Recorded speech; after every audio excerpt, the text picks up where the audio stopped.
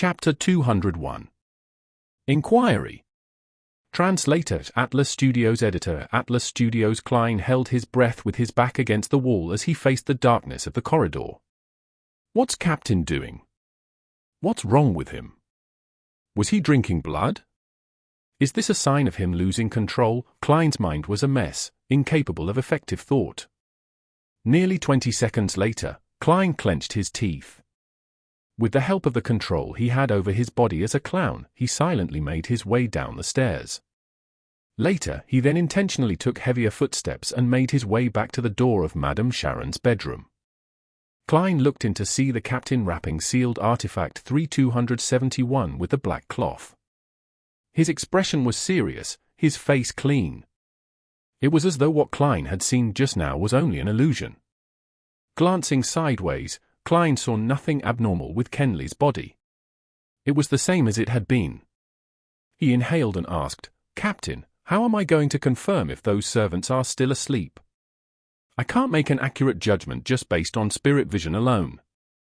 They'll have various emotional reactions due to their dreams which will be reflected in the color of their auras." Dunn Smith fiddled with the spirit medium mirror and was silent for a few seconds. He said with a raspy voice, "I'm sorry. I forgot about that. I've made too many mistakes tonight. There's no need for you to check, I'll confirm it." He lifted his hand and pressed his glabella, then he closed his eyes, allowing formless ripples to spread towards the first floor. It was crystal clear to a nightmare if anyone was asleep or not. Klein froze when he saw this. He looked down and bit at the insides of his lips. "Captain, were you really drawing me away just now? What are you doing? Do you know what you're doing?" He abruptly turned to look at the window, only to see the crimson moon hanging high in the sky, seemingly unchanged for thousands of years. After collecting himself, Klein used the cover of picking up his tarot cards, revolver, half-top hat, and other items to closely examine the corpses of Kenley and Madame Sharon. They maintained the same look as when they died, but their skin was turning pale at a rapid rate. They also had tinges of blue and black marks. "It's a little weird, they seem to be missing something. It's not something specific, but more of a feeling," Klein muttered to himself. He felt his hair stand on end due to the chilly wind blowing through the shattered window. At that moment, Dunn opened his eyes and said in a deep voice, "They're all still asleep, but some of them are close to waking up." That's good, Klein looked at the captain, not knowing what he was saying. Dunn surveyed the surroundings and said, "Clean up the scene, then get someone from the nearest police station to come over. Oh, and make a trip back to Zoutland Street and get Fry to come help out." Klein gave the captain a deep look and nodded with his teeth clenched.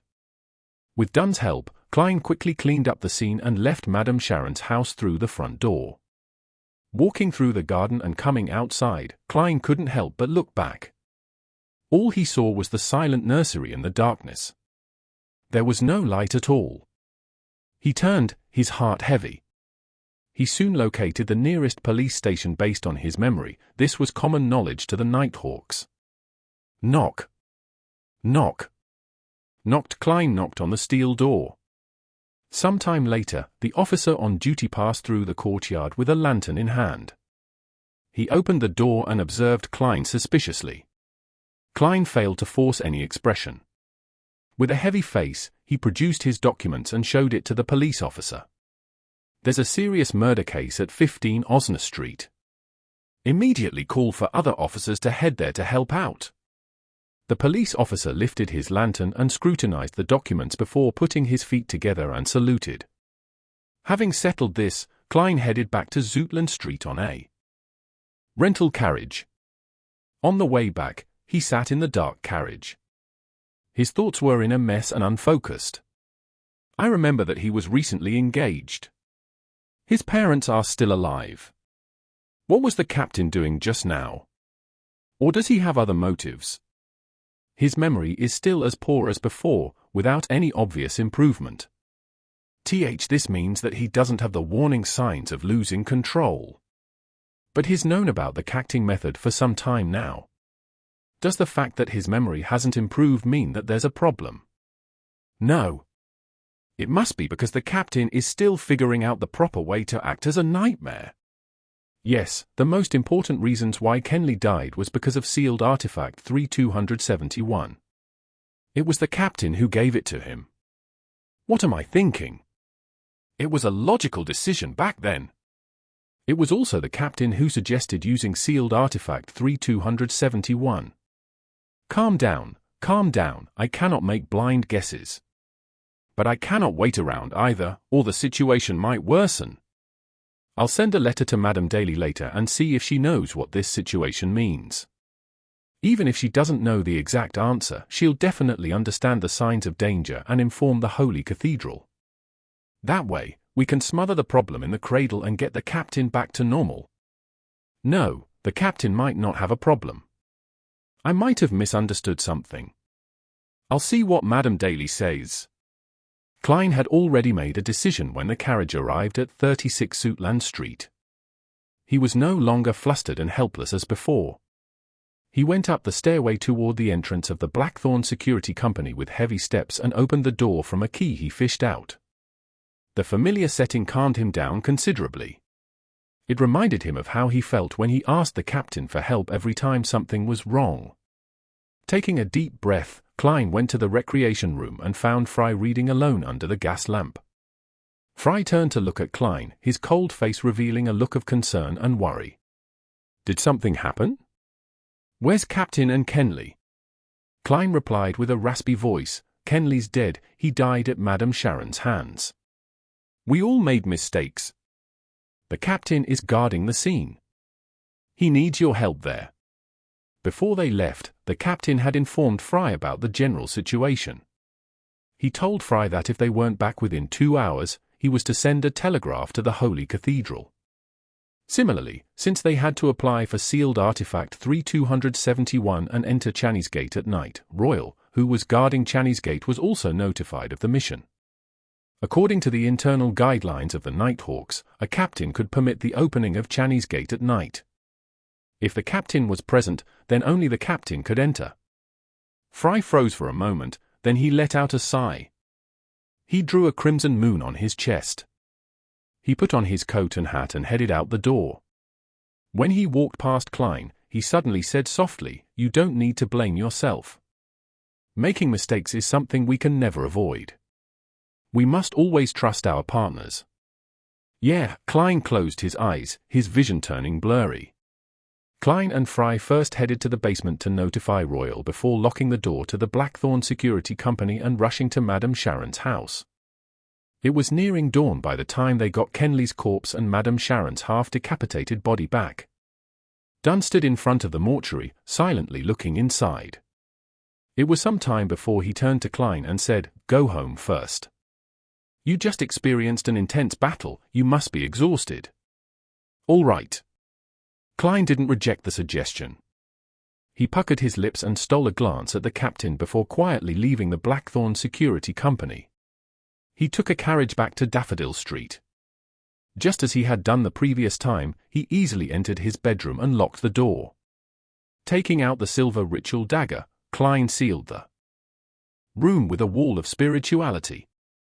He then sat at his desk and wrote urgently, "I've noticed that there's something odd about the captain recently." During a mission, Klein stopped when he reached this point. His mind had gone blank. He didn't know how to continue or how to describe the incident. He threw the pen and crumpled the piece of paper in front of him into a ball. Looking at it, he pounded heavily on the table, sending a reverberating thump across the room. Klein closed his eyes and covered his face with his hands. He didn't move, as if he had become a statue. 5 minutes later, he sighed. He put down his right hand and burned the ball of paper with his spirituality. He watched it turn to ash as it fell into the bin. After organizing his thoughts, Klein took out a fresh piece of paper and wrote, "We just completed a mission and regrettably lost a partner. The exact details are as follows. Back then, I felt that with my present standards, my spirit vision was incapable of accurately ascertaining whether the servants were asleep or not, and that it was very troublesome to do divinations for every one of them. Thus, I returned with the intention of asking for the captain's advice. At that moment, Through the mirror's reflection, I saw the captain kneeling beside Kenley's corpse, with crimson blood covering his mouth. I'm not sure what exactly happened, nor do I know the state the captain is in. I hope that you can give me an answer. After writing this, Klein read the letter again with a heavy heart before folding it in half. He then set up a ritual and activated his spirit vision to summon Daly's messenger. He summoned the strange face, which was only a mouth without any eyes or nose. He saw the red tongue laced with irregular sharp teeth and 5 pale fingers on the tip of the tongue. Klein silently handed the letter over. When everything was restored back to normal again, he sat down and continued writing. This time, he planned to ask Mr. Isaac. On a recent mission, something strange happened to my superior. He sent me away and kneeled beside the corpse of a teammate. His mouth was covered in crimson blood. Have you encountered something like this in your memories before? How can I help my superior?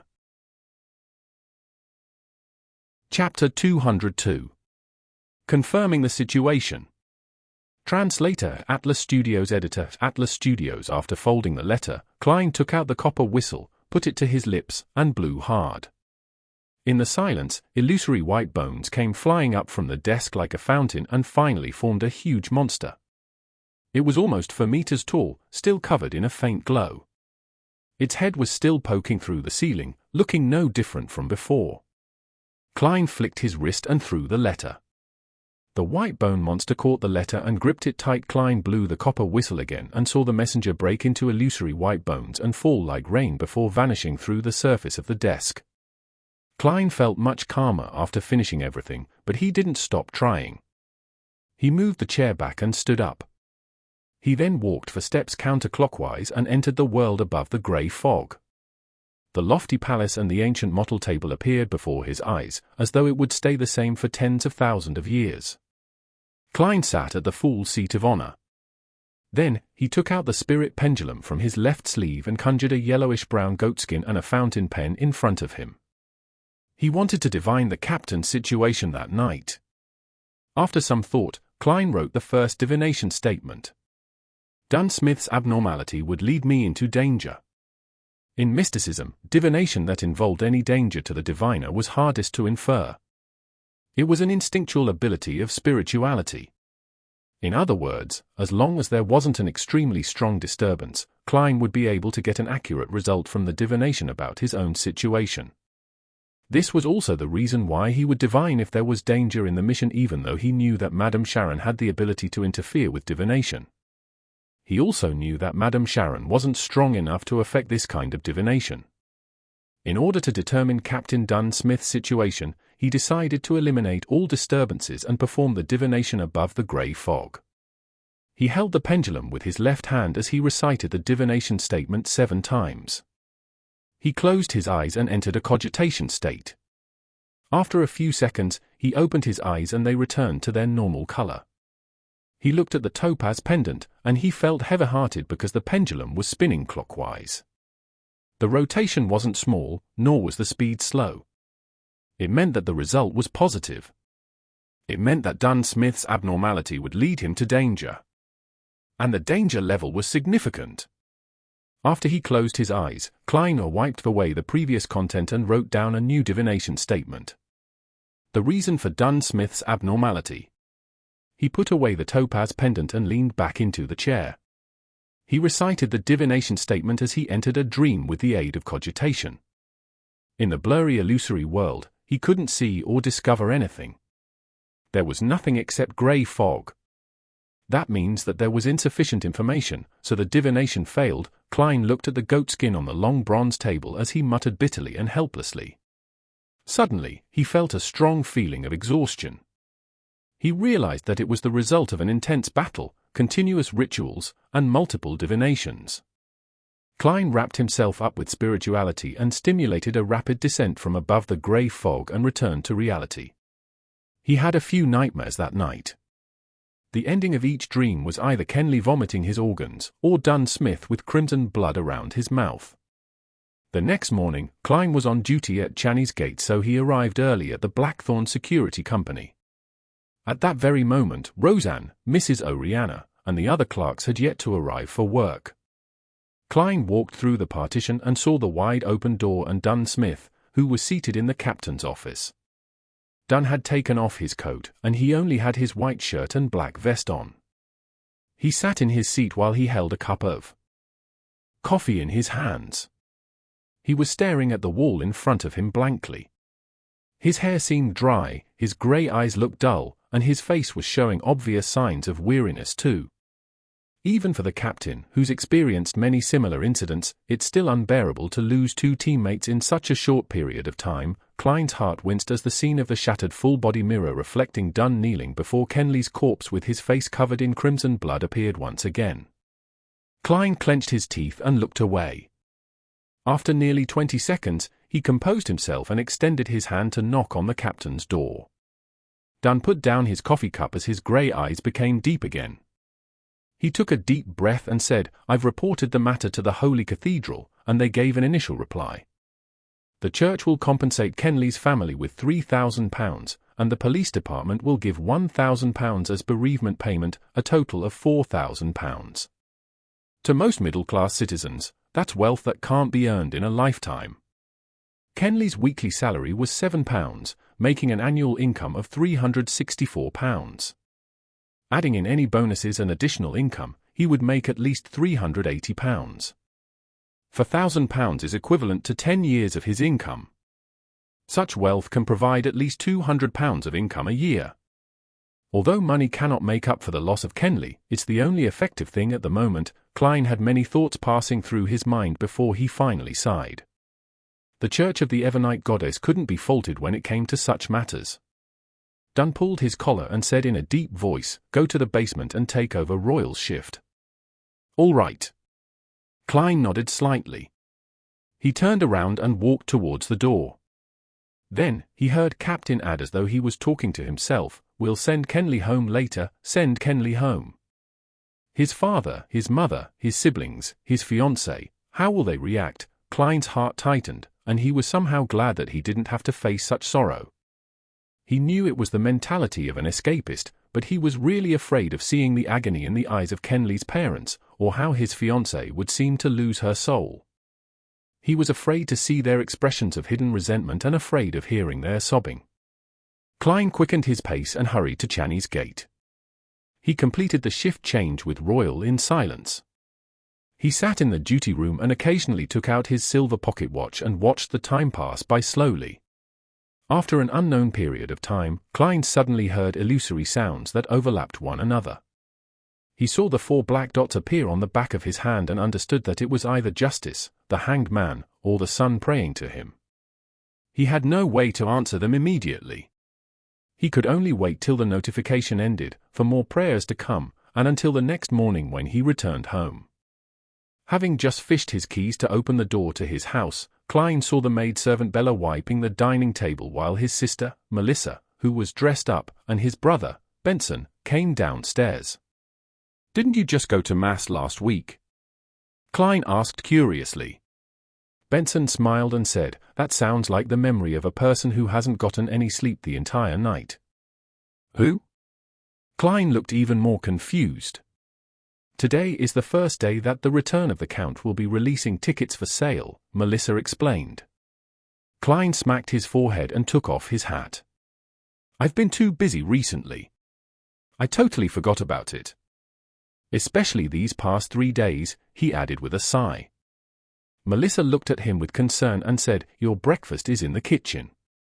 Eat it and get some sleep."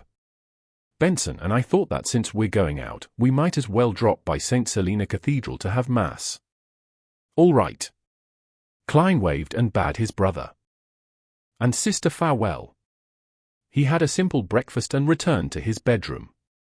After he did the preparatory work, he took 4 steps counterclockwise and entered the world above the grey fog. He saw that Justice and the Hanged Man's corresponding crimson stars were burgeoning and shrinking faintly. He extended his right hand and emanated his spirituality. Then, blurry images formed before Klein's eyes. Miss Justice's prayer sounded in his ears. "Because of the Chilangos incident, my father hired a Beyonder to protect me. There are also others who are watching over me secretly. It wasn't easy for me to finally find an opportunity to pray to you, I would like to apply for leave from the gathering next week. I believe this will pass soon. Klein subconsciously glanced at the blurry image. The image was filled with fog, and there seemed to be a huge bathtub with rippling water. Miss Justice was wrapped in a bath towel. He retracted his gaze and started listening to the hanged man's prayer. His description was different from Justice's, but he was making the same request. He too needed to ask for leave due to the aftermath of Chilangos's death. Klein nodded slightly and responded to their prayers respectively. Then, he sent a message to the Sun's Crimson Star. The upcoming gathering will be cancelled temporarily. Derek Berg was paying attention in the training field. The sky above his head was still dark, with occasional flashes of lightning that lit up the sky. Suddenly, his vision went blurry before he saw the thick fog and the ancient palace that looked like the home of a giant. He also saw Mr. Fool, who sat in the depths of the grey fog. The upcoming gathering will be cancelled temporarily. His voice reverberated, but the view before Derek had already returned to normal. He wasn't shocked at such a magical incident because Mr. Fool contacted him in this manner to remind him before every gathering. Derek looked up at the woman in front of him subconsciously, a member of the City of Silver's 6-member council, Shepherd Lloydia. This terrifying expert kept switching between a smile and being aloof. She told every young man at the training field that they would join the patrolling troop soon and rid the dark monsters in the vicinity. That wouldn't be training anymore. Elder Lloydia didn't notice anything strange. She seems to be getting weirder. Is it because there's a high sequence beyond us evil spirit among the souls that she grazes? Derek thought. Klein returned to his bedroom, threw himself into bed, and quickly fell asleep. He dreamed about what had happened these past few days. Suddenly, he felt like he was being shaken by someone, and he suddenly woke up. Klein opened eyes and saw a gigantic white bone hand. The hand paused and threw the letter on the bed. Then, it vanished into thin air. Mr. Azek's reply. Klein grabbed the letter, full of hope. Chapter 203. Mutant. Translator. Atlas Studios. Editor. Atlas Studios. Klein opened the letter, feeling both expectant and nervous before he began reading Azek's reply. I thought about a few possibilities regarding the scenario you described, and I remembered a few things about vampires and mutants. Natural vampires were already on the brink of extinction before the dragons and giants bowed out of the stage of world history. Later on, they might occasionally be discovered. The vampires we usually talk about, as well as those mentioned in folklore, are more similar to beyond us. I recall that the name of a potion in a particular pathway is called vampire. If your superior is now in a half-insane state, then it's very likely that he mistakenly consumed such a potion. The result of mixing two potions from different pathways makes a half-insane state a certainty. Yes, I vaguely remember the pathway of the Evernight, which is also the sleepless pathway as you know it, can be interchanged at high sequences with the pathway of death and the pathway of giants. But it doesn't include the vampire pathway. Of course, we cannot rule out the possibility that your superior might have accepted it willingly. After all, vampires have a long life, an exceptional constitution, and excellent looks. When compared with these benefits, accepting a state of half-insanity is reasonable. Klein froze when he read the letter. He didn't expect Mr. Azek to provide him with this much information. The death pathway is also known as the corpse collector pathway. It can be interchanged at high sequences with the sleepless pathway. I knew about this from Emperor Rozel's diary. But to think that it can also be interchanged with the giant pathway after sequence 4. The giant pathway is the one that the City of Silver possesses, which is also the present-day God of Combat pathway. I've always suspected that Giant King Ormir was the ancient god of combat. Yes, Emperor Rozel's diary described the Church of the Evernight Goddess and the Church of the God of Combat as mortal enemies. Could this be because the pathways they possess can be interchanged at higher sequences? If I follow this line of thought, I can find an explanation as to why the three ancient churches, the Church of the Lord of Storms, the Church of the Eternal Blazing Sun, and the Church of the God of Knowledge and Wisdom, are at odds with each other.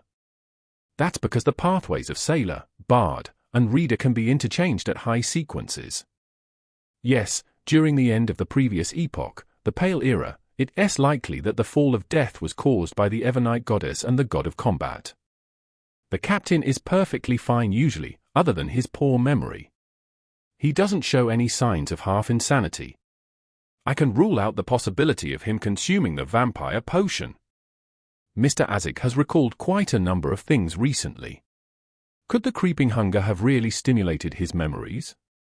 Klein nodded and continued reading the letter. Mutant isn't the name of a particular species. It's more like the description for many similar creatures. Under normal circumstances, they're no different from an ordinary human, but there is an innate, suppressed, twisted desire in their hearts. This desire erupts when they come into contact with a certain scene or object. They become monsters, succumbing to their desires for blood and massacre. After everything settles, they will return to normal again. They become slightly more merciless and unfeeling after each time their desires erupt. This will continue until their souls are completely twisted. The only example of this that I can recall is the werewolf. They're similar to humans for the most part, and they cannot be distinguished using most beyonder abilities. But, during the full moon, the twisted desires in their hearts intensify, and their bodies also change accordingly. Your superior might be a potential mutant. The death of your teammate might have triggered his true nature. These are all my personal guesses. I cannot guarantee that there are no other possibilities since I haven't gotten all my memories back. Perhaps your theory of this being a precursor to losing control can also explain this. There's no saving him whether he has consumed the vampire potion or if he's a mutant. Of course, many people have theorized that mutants were originally ordinary human beings, but were put under a strange curse or corrupted by some evil god or devil, and, thus, transform into a different monster under certain circumstances. Also, I'm not too sure if you can treat him when you notice the warning signs of losing control. I would advise that you report this directly to your superior and hope that there's still time. Klein looked gravely at the desk after placing the letter down. He slipped into deep thought. He had to admit that the theory of a mutant was a very possible one, but he couldn't eliminate the possibility that it was a warning sign to him losing control. All I can do is wait for Madame Daly's reply. I sent the letter 2 nights ago, so she should have received the letter yesterday morning. If she replied immediately, I should have seen the letter last night or this morning. It's almost noon. Does that messenger not dare to go near Channy's gate? Or was Madame Daly held up by something? Klein shook his head. He still felt exhausted and used cogitation to force himself to sleep. In the hazy world, Klein was suddenly jolted to his senses. He knew that he was dreaming. He then saw Dunn Smith in his black windbreaker appear in front of him. Responding in a manner congruent with a normal dream, Klein gave a delayed greeting, "Good morning." "Captain," Dunn nodded slightly and said, "Leonard found a clue when he was investigating the Lenivus case. He needs your help. The mystery prior that the Holy Cathedral sent over won't arrive until tomorrow morning because of a train fault." "All right," Klein replied in a fleeting voice. Dunn thought for a moment before adding, "There's no need for you to return to Zootland Street. Head to 62 House Street directly. Leonard will be there waiting for you. It's been hard on you." The moment he finished his sentence, Klein's dream shattered. Klein instinctively opened his eyes. House Street? Isn't that the area where the Divination Club, my classmate Welsh, and the member of the Aurora Order lived? There sure are many incidents lately, one after another, as if they're culminating in something, Klein thought as he got up slowly. He washed up in the bathroom before changing into a white shirt, brown vest, and black windbreaker. He then picked up his hat and went down to the living room. It wasn't 11 yet, and Benson and Melissa hadn't returned home. Klein informed Bella that he was going out and that she didn't need to prepare lunch for him. He then took a public carriage to House Street and saw the messy-haired midnight poet, Leonard Mitchell, whose hair exuded beauty, waiting for him in at Building 62. Leonard was still in a thin white shirt despite the chilly September weather. He had paired it with beige pants. He swept his green eyes at Klein. This might be the building rented by Lenivus under a false name. "How did you figure it out?" Klein asked out of curiosity. Since you found a clue from Hudugin and suspected that Lenivus was likely connected to that member of the Aurora Order, the cloth merchant Sirius Arapis, I had to change my line of thinking after my normal investigations revealed nothing. I started investigating the Aurora Order. The previous report told me that Sirius had interactions with many of the residents on Howe Street, so I searched every one of them and found a problem with this one. Leonard raised his brows. An obvious problem. The guest here appears very rarely. He claimed to be going to the southern continent to do business after Hannas Vincent's death and never returned. His records are very realistic, and the police didn't discover anything. This could only be a coincidence. Klein creased his brows. Of course, a coincidence. But when I showed the residents around here Lenivus's picture, an old man felt that he looked similar to the resident at number 62, other than his different glasses. Leonard took out a black and white photograph from his pocket. Why didn't you say so earlier? Klein lampooned inwardly. He entered 62 Howe Street with Leonard, and at Leonard's request, he started to divine if there were any hidden compartments or secret chambers. The secret chamber or hidden compartment in this building. Klein wrote down another divination statement. He took a seat on the sofa and closed his eyes as he recited the statement. 7 times later, he entered a dream. His vision was blurry. In the blurry world, Klein saw a wooden bookshelf. He saw rows upon rows of books. He saw that one of the books had been taken away. He saw the wooden surface beside the book open, revealing a hidden compartment. The scene quickly disappeared as Klein opened his eyes and told Leonard, in the study. Klein wound the topaz pendulum around his wrist and followed Leonard into the study. He saw the wooden bookshelf he had seen in his dream. Pull out that book, the place it's covering has a hidden compartment. Klein pointed at the book nearest to the sides. So it's here. I couldn't find anything when I searched the place, and I had no choice but to return to Zootland Street to request for help, Leonard grumbled as he walked over. He pulled out the book Klein had pointed out.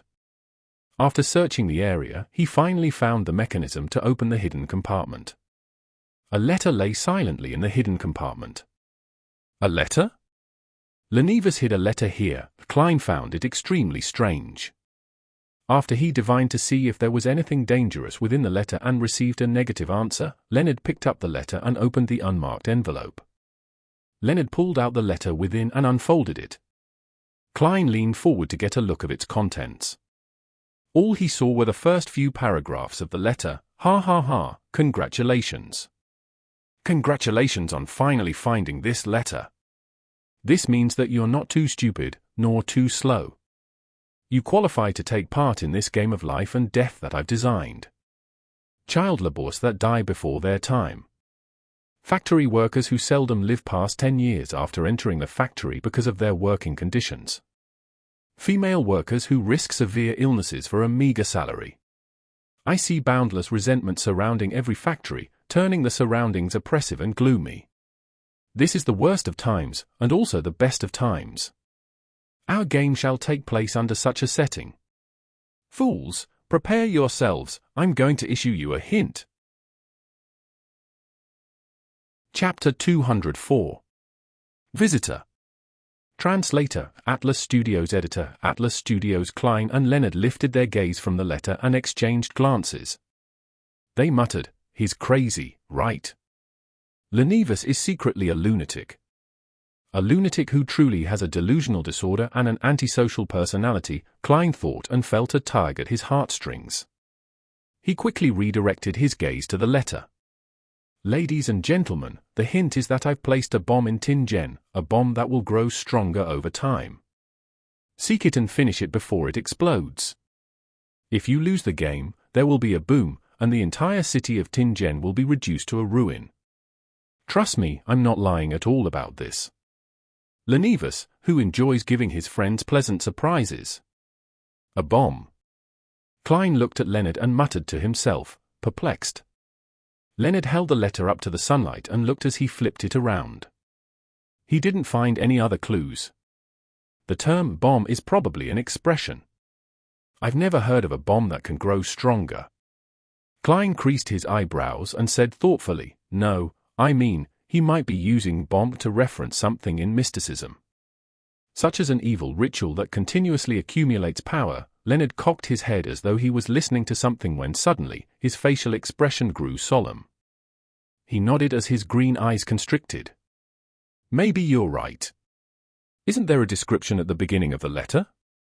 Child laborers that die before their time, factory workers who seldom live past 10 years after entering the factory because of their working conditions, female workers who risk severe illnesses for a meager salary.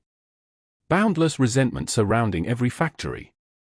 Perhaps, that might be the energy source that constantly strengthens Lenivus's bomb." "Yes, that's very possible." Kleins suddenly tensed up and said, "We need to report to the captain immediately." Leonard laughed and said, "There's no need to be so nervous.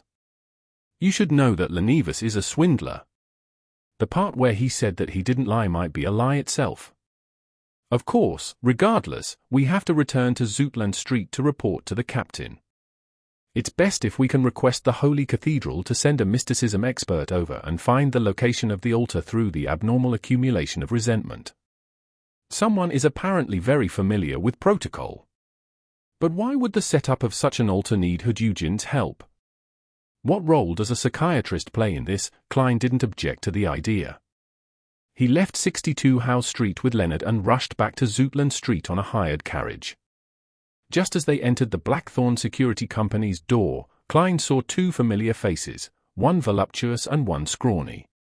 They were Maynard's wife and sister. They were still in black dresses and black hats. The fine checkered black gauze concealed their faces. The two ladies were chatting with Roseanne, and when they suddenly saw Klein's return, they turned around and walked forward. "You really are the cream of the crop in this industry." Mrs. Maynard nodded slightly and said in a low voice, "I'm very pleased with the outcome and am also impressed with your work approach. Here's the reward that you deserve." The scrawny woman passed a light brown paper bag to Klein. It was filled with thick stacks of cash. There were £10 notes, £5 notes, £1 notes, and also 5 soli and 1 soli. "It's a total of £230, the scrawny lady stated simply. Klein was in no mood to pay any attention to the money. He passed it to Roseanne and said, "Take this to Mrs. Oriana." I doubt the two respectable women would make a mistake counting the money. At that moment, the corner of his eyes caught the Tingen City Honest paper in Mrs. Maynard's hands. On the most eye-catching spot on the front page, there were two pieces of news. Old Baron's widow dies in involvement with MP Maynard's murder. Mayor Dennis takes the blame for the worsening public security in Tingen for the past 3 months and resigns. So that's the official excuse for Madame Sharon's case? I've yet to read the newspaper today. Klein nodded at the two ladies and followed Leonard through the partition to the captain's office. How was it? Did you find any clues? Dunn Smith closed his document, lifted his head, and looked at Klein and Leonard with his deep grey eyes. We found a letter that was left behind by Lenivus. Leonard didn't provide any further descriptions and simply passed the captain the letter filled with madness and provocation. Dunn opened the letter and scanned through it quickly. He rubbed his temples as he said, "He really is a lunatic. He's only a sequence 8, sequence 7 at most." Klein agreed from the bottom of his heart. Lenivus is a dangerous figure who can damage the stability of social order. Even though he's weak, we can't belittle him. Then, he told Captain about his and Leonard's assumption. Dunn touched his receding hairline as he said, "That was my thought as well. I'll immediately send a telegram to the Holy Cathedral and ask them to send a mysticism expert over for assistance. Who knows how dangerous Lenivus's bomb could be? We have to be extremely careful. When the Holy Cathedral replies to me, I'll arrange for the follow-up." Klein and Leonard exchanged glances and nodded simultaneously as they said, "All right." Seizing the moment when Captain was sending a telegram to the Holy Cathedral, Klein returned to the reception hall to grab a copy of the Tingen City Honest paper from Roseanne. He stood at the partition and read the 2 articles with full concentration. The widow of the old Baron of the Coe family, Madame Sharon, was suspected to be involved in the sudden death of Member of Parliament Maynard. The police received a tip and took action at night. They discovered that Madame Sharon and her accomplice had knocked out her servants to carry out a pagan ceremony in her bedroom. They refused to surrender and attempted to resist arrest, resulting in the death of a heroic police officer. Finally, Madame Sharon and her accomplice paid the price for their evil deeds with their lives. Mayor Dennis takes the blame for the worsening public security in Tingen and resigns. He also announced that he wouldn't be running for re-election next year. For the next few months, Deputy Mayor Mr. Harry will take on the responsibilities of mayor. A heroic police officer? Is that the description of Kenley? Klein sighed and knew that it was the best way of handling the situation. According to the internal rules of the Nighthawks, in order to prevent the forces of evil from taking revenge on their family members, their names would be kept confidential even if they sacrificed their lives. He folded the newspaper quietly and returned it to the reception desk. Klein suddenly saw a visitor who walked through the entrance. She was a young lady, in her 20s at most. She was in a ruffled hat and loose dress. She had lovely facial features, blonde hair, green eyes, and also a depressed yet silent temperament. She was quite a beauty. The most eye-catching thing about her was her stomach that bulged out. She looked like she was more than 7 months pregnant. Klein was stunned, and he felt that he had seen the young pregnant lady before. Suddenly, he heard Leonard say in surprise, "Miss Megos." "Megos?" "Yes, the young lady who was conned by Lenivus. She's pregnant with Lenivus's child, and as such, there might be something wrong with her mental health. She says her child sings in her stomach and also whistles." Klein was suddenly enlightened, and he wasn't surprised that Leonard knew Megos. When they relaunched the investigations of people related to Lenivus, the lady's photo had been seen by every Nighthawk. Klein knew her even earlier. Her Aunt Christina, whose savings had been conned by Lenivus, had brought her to the divination club to ask for help. Her aunt even asked if the child in her stomach could be used for divination. Then, as Megos heard Leonard's voice, she looked over at the both of them vacantly and replied politely, "Hello. Miss Megos, what brings you here to the Blackthorn Security Company? Do you have anything that you'd like us to do for you?" Klein took 2 steps forward and asked. He was very confused by Megos' sudden visit. He felt it was an extreme coincidence. "We just found Lenivus's letter, and Megos comes visiting?" Megos touched her stomach and smiled faintly. "Somehow or other, I suddenly thought of coming to Zootland Street and suddenly thought of coming up to take a look." Her mental health seems to have worsened. Klein recalled that he hadn't managed to activate his spirit vision and check on Megos' situation previously. Hence, he lifted his teeth and was about to tap his left molars. Just then, a series of thoughts screamed through his head in increasing intensity. Klein stood rooted on the spot like a statue as his forehead was covered in cold sweat. It was like having a deep and heavy nightmare that he nearly couldn't wake up from. Suddenly, he understood something. He had failed to activate his spirit vision the last time because his spirituality had noticed an unimaginable danger. It slowed him down subconsciously, so he missed the opportunity and forgot the follow-up. At that point, Klein had yet to digest the seer potion entirely, and he had yet to advance to sequence 8, so the warnings of spirituality were very subtle and difficult to notice. But now, Clown's spiritual foresight was so clear and obvious. After nearly 20 seconds, Klein finally shook off his paralysis. He looked sideways at Leonard and realized that the Midnight Poet was also covered in cold sweat, and his eyes were filled with horror. Suddenly, Klein understood what the bomb Lenivus was referring to. It's the baby in Megos' stomach. It's the baby that he left behind. Klein suddenly associated the description in the letter with Eugen's answers, and he suddenly remembered something that he read in Emperor Rozel's diary. "I started the Industrial Revolution with my own hands and personally ushered in the age of steam and machinery, but this will only become the hotbed for the descent of an evil god upon this world." Klein's pupils constricted as he thought of a possibility that he instinctually refused to admit. The baby in Megos' stomach can't be the son of some evil god or an evil god waiting to descend upon the world. No. Why would Eugen do such a silly thing? although his psychiatrist power can help Lenivas fool Megos and use her as a spawning vessel in her semi-unconscious state. No. The resentment of child laborers that die before their time, and the factory workers and female workers who live less than 10 years aren't helping the son of an evil god to grow rapidly. Why you may not look directly at God. Chapter 205. Urgent Arrangement. Translator, Atlas Studios. Editor, Atlas Studios. Klein instinctively reached for his pockets. He held the flaring sun charm in one hand and Azic's copper whistle in the other. He acutely noticed that the cold, gentle beyond a feedback of the latter had vanished as if it was being suppressed by an invisible power. However, the former was still warm and comforting. Making use of this comforting feeling, Klein entered a half-cogitation state. He blocked out his feelings of worry and didn't leave anything to chance. He turned and shot a look at Leonard Mitchell, then tipped his chin toward Megos. He then controlled his expression with his clown abilities and smiled at Megos. Do you want coffee, black tea, or nothing at all? Megos stroked her stomach as if she was listening to something. A cup of warm water. I suddenly thought of chatting with you guys about Lenivas. I have the feeling that you know a lot. Who told you that? Leonard was no longer the frivolous guy that he usually was. His smile had turned rather stiff. My child told me. He knows a lot. He's very smart. Klein fought back the urge to curse.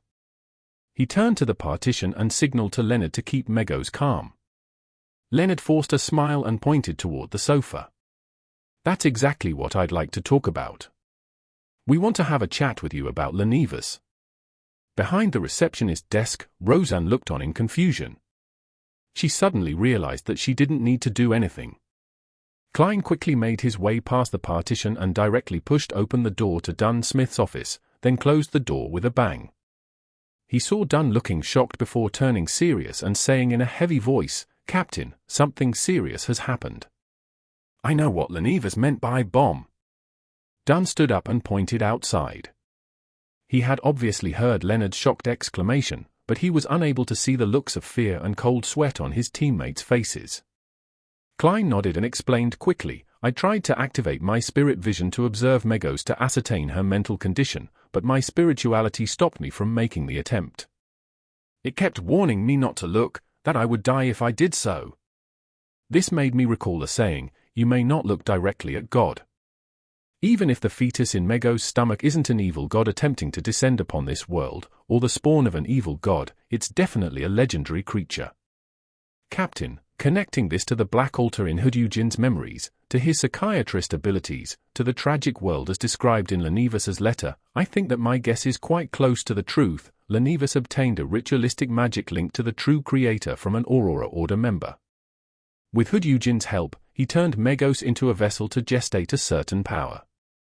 Then, this power will make use of the resentment, oppression, and gloominess surrounding the factories to quickly grow until maturity. In other words, the ritual itself needs this resentment, oppression, and gloominess in order to succeed.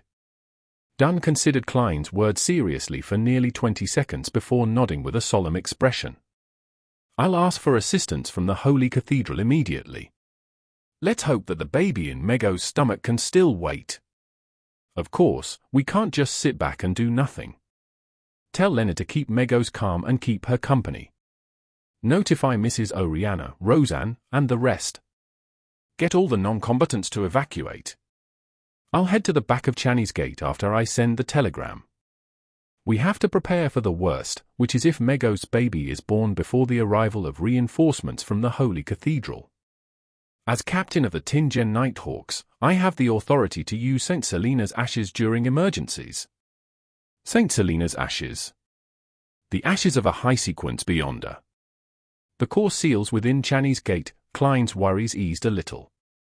He quickly thought of other things. Captain, we can also ask for reinforcements from the mandated Punishers and the Machinery Hivemind. They should have similar holy items. Klein suddenly had a stroke of inspiration as he muttered to himself, Lenivas' case was originally under the purview of the mandated Punishers. Old Neil and I were there to help when one of their senior members lost control. As he spoke softly, His voice grew to a crescendo. Captain, can you ask the mandated punishers if the member who lost control was tracking or keeping Megos under surveillance? Are you suspecting that he lost control because he got corrupted by the baby in Megos' stomach?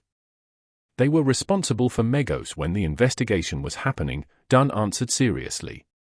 We cannot delay any further. Go to Mrs. Oriana and the rest. I'll take this time to send a telegram to first ask for assistance from the Holy Cathedral, then I'll inform the mandated punishers and the machinery hive mind. Yes, I'll also have to send a telegram to the police department and see if they can come up with an excuse to evacuate the citizens nearby. All right. Klein had taken a few steps out of the room when he suddenly recalled something. He thought about the coincidence of Mego's sudden visit. The image of the building with the red chimney appeared in his mind. He turned around quickly and said to Dunn, Captain, one more thing. Do you remember the coincidences I told you about? The clue to the Antigonus family's notebook in the house opposite the kidnapping, Ray Bieber who didn't make it out of Tingen in time, Hannas Vincent exposing himself because of a coincidence, and how a member of the Aurora Order lost his life because he chanced upon me, etc. All these coincidences are very subtle and hard to detect.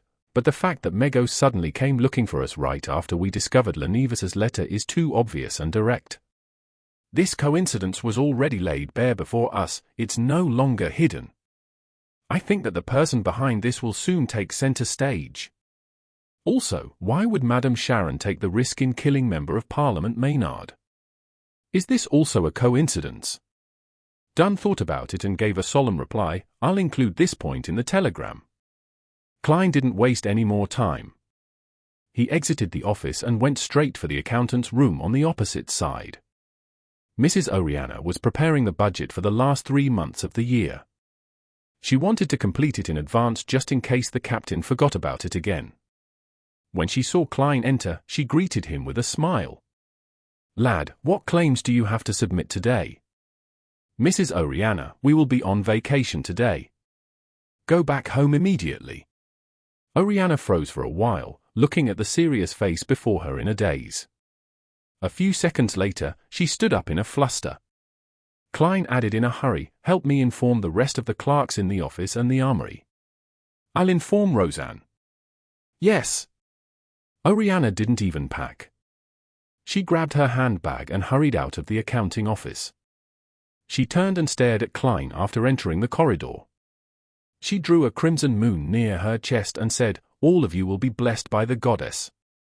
Thank you, Klein replied in silence. He made his way past the partition into the receptionist area only to see Leonard chatting with Megos about Lenivus, his expression rigid. Klein leaned toward Roseanne as he filled up a cup of warm water. He then whispered, go home, it's dangerous here. Come back tomorrow. Roseanne opened her mouth in shock but closed it again after seeing Klein's stern expression. She lowered her head and packed for about 10 seconds before picking up her bag and leaving the receptionist area. Just as she was walking past Klein, she bit on her lip and whispered, to be honest, I respect the Nighthawks as much as I hate other people who become beyond us. After seeing the clerks evacuate the Blackthorn Security Company, Klein brought warm water to Megos, bent his back, and placed it on the table in front of her. I have something to settle, I'll be back soon. As he stood up, he took the opportunity to lean in towards Leonard's ear and whispered, keep her here. Leonard clenched his teeth and widened his mouth into a grin. He continued his conversation with Megos and noticed that Megos was getting a little restless, as though she was losing her focus. Klein returned to the captain's office, only to realize that Dunn had already gone underground. There was a telegram on the table. It was the reply from the mandated punishers. Yes. We will be there immediately. Yes. The mandated punisher did lose control because of Megos. Klein couldn't calm himself down as he made his way to the corridor. He didn't know if he was waiting for the captain to retrieve the holy ashes or for reinforcements to arrive. I wonder if High Sequence Beyond Us can teleport. I don't think so. He paced around a few times, suddenly feeling peaceful. He saw that the gas lamps on both sides of the corridor were now dyed a faint blue. Amid the darkness, Dunn followed the stairs into the corridor. In his palm was a square, palm-sized box of ashes. This box looked as though it was made out of pure silver, but it also felt like it was human bones. It was carved with many mysterious patterns. Klein felt colder the closer he was to the box. It was as if the cold was rapidly seeping into his blood. Dunn's face was bathed in an icy blue light. He told Klein, "Go to Channy's Gate and pick out a sealed artifact with the highest offensive ability. Decide exactly which one with your own judgment. I've already told Seeker and the Keepers inside. Take note of the hidden threats. Of those, there are 3 Grade 2 sealed artifacts, which are, now that I've taken out the ashes of St. Selena, Seeker and the Keepers cannot leave their positions now." At this point, Fry and Royal were both at Kenley's house for the funeral preparations. The Archbishop at St. Selena Cathedral had gone to the countryside to preach. "All right." Klein didn't hesitate, immediately turning towards the basement. When he was nearing the intersection, Klein suddenly stopped. He knew that most of the sealed artifacts behind Channy's Gate at Tingen City were Grade 3 and wouldn't have much of an effect on the baby in Mego's stomach. It was, at the very least, a legendary creature. The mutated sun sacred emblem might work, but it takes too long to have an effect. It's unsuitable for this. There are only 3 Grade 2 sealed artifacts in Tingen City, and they're all very dangerous artifacts that can easily result in my death. I estimate their powers to be about the same as my flaring sun charm, so I cannot have too many reservations later. I'll use the flaring sun charm without any hesitation. It would definitely be as powerful as a Grade 2 sealed artifact. After all, it has the power of divine blood in it. Klein's mind whirled as he nodded indiscernibly. He felt for the flaring sun charm and Azek's copper whistle in his pocket, but he was surprised to find that the sensation of the latter was back. Regardless of whether it was useful or not, Klein took out a pen and paper set that was used for divination and wrote a short message.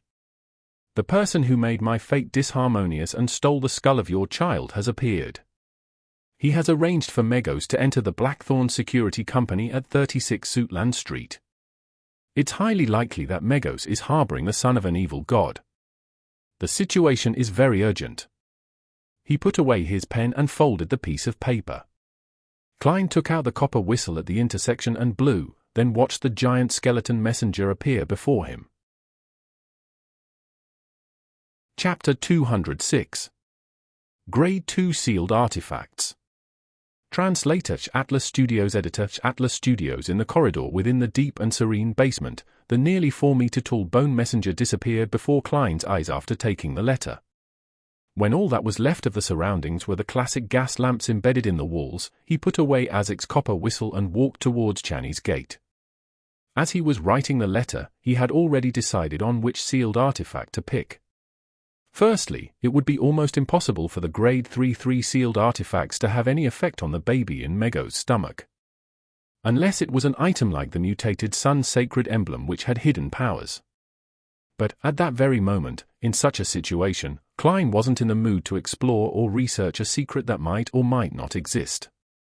Plus, most sealed artifacts would carry a certain level of danger for the user. So, Klein eliminated the Grade 3 sealed artifacts that would weaken the user without affecting the enemy. Secondly, the Tingen Nighthawks didn't have any Grade 1 sealed artifacts and only 3 Grade 2 artifacts. That was originally a secret that Klein wasn't allowed to know, but due to the urgency of the situation, Dunn made use of an emergency clause and told him the general situation. Dunn Smith couldn't hold any other sealed artifacts at the same time while holding St. Selena's ashes. And behind the Tingen City's Channy's Gate, there were 3 Grade 2 sealed artifacts, 230, 278, and 2105. The name of 230 was Inexhaustible Poison. It originated from a Beyonder with an unknown sequence name who suddenly went mad and cut his wrist to commit suicide. He let his blood flow into an ordinary silver cup. But when his blood ran dry, the silver cup wasn't filled, and the liquid in the cup became crystal clear and alluring. It was a temptation that even a Sequence 5 Beyonder had failed to resist. After he drank the liquid, he died of poisoning on the spot. After the person died, the poison seeped out through his pores and pooled together again. Its volume was the same as before he drank it. Not one bit less. Dunn said that the researchers in the Holy Cathedral suspected that the poison could kill a high-sequence Beyonder. However, the question lay within the fact that it was almost impossible for a high-sequence Beyonder to be tempted to drink it. Furthermore, the traits of 230 were obvious, so no one would consume it by accident. If one wanted to poison them, they had to first capture them, seize control of them, and then force it down their throat. But then, why go through the trouble? 230 would constantly tempt the living things around it to drink it. The user had to be fully focused on resisting its power. Any slight negligence would make one drink the poison as though it was only natural to do so. When Dunn finished his description, Klein decided, almost instantly, to not pick that sealed artifact. The name of 278 was Door of Death. Its appearance was like a normal wooden door. Any living thing that passed through it would die instantly. No high-sequence Beyonder had ever participated in the test. It possessed living traits and constantly attempted to escape. It could change its appearance and disguise itself into pre-existing doors. If the user made any mistakes, he would lose control of it. Then, he would need to be careful and not pass through any door near him. He would have to try to wait at the original spot for help or break through a wall to escape. Klein thought of using 278, but after re-evaluating the latter two, he felt that the intuition of a legendary creature would be very sharp and would be able to differentiate whichever door was the Door of Death. In the end, he decided to pick 2105. The name of the sealed artifact was Blood Vessel Thief. It looked like a thick, stiffened blood vessel. Anyone who touched it, regardless of whether they were protected or not, would have their life stolen. In the beginning, it wouldn't be obvious. But if one didn't break contact with it, the effects would be visible half an hour later. Dunn said that a Sequence 5 heretic held onto it for 2 hours. He turned from a brawny man in his 30s into a hunched old man who had loose skin, thin white hair, and missing teeth. The most important trait of 2105 was that the person wearing it would have the chance to steal an ability from a target within a specific range. Even high-sequence Beyonders could be robbed of their abilities, but the probability was smaller. Within a 10-minute time period, the person who was robbed would lose the corresponding ability while the person who wore the item would be able to use the ability skillfully. 10 minutes later, the ability would vanish, and the person who was robbed would need to wait a couple of days to recover. Regardless of whether it works or not, it will at least raise the probability of success from 5% to 10%. I'm the king of yellow and black who wields good luck, after all. Besides, our main goal is just to take precautions and make preparations to deal with the worst-case scenario. We won't necessarily have to take action. Hopefully, reinforcements will arrive soon. Klein stopped outside the duty room, showing no signs of hesitation anymore. About the negative effects of sealed artifact 2105, he wasn't worried because he wasn't planning to use the artifact himself. His plan was to give it to Leonard, as he already had the flaring sun charm and Azek's copper whistle, who he had no idea if it would still be suppressed. My dear poet, it's time for you to show your true secret, Klein muttered and saw Seeker-tron standing by the duty room. With her white hair and black eyes, the part-time author remained silent for a few seconds before saying, "Why don't you guard Channy's gate? I'm stronger and more experienced than you." "But you don't have flaring sun charms," Klein replied with a smile. "Madam, I'm already a Sequence 8. It wouldn't be safe here either. There are many sealed artifacts that possess living traits that are itching to take action. Well, if we fail, the people here will definitely not survive. Heh, our goal upstairs is to buy time and wait for reinforcements. It might be safer than being around Channy's gate." Seeker-tron puckered her lips slowly and drew a crimson moon on her chest. "May the goddess bless all of you." As Dunn didn't have the time to write the document in time, Klein couldn't enter Channy's gate directly. All he did was watch Seeker-tron push open a tiny crack and enter. After a few minutes, she appeared by the door, and she was holding a thick, blood-tainted, pale blood vessel in her left hand. Klein extended his hand to take it, and he immediately felt a faint current surging in his body.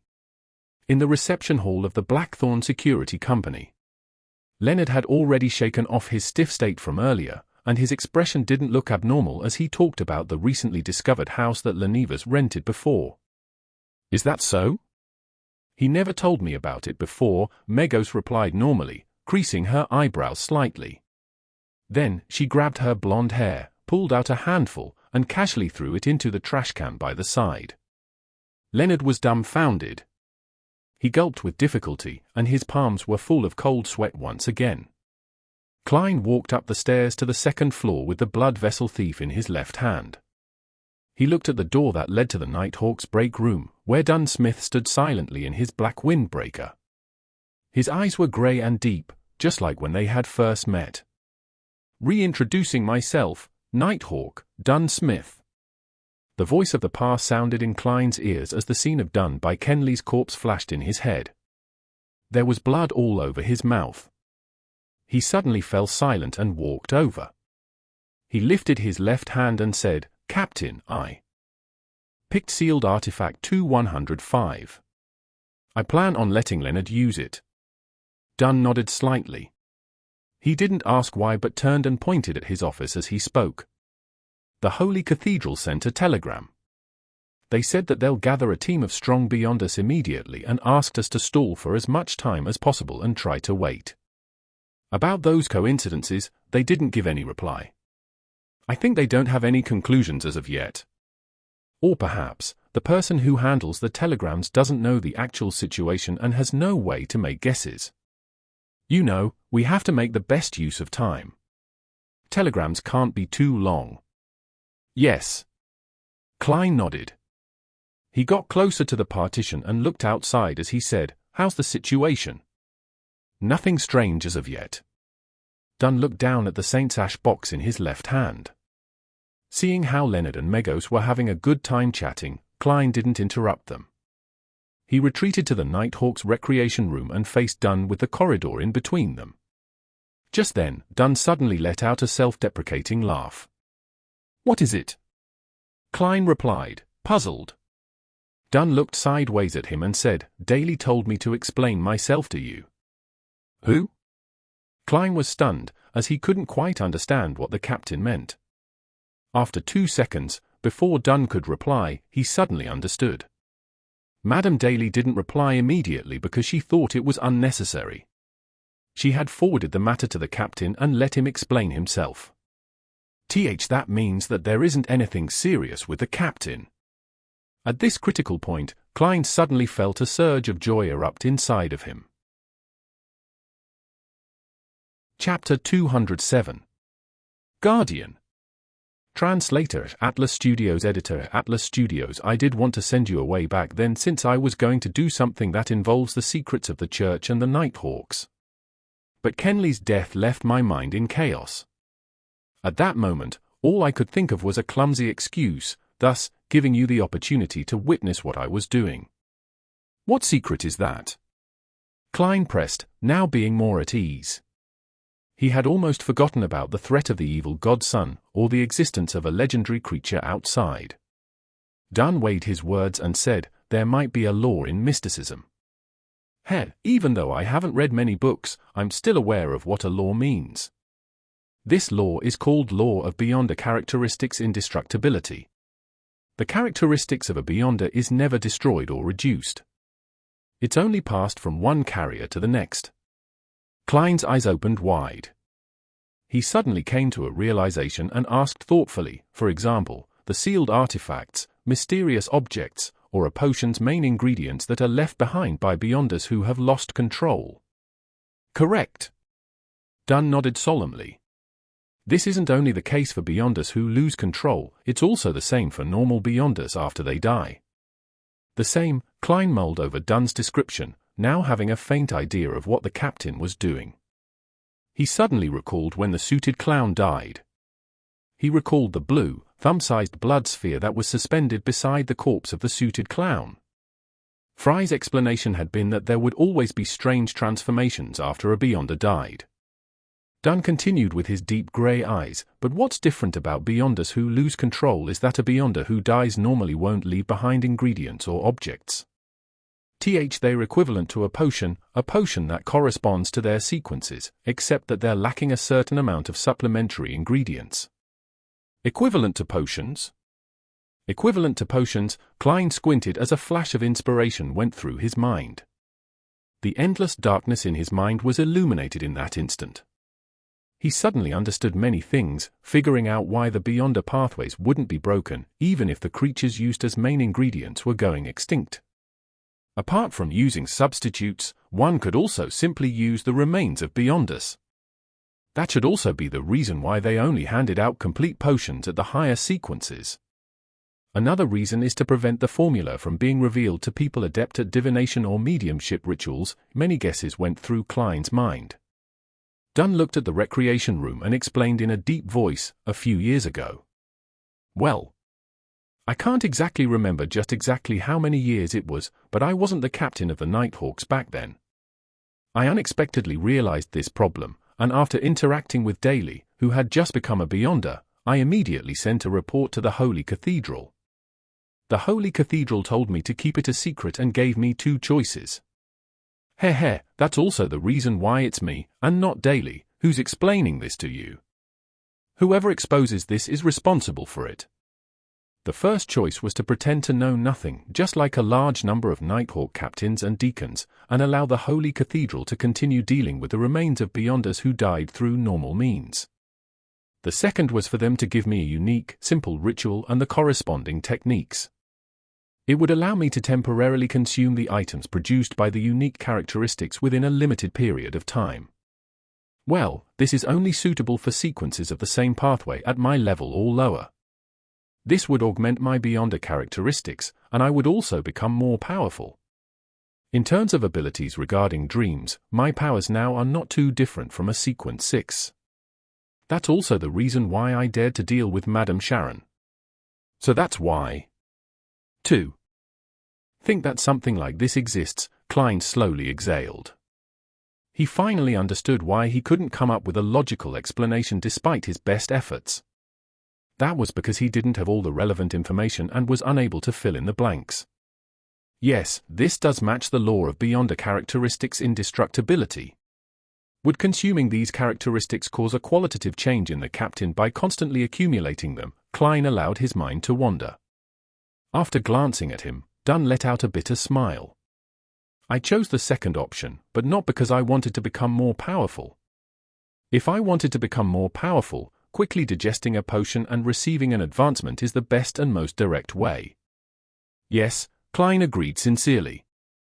Consolidating the characteristics of the potions of the same sequence will increase the risk of losing control at the same time as it improves your abilities, right? Dunn shook his head solemnly. No, these are the remains of normal Beyonders and not Beyonders who have lost control. Well, after I came to know of the acting method, I realized that it would increase the difficulty of digesting the potion. Then why do you still continue? Klein asked in shock. Dunn placed his hand into his pocket, intending to take out his pipe, only to find that he had left it in his office. He shook his head and let out a self-deprecating smile. I just said that becoming more powerful isn't the reason why I consume their remains. Having said that, he paused, his eyes wandering to the blue flicker of the gas lamp opposite where he was standing. They were all my partners. We've gone through many things together. We've dealt with monsters in the darkness and insane heretics together. Some of them have saved me, and I've saved quite a number of them. We walked together in the silent night. We fought together in battles that aren't visible to the general public. We faced danger together. We had each other's backs. I really can't bear to part with them. I remember the lad, Hit. He broke into tears the first time we went on a dangerous mission. I remember Adelaide, he was Roseanne's father. He once blocked an evil curse for me with his arm. I remember the lady, Dwayne, and her warm temperament which was like the dawn. She would always silently record the things we encountered.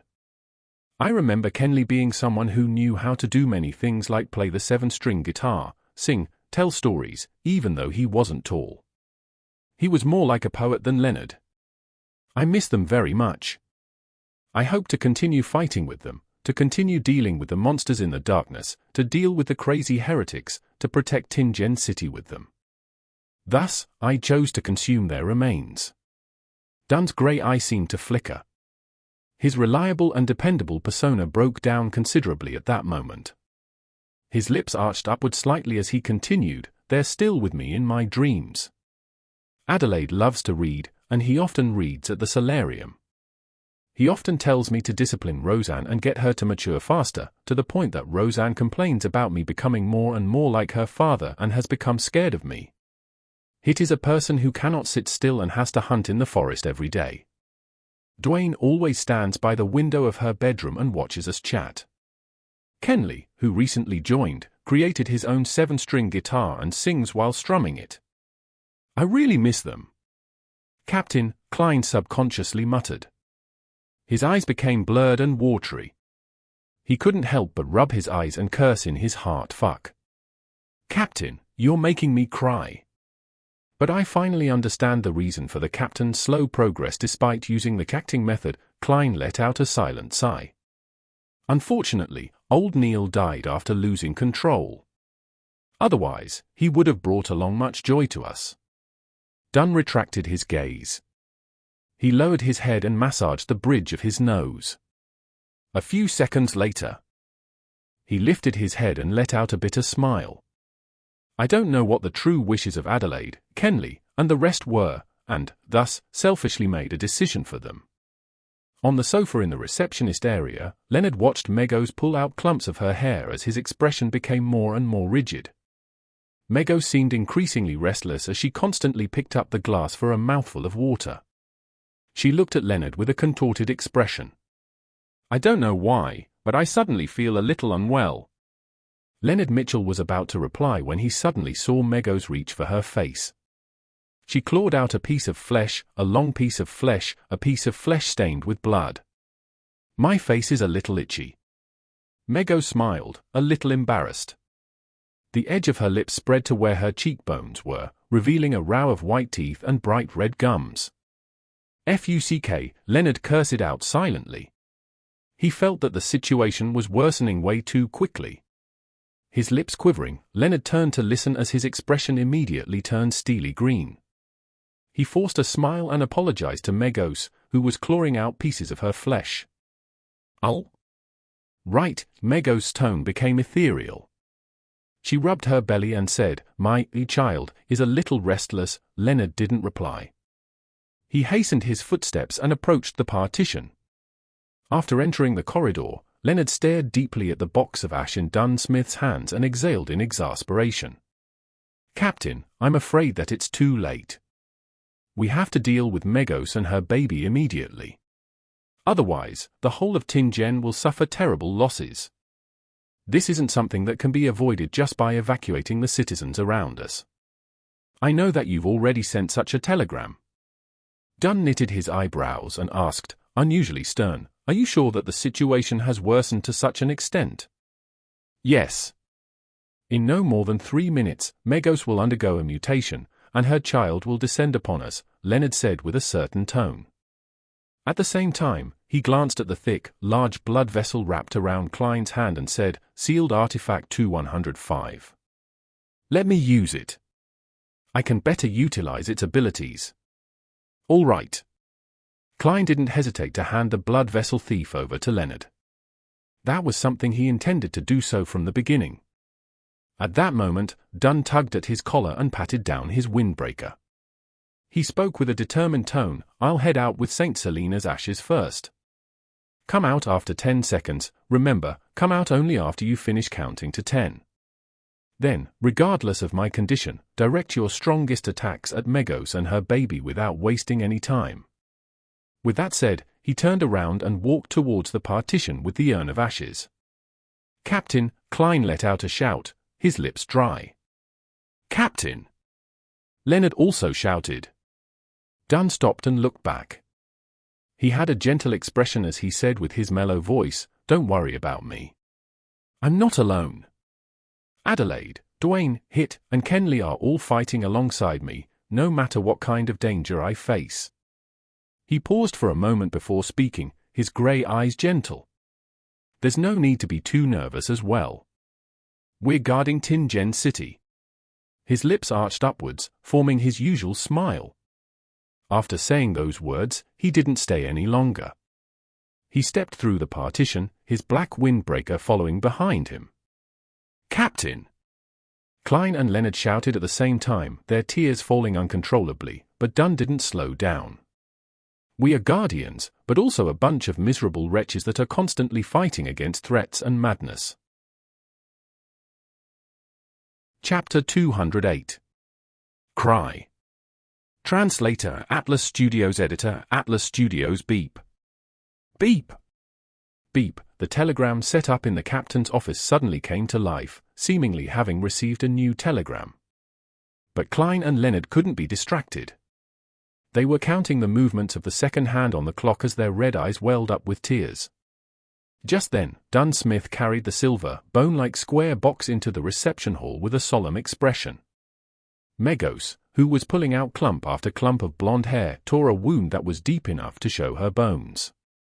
It was as though she was triggered by something. She suddenly stood and pointed at Dunn Smith in his black windbreaker. She shrieked, "You want to kill my child!" Boom, the shrill and terrifying voice reverberated. Klein felt like he was being struck in the head with a sledgehammer. He suddenly forgot to count as he had a headache and felt dizzy. His vision went red, and there seemed to be liquid flowing from the tip of his nose. He subconsciously looked sideways, and he saw the corner of Leonard Mitchell's eyes. The tip of his nose and the corners of his lips were covered in fresh blood. His face was extremely pale, and his body was wavering as though he was about to fall. I'm probably in the same state. Klein reined back his thoughts and continued to count in silence as he skipped 2 numbers. Struck by the terrifyingly sharp voice, Dunn Smith's deep grey eyes were filled with red veins. Every single strand was crystal clear. The blood vessels in his face protruded out as well, every one of them like a poisonous snake. There was also a gurgle as red liquid flowed out of his ears as well. Despite that, he did feel dizzy. Other than his right hand pausing, his strong willpower drove him to press down on St. Selena's urn and open the lid. Inside the box, there was deep darkness. In the darkness, there was fine resplendent sand. The scene was magically beautiful, just like a starry night being stored in a box. The surroundings suddenly became dark, and the darkness engulfed the entire reception hall. In the air, there were countless black, cold, and smooth threads were floating. They surged towards Megos and entangled her almost instantly. It wasn't like a spider web, but more like the tentacles of some unknown creature. Megos had already torn out her right eyeball. It hung by a thin cord of flesh underneath her eye socket. She stared at Dunn Smith with hatred as she roared, "You must die." Bang! Dunn was cast away by a formless force and slammed heavily into the wall opposite. The wall cracked, and bricks were thrown up. He spat a mouthful of fresh blood onto the ground, but both his hands were still tightly holding onto St. Selena's urn. He held onto it for dear life and kept it from falling to the ground. Those countless black, cold, and smooth threads tightened and bound Megos firmly to the spot. No matter how much blight-tainted flames rose up suddenly, or how her skin began to secrete a liquid that smelt like brimstone, neither of those defenses dealt any damage to the threads holding onto her. Klein and Leonard dashed out through the partition simultaneously. One of them was holding onto a warm thin gold slice, and the other had already aimed his 5 fingers with the blood vessel thief wound around his left wrist at Megos. Megos, who no longer looked human, struggled as flesh protruded from both sides of her shoulders. They were a mixture of blood vessels and green veins, round like a child's head. Above the 2 heads, cracks rapidly spread and seemingly turned into a pair of eyes. Megos suddenly noticed danger approaching, and she opened her mouth. The corner of her lips cracked all the way up to her ears. She was going to deal the blaspheme curse to every enemy that attempted to harm her child. At that moment, Leonard clenched his left hand into a fist as his wrist made a half-turn. His pale face turned livid, and the vessels protruded like bunch of tiny poisonous worms. Megos' blaspheme curse was left stuck in her throat as it came to a sudden halt. She seemed to have lost the ability to speak and the ability to evoke curses. Klein seized the opportunity and muttered an ancient Hermes word in a deep voice. "I want light, and there will be light." He suddenly felt the thin gold slice that was covered in mysterious patterns become boiling hot as he saw it emit a blinding light, as though it had become a miniature sun. Right on the heels of that, Klein injected more than half his spirituality into it and threw the flaring sun charm towards the restrained Megos. The reception hall instantly turned transparent as darkness and gloominess vanished simultaneously. The black fine threads that entangled Megos shrank as though they were instinctively avoiding something. But before Megos obtained her freedom, she already saw the sunlight. At some point in the fight, a hole had ruptured in the ceiling of the Blackthorn Security Company, and the hole went all the way to the rooftop of the 3rd floor. The bright blue sky and glaring sunlight shined through simultaneously. The thin gold slice combined with the sunlight above Megos and immediately expanded in size. It went from a spherical light to a sphere with countless flames spiraling around it. The entire building shook vigorously, and the glass windows on the nearby streets shattered. However, the power of the spherical light concentrated its might at its core, without dissipating much. It enveloped Megos, and the light was so glaring that Klein, Dunn, and Leonard couldn't open their eyes. Klein held back his tears and looked through squinted eyes. He saw that the light had dispersed, but the flames were still soaring. Among them, there were many black ashes dancing in the air. Megos and the baby in her stomach were nowhere to be seen. Just like the coffee table, water glass, newspaper, and sofa in the area. Is it over? Did we finish the son of an evil god before it descended upon this world, taking his mother out at the same time? Klein still couldn't believe it. His experience of playing video games told him that the final boss couldn't be taken care of so easily. Suddenly, he felt goosebumps all over. His clown instincts told him that there was extreme danger approaching. Without thinking, Klein rolled to the left abruptly. Just then, a long arm with an extremely sharp white bone blade cleaved the spot, seemingly out of nowhere. The monstrosity had an abnormal beauty, and it floated in mid-air. It was unbelievably fast and almost impossible to dodge its attacks. Klein's clothing on the right side of his chest was ripped apart, his skin ruptured, and his flesh, along with his bones, was split into two. The wound was so deep that he could almost see one of his lungs. If it wasn't because he sensed danger approaching beforehand and dodged in time, that slash would have sliced him in half. But, even so, Klein slowed down. Extreme pain filled his head and scattered his consciousness. At the end of the white bone blade, a figure rapidly flew out. If it wasn't for the bump on its stomach, perhaps no one could identify it as Megos. Her hair and dress had been burned entirely. The skin on her face and body was charred black and was peeling off, flake after flake. Her nose had melted, leaving only 2 small black holes behind. Her eyeballs were nowhere to be seen, and there were faint white flames dancing in the empty sockets. The 2 heads that had popped up from both sides of Megos' shoulders had been burned away. Her left arm had become the white bone blade that she was holding. It looked demonic, yet holy. As the ground shook, Megos ignored Dunn and Leonard, as well as the black, cold, and smooth fine threads that were hurtling towards her again. She phased over to Klein, who had come to a stop after rolling away. She aimed the white bone blade at Klein's neck and was about to slash down. Suddenly, she heard a voice that contained a rich, blasphemous tone. Leonard lifted his left hand and aimed his palm at Megos. The sealed artifact. 2105 wrapped around his wrist had turned from a thick pale, blood-tainted blood vessel into a crimson intestine that had expanded to the point that it looked ready to explode.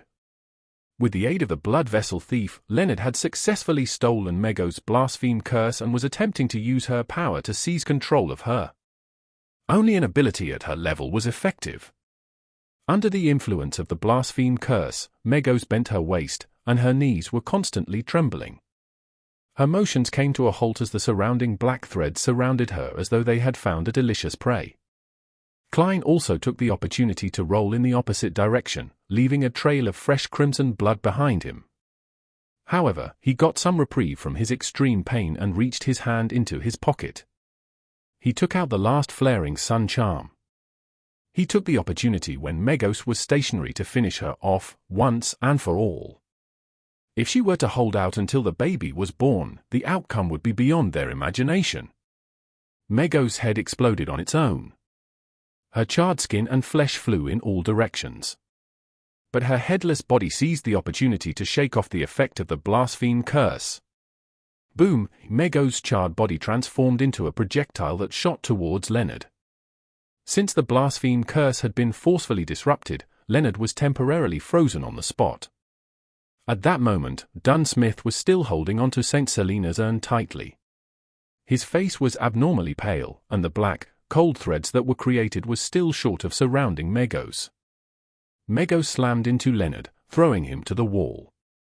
The wall collapsed from the impact. Leonard's bones cracked, and there was blood spewing out from his mouth incessantly. Without even having the urge to struggle, he fainted instantly. Megos raised her white bone blade, but the countless black threads that emanated from St. Selena's urn enveloped her again and was about to bind her to the ground.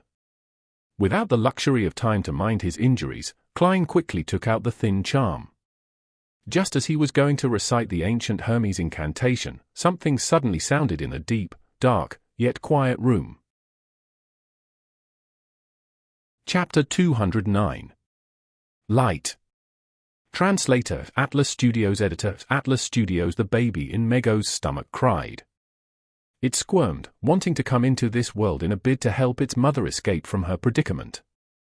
The black, cold, and smooth threads appeared to suffer a shock as they seemed to be suppressed by an invisible power which led to their retreat backward.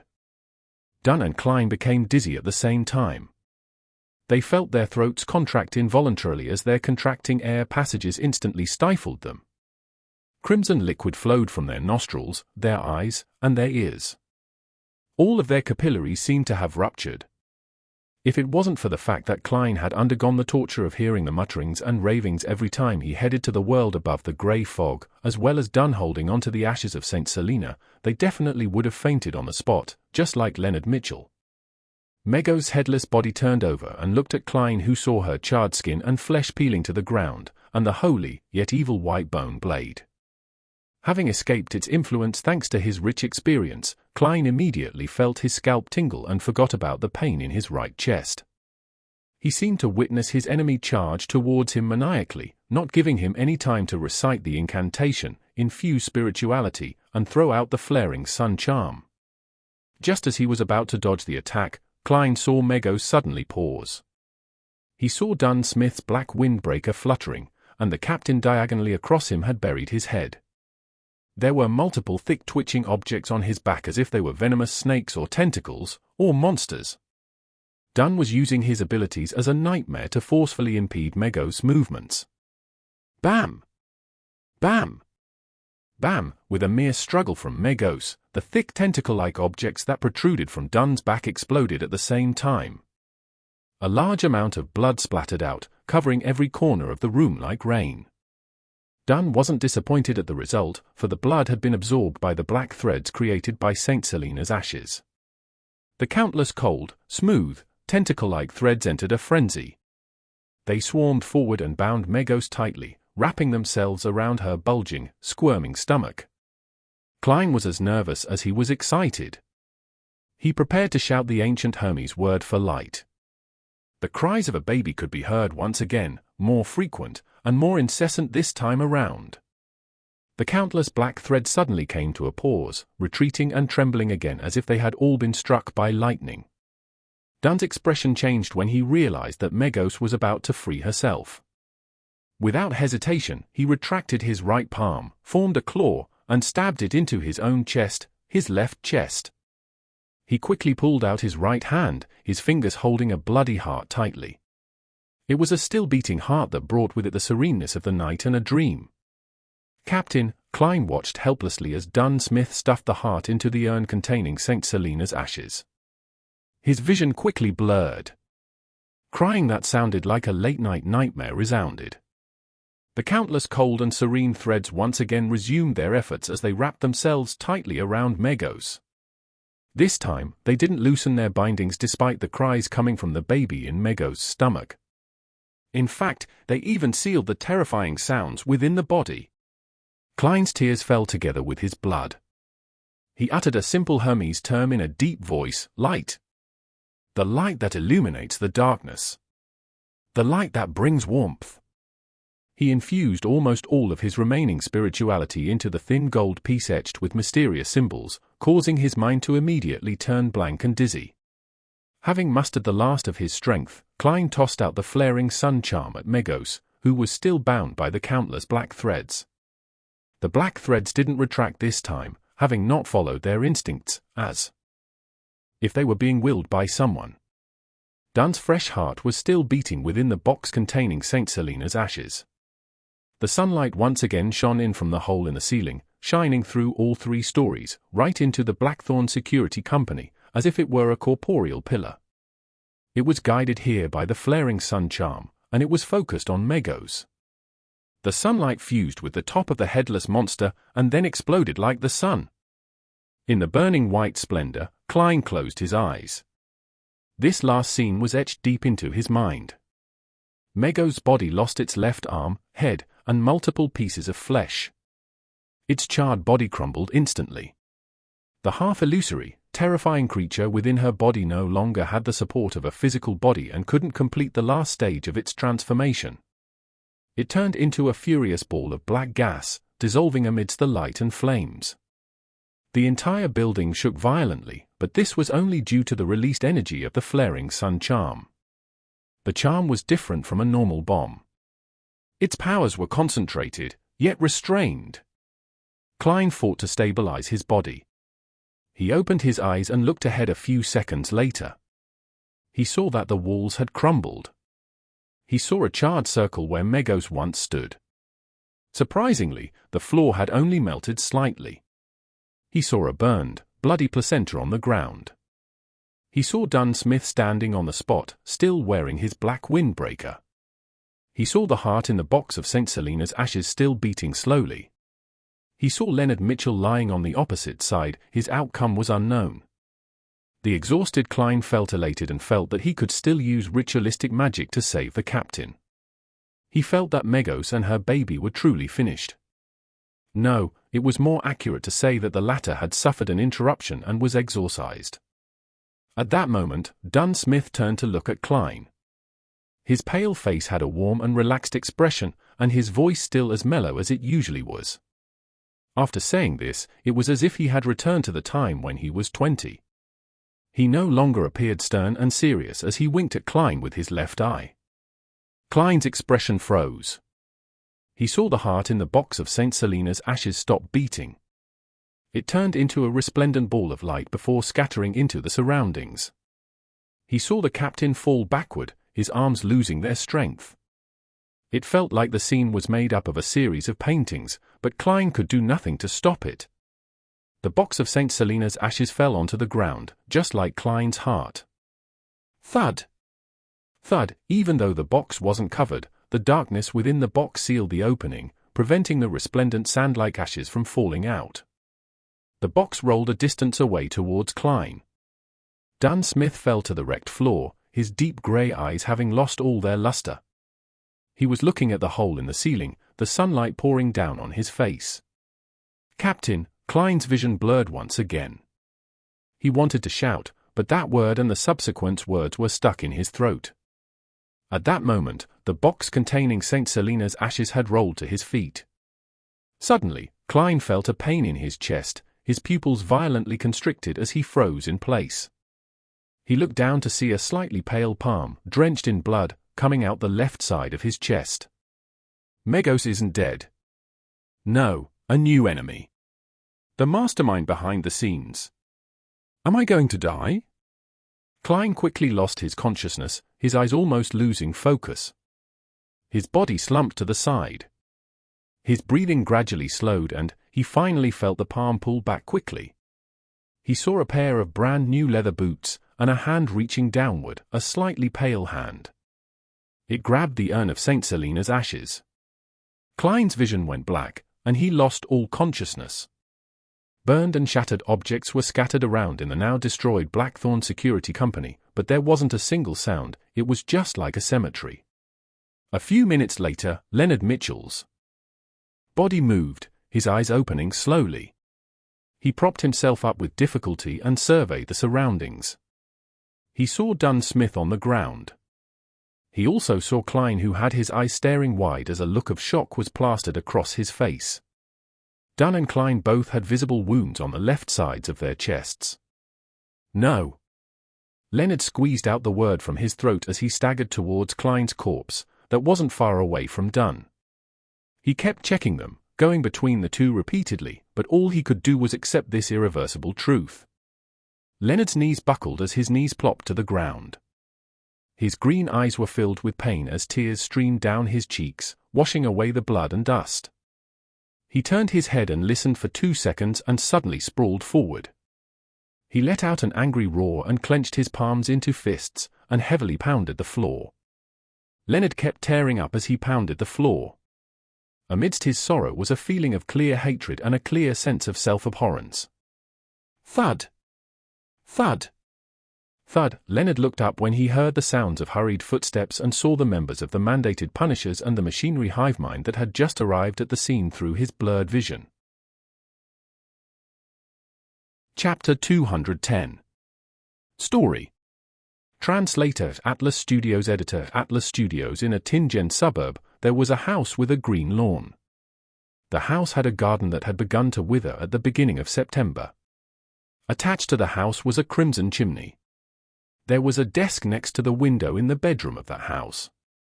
An ordinary notebook was spread open on the table. A slightly pale hand flipped the notebook to the very first page, then it quickly flipped to the back. As the paper flipped, the rows of words appeared faintly. Regents, a member from the secret order, sold the Antigonus family's notebook as an ordinary ancient book by accident due to the influence both of weariness and illusions. It was a coincidence that made logical sense. Affected by the calling of the Antigonus family's bloodline, the notebook secretly affects its owners, one after the other. After repeated changes in ownership, it came to Tingen. It fell into the hands of the members of the Aurora Order, Sirius Arapis and Hannas Vincent.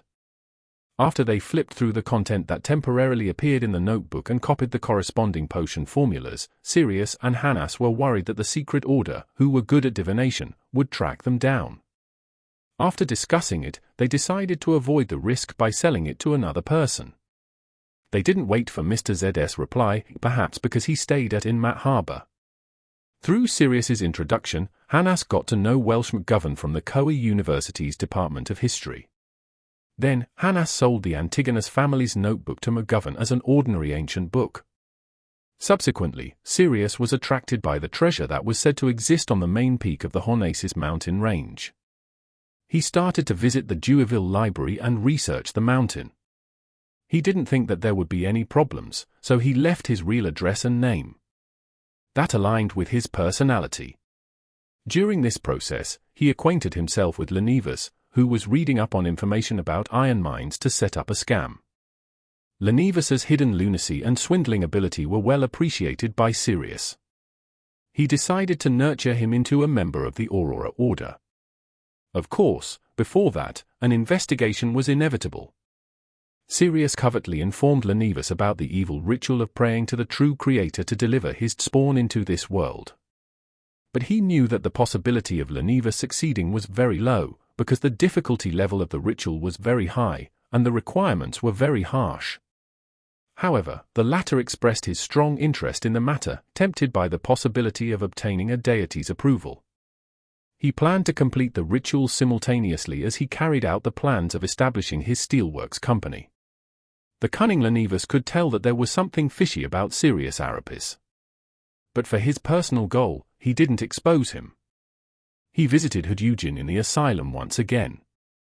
They had known each other long ago, and they knew about their respective situations. After a dark divination, the Antigonus family's notebook was awakened fully. Welsh and his classmate died. The lucky survivor, Klein Moretti, sent it to Ray Bieber's house under the influence of the notebook. It was a destined ending. Many rows were scribbled off and new content followed. For some baffling reason, and a lack of sufficient explanations, Klein didn't commit suicide after that and somehow managed to stay alive. In the Nighthawks' investigation of Welsh's case that followed, he met Dunn Smith and joined the Nighthawks. Although it had already exceeded in Zangwill's description, it didn't affect the development of the story. Bacchus and his brothers were down on their luck.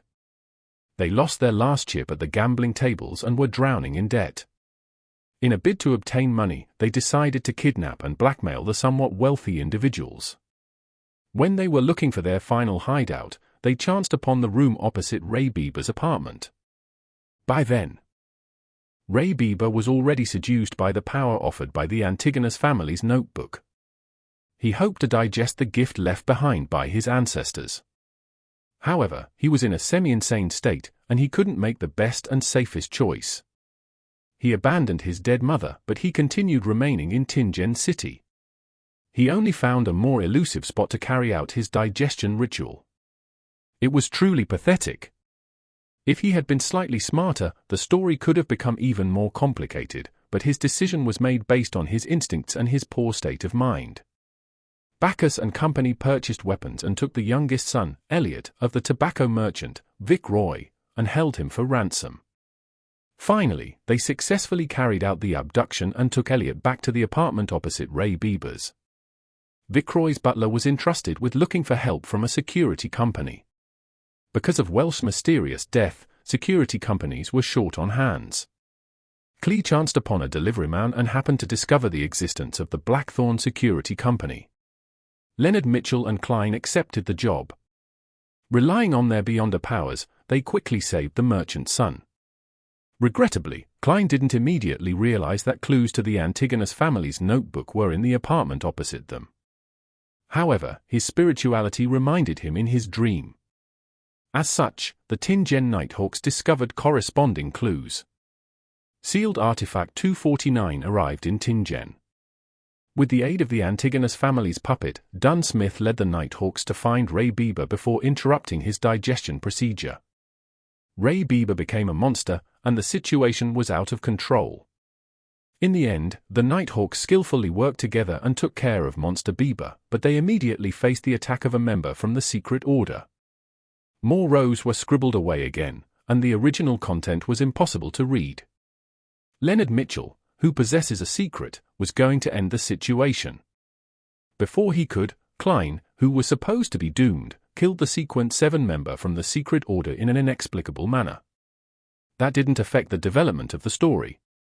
Dunn Smith got in touch with the Antigonus family's notebook and flipped through its content. From that point onwards, he was secretly tainted.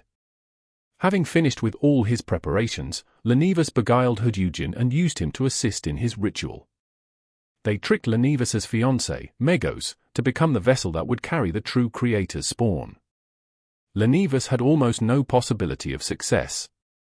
The most serious problem was that even though Megos would be protected by the ritual's power, she wouldn't be able to withstand the sexual intercourse with the illusory projection of a deity. It would cost her her life on the altar. At that moment, the kind Zangwill helped Lenivus in secret.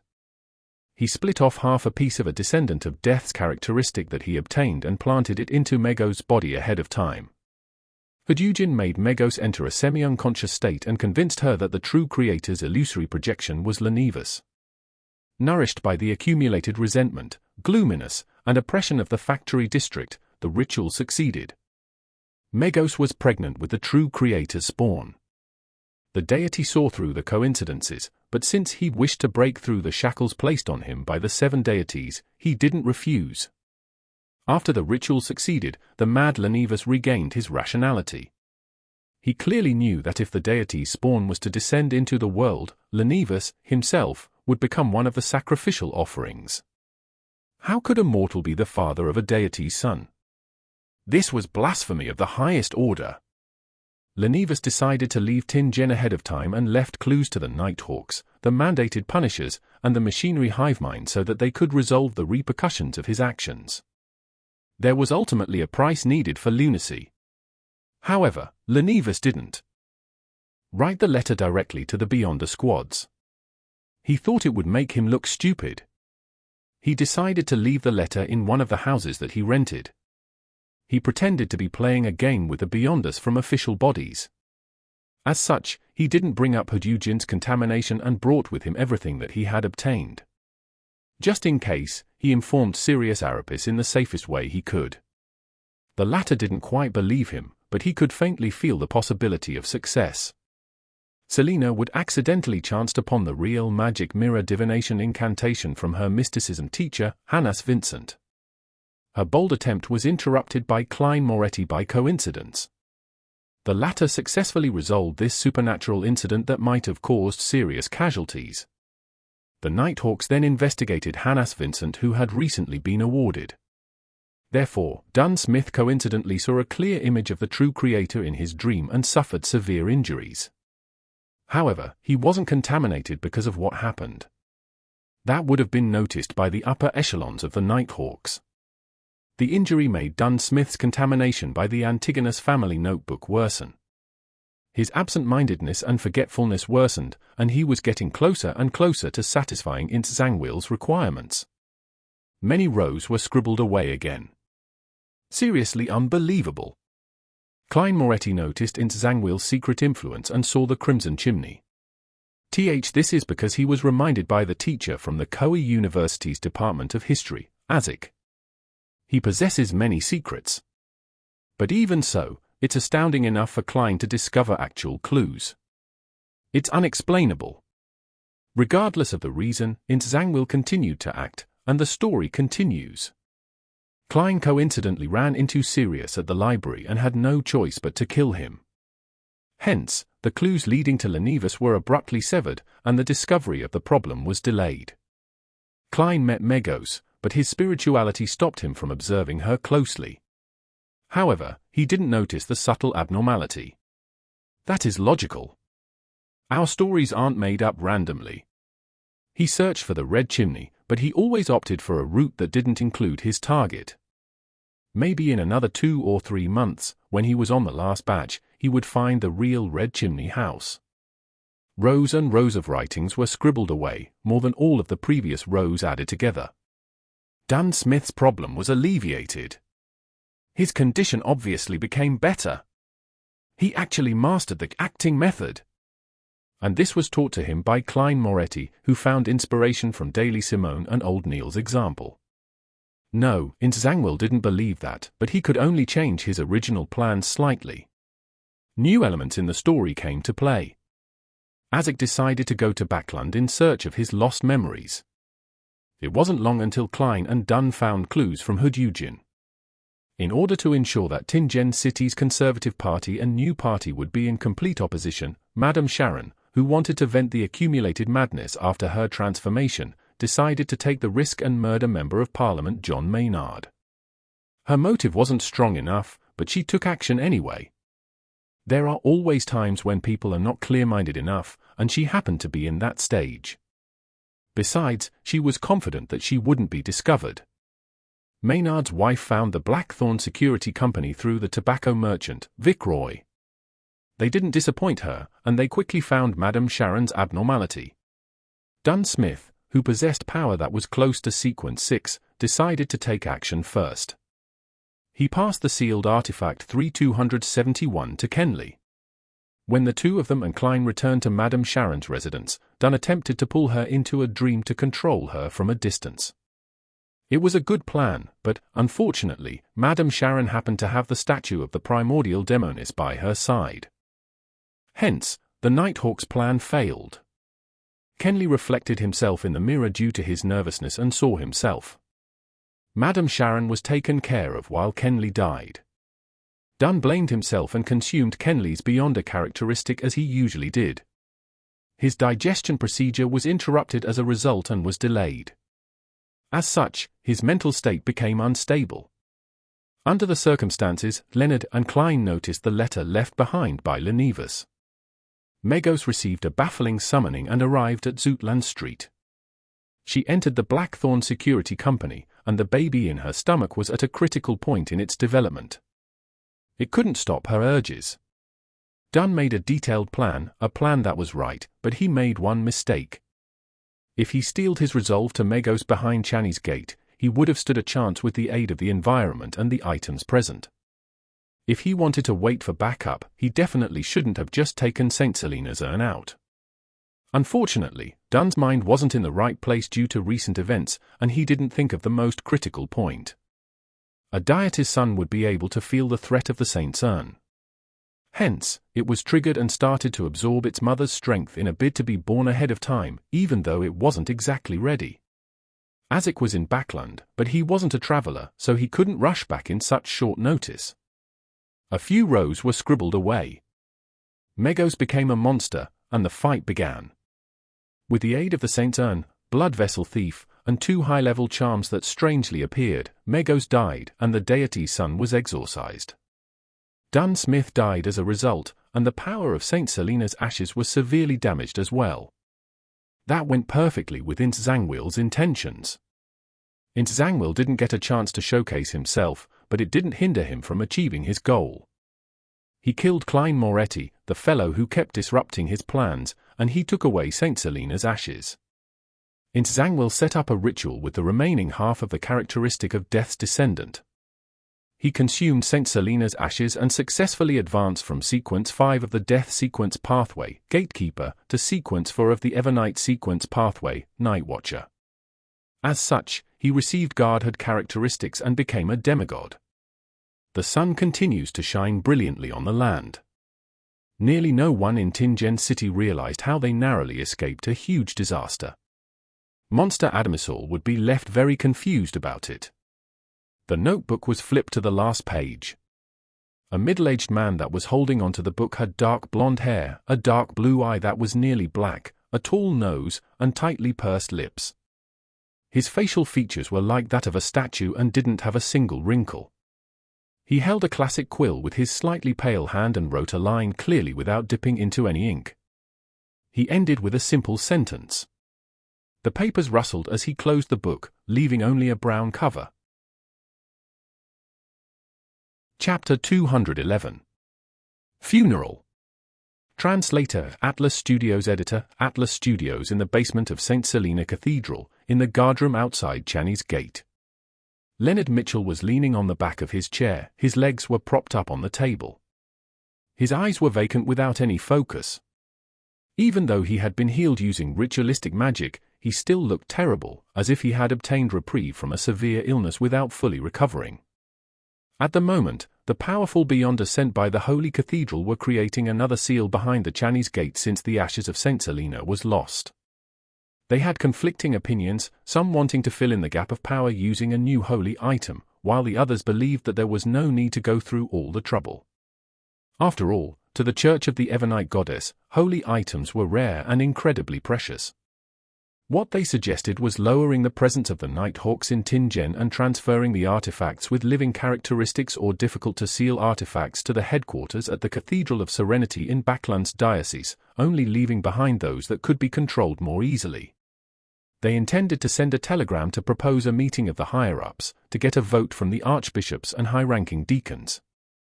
Leonard was uninterested in this debate. He felt as if he had become a living corpse, with no sorrow, grief, agitation, or excitement. He was abnormally numb. He didn't want to face anyone. All he wanted was to stay alone in the corner. Occasionally, he would feel puzzled about why the murderer would only take away Klein's Beyonder characteristic and leave Captain Dunn Smith's one intact. Thud. Thud. Thud. Footsteps reverberated in the corridor. Seekatron, whose right arm had been bandaged, appeared at the door of the guardroom. While Klein and the others were attacking Megos and attempting to save Tingen City, she and the keepers within Channy's Gate were doing battle against a portion of the sealed artifacts. If it wasn't for the timely arrival of the members of the mandated Punishers and the Machinery Hivemind, or the eventual arrival of the reinforcements from the Holy Cathedral, she also might have lost her life. But even so, the elderly keeper failed to last until the end. He fought to his death, under the call of duty. Leonard, I found an unencrypted telegram in the captain's office. It was sent over by the Holy Cathedral, Seekatron said. Leonard's green eyes moved slightly, finally coming to life. He faintly recalled the sound of a new telegram coming in, but the battle was about to begin. He and Klein didn't have the time to pay attention to it. What does it say? Leonard noticed that his tone was unusually raspy. The white-haired and black-eyed Seekatron replied without hesitation, "Beware of Insangwil. Beware of sealed artifact 08. Insangwil, the archbishop that betrayed the church, the gatekeeper who failed his advancement." Sealed artifact 08, an ordinary-looking quill, Leonard muttered at first as he searched his memories, then he tilted his head to the side. He suddenly narrowed his eyes, the dispirited feelings and sadness disappeared from his body. So that's how it was. Leonard pulled his feet back and stood up, his green eyes burning with a passion. He looked at Seekatron and said, "I intend to apply to join the Red Gloves." The Red Gloves was a code name for the elite team of Nighthawks. Under normal circumstances, Nighthawk teams were situated locally and had regions under their jurisdiction. They were not permitted to capture criminals outside of their area of jurisdiction without permission. As such, some Evilders would change their location after every crime, making it terribly inconvenient for the Nighthawks. To deal with this, the Church of the Evernite Goddess set up the Red Gloves. They were carefully selected elites, some even possessing incomplete holy items. Their mission was to reinforce Nighthawk teams that had called for help, as well as track down and arrest Evilders without any restrictions. In some circles, they were also called pursuers or hunting dogs. Red Gloves? But their lowest requirement is Sequence 7. Besides, the dangers the Red Gloves face are many times higher than an ordinary Nighthawk squad, Seekatron said in concern and doubt. His eyes became cold.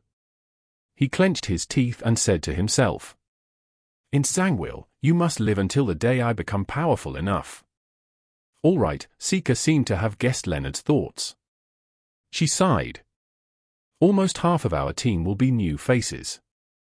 It's rare to see a Nighthawk team become so ravaged." Leonard's expression darkened. He clenched his teeth and asked, "Are the bodies ready?" "Yes."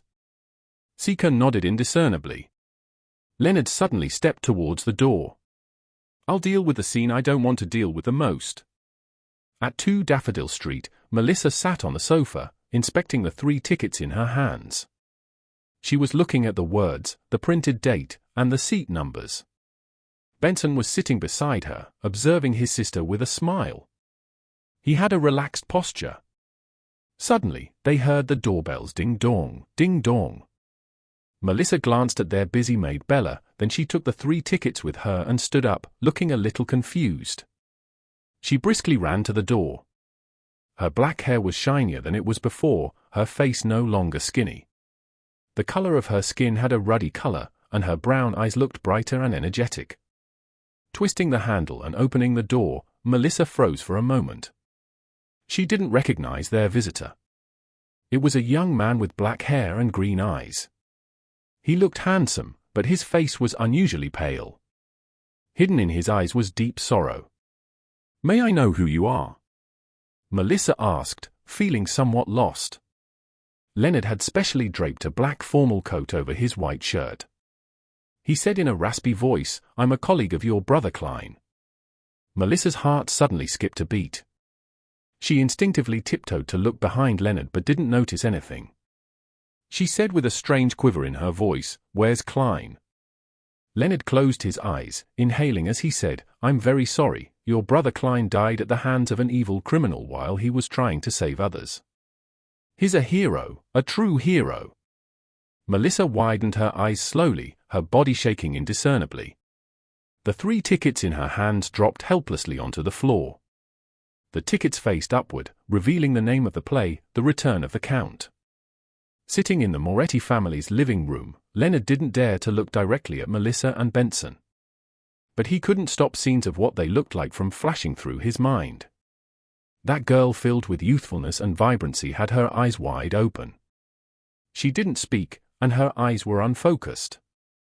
Her silence made her appear like a puppet. The man who looked a little like Klein maintained a normal posture, but he would slip into a daze from time to time. His words came out slowly. "That's the gist of the matter. I'm very sorry that I was unable to prevent it in a timely manner. The Blackthorn Security Company, the police department, and those that he helped have promised a bereavement compensation of about £6,000, Leonard said, as his eyes darted around. Suddenly, Benson interrupted him. His voice was hoarse as he asked, "Where's his body?" "I'm asking where's Kleins' body." He puckered his lips and paused. "In the company." "You can see him now," Leonard answered, unable to mask his grief. "All right." Benson moved his rigid lips with great difficulty. "Let me use the bathroom first." Without waiting for Leonard's reply, he quickly entered the bathroom and slammed the door closed.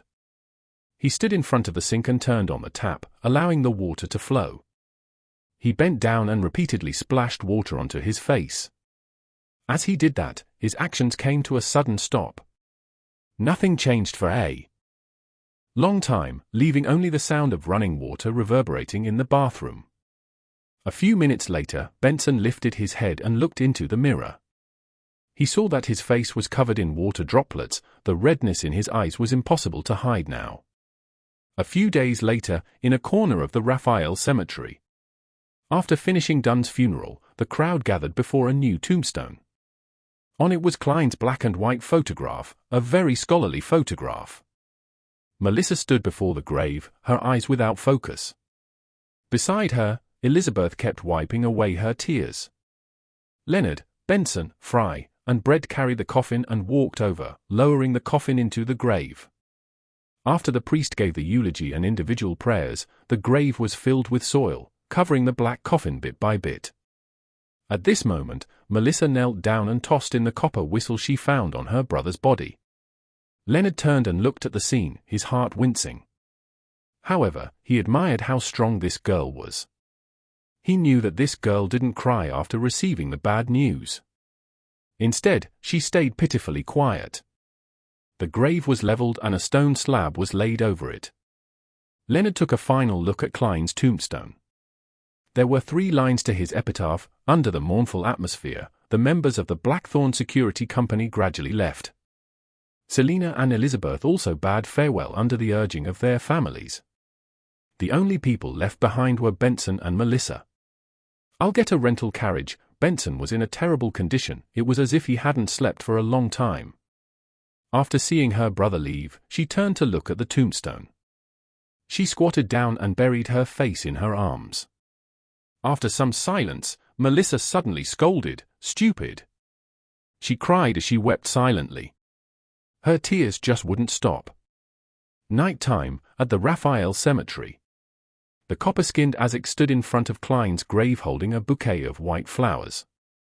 He didn't speak for the longest time until he finally sighed and muttered to himself, "I'm sorry, I was 10 minutes late. But I think I know who it was." He bent over and set the bouquet of flowers down before turning to leave the cemetery. He also left Tin Gen, but he didn't retrieve the copper whistle. The place was quiet and serene under the illumination of the crimson moonlight.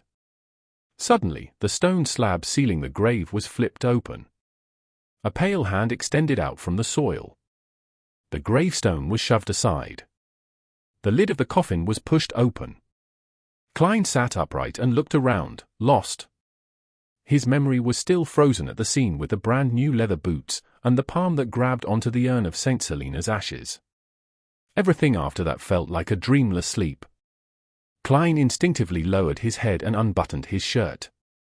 He looked at the left side of his chest, only to see that his ravaged injury and missing heart were squirming as they healed, similar to how he recovered from the bullet wound through his temple back when he looked into the mirror. The only difference was that this time, the recovery was much slower and much more difficult. Chapter 212. Avenger. Translator, Atlas Studios. Editor, Atlas Studios. In the northern part of the Lun Kingdom, the September breeze, that had an additional coldness to it, howled through the cemetery. It was even gloomier and colder than usual.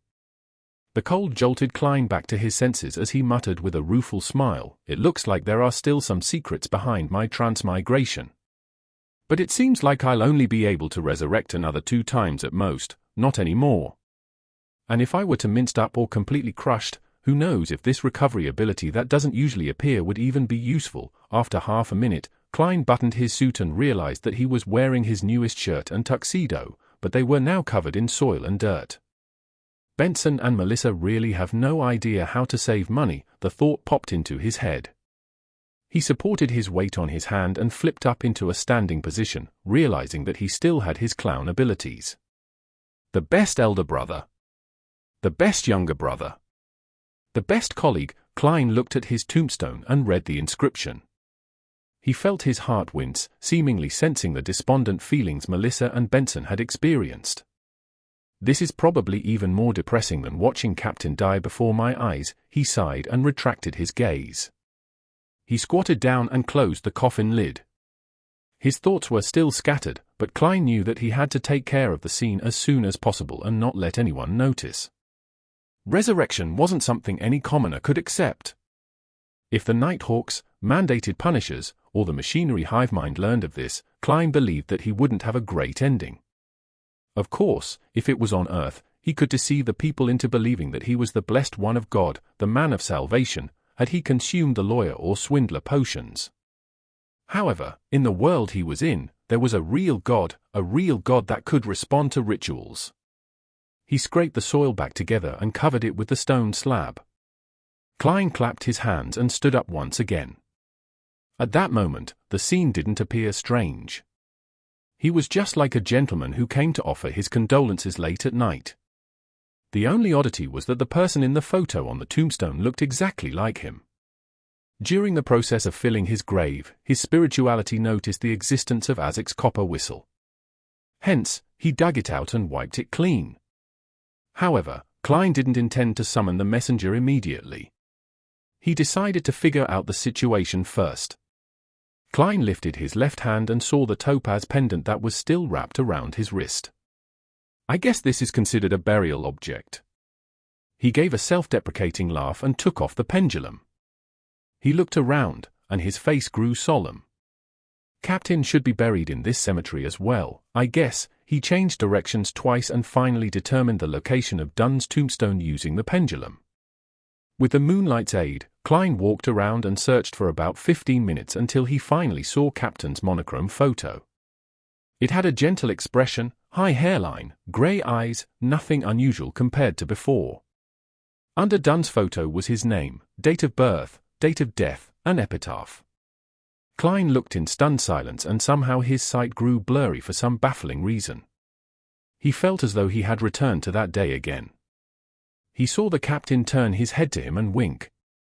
He spoke with a mellow and relaxed voice.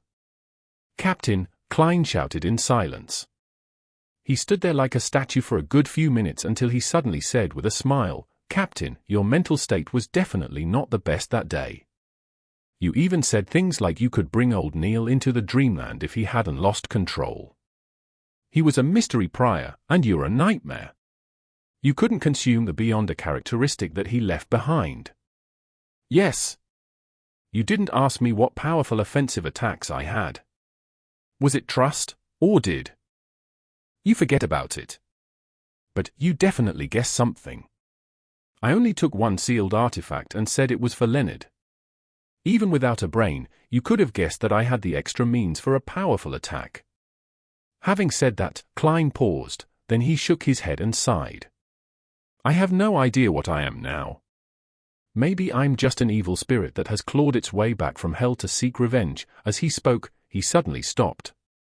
His tears streamed down his cheeks and finally, he shouted softly with a choking voice, "Captain! We miss you too."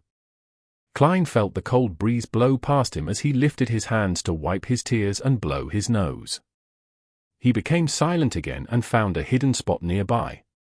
He took 4 steps counterclockwise and entered the world above the grey fog. He wanted to find the person that killed him with the aid of divination. He wanted to know the murderer who triggered all of this. As he's already appeared before me, I'm sure that I can divine some information. Klein pursed his lips tightly together and saw the lofty palace and ancient model table as usual. He took the seat that belonged to the fool. A yellowish-brown goatskin and fountain pen appeared before him.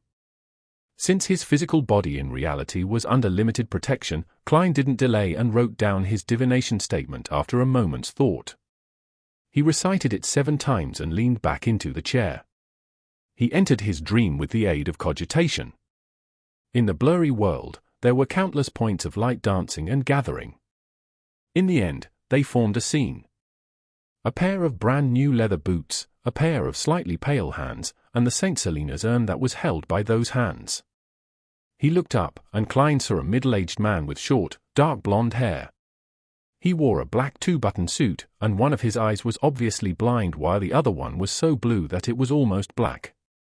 His facial features were like carvings, and his face had no wrinkles at all. The image shattered and Klein woke up from his dream. His eyebrows were tightly knitted. He found his murderer very familiar. As a seer, he quickly understood why he found the person familiar. It was because he had seen the man's photo on a wanted notice. The murderer was Int Zangwill. He was the former Archbishop of the Church of the Evernight Goddess who took sealed artifact 08. He had failed to advance as a gatekeeper. It's him. Countless images flashed through Klein's head, and they finally stopped on the scene when Int Zangwill picked up St. Selena's urn. Tap! Tap! Tap! Klein extended his hands and rapped the edge of the long bronze table. He felt that he suddenly understood many things. The captain said that a Beyonder that dies normally would leave behind a Beyonder characteristic. When gathered together, they're equivalent to a potion that lacks the supplementary ingredients. In other words, as long as one knows the corresponding supplementary ingredients, they can advance using remains. Of course, one cannot consume beyond their level, as it would easily lead to a loss of control or going insane. Becoming a high-sequence Beyonder would require the accompaniment of some special ritual. That was mentioned in the incomplete unshadowed formula. The subsequent advancements would require a ritual as well. Int Zangwill is a gatekeeper, a sequence 5 from the death sequence pathway. He wanted to become a high-sequence Beyonder, a demigod. Based on the situation allowed by the exchanging of sequences, he had 3 choices. One was obviously sequence 4 in the death sequence pathway, second was sequence 4 in the sleepless sequence pathway, and third was sequence 4 in the god of combat sequence pathway, demon hunter. St. Selena was a saint. She was either sequence 4 or sequence 3. Her own corresponds to one of the 2 sequence potions. Int Zangwill, who was a former archbishop, definitely knew exactly which one she was, and he definitely knew the required supplementary ingredients. Was his true motive in planning all of this to get St. Selena's ashes and advance to sequence 4 in the sleepless pathway? The skull of Death's descendant, that might be an ingredient needed for the special ritual. It was from the death sequence pathway, after all. From the looks of it, his target was the captain, and not me. He really was the mastermind behind all this. Having figured this out, Klein wrote down a corresponding divination statement. He took his pendulum and let the topaz hang above the surface of the paper. After he recited the statement, he opened his eyes and saw the topaz pendant spinning clockwise. It meant that the information he provided was sufficient, and the divination was successful. It meant that Int Zangwill had really plotted the series of events in order to get St. Selena's ashes, to advance to sequence 4. Klein rapped on the edge of the table again as he mulled over a different question. Int Zangwill was merely a sequence 5 gatekeeper. Relying on him alone would make it impossible for him to create so many coincidences. For instance, for Megos to follow his arrangements and visit the Nighthawks at the correct time. So, is it the power of sealed artifact 08? Its appearance is that of an ordinary quill. Its function is to write down events that are bound to happen? No, it couldn't be that easy. Otherwise, Int Zangwill could write that St. Selena's urn grew a pair of wings and flew into his hands. Then, he could have just waited at home. There must be certain restrictions. 08 most likely doesn't possess direct combat ability. Otherwise, Int Zangwill could have stormed through Channy's gate in Tingen. As one of the most dangerous sealed artifacts, perhaps it can let people act according to its description without realizing it. That was the reason behind all the coincidences. If that's really true, then 08 is quite terrifying. Even Megos, who was pregnant with the son of an evil god, adhered to its arrangements. No wonder Grade 0 sealed artifacts are extremely dangerous. They're of the highest importance and of the highest confidentiality. They're not to be inquired, disseminated, described, or spied. Klein stopped rapping the edge of the table. He divined his earlier guess, but, unfortunately, it failed due to a lack of information. He saw that a few minutes had passed, and he planned to return to the real world as soon as possible. Hence, he didn't let his thoughts run wild but wrote down the penultimate divination statement. The city where Zangwill currently is. Due to the existence of sealed artifact 08 and the fact that Zangwill had likely become a demigod, Klein couldn't divine his exact location directly. He could only make a rough inquiry of the general area. Of course, if there wasn't a mysterious space like the world above the grey fog to eliminate disturbances, he would definitely fail in divination, even if it was a rough inquiry. He leaned against the high-back chair and recited the divination statement 7 times. He dreamed again and entered the blurry world. The blurry world suddenly cracked, and there was a wide river which was slightly murky. There was a grand bridge above the river. Both banks had ports lined one after another. There were many goods and many workers.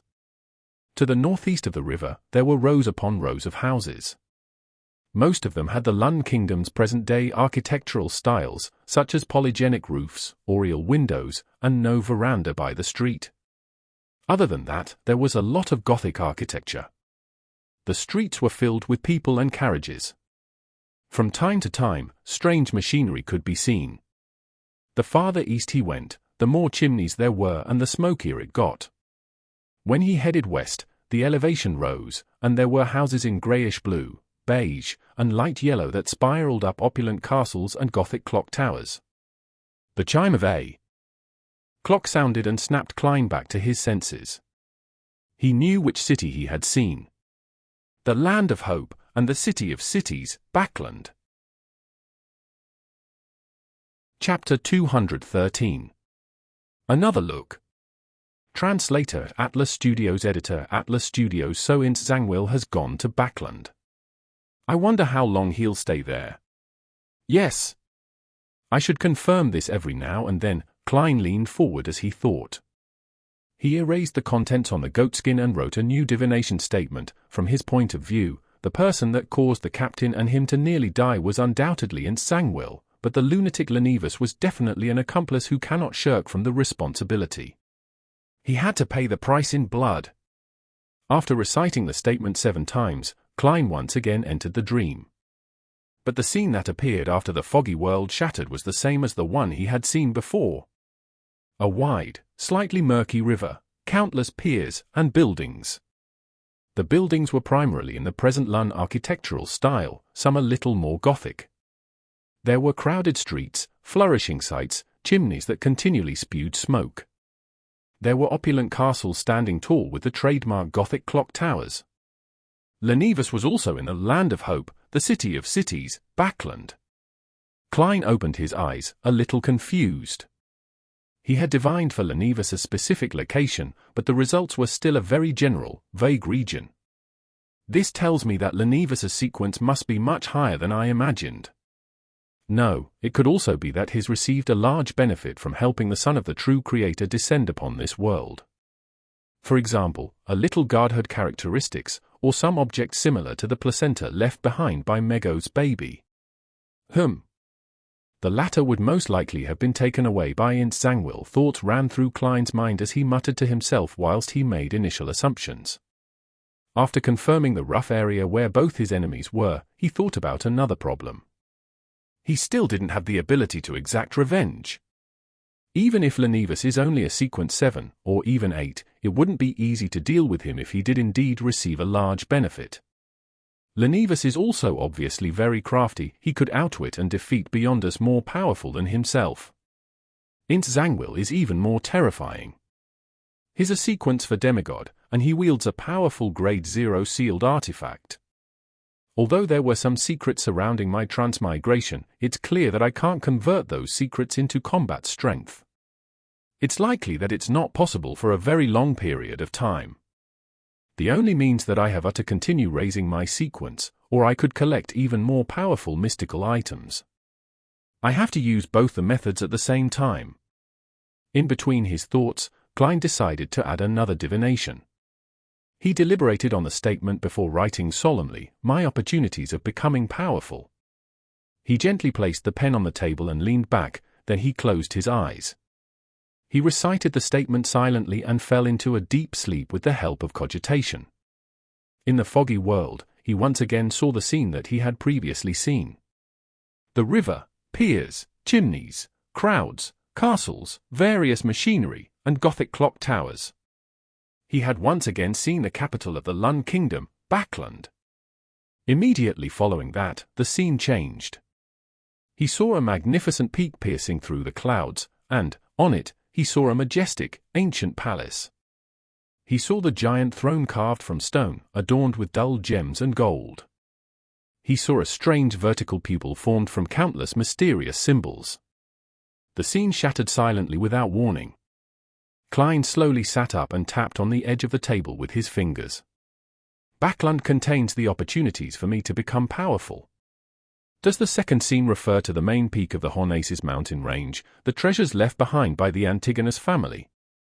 The strange vertical pupil formed by countless mysterious symbols which the misfortune cloth puppet conveyed to me through the corruption from the Antigonus family's notebook is the key to beginning all of this. Many thoughts flashed through his mind. Klein decided that he was in no rush to visit the Hornaces mountain range. Even a sequence for demigod might not be able to deal with the dangers that resided there. I guess I'll head to Bakerland first, Klein sighed and made a decision. He enveloped himself with spirituality and stimulated a descent, exiting the mysterious space above the grey fog. When he returned to the material world, he slowly walked out of his hiding spot towards Dunn Smith's grave. He stared deeply at the picture and epitaph. Klein slowly drew a crimson moon on his chest and walked out of the cemetery. As a former Nighthawk, a Nighthawk who had to regularly patrol Raphael Cemetery, he was quite familiar with the routes of the guards, as well as its surroundings. He managed to leave the cemetery easily, without causing any alarm. He followed the gravel road into Tingen, using the shade of the trees as cover. The night was peaceful and the moon was ever so dreamy. Klein walked alone, his thoughts running wild and unbridled. He sometimes considered his plan for revenge, sometimes thinking back to the times he spent with the captain, sometimes recalling old Neil's hidden grief beneath his humorous facade. Unknowingly, Klein had entered the nearest street like a wandering ghost, making his way past turn after turn. It was 2 hours later when he freed himself from that state and regained complete control of his thoughts. He realized that he was standing on Daffodil Street.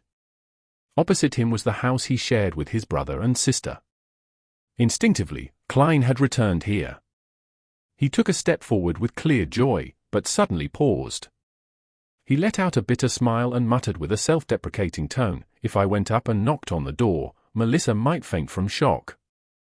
Benson would be so nervous his hair would start to drop. He would then try his best to calmly convince me, in the name of a curly-haired baboon." Shaking his head, Klein stared at the familiar door for a while before heading towards Iron Cross Street. "This is fine too, this is fine too.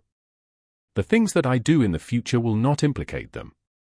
The compensation given to them by the Nighthawks team and the police department will be enough for them to live a stable middle-class life, even if Melissa fails to find a job and Benson loses his job." Klein walked silently for a moment before starting to feel fatigue. But as someone who was dead, he didn't have any other belongings on him except for the clothes he was wearing, his topaz pendulum, and Azek's copper whistle. He didn't have pounds, nor solely, nor pennies. Should I give the whistle a blow to send a letter to Mr. Azek and get him to help me? Klein laughed optimistically. Forget it, I shouldn't contact him for the time being. Perhaps Zangwill is still keeping him under surveillance. I'll look for him when the time is right. To an old monster who has lived countless lives for thousands of years, he should be able to understand resurrection. At least it's not too cold tonight. I'll make do by finding a place to sleep for the time being and head to the Tingen branch of the Bakerland Bank tomorrow morning to retrieve the money in the anonymous account. As there had been too many things to do lately, Klein hadn't had the time to start on the experiments involving the sacrificial ritual. He hadn't touched the £300 in the anonymous account either. That should be enough to support my expenses for quite a while. I'll buy a newspaper tomorrow to confirm what day it is. Miss Justice and the others didn't make any new prayers, which means that I didn't miss a gathering, Klein thought as he found a spot that had no wind. He sat down and took off his jacket. He used it as a blanket and leaned on the wall to sleep. It wasn't long into his sleep when he was suddenly woken by someone. He saw a policeman wielding a baton. He only had a single chevron on his epaulette, the lowest-ranking police constable. Klein glanced at him to ascertain his identity. The policeman said fiercely, "You can't sleep here. The streets and parks aren't for you lazy, jobless vagrants to sleep in. Those are the terms in the poor law." "Is that so?" Klein froze. Given his sensitive identity, he didn't argue with the policeman. He grabbed his jacket and continued walking until daybreak. Soon after, he lowered his head and entered the Tingen branch of the Bakerland Bank. He took out £200 with the password he had set, leaving behind a third of the money as a savings, in case of any emergencies. Without a doubt, Klein heard prayers when he wrote the password in ancient Hermes. Klein then spent £38 on 2 sets of formal wear, 2 shirts, 2 trousers, 2 pairs of leather boots, 2 bow ties, 4 pairs of socks, as well as 2 thick double-breasted jackets, 2 solid-colored fur coats, and 2 pairs of thick trousers in preparation for the winter. He also bought a cane, a wallet, and a leather luggage bag. After completing his purchase, Klein found a hotel to wash up and change in. He rented a private carriage directly to the train station in Tingen in order to avoid meeting anyone familiar. Along the way, he purchased a newspaper and discovered that it was Sunday. It took about 4 hours to get from Tingen to Bakerland by train. A luxurious first-class seat cost about £0.75 or 15 soldi. A second-class seat cost 10 soldi or £0.50. The packed, poorly maintained third-class seats were rather cheap at only 5 soldi. Klein thought for a moment before buying a seat for the 2 o'clock train, a second-class seat. Klein found a random spot to sit in the waiting area with his ticket and luggage in hand. It was only slightly after 9 in the morning. He was happy that the Lun Kingdom didn't have a strict census. He could prove his identity just by using the water and gas bills, as well as his rent for the past 3 months. Purchasing a train ticket was even easier, as all he needed was money. Klein suddenly had an empty feeling in his heart as he was sitting there, thinking about how he was about to leave for Bakerland from Tingen in the afternoon. He thought about his sister who always gave him a motherly vibe. He thought about his brother who liked to crack cold jokes. He thought about how they would fill their stomachs up so much that they wouldn't feel like moving. Recalling these scenes, Klein suddenly laughed. He laughed bitterly, for he thought about the tortoise that Melissa called a puppet, as well as Benson's pitiful hairline. He suddenly had a strong urge. He wanted to see his siblings again. At this moment, Klein suddenly realized why he hadn't picked an earlier train but instead bought a ticket for the 2 o'clock train. He carried his luggage and left the waiting area quickly, taking a rented carriage back to Daffodil Street. He then hid in a shady area on the opposite side and looked at the door to his house. There were many times when he felt like heading over, but he couldn't bring himself to cross the wide street. Klein looked across the road in a daze, suddenly having a feeling of homelessness. He'd had a similar feeling when he had just transmigrated. Suddenly, he saw the door to the house open as Melissa and Benson came out. Melissa was wearing a black dress and black veiled hat. Benson was in a shirt, vest, trousers, coat, and hat, all in black. They both had numb, sullen expressions. Melissa has become skinnier. Why is Benson so haggard? Klein's heart winced in pain. He opened his mouth but couldn't shout out their names. Without realizing it, he followed Benson and Melissa to the nearest municipal square. He saw that tents had been erected there again. A new circus troupe was in town for a performance. Benson took out some money and purchased the entrance tickets and led Melissa into the circus. He forced a smile. This circus troupe is very famous. Melissa nodded without expression. Suddenly, she slipped and almost fell. Klein, who was also buying a ticket, opened his mouth. He wanted to help his sister, but he could only retract the hand he had instinctively extended and stood helplessly in the busy crowd. Benson jumped in fright, but he was too late to help. However, Melissa quickly steadied herself. she puckered her lips and said nothing. At this moment, clowns swarmed forward, some performing balancing acts on wheels or large rubber balls, others tossing countless tennis balls into the air, then ridiculously catching every one of them. Melissa seemed to disregard the clowns as she looked at the performance. Benson tried to lift his sister's spirits by cheering, but he didn't succeed. He slowly turned sullen too. Klein puckered his lips tightly as he watched this scene from afar. He wanted to approach them, but he didn't dare to. Suddenly, he touched the wallet in his jacket and had an idea. Benson and Melissa continued walking forward, silently watching the various performances. Some time later, they saw a clown running towards them. His face was painted in colorful pastels. At first, he threw a tennis ball into the air, and, while the attention of the surrounding people was drawn to the air, he conjured a flower out of thin air. It was a Seville chrysanthemum. The clown brought the flower before Melissa and Benson. The flower was golden in color and symbolized happiness. Melissa and Benson looked at the clown in a daze. All they saw was a wide smile plastered over the pastel face. It was a happy smile, an exaggerated smile, a ridiculous smile. Chapter 214. Land of Hope. Translator, Atlas Studios Editor, Atlas Studios. A train whistle resounded in every corner of the station as a metal behemoth, in the form of a steam locomotive, came to a slow stop with more than 20 carriages in tow. Dressed in a tuxedo and half-top hat, Klein was carrying an exaggerated luggage bag that appeared incongruent with his figure. He took a firm step onto the ground of the Lun Kingdom's capital, Bakerland. This city was divided into two regions by the Tussock River which flowed to the southeast. The two lands were connected by the Bakerland Bridge and ferries, with a population exceeding 5 million people. It was the most prosperous capital in the southern and northern continents. Klein looked far into the distance and saw faint yellow hazes everywhere. Visibility was terrible, and the gas lamps hanging above the train platform were already lit to dispel the gloominess and darkness. It's only 6:30. It looks like it's 9 or 10, Klein shook his head indiscernibly. Suddenly, he recalled a joke he read on the Tussock Times. A gentleman who just arrived in Bakerland finds himself lost in the thick haze. Helpless, he asks a drenched gentleman passing him by, "How do you get to the Tussock River?" The gentleman answers him in a friendly manner, "Walk straight without stopping." "I just swam from there one." Every time I read Bakerland newspapers or magazines, the reporters and editors will make a mockery of the polluted air or the increasing number of foggy days in every conceivable way possible.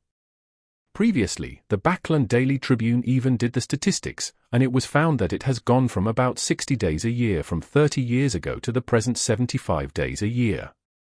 For this, many far-sighted people established organizations like the Soot Reduction Association, Smoke Reduction Association.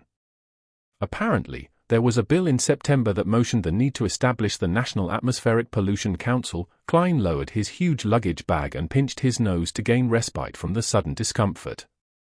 Then, tracing his golden chain, he fished out a golden pocket watch from his vest pocket. He popped it open and looked at the time. When he truly bade farewell to his siblings, he had especially visited a department store and spent £4.10 solely to buy a golden pocket watch and matched it with a golden chain worth £1.05 solely. To not constantly be aware of the exact time made him feel a sense of horror. Klein had planned on buying a silver pocket watch as he felt it matched his temperament. But after considering the true essence of a clown, he finally chose a more showy and exaggerated golden watch. 6:39. It's not that much later, Klein put away his pocket watch and held his cane and luggage bag as he slowly walked out the steam locomotive station with the crowd. Suddenly, he made a sudden turn, causing a person who was secretly tailing him to have his hand fall empty when reaching for his pocket. Klein was unfazed by this episode as he followed the cement-paved road and mixed into the crowd, arriving at an intersection in front of him. There was a lawn and garden that circled around a column that resembled a chimney. No, it's very likely a chimney. Klein saw the column spewing thick smoke from its top end. A portion of the smoke floated high into the sky as a portion condensed into tiny liquid droplets that scattered everywhere. Klein paused once again and placed his luggage down. He spread open the newspaper and map that he had held onto using his other hand. While on the steam locomotive, he had already planned where he was going to go or what to do next. The experiences that he had undergone, and the mental experience that he had, when disguised as a clown in the morning, made Klein finally understand the true essence of a clown. Although being capable of knowing a little about fate, one remains helpless towards fate, therefore, one might as well use a smiling face to hide all the pain, sorrow, confusion, and depression. At that moment, he clearly felt the clown potion digest and believed that if he continued acting this way, it wouldn't take long for him to make another attempt at advancing. But herein lay the problem: he didn't know the corresponding name of the Sequence 7 potion, much less know its exact formula. How should I obtain the formula? The secret order seldom appears. They only seem to be interested in the Antigonus family's items. This is also why others have little understanding of them. Yes. I should consider two aspects. 1. I need to come into contact with the local Beyonder circles and see if I can find clues. 2. I should set a trap and use the Antigonus family's treasure as bait to lure the secret order out. After all, I do possess knowledge of the strange vertical pupil formed from the numerous mysterious symbols. But that's too risky. I need to be careful since the bait cannot be too good or too bad. It won't garner their interest if it's too bad, and if it's too good, I might end up attracting a shark that can swallow me whole. The Secret Order's leader, Zaratul, is a figure who guided Emperor Razel. Maybe he had obtained the biggest slice of the pie during that revolutionary feast. Of course, he might not still be alive, as that was something from 200 years ago. Amidst his thoughts, Klein felt the coldness of Bakerland and couldn't help but shiver. He decided to find a residence as soon as possible. 15 Minst Street, Sherwood Borough, Terrace House. Weekly rent of 18 solely. Klein had thought this through very carefully about the area in which he was to stay in. Although Bakerland had a population exceeding 5 million people, he still needed to be wary about meeting the local Nighthawks. Be it the newly transferred Daly or Larotta, Aya Harson, and Borgia that he previously met, they would definitely be able to recognize him. Therefore, Klein eliminated the North Borough, where the Church of the Evernite Goddesses Bakerland Diocese's headquarters and St. Samuel Cathedral was. He also eliminated areas with the best security and the extremely strictly monitored Emperor's Borough and Western Borough. These two boroughs belong to the nobles and the richest magnates, with more of the nobles living closer to Emperor's Borough. After eliminating the worker areas, the harbour, and the East Borough and Bakerland Bridge region where the poor gathered, Klein had few choices left. The first choice was Hillston Bakerland, where the Bakerland Stock Exchange, Clearing House, Futures Centre, the 7 major banks' headquarters, various trust funds, rail companies, and bulk cargo commerce companies were. It was known as the financial, business, and economic centre of the Lun Kingdom. The second choice was Sherwood Borough, where there were many small companies and residential buildings. The two boroughs had a lot of people in them, and the security was relatively good. It was good for hiding in. After serious consideration, Klein chose the cheaper Sherwood Borough. The reason why he didn't seek out organizations like the Capital Housing Improvement Company or Capital Housing Improvement Association was due to the fact that they needed identification, which he couldn't produce at the moment. If I can't find a place to rent today, I'll find a motel that doesn't need any identification to stay for the night. Klein gathered the things in his hand and carried his luggage. According to the map, he walked towards what seemed like a department store's entrance. That was the Bakerland Metro's entrance. The first time Klein saw the word Metro on the newspapers and magazines, he nearly jumped in fright. He never expected that such a transportation vehicle had become a reality in this era, which hadn't entered the age of electricity. It was born 25 years ago.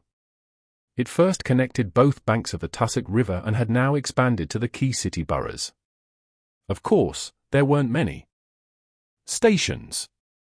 Through the main door, Klein followed the people ahead of him as he walked to the ticketing booth. After being in line for a few minutes, he finally saw a cashier with a head with beautiful golden hair. The lady didn't raise her head. All she did was point at the wooden board by the side of the window with the prices. Peak period, 7 a.m. to 9 a.m., 6 p.m. to 8 p.m. 10-minute headway. 15-minute headway for all other times. Return trips are respectively 9, 6, 5 pence. It's cheaper than I imagined. There's actually no distance restriction. Melissa would definitely love this more than a horse carriage. This is the culmination of machinery, Klein thought as he suddenly felt upset. He revealed a brilliant smile and fished out for pence and handed it to the cashier. Smack, the cashier tore a ticket and stamped it before handing it to Klein. After finding the line that led to Sherwood Borough and passing through the not very strict security checks, Klein went down the flight of stairs and quickly came to the platform. He followed the labels on the ground and found the corresponding location for second-class seats. He didn't wait long before he heard the chugging sound of the train and the thunderous steam whistle. He saw a huge steam locomotive, its large and meandering body, together with its black metallic luster and complex machinery, mixed together to form a unique beauty. Bakerland's metro still used steam locomotives. The smoke that they spewed was specially designed to enter a pipe above and travel through a chimney, out into the world. This was also the true usage for the lawn and garden out on the streets. Amidst the screeching sound of metal, Klein first waited for the passengers to alight before carrying his cane and luggage over slowly. He then allowed the conductor to check his tickets. Unlike the third-class seats, the second-class seats were one person to a seat, so there were no concerns about having one seat snatched. Just as Klein sat down, stowed away his luggage, and leaned on his cane, he suddenly heard hurried footsteps. He subconsciously looked towards the door and saw a thin, adolescent boy rush into the carriage. The boy was wearing a coat that didn't suit his age. He wore a rounded top hat and carried a ragged haversack. He kept his head very low. "I'm sorry. I got on the wrong carriage. I'm from third class." He showed his ticket and apologized to the passengers before briskly walking towards the third-class carriage. Klein retracted his gaze and once again confirmed his destination as he waited for the doors to the carriage to close. At that moment, he heard chaotic and hurried footsteps. He then saw a few men dressed in black coats and half-top hats rush into the carriage. Are they chasing after that 15-year-old boy? Klein instinctively had such a thought. He shook his head gently and continued reading his newspapers and map, just like the other passengers on board the carriage. Chapter 215. Mrs. Sammer. Translator at Atlas Studios. Editor at Atlas Studios. Did you see a teenage boy? He's wearing an old coat. One of the men who dashed into the carriage asked the conductor fiercely. Klein glanced at the man through the corner of his eyes. He was thin and hardy, his skin a dark shade from prolonged exposure to the sun. His eyes were much more recessed than the typical Lun Kingdom citizen. A Highlander? Or a mixed blood? He nodded thoughtfully. In the middle of the northern continent, the point where the Hornaces mountain range began, there was a highland which was extremely hot and dry. Most of it belonged under the Fainapotta Kingdom, while the area west belonged to the Intis Republic. The area to the east belonged to the Lun Kingdom. Its natives were thin and barbarians, but they were brave and skillful in warfare. A long time ago, they posed as one of the biggest problems for the three nations. But with the advancement of gunpowder, and the changes in the way war was carried out, these Highlanders eventually recognized reality and submitted. A large number of them left the Highlands and entered Bakerland, Trier, Fainapotta City, and the various flourishing cities or ports in the northern continent. Some were workers, while others became grunts of the local triads. They dared to kill and showed no fear of thorny situations. The conductor was a man in his 20s. He shrank back when he heard that as he pointed in the direction of the third-class carriage. "I saw him. He went that way." The leader, wearing a black coat and half-top hat, nodded indiscernibly. He led his men and rushed to the third-class carriage and showed no concern towards the surrounding passengers. "If I were that boy, I would have already alighted from the third-class carriage." As Klein read his newspaper, he began letting his thoughts stray. About a minute later, the train whistled as the carriage doors closed. Chug! Chug! The steam metro began speeding up as it cruised along. But at that moment, Kleins suddenly sensed something as he looked up to see the door leading to the other second-class carriages. The teenage boy walked slowly into the carriage wearing his old coat and round top hat while carrying a ragged haversack. He looked adolescent and had refined facial features. His red eyes were staid and solemn. Impressive. He alighted from the third-class carriage and circled around to enter from the first-class carriage again? Was he afraid that his pursuers had partners waiting inside the metro station? Klein was slightly surprised. He felt that the boy's handling of the situation was rather mature and careful. He was much better than most people in their 20s. He clicked this left molar lightly and secretly activated his spirit vision. He scanned the boy and saw that he was in a state of fatigue. His emotions were tense and he was dispirited. However, he still maintained a blueness that represented calm thinking. Impressive, at his age, Klein mumbled silently as he lowered his head and continued reading his papers. The boy didn't notice that he had been scrutinized by a beyonder as he headed for the third-class carriage once again. The rest of the journey happened stably and calmly. Klein arrived 20 minutes later at one of the 3 train stations in Sherwood Borough. He took a rented carriage for nearly 10 minutes before finding Minsk Street. According to the descriptions in the papers, he came to Unit 17, which was next to Unit 15, and pulled the doorbell. As sounds reverberated inside the house, a mechanical bird that didn't look too fancy popped out from above the door. It was about the size of a palm and was made up of gears and other parts. It constantly nodded its head and let out the sound of a cuckoo bird. Not a bad toy. It's just not very well crafted, Klein made an objective assessment. Nearly 20 seconds later, the dark door was pulled open. A young maidservant dressed in white and black looked warily at Klein and asked, "May I help you?" Klein smiled and waved his cane, which was now wrapped with the newspapers. "I'm here to find Mrs. Sammer about renting a house. I'm guessing it hasn't been rented out." The full name on the newspaper was Stellan Sammer. "Not at all. Please wait a moment." The maidservant bent her back politely. She rushed inside and reported to her mistress. Moments later, she came out again and ushered him in. She then helped him place his cane and luggage in the foyer and hung his coat and hat on a clothes rack in the same place. A warm blast of air inundated him, dispersing the chill Klein had brought in. He scanned the area and first saw a uniquely designed fireplace. He saw pieces of red, smokeless charcoal burning inside. Sammer's living room was rather big. It was nearly equivalent to the entire Moretti's first floor in area. Certain areas were decorated with carpets or oil paintings of beautiful sceneries. The maidservant brought Klein to the sofa and said to her mistress in a pale yellow dress, "Madam, the guest is here." The mistress was in her 30s. She had blonde hair and blue eyes. She looked rather pretty and had preserved her youthfulness well. She held a silver-inlaid feathered royal fan in her hand. As she was at home, and the fireplace made for a warm environment, she didn't wear anything around her neck, revealing her white bosom and shiny long neck. "Hello there, Mrs. Sammer." Klein pressed one palm to his chest and bowed. Mrs. Sammer smiled in a reserved manner. "Good evening. Please, have a seat. Do you wish for some coffee or tea?" Klein sat on the sofa and answered frankly, "Tea, please."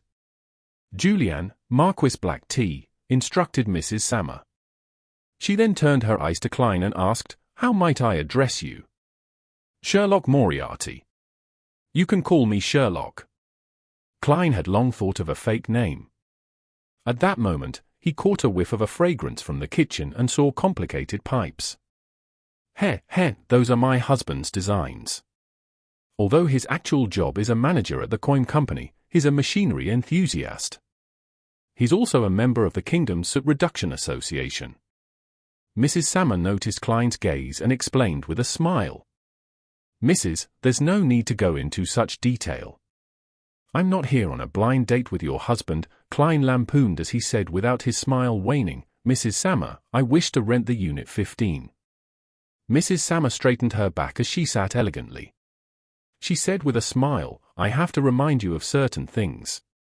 Unit 15 doesn't have such pipes, reclining chairs, card tables, mahogany kitchen cabinets, fine porcelain, silver cutlery, gold-plated tea sets, or removable carpets. She pointed at the things in her house as she introduced them, one after another. After she was done, she added, "It originally belonged to my elder sister and brother-in-law, but due to a business failure, my brother-in-law had no choice but to move to the southern continent. They have a plantation at Balam. However, I don't agree with their choice. This is just too unfair for my niece and nephew. There are no good grammar schools there, not even a good home tutor." "Mrs., that's not something I would like to know." Klein nodded sincerely and said, "Apart from the weather, there's no place in the southern continent that can compare with Bakerland." His agreement satisfied Mrs. Sammer greatly as her eyes darted slightly. "This house still has a 3 years lease. I wish for you to pay a year's rent at once. 18 soldi a week. The use of the furniture will cost 1 soldi. I can collect a deposit of £50. Klein shook his head and smiled. "Mrs. Sammer, you should be able to tell that I just arrived in Bakerland. I don't know what will happen to me in time. To pay £50 for a deposit will lower my ability to resist any risks. My limit is half a year. £25. He still planned on renting another 1-bedroom apartment in Bakerland's East Borough. He would use it to change his clothes, undergo disguises, and shirk off any tailing. It was necessary for what he planned to do. Stellin nodded slightly and asked, "Have you studied at grammar school?" Klein chuckled and said, "Yes, I later self-studied history." "Do you have any identification with you?" asked Stellin casually. "I'm sorry. I was in a hurry when I left home and forgot to bring it with me. I forgot to introduce myself. I'm from Mid-Seashire." Klein deliberately used the accent his classmate, Welsh, often used. When he said forgot, it reminded him of Captain Dunn Smith. The smile on his face turned even more brilliant. At this moment, the maidservant, Julianne, brought a cup of black tea over. The cup was porcelain white with classic flowery patterns. Some areas were plated in gold.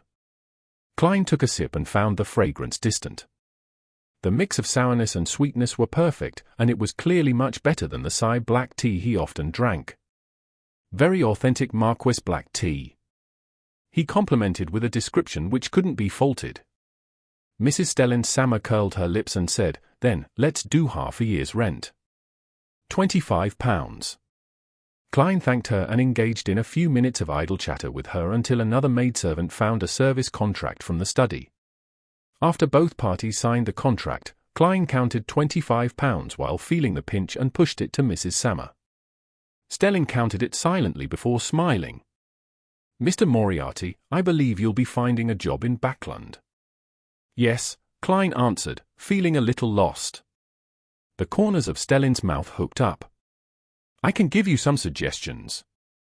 With a weekly salary lower than £3, it would be difficult for you to live in Sherwood Borough. Your rent, food expenses, water, gas, and charcoal expenses, transport expenses, and everything else added up will cost at least £2.5 soldi. Believe me, this is Bakerland. One still has to consider new clothes and good cutlery and tea sets. A weekly salary of £3 is the bare minimum. If your weekly salary reaches £5, you can hire a maidservant. At £6, you can consider hiring a chef. At £7, you can add a male servant. For £8, you can hire an additional maidservant. Mrs. Sammer, I think you are flaunting your wealth." "I once earned more than £10 a week," Klein maintained his smile as he listened attentively. At that moment, the door suddenly opened. A stout man walked in. He was dressed in a black double-breasted suit and leather gloves of the same color. Above his lips were 2 elegant mustaches. "Luke, this is Mr. Moriarty. He will be our neighbor." Stellin Sammer went forward and introduced him. Obviously the master of the house, Luke took off his coat and handed it to the male servant beside him. He smiled politely and said, "Mr. Moriarty, would you like to join us for dinner? This is the manager of some coin company, a member of the Lun Kingdom Soot Reduction Association." Klein said with a smile, "I'm very sorry, Mr. Sammer.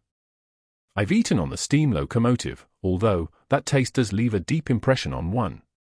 After exchanging some pleasantries, Klein was led by Julian out of the house and into the neighboring Unit 15. The layout was very similar to the unit next door. The first floor had a huge living room, a dining room with decent lighting, 2 guest rooms, a bathroom, a cellar, a kitchen that extended all the way back. On the second floor, there were 4 bedrooms, an activity room, a solarium, a study, 2 bedrooms, and a huge balcony. Mrs. Sammer wishes to tell you that you can rent out part of it, but not to workers or make this place too packed or noisy. Oh. I'll bring you clean blankets, sheets, and pillowcases in a while. Julian returned to the Sammers after informing Klein. After doing a round of packing, Klein finally settled into Bakerland. He sat in an empty living room and suddenly felt lonely. Hence, he forced himself to consider his future plans. Whether he liked it or not, revenge and advancement couldn't be done in the blink of an eye. Therefore, he had to obtain a lucrative job to prevent himself from facing any financial problems. However, the job couldn't restrict him and affect his movements and plans. In other words, he needed sufficient freedom. After some deliberation and eliminating unsuitable jobs, Klein was left with 3 choices. He could become an author by becoming a plagiarist. However, his identity was sensitive, so the more famous he became, the more trouble it meant. All he could do was give up unwillingly. The second choice was to be a news reporter. This was considered quite a decent job in this time and age. However, job applications required his educational certificates and other documents. Klein was helpless in that respect. Finally, he chose the third job. This was also the reason why he had taken on a fake name. Chapter 216. Old Gathering. Translator, Atlas Studios. Editor, Atlas Studios. Klein started his first morning in Bakerland under cold and humid weather conditions, with a light fog that provided very little visibility. For breakfast, he had 1 liter worth of cheap tea, costing 1 penny, and 2 pieces of toast with inferior butter in the center. Sherlock Moriarty. Good at various types of private investigations. Reasonable prices and strictly adheres to the principles of confidentiality. Resides at Sherwood Borough's 15 Minsk Street. The reason why Klein didn't choose major newspapers like the Tussock Times or the Bakerland Daily Tribune, that had a readership all across the entirety of the Lun Kingdom, was due to the fact that his business was temporarily limited to Bakerland. Furthermore, he didn't wish for a sterling reputation. After leaving the Bakerland Bulletin's headquarters, Klein took out a map and followed it to purchase various herb powders and silver slices from various herbal stores, flower stores, jewelry stores, and accessory stores. He did it in preparation for holding a ritual. When items that didn't have any spirituality were involved, most of the materials in mysticism could be purchased from ordinary stores. However, they weren't all under one roof, requiring him to visit many stores to collect them. To do so, Klein spent another £5. The humongous sum of £200 that he withdrew broke below the £100 mark, leaving him only with £92. Spending money is as easy as drinking water. Klein found a small cafeteria nearby and ordered a black pepper steak worth 8 pence. He returned to 15 Mint Street at 1 in the afternoon, and without rest, he spent his time using slumber flower, dragon blood grass, dark red sandalwood, and mint powders to create holy night powder, a key ingredient needed to create a wall of spirituality. He could only make do with this method until he bought a real silver ritual dagger. Klein speculated that he would have to advance to sequence 7 before he could do away with this restriction. Phew, Miss Justice, Mr. Hanged Man, and the Sun haven't requested for leave yet. The gathering will be held on time today. I wonder what surprises Mr. Hanged Man will bring me, and how many pages of Roselle's diary he can provide. Klein laid back on his bed in the bedroom and thought about all sorts of things. To him, a private detective was a career that took into account both money and action. It allowed him to get in touch with people from all walks of life and slowly discover the Beyonder Circle in Bakerland. From there, he could slowly find clues regarding the secret order. Of course, if he was lucky, he would even be able to figure out the sequence 7 which corresponded to the clown through a particular circle of Beyonders and by the corresponding potion formula and main ingredients. As for Zhangwil's whereabouts, Klein temporarily chose not to take the initiative to seek him out. He might even avoid him a little. However, if he were to accidentally discover this enemy of his, without exposing himself, he wouldn't mind doing a good deed and sending an anonymous letter to the Church of the Evernight Goddess. A private detective's income can, at most, support a middle-class standard of living. If I want enough money to buy the potion formula and Beyonder materials, it will either depend on Miss Justice, or it will be through investments with the remaining £100 that I have left in my anonymous account. Yes, I can't touch the £92 that I have for the time being. Perhaps I wouldn't be having any income for some time. With this in mind, Kleins suddenly sat up. He came to the first floor and began reading the various newspapers he bought in passing.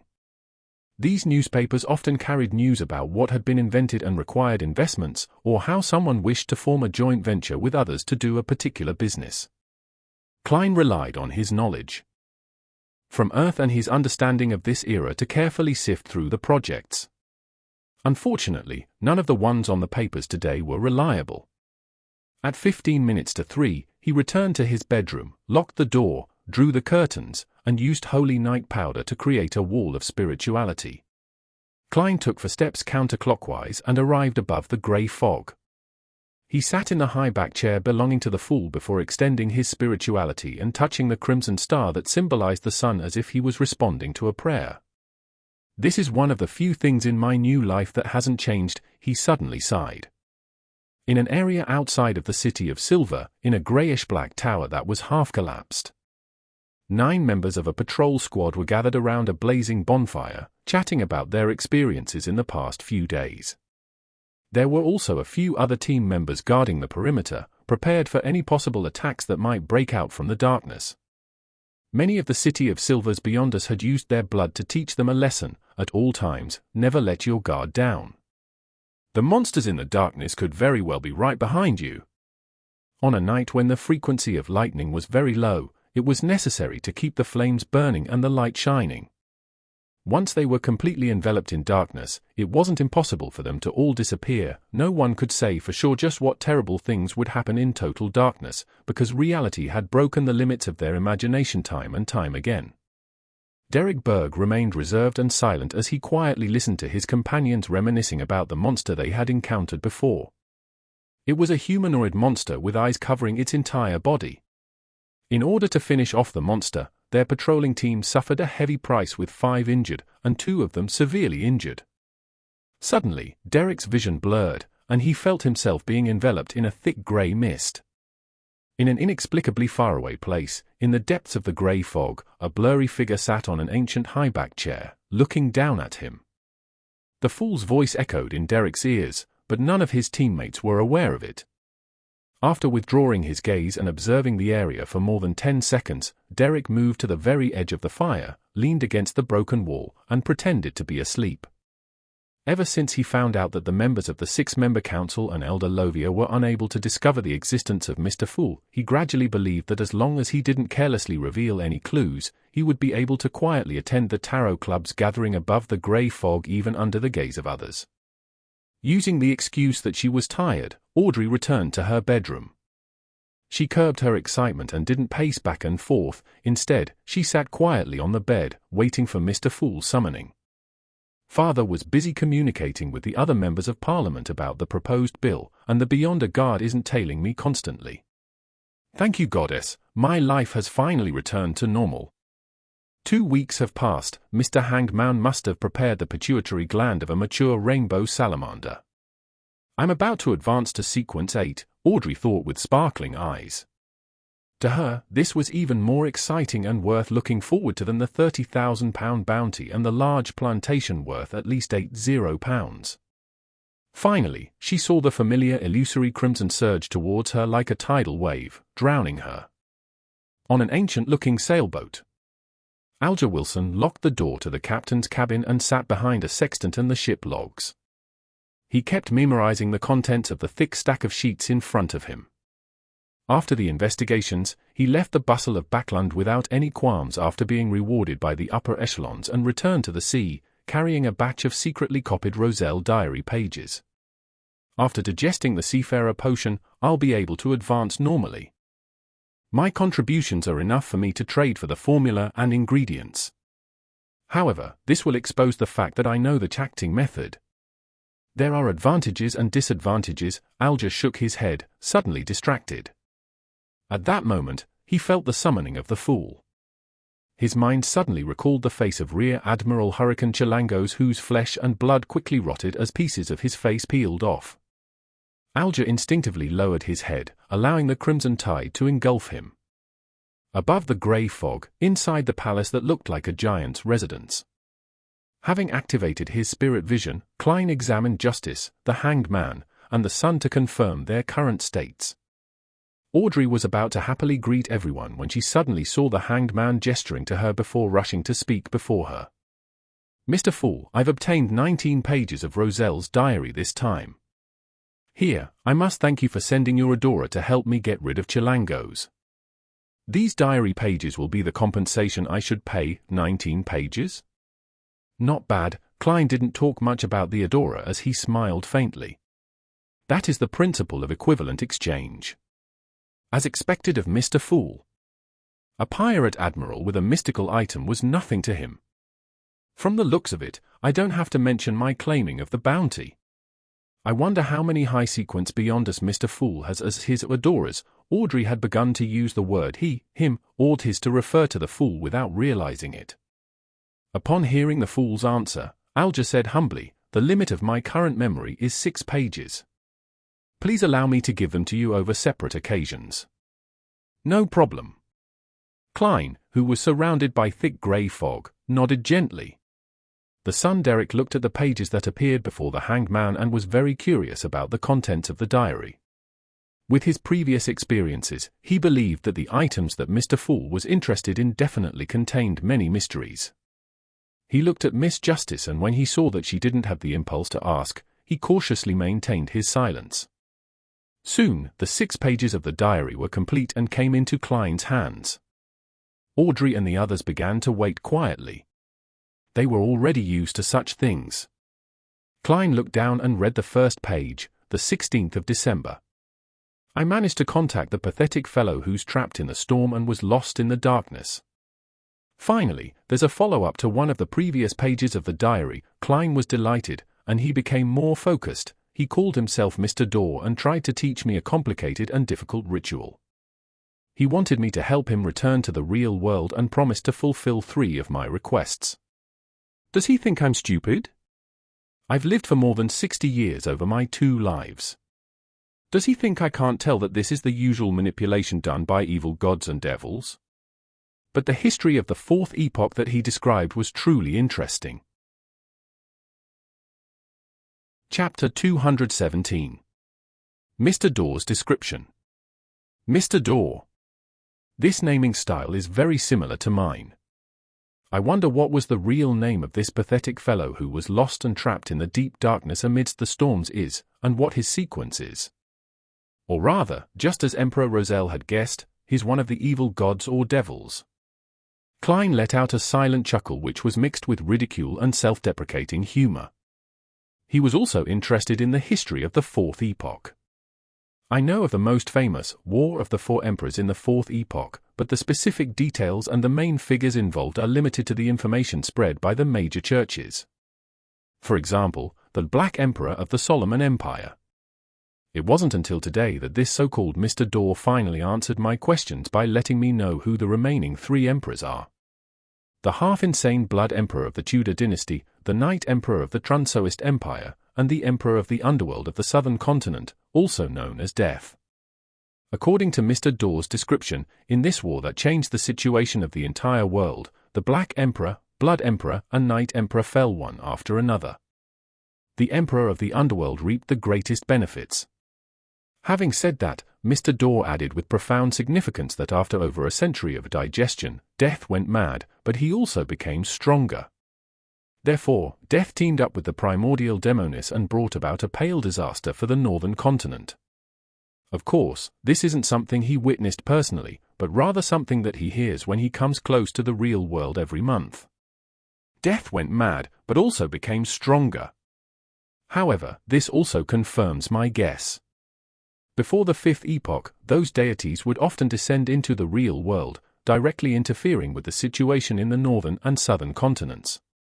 They might even personally appear just like Death. I asked Mr. Dorr if he had participated in the War of the Four Emperors. If so, what role did he play? And what was the position the seven deities maintained in this war? What role did they play? Mr. Dorr didn't answer my question. He only said in a teasing manner that the number of preeminent mighty figures in the fourth epoch far exceeds my imagination. In addition, he also mentioned two laws. One is the law of beyond a characteristic's indestructibility, and the other is the law of similar sequence beyond a characteristic's conservation, which is consistent with certain things that I have learned from that most secret and ancient organization, and also from some of the phenomena I have observed. This can lead to many interesting conclusions, making many explanations take on other forms, making one's mind tremble in horror. For example, when there are too many high sequence beyond us in the same sequence pathway, the low sequence beyond us would reduce, and vice versa. The beyonder characteristics had been fixed at the source. It will not increase or decrease. Does this mean that there really is a God who created all the deities, an omnipotent and omniscient God, and everything originated from him? This was the longest Roselle diary that Klein had ever seen. It took up 2 full pages, and one could imagine that it originally came on a double-sided page. It only became 2 separate pages after repeated copying. That's a lot of information. Klein sighed silently. As a history student who had graduated normally, he had always believed that the Solomon Empire, the Tudor dynasty, and the Trunsoist Empire came one after the other in a line, with a certain degree of restoration before a new political outcome was established. To his surprise, the War of the Four Emperors described by Mr. Dorr clearly and unambiguously revealed one thing: all 3 empires had existed at the same time. If this were true, then it would really overturn most of the current research on the fourth epoch in the field of history. Klein suddenly thought of the original Klein, who was filled with interest towards archaeology and the history regarding the fourth epoch. Today, I've helped him achieve his wish. I wonder if Death had already become a true deity during the War of the Four Emperors. It's hard to determine according to Mr. Dorr's descriptions. I can only first assume that the Emperor of the Underworld, who had obtained benefits from the War of the Four Emperors, had broken through his limits and become a deity, but he also went mad as a result. To have a deity go mad was truly terrifying. Just thinking about the details makes one tremble from the bottom of their heart. It's no wonder that the knowledgeable Emperor Roselle would use the word horrifying to describe this matter. Could it be that the so-called evil gods were crazy orthodox deities? Would that mean that there might only be evil gods left in this world one day? Man, does this mean that the end of days cannot be stopped? Klein smiled to hide the growing solemnity of his emotions. He felt that the future he imagined was filled with a dark grey hue. At the same time, he raised his evaluation of the Black Emperor, Blood Emperor, and Night Emperor, believing them to be the preeminent mighty figures who were close to being deities. Perhaps that means Sequence 1 is the peak existence of a single pathway. According to this logic, for Black Emperor to live for centuries or over a millennium wouldn't be unacceptable. That would explain the original Klein's confusion. He had obtained contradictory findings from the content recorded in the Antigonus family's notebook with his own mentor's viewpoint. He believed that the Black Emperor was the common name used by every emperor of the Solomon Empire. Perhaps, the Black Emperor had always been the same Black Emperor. Of course, other possibilities cannot be eliminated. For example, they could have been replaced 2 or 3 times, but is the name of that pathway Sequence 1, Black Emperor? I wonder who Mr. Dorr is in the history of the fourth epoch. Emperor Roselle didn't go into detail when describing his erroneous experiments and accidental coincidences, making it impossible for me to even try to converse with that Mr. Dorr. The laws of beyond a characteristic's indestructibility and similar sequence beyond a characteristic's conservation shares the same description as the one used by the captain. Perhaps, the term he used came from Emperor Roselle. According to the two laws described by Mr. Dorr, we can indeed deduce a lot of interesting speculations. For example, with there being so many holy artifacts and high sequence beyond us in the 7 churches, there shouldn't be many low sequence beyond us.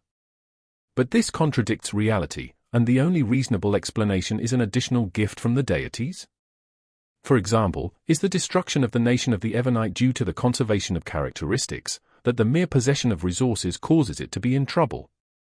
Or could it be said that their existence seriously weakens the potency of the Evernite pathway and threatens the position of the goddess? For example, theoretically speaking, certain sealed artifacts could also be used as the main ingredients for potion materials, or they can even be considered equivalent to potions. Of course, the prerequisite is to remove all latent dangers and madness. No wonder the documents that were unearthed called the 4th epoch, the epoch of the gods. So it turns out that in this epoch, there are many records of deities descending. Then what caused them to stop coming, to the point of there not being any revelations? If it wasn't for the fact that Beyond Us receive responses from ritualistic magic, perhaps many of them would have doubted the existence of the deities. Many ideas came to Kleins suddenly as he felt that he had delved deeper into the realm of mysticism in this Beyond a world. He flipped through the next 4 pages and was disappointed to realize that they were no longer related to Mr. Dorr. His ability as a clown allowed him to conceal his emotions well. And coupled with the grey fog's obstruction, even Audrey, who was secretly observing him, didn't notice anything amiss.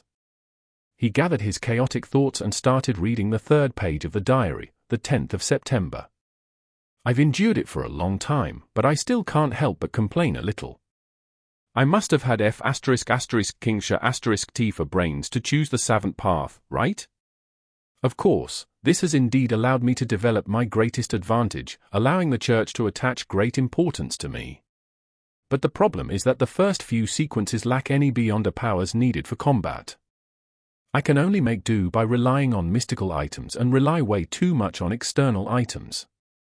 For example, Sequence 9 Savant only has extraordinary abilities in memory, learning, and practical skills. For example, Sequence 8 Archaeologist gains a strong physique and corresponding ancient knowledge, and they can only barely apply some ritualistic magic. For example, Sequence 7 Appraiser, whose ability is to quickly identify mystical objects, allowing them to avoid hidden dangers to the greatest extent. For example, Sequence 6 Artisan, who can produce machinery wonder but not very powerful beyonder objects. Apart from that, one standard in ritualistic magic will be enhanced. It's no wonder its modern name is Machinery Specialist. Comparatively speaking, the Sequence 7 Warlock and Sequence 6 Scrolls Professor of the Mystery Prior pathway are sufficiently tempting. It would be great if only the church has the complete sequence and that the hidden sage doesn't exist. However, I finally received some good news. After I advance again, I'll gain beyonder powers for combat that I can call my own. Sequence 5 Astromancer. Its modern name scares me a little. It's actually called Astronomer. Am I going to end up as an all-powerful mad scientist? Heavens have mercy on me. I was only a 2nd-tier student at the college entrance examination. It had to be said that Emperor Roselle had a strange talent for making jokes. Even the recently dispirited Klein couldn't help but twitch his mouth, wishing to light a candle for this senior. Study hard and improve by the day is indeed a wise saying. He lampooned and remembered the unique trait of the Church of the God of Steam and Machinery. They lacked beyonder powers when it came to combat, but they were good at making and using items. After flipping to the 3rd page of the diary, Klein continued reading the 2nd of June. The kingdom has created chaos, again and again, instigating wars without being able to completely destroy the Faysac Empire, the Lun Kingdom, and the Fainapota Kingdom. As such, the kingdom has no choice but to shoulder huge debts, and its economy is on the verge of collapse. From my observations, the people, merchants, and soldiers are very dissatisfied. The riots are just lacking a spark. This is my chance. But I have to be very careful. The Sauron family has witnessed the history of the 4th epoch and is an ancient family with a high possibility of having high sequence beyond us. I need the support of the church, as well as gain a tacit agreement with the Church of the Eternal Blazing Sunday. I can't appear immediately. First, I'll let the rebels destroy order before I end it all as a protector. Consul Roselle Gustav. I like that name. Chapter 218. Free General Knowledge. Translator, Atlas Studios. Editor, Atlas Studios. June 3rd. After discussing with Edwards and the others, I gave up on the idea of reaching a tacit understanding with the Church of the Eternal Blazing Sunday. This might very well reveal my true intentions, making the Sauron family and the ancient nobles who support them aware of them in advance and carry out a direct approach. That would make matters extremely difficult and dangerous. It's a pity that Grim died in the Sea of Fog. He was the smartest among us. Descend into chaos. Descend. Only with everything in chaos will I get the chance to fish in troubled waters. Only when the Sauron family is incapable of handling this situation will the Church of the Eternal Blazing Sun reluctantly acknowledge me. Perhaps I should give some help to those rebels, but how should I conceal myself so that no one would notice? June 4th, Zaratul from the Secret Order came to visit me in incognito very suddenly. And then, Klein was just feeling intrigued over the reason why Zaratul, leader of the Secret Order, would seek Roselle on the eve of the rebellion and coup d'etat when he realized that the 2 subsequent pages had nothing to do with it. This made him feel a sense of irrepressible anger. Although the 3 diary pages didn't provide very detailed descriptions, with rather straightforward accounts from Roselle, Klein could still feel the famous turmoil in Intis that happened in 1173, more than 100 years ago. The outcome was clearly recorded in history textbooks. As a colonel, Republic quashed the rebellion and enacted political changes. The Intis kingdom was transformed into a republic, with him acting as a self-appointed consul. In the following 19 years, he reformed the penal code, encouraged inventions, and protected the Industrial Revolution. He greatly increased the country's strength and fought wars both north and south, making Lemberg, Meissen, Siga, and other countries protectorates under the Intis Republic. He also made the 3 mighty countries on the northern continent, the Feysak Empire, the Lun Kingdom, and the Fainapota Kingdom, bow their heads. At the end of 1192, almost 20 years after his appointment as consul, Roselle converted the Republic into an empire, declaring himself Caesar. Less than 6 years later, he perished in the White Maple Palace, ending the 5th epoch's most legendary piece of history to date. The more he thought about it, the more he felt that there was more to Roselle's death than what appeared on the surface. It was just like how this famous historical event definitely had power struggles amongst Beyonders behind it, and that a Beyonder faction had leveled the situation, unlike the descriptions in textbooks. As expected, one of the so-called 4 horsemen of the apocalypse, Grim, died in the Sea of Fog. In a previous diary page, Roselle had written that there was something wrong with this horseman. It seems to have something to do with the tiny island where they discovered many extraordinary beings. Not only was it a fortuitous encounter, but it was also a dangerous one. Klein thought of a previous entry and turned to the 5th page, feeling emotional. The contents of this page are of little value. They consist of Roselle's comments after drinking an 1128 Ormir red wine, the disillusion of finding the woman who had gained his adoration in his youth to be aged and out of shape, as well as a degenerate summary of a certain period when he was addicted to playing cards. The 6th page was about the same as the first one, with accounts of his daily life. However, the last one made Klein's eyes light up. The 8th of April, I have to send someone to investigate the Secret Order to get more information. I can't repeat my passiveness from before. I can't let Zaratul lead me by the nose anymore. So, did you discover anything, comrade? Roselle, since Klein couldn't find the rest of the information, he could only force himself to calm down and wait for the next gathering when the Hanged Man would hand over another 6 pages. He knew that an investigation from over 100 years ago was unlikely to help him find any clues related to the Secret Order Association. After all, over such a long period of time, other than the special ones, many of the high-sequence Beyonders would have already died of old age, not to mention the middle or low-level members. However, Klein believed that this would help him obtain inspiration and grasp the precise identity and activity patterns that the Secret Order often used. Putting down the 6 diary pages, Klein tapped his right index finger on the edge of the long bronze table, slowly moving his gaze from Miss Justice to the Hanged Man, and then to the sun. Right, in the diary just now, there was a line Emperor Roselle described, God who created all the deities, an omnipotent and omniscient God. This is very similar to the customs of the City of Silver. Where did he hear this from? Could it be from that most ancient and secret organization which controls the world from behind the scenes? This organization was established before the forsaken land of the gods was forsaken? Suddenly, Klein had a new idea. He said with a low and gentle smile, Roselle mentioned some hidden history in his diary, and mentioned some simple general knowledge. The latter reminded me of something that I don't recall informing you all. Audrey suddenly fell into a trance. She immediately turned her body around and looked at the very top of the ancient long table in pleasant surprise. Mr. Fool is taking the initiative to mention the contents of Roselle's diary? What would it say? She was so excited and thrilled that she completely forgot that she was a spectator. Compared to her, the hanged man, Alger, was much more composed. However, the subconscious straightening of his back heartlessly betrayed him. Only the son, Derek, had always believed that the items of interest to Mr. Fool contained many mysteries, but he didn't know anything about Emperor Roselle and didn't know what this name represented in the northern continent. Thus, he just found it difficult to hide his curiosity and didn't reveal any unusual behavior. Mr. Fool, did Emperor Roselle mention some general knowledge? I'm willing to pay for this information, Audrey couldn't help but say. However, I want it to be communicated to me privately, she added silently in her heart. Klein chuckled and said, there's no need. This is very simple general knowledge.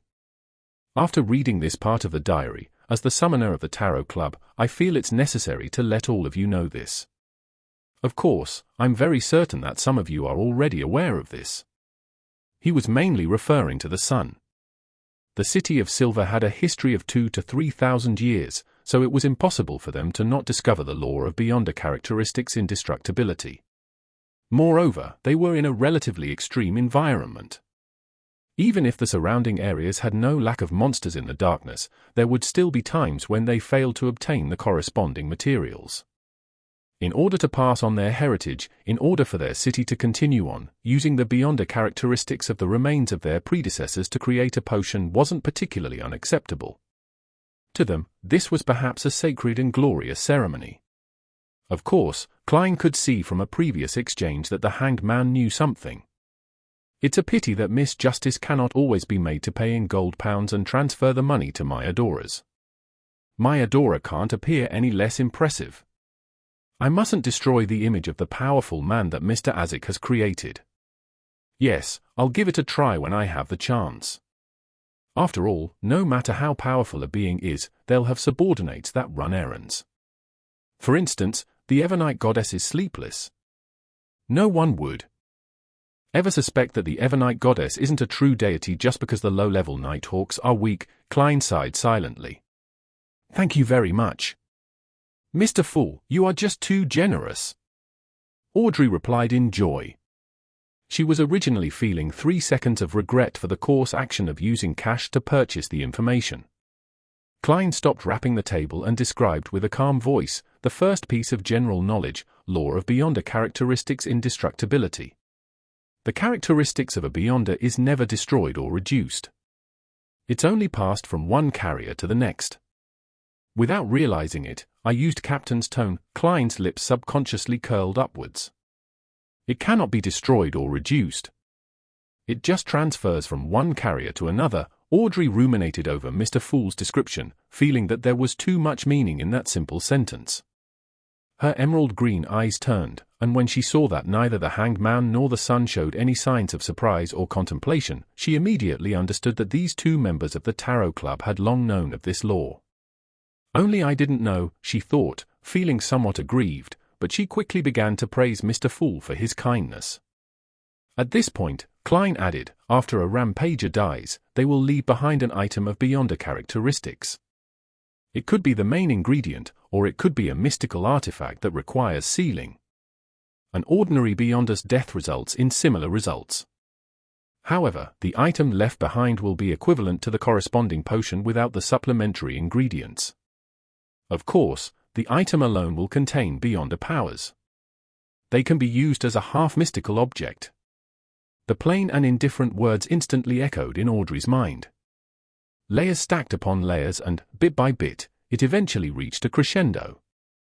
Audrey thought of cannibalism and the question, would a sequence pathway be severed if the source of Beyonder material ceased to exist? She had asked the Hanged Man previously came to mind. Now, she knew the answer, but she would have rather not heard it. She felt like she was having a nightmare. How can it be so cruel?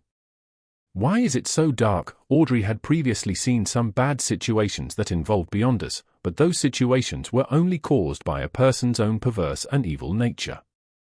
For example, Mr. A or Chilangos.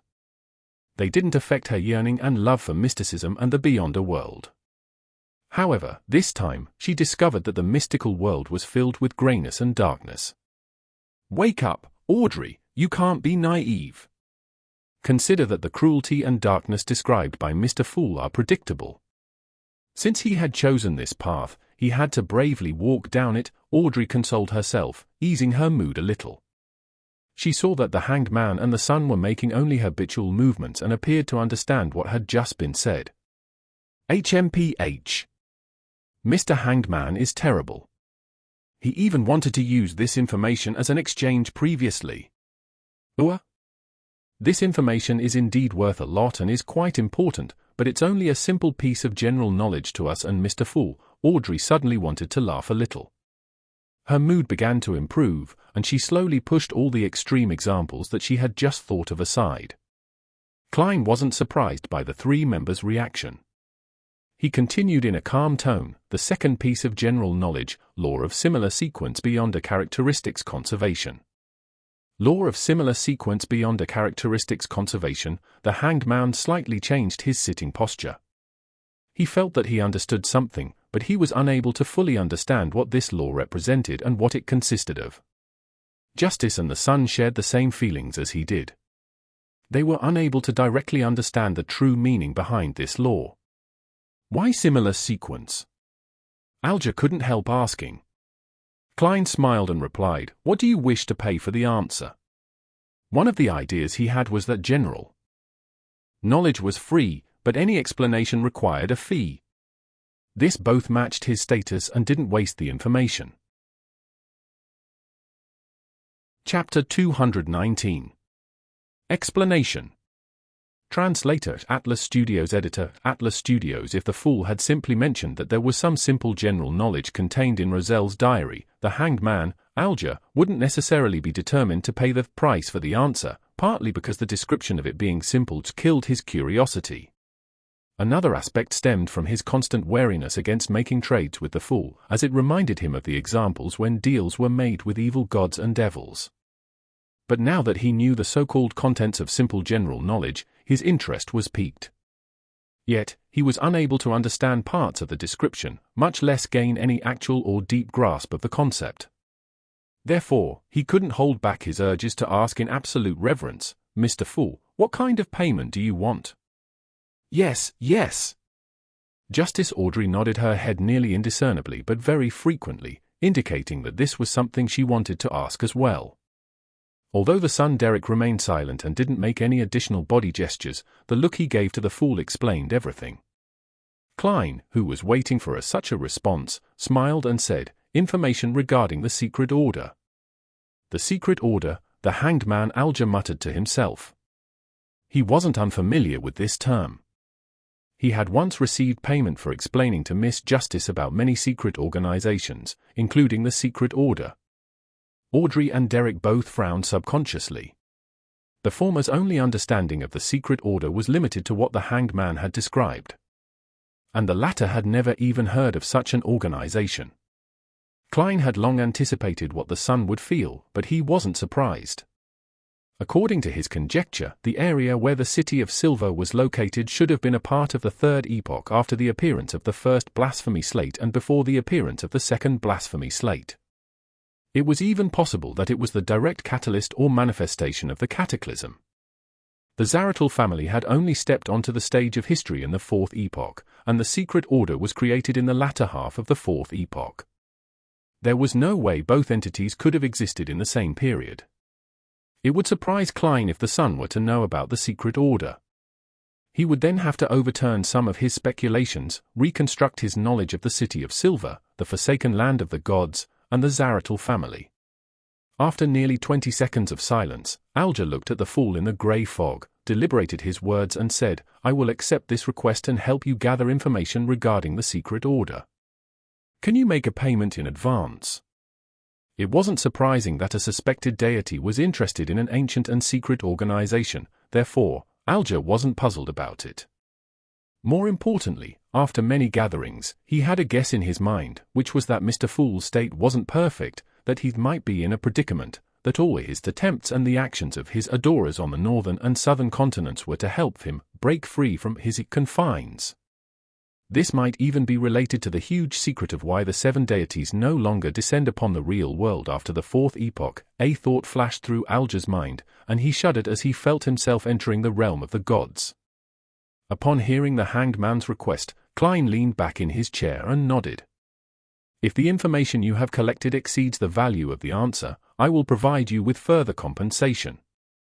As for the circumstances in which the value of the answer was lacking, it is naturally up to the esteemed Mr. Fool to decide. If he has the ability to make the additional payment, so be it. If not, forget it," Klein silently added. Justice Audrey's eyes lit up all of a sudden. She raised her hand and said, "I want to partake in this deal." Klein laughed and replied, "Sure." Frankly speaking, his main target was Miss Justice because she was a local of Bakerland and she had mixed herself into several Beyonder circles. Her access to information in the Land of Hope far exceeded his, considering it was his first time in the capital. She was also more informed than the hanged man who was out at sea most of the time. According to the earlier revelation he received from his divination, Klein believed that the clues related to the secret order would appear in Bakerland and not anywhere else. The son Derek listened quietly and after some thought, said, "I'm willing to use the payment I reserved and exchange it for the answer." In the previous three-way deal, he had traded the Sequence 8 telepathist formula for Sequence 9 Bard. Klein had promised to compensate him, and his choice at the time had been to save it up and prepare for the subsequent potion formulas and main ingredients. Klein nodded his head and gave an explanation that he had long prepared. The so-called similar sequence refers to how high sequence beyonders are exchangeable with other pathways. Let me give an example. The Death Pathway Sequence 5, Gatekeeper, can not only be advanced normally, but one can also choose the Giant Pathway, which is the Gatekeeper Pathway Sequence for Demon Hunter. This won't lead to the danger of losing control, nor will it accumulate madness. It's different from taking the wrong potion. Of course, if it's not a similar sequence, a semi-deranged state is the best result. Exchangeable. Audrey blurted out, surprised and delighted. She was surprised that sequence pathways weren't completely fixed, that they didn't need to follow the original path all the way. The price of switching wasn't being semi-deranged and never to advance again. Within the 22 divine pathways, there were special circumstances and sequences which were similar. And what delighted her was that she had another chance to choose again in the future. It was just like being able to select something that caught her interest at Philip's department store. It was a wonderful experience.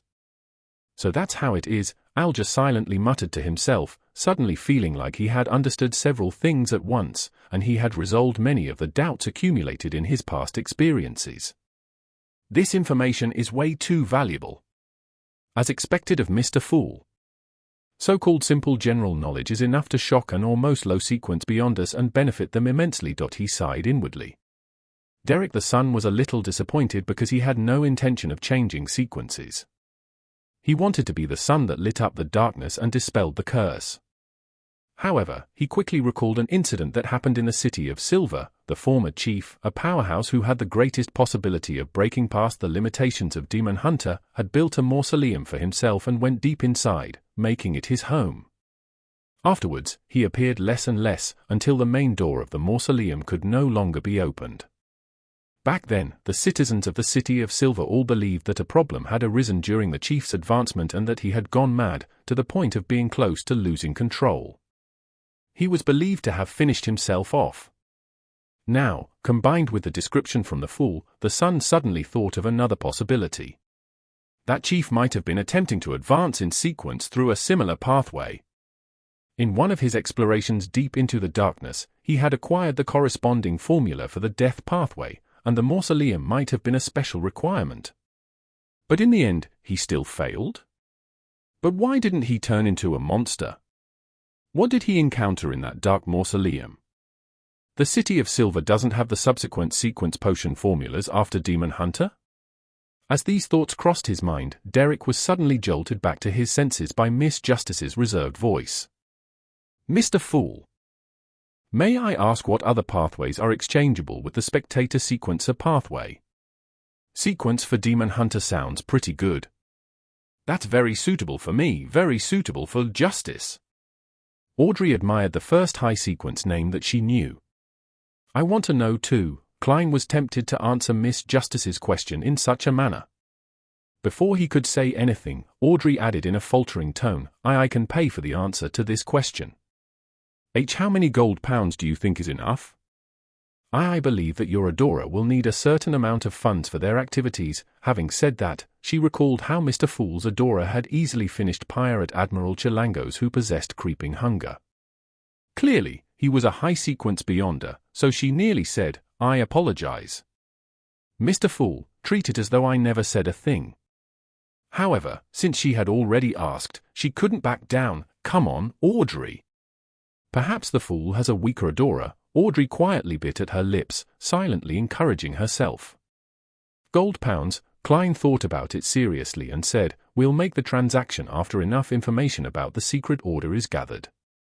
As he spoke, he recalled his informant in the Psychology Alchemists, Daxter Guderian. Captain and I. Sigh. Daxter's identity as an informant can no longer be verified. I wonder if it's a tragedy or a comedy. It's a pity that I can no longer contact him anymore. Otherwise, it would be the most convenient way to obtain the information regarding the Spectator pathway from him. Klein smirked. All right. Audrey answered happily. The conversation between the two made the hanged man, who was about to ask a similar question, shut his mouth. He left it until he had gathered enough information on the secret order. After a brief silence, Audrey turned her head to look at Mr. Fool and raised her hand very slightly. After receiving a nod of confirmation, she turned to the member opposite her and asked with a sense of anticipation, Mr. Hanged Man, my tip allowed you to finish Rear Admiral Hurricane. Have you prepared the complete pituitary gland of a mature rainbow salamander? That's one of the reasons why I returned to the sea. Alger nodded gently and said, I've gotten the Beyonder material you wanted. But how should I give it to you? How? How should it be given to me? Audrey froze for a moment as she lost herself in thought. It's impossible to just give my address. Nor can I go through Xio and Force. That will reveal the fact that I'm a Beyonder. It's not impossible. Emperor Razel once said that when we should choose the lesser of two evils. At that moment, Klein's heart stirred. He lightly tapped the edge of the long table and smiled. Miss, sir, are you willing to cooperate with me in making an attempt regarding this matter? Chapter 220. Klein Sacrificial Trial. Translator at Atlas Studios. Editor at Atlas Studios for Tempt. Justice was instantly thrilled as she nodded her, acting reserved and elegant. I'm very willing to cooperate. As a spectator, she clearly remembered that Mr. Fool had only used the word attempt on two things. The first time involved bringing her and the hanged man into this mysterious space, and the second time was when they were given an honorary name so that they could attempt to make a prayer. And the outcome was sufficiently successful, revealing his true nature. What would it be this time? It really is something to look forward to. Audrey restrained her impatience and tried her best to behave as a qualified spectator. Attempt. Alger suddenly tensed up, viewing the fool's proposal with utmost wariness. What does he want to do? What is his true purpose? Is this good or bad for me? One by one, thoughts popped up in his mind. The rapidly rotting appearance of Rear Admiral Hurricane Chilangos surfaced in Alger's mind. Finally, he lowered his head and respectfully replied, "Your wish is my wish." Beside him, Derek looked at the hanged man, and then at Justice, wondering why they were so sensitive to this so-called attempt. Klein lightly tapped his fingers on the edge of the long bronze table and smiled. "This attempt will make your transaction easier and safer, and it will definitely be sufficiently confidential." He turned his head to the side and looked at the hanged man. He said with a moderate pace, "Do you remember the sacrificial ritual described by the sun?" Klein had deliberately mentioned it to show how open he was. It made it difficult for the members of the Tarot Club to imagine that the sacrificial ceremony he was about to provide had actually first been obtained from the sun and that he had gone through all that time and effort back then to trick the sun out of a template sacrificial ritual. "I remember. I do come into contact with such things usually," Alger answered truthfully, but his heart was throbbing. Since the Orthodox gods rarely responded to similar rituals, the word sacrifice had often been equated to evil gods and devils in the Fifth Epoch. Thinking about how this could lead to a terrifying outcome, the hanged man felt as if he was walking at the edge of the abyss. If he wasn't careful, he would fall in only to be eroded and devoured. Klein followed his plans and didn't provide further explanations. He nodded slightly and said, "My idea is for you to sacrifice the Beyonder material to me through the ritual and I'll bestow them to Miss Justice. A transaction like this will be beneficial for both of you." "That can be done." Audrey was instantly dumbfounded. She felt that this exceeded the limits of her imagination. But she very quickly came to her senses and understood the advantages of this method and the true nature of a deity hidden behind this simple act. "Mr. Fool is great. As expected, our Tarot Club will be different from the other secret organizations. We'll use the method of deities to exchange for material goods and ingredients." Audrey almost said, "Praise the lady" in her mind out of habit, but in the end, she said, "Praise Mr. Fool" instead. Alger turned even warier as he entered a state of calm thoughts. "Honorable Mr. Fool, what do I need to do?" He tried to figure out the true purpose of the Fool from the process of the sacrificial ritual. Klein lightly pressed his right hand and said, "Like I said, this is only an attempt. It might not succeed, so it will need your cooperation. First of all, prepare an altar. There's no need to make it too complicated, it can be very simple and crude. The only requirement is to engrave or draw this symbol." As he spoke, a screen of light appeared in front of him. On it was the symbol of the hidden pupil-less eye and the mysterious symbol of the partial contorted lines, the same symbol on the back of the Fool's chair. After previous experiments without using materials with spirituality, Klein was certain that the sacrificial ceremony he designed could create an illusory gate above the grey fog, similar to the door of summoning. However, his strength alone couldn't construct a stable channel, and he could only use the uniqueness of the mysterious space above the grey fog to complete the sacrifice. Therefore, he was 90% confident that the ceremony would be successful. The only problem was if an ordinary passageway could be constructed using ordinary materials that contained spirituality, or did it need to be Beyonder materials as well as a sufficient number of them. "I'll let Miss Justice and Mr. Hanged Man bear the cost of this experiment." In any case, they knew from the very beginning that the Tarot Club was a product of an attempt. It can be foreseen that there would be other attempts subsequently, and failure is inevitable. Even deities are no exception. Klein decided to transfer the costs. As the Hanged Man, Justice, and the Sun were attempting to memorize the symbol, Klein chuckled. "If you forget, you can pray to me, and then you can remember." "All right," Audrey answered happily. With Mr. Fool, rituals aren't tedious and troublesome, she thought happily. The Hanged Man nodded in response as Klein continued the description. "Secondly, follow the normal procedure, but there's no need to burn any more additional herbs or apply the holy oil. There's no restriction on time, just chanting my name is enough. Remember, use ancient Hermes or Jotun to recite this piece of prayer. Your devoted servant prays for your attention. I pray for you to take his offerings. I pray for you to open the gates to your kingdom.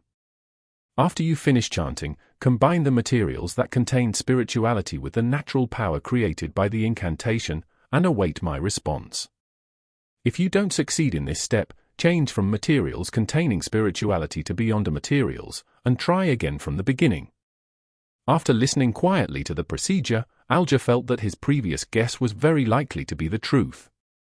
He offered alluring attempts, making attempts one step at a time, and planned to use himself, Justice, and the Sun to slowly break free of the restrictions. In the end, he might even descend into the real world. This was also the true reason why he had initially pulled people into this mysterious space, agreeing to the establishment of the Tarot Club. Even without this previous speculation, Alger believed that he would have come to the same conclusion after hearing of the experimental procedures required after the sacrificial ritual and comparing it with the Fool's previous attempts. The only thing that stumped him was the possession of a powerful adorer, therefore, there was no need for him to use himself, Justice, and the Sun. His adorer could make similar attempts. There must be secrets I don't know about yet, the attempts need to be sufficiently secretive. And perhaps his adorer is being watched by certain existences. Alger began connecting the dots. After Klein finished describing the ritual, he asked in a low but gentle voice, "The sacrificial ritual needs a specific time. Mr. Hanged Man, when do you plan on making the attempt?" This was different from responding to a request which could have a delayed response. The stable passage created by the sacrificial ritual could only exist for a very short period of time, so Klein had to wait above the grey fog ahead of time. The rainbow salamander's pituitary gland is the only beyonder material I have with me for the time being. As for materials with spirituality, I do have quite a lot. Mr. Fool, once the gathering ends, I'll immediately attempt the first scenario. If it fails, I'll seek out other beyonder materials. Once I obtain anything, I'll inform you by praying to confirm a time, Alger said as he couldn't help but turn his gaze towards Miss Justice. As a spectator, Audrey instantly understood what he meant. She answered without the slightest hesitation, "If any additional beyonder materials are required, I'll compensate you afterward." "Well, I can't guarantee the specific type of material you would want. As expected of the wealthy Miss Justice." The Fool, Klein, couldn't help but sigh before chuckling. "We have come to an agreement." He looked at Justice and said after some thought, "Once Mr. Hanged Man's attempt succeeds, I'll inform you of the bestowment ceremony." "All right." Audrey was entirely confident with Mr. Fool's abilities. After answering the question, a sudden thought struck her as she realized that the exchange of money could also be done through this method. Of course, this was only if the attempt was a success. "I wonder if items without any spirituality would work or not. I'll ask Mr. Fool again after the attempt is successful." Audrey's lips curled as she thought of the beautiful future. With the sacrifice and bestowment topic coming to an end, she deliberated for a few seconds before saying, "Mr. Fool, I've found 2 ladies suitable for our tarot club. They're both beyond us and have their own circle and resources in Bakerland. They're also able to keep a secret and have decent personalities. Are you willing to let them join the gathering? Does Justice want to strengthen her faction within the Tarot Club?" This was the most instinctual thought that Alger had. Derek was very interested in this matter as he looked sideways at Mr. Fool, waiting for his answer in anticipation. Klein appeared to be in a bit of a dilemma. Previously, he had imagined that the members of the Tarot Club wouldn't know each other, and they would then develop their own subordinates, forming a relatively tight and secretive organization. This way, even if a certain member was exposed, captured, or had their spirit channeled, it wouldn't have much of an impact on the Tarot Club. But Miss Justice's description just happened to hit his weak spot. He was hoping to find clues regarding the secret order and Lenivus by acquainting himself with Beyonders with different circles and resources in Bakerland. If it's done through Justice, the person involved would eventually hold back. However, I'm not sure if it's possible to pull them up above the grey fog simply by reciting my name. In order to maintain his image, Klein didn't think too much and instead procrastinated on it. He said calmly, "It will require a certain amount of examination. Miss Justice, use a clandestine method that wouldn't expose yourself to let them know of my name to garner interest in them." When Audrey saw that her proposal was about to be accepted, she immediately responded in excitement, "Yes, Mr. Fool." After a few more exchanges, the gathering came to an end.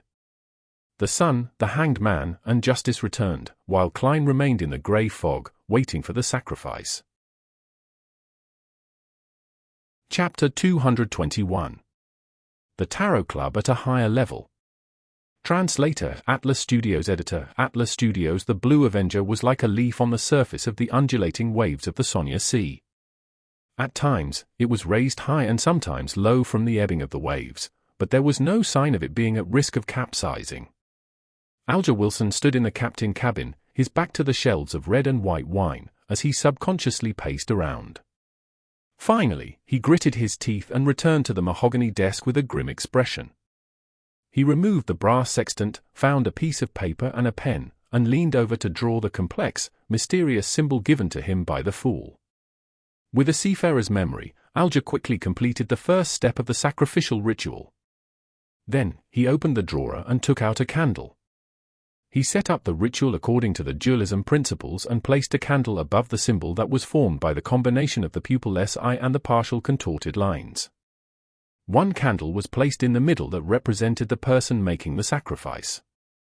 After cleaning up all the items on the table, Alger condensed pure water in the palm of his hand and wiped the altar clean. He then used the silver dagger from the ceremony to create a ceiling wall that surrounded his desk. After doing all this, he used his spirituality to light up the two candles and retreated a few steps under the dim light.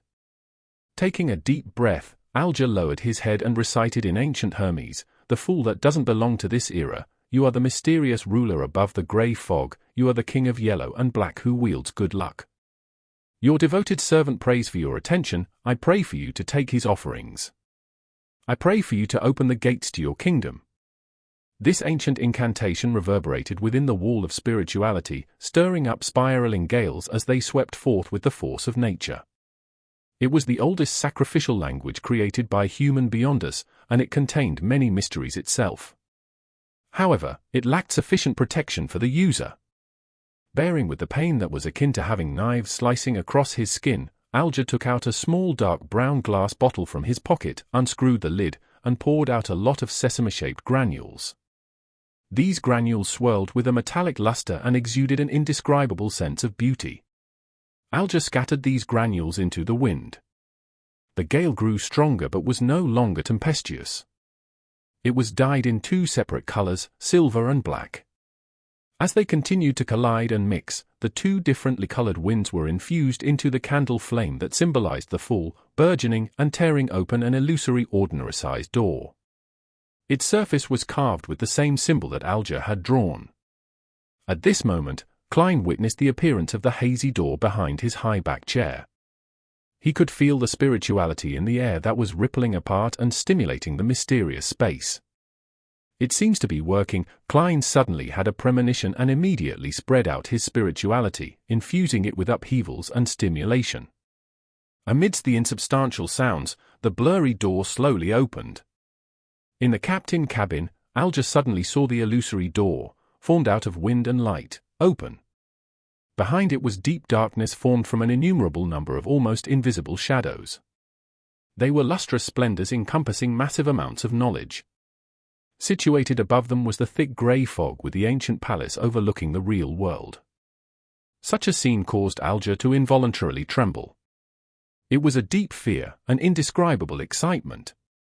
He hurriedly picked up the rainbow salamander's pituitary gland that he had long prepared. He held it with both hands, and, with his head bowed, he raised the palm-sized object which was constantly changing in color and had a soft feel to the ridges to the illusory door. Alger's hands grew lighter under the sudden appearance and instant disappearance of a suction force. He lost the slight tingling sensation that the rainbow salamander's pituitary gland gave him. He didn't dare raise his head until he heard the deep voice of the Fool echoing in his ears. "It's my honor," Alger answered without any hesitation. He looked ahead again, only to see that the illusory door had disappeared. The gale had stopped, and the candle flames had returned to their original state. After the candles were extinguished according to the normal procedures, Alger sat down with a complicated expression and said to himself silently, "In the beginning, only people could be pulled into the world above the grey fog. After a while, responses could be made by listening to prayers. Now, sacrifices and bestowment can be performed. Mr. Fool is freeing himself from his predicament one step at a time, and bit by bit, will he enter the real world? This guess or conclusion frightened and worried Alger, but he also felt a bit of delight. At least I'm a member of the Tarot Club, one of the earliest members, he sighed. In the majestic palace above the grey fog, Klein was playing with the pituitary gland of the rainbow salamander. Various colors were reflected on his face as they constantly changed colors. A slight tingling sensation came from his palm, and a strong sense of accomplishment filled his heart, causing him to reveal a genuine smile. In the future, the Tarot Club will become even more miraculous. After reflecting over the situation, Klein extended his spirituality and sent his will to the Crimson Star representing Miss Justice.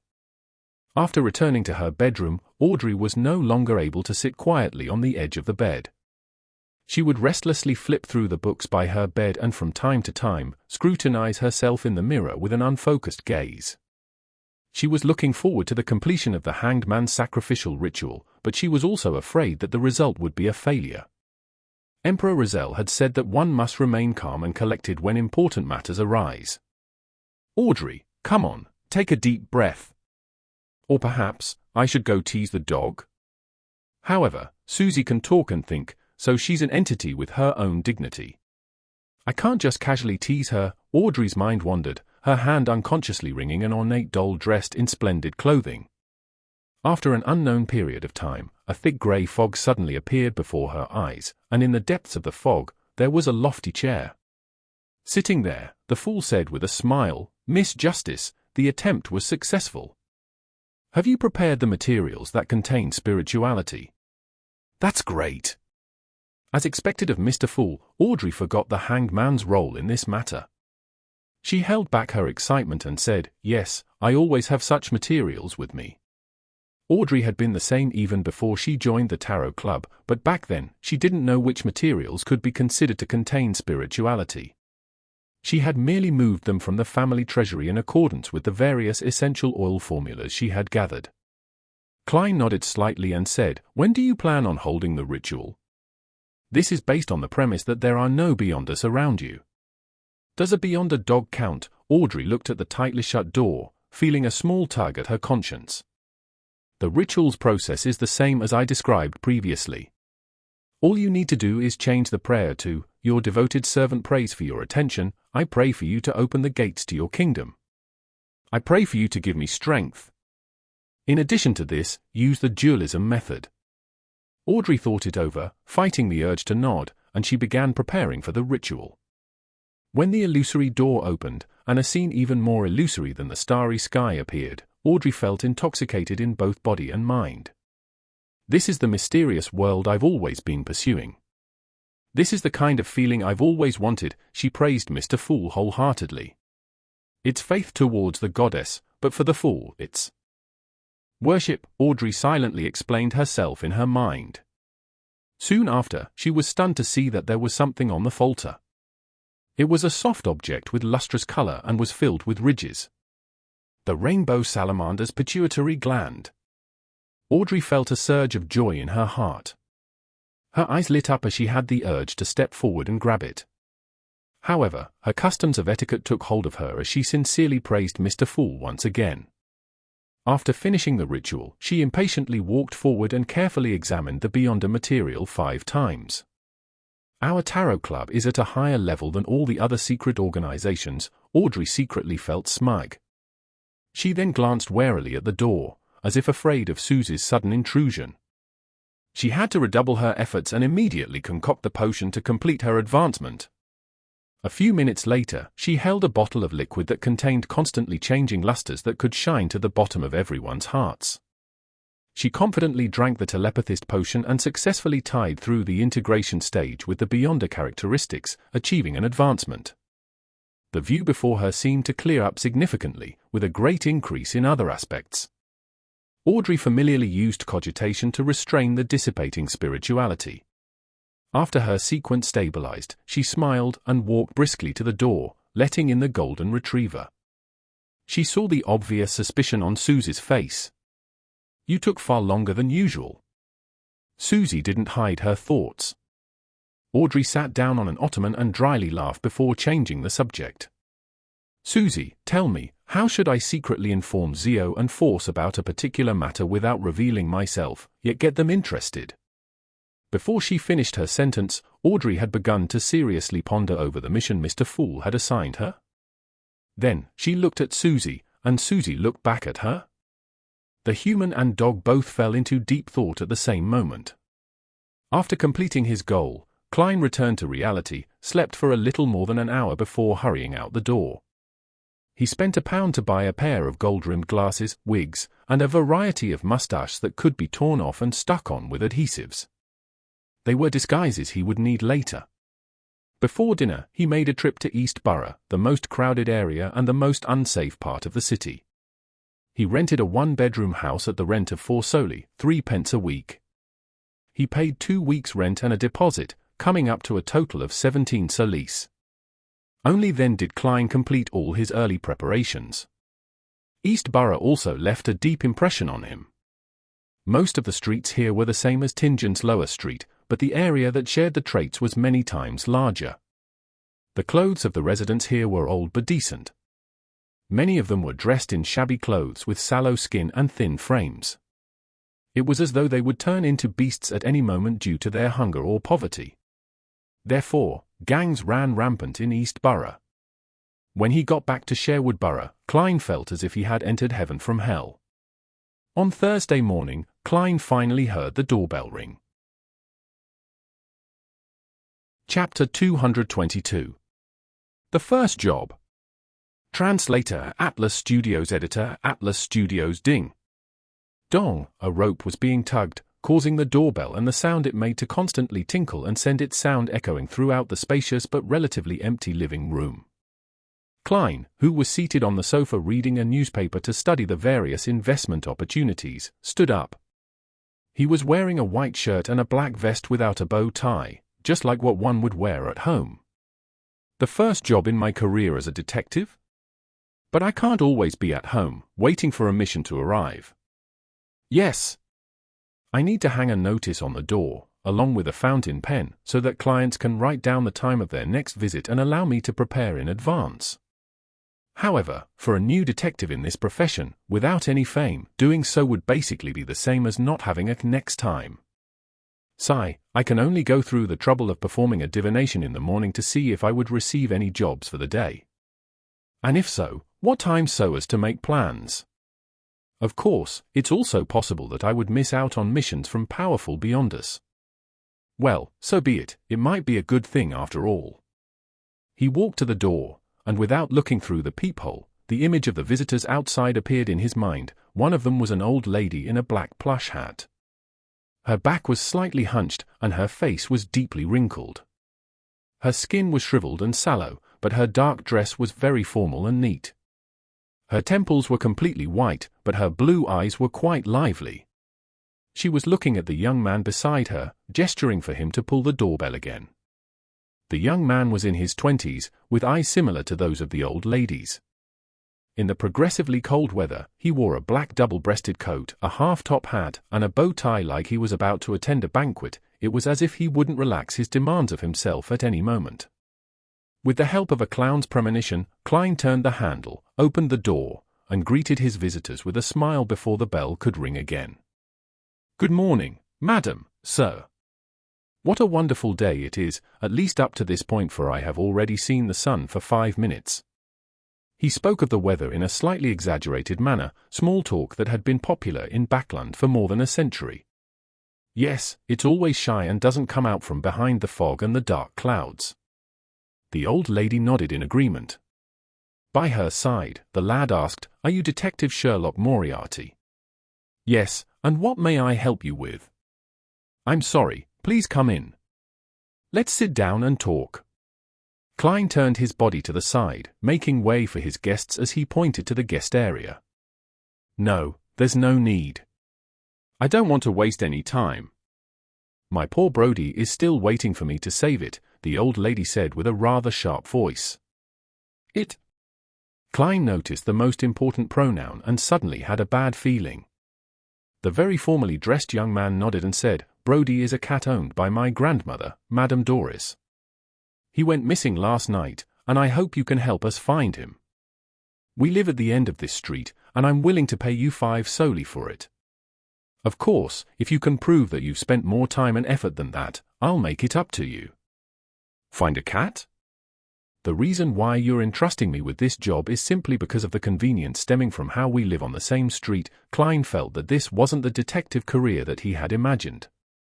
It makes me look like a clown. Well, I can't turn down my first business deal. This is a seer's point of view. He pondered for a few seconds and asked, can you describe it in detail? Granny Doris spoke out before the young man could open his mouth. Brody is a lovely, lively black cat. It's very healthy, has beautiful green eyes, and loves to eat cooked chicken breast. Goddess, last night, he ran off just like that.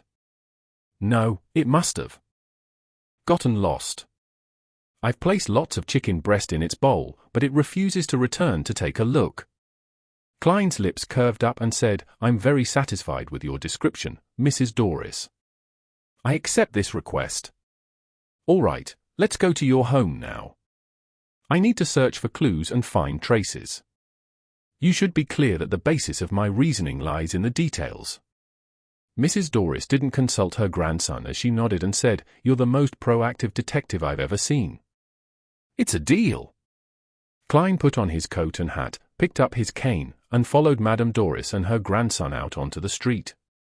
Unlike Tingen, roads in many parts of Bakerland had been rebuilt with cement or asphalt. Even during a downpour, the roads were less muddy. While the old lady was leading the way, his grandson came close to Klein and said in a low voice, I hope you'll do your best to find Brody.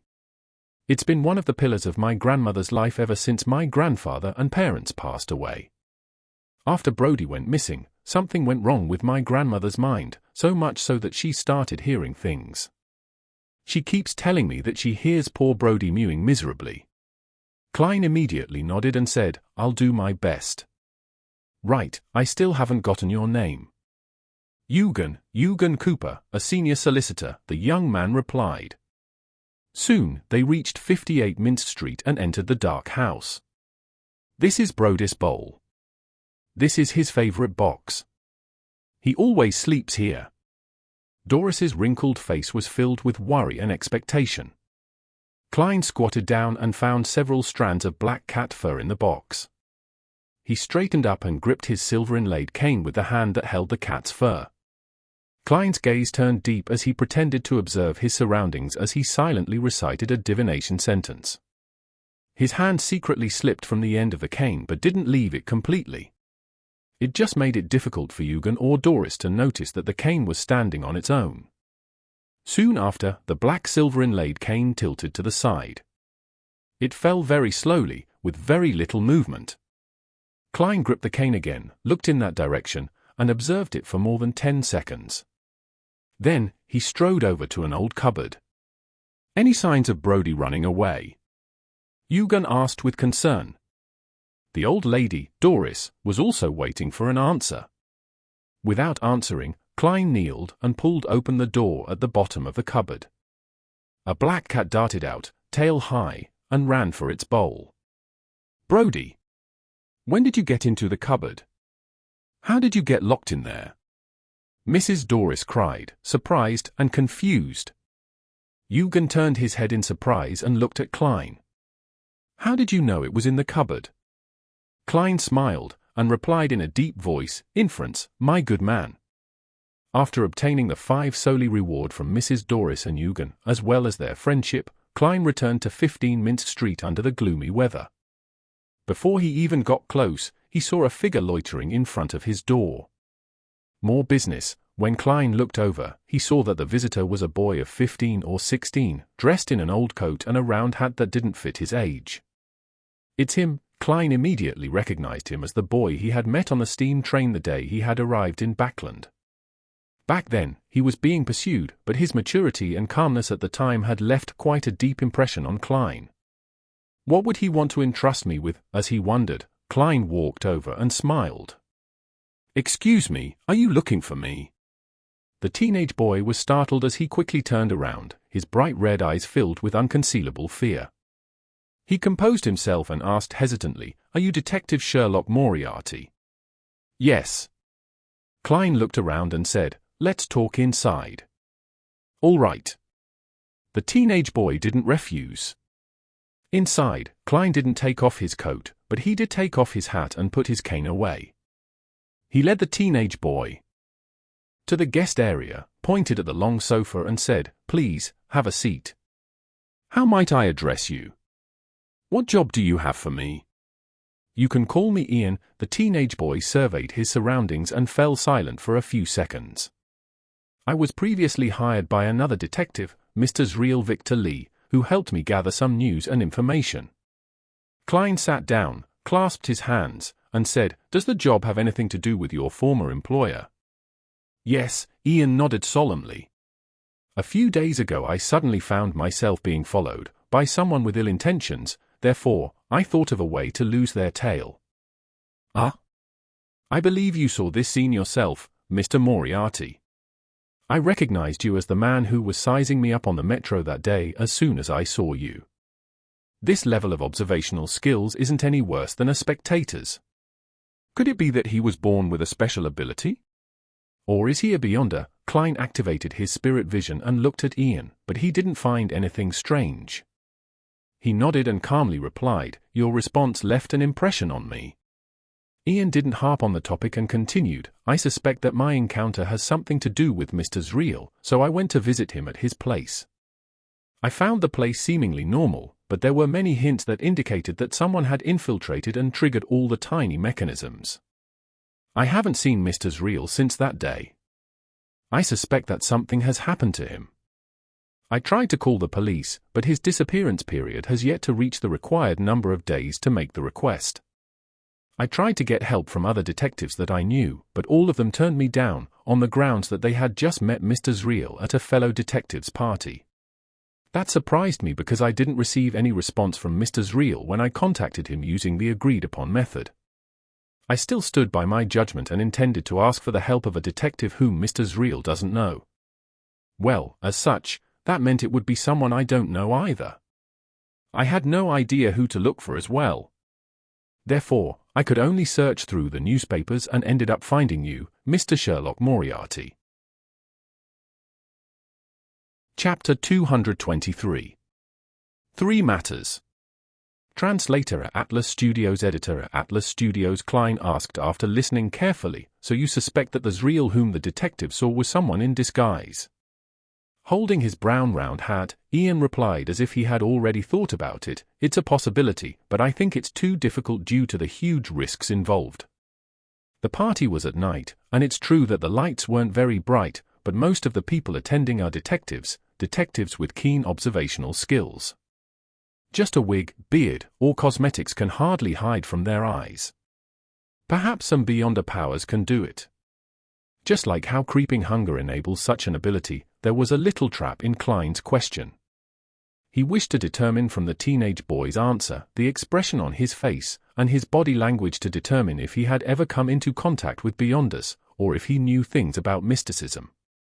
When Ian saw Detective Moriarty nodding slightly in agreement with his reasoning, he continued, "I believe that the detective saw Mr. Zreal, but he wasn't free.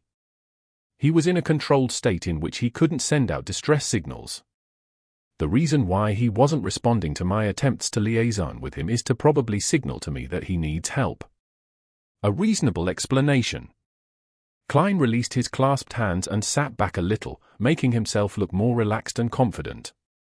Ian fell silent for about 10 seconds before he said seriously, "I'd like to entrust you with the task of investigating Mr. Zreal and determine his current condition. All I need is confirmation." Considering that Ian was a semi-professional who had gathered intelligence and information for a detective, Klein had the intention to make his acquaintance. He smiled and said, "Then how much are you going to pay? You should be well aware that this may be very dangerous." Ian looked down at the pocket of his old coat and said after some deliberation, "There are 2 ways. The first, I can directly give you a payment that's enough to satisfy you. Afterward, regardless of whether the mission is simple or difficult, that will be all unless you suffer a relatively serious injury. Secondly, I could pay you £5 in advance, and when you finish the job, you can add on to the bill depending on the difficulty of the matter." but it's easy to cause a dispute, even if there's a contract. Klein pretended to be in thought, and after almost 30 seconds, he said in a low voice, "Why don't we do it this way? You can pay me £5 in advance and help me with 3 things after the mission is completed. Don't worry, they won't be anything difficult. They will be within your capabilities, and it won't make you feel too uncomfortable. This can be agreed upon in the contract." Ian knitted his brows before standing up. He leaned forward and stretched out his right hand. Klein shook hands with him, pulled out a standard contract that he had prepared, picked up a round fountain pen, added all the details he had discussed, and stamped it with his fingerprint. After signing the contract, he gave the teenage boy, Ian, a stack of white paper and watched him write detectives' reels relevant information. After a while, he browsed through the information and casually asked, "How can I contact you if there's an emergency, or if I've confirmed Zreel's condition?" Ian pursed his lips and remained silent for quite a while.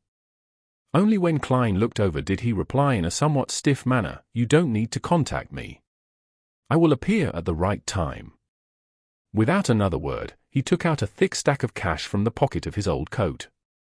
They seemed to be stacked up in a very neat order, from high face value to low face value. Ian pulled out 3 £1 notes from the bottom, counted 6 5-soldi notes, and finally 10 1-soldi notes. When Klein saw that Ian had neatly arranged the notes, with even the portraits of the former kings facing up without a single mistake, Klein suddenly felt a bit frustrated. This is some late-stage obsessive-compulsive disorder, he silently exhaled and received the payment from Ian. According to his visual estimate, Ian had less than £3 left. He probably had all his savings with him. If I had asked for more, would he bail on me without paying? He doesn't look like the kind of person to do so, but one shouldn't judge a book by its cover. Klein folded the bills at random and stuffed them into his pocket, ignoring the untidiness. As such, he succeeded in seeing Ian's slightly twisted expression. "I'll try to complete the investigation as soon as possible." Klein stood up and held out his hand as a gesture of bidding him farewell. "Thank you for your help." Ian thanked him sincerely because the counteroffer was obviously a discount. Watching the boy, who was more mature than his age, leave, Klein stroked his chin and silently said to himself, "This matter goes deeper than it seems." Ian didn't mention anything about Zreel's recent investigations or what information he had been instructed to gather. "Forget it. I'll handle as much as the money is worth. All I need to do is confirm Zreel's current condition." He turned around and walked back into the living room. While doing so, he fished a quarter-pence out of his trouser pocket.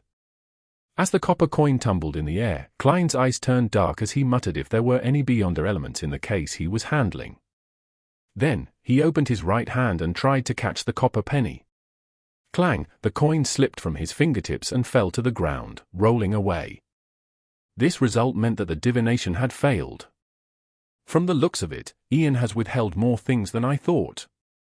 The information is so lacking that I can't even obtain a vague divination result." He pursed his lips, took a few steps forward, and bent down to pick up the coin.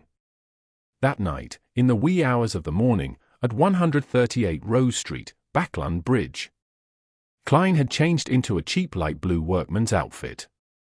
His mouth, chin, and cheeks were covered with a black beard that, at first glance, made him look rough and savage. He wore a dark-colored cap and pressed it so low that it nearly covered his eyes. Such caps originated from the Inti's Republic hunters. There were certain differences from the traditional deer-hunting caps the Lun Kingdom hunters wore. However, such caps had become popular among the lower-class populace of Bakerland. Hiding in the shadows of an Inti's parasol tree by the side of the road, Klein studied the house across the street with the aid of the elegant gas lamps. The detective was from Southville. His parents, relatives, and friends were all there, and he had come to Bakerland alone, where he slowly forged a name for himself. He was still a bachelor and had only hired 2 temporary maids, the kind that came by every 3 days to clean up the place, without needing to provide them with food or lodging. At the moment, the terrace house he rented was pitch dark. Klein took off the silver chain inside his sleeve and let the topaz pendant hang down naturally. After repeating it 7 times, he opened his eyes and saw the spirit pendulum spinning clockwise, but very slowly. "There's danger, but it's nothing serious," Klein muttered, and once again confirmed that he had his tarot cards, self-made charms, and holy night powder on him. After doing all this, he looked around, and taking advantage of the stillness of the night, he nimbly rushed across the street. There was no veranda, garden, or lawn as it directly faced the edge of the street. Klein went around to the side and easily climbed up the water pipe to the small balcony on the second floor where clothes could be hung out to dry. Immediately following that, he took out a tarot card and slid it through the crack, opening the door to the corridor. He lightly tapped his left molar and activated his spirit vision. Through the wooden door, he looked inside. Spirit vision could see aura colors through obstacles without spirituality. However, it was highly dependent on one's abilities. Currently, Klein was able to observe through wooden doors but was stumped by concrete walls. Furthermore, the scenes he could see weren't too clear. In his vision, he saw 3 humanoid auras in the bedroom behind the door. The colors were blurry and were located in different locations. There are 3 people lying in ambush. Is it to capture Ian, or someone else? The bedroom isn't that big. Klein stood in the darkness, calmly considering the results of his observations. At that moment, he suddenly retreated towards the balcony while keeping his footsteps very light. Back at the balcony, Klein took a thin silver slice from his pocket. This was a slumber charm that he had created in an attempt during the afternoon. He didn't pray to the Evernight goddess, but to himself instead. He held a ritual in the name of the fool that doesn't belong to this era, the mysterious ruler above the grey fog, the king of yellow and black who wields good luck, before entering the world above the grey fog to respond. Since this method was difficult to mobilize the power of the mysterious space above the grey fog, Klein could only use his own spirituality to respond. The charms that he made in the end were worse than normal, but better than the ones he made in his own name. After surveying his surroundings again, Klein covered his mouth and whispered a word in ancient Hermes. Feeling the chill of the charm, he moved quickly but silently to the door of Zriel's bedroom again. As he held the handle, he injected spirituality into the thin silver slice. Creak, Klein carefully twisted the handle and opened a tiny crack in the door. Immediately after that, he threw the slumber charm inside. Pulling back his arm, Klein closed the door again and began counting. He abruptly pushed open the door and rolled on the ground. Not sensing any movement from the 3 people, Klein stood up and, using the crimson moonlight shining through the window, began observing the room. It was a normal furnished bedroom with a bed, a row of closets, a desk, a set of sofas, and a coat rack. On the other side of the bed, a man in a black coat was sleeping soundly. In addition to that, there was one person by the side of the sofa and another in front of the closet. All of them were asleep.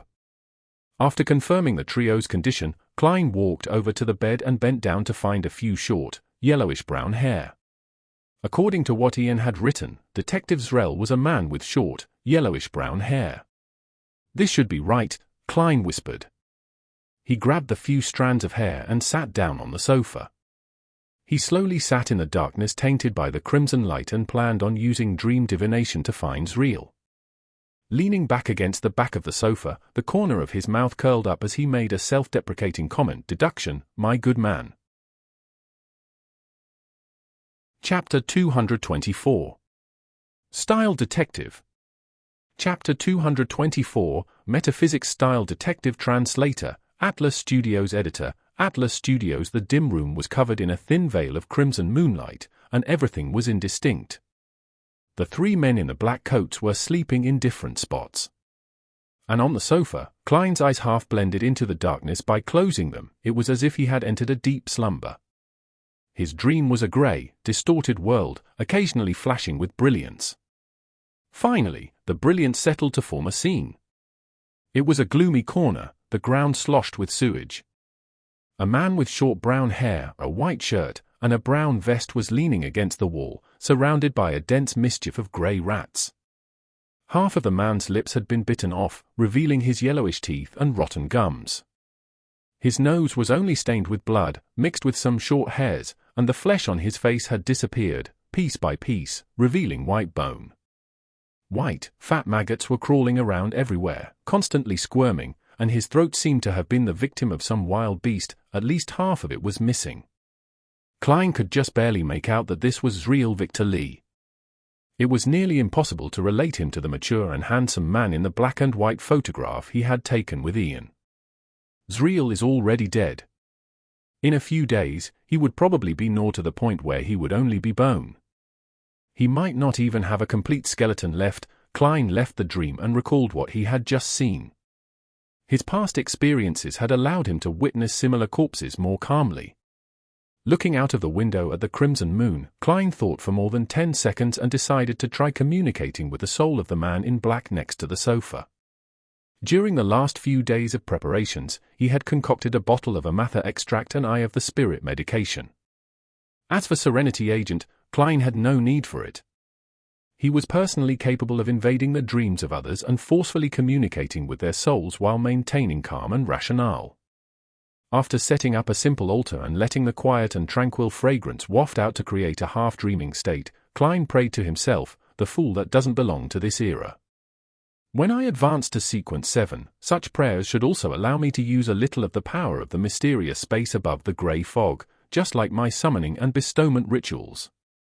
Looking around, Klein made a rough judgment and quickly returned to the real world. He passed through what seemed like a starry sky and a chaotic storm of thoughts, entering the mental plane of the target. There, he saw the man's illusory figure floating in midair. "Who sent you to Zriel's home?" Klein looked at him and asked in a deep voice. The man replied in a daze, his illusory eyes vacant, "Mutant. Mutant sent me to wait for the boy named Ian." The light in his spiritual world changed, revealing a lean, capable-looking, dark-skinned man. He was none other than the leader of the group who was chasing Ian on the steam train. As expected, it's him. Klein, who had exhausted so much of his spirituality in responding to the prayer, was beginning to feel exhausted. He hurriedly asked, "Who ordered Mutant?" "No idea. He's an executioner of our Smanger gang."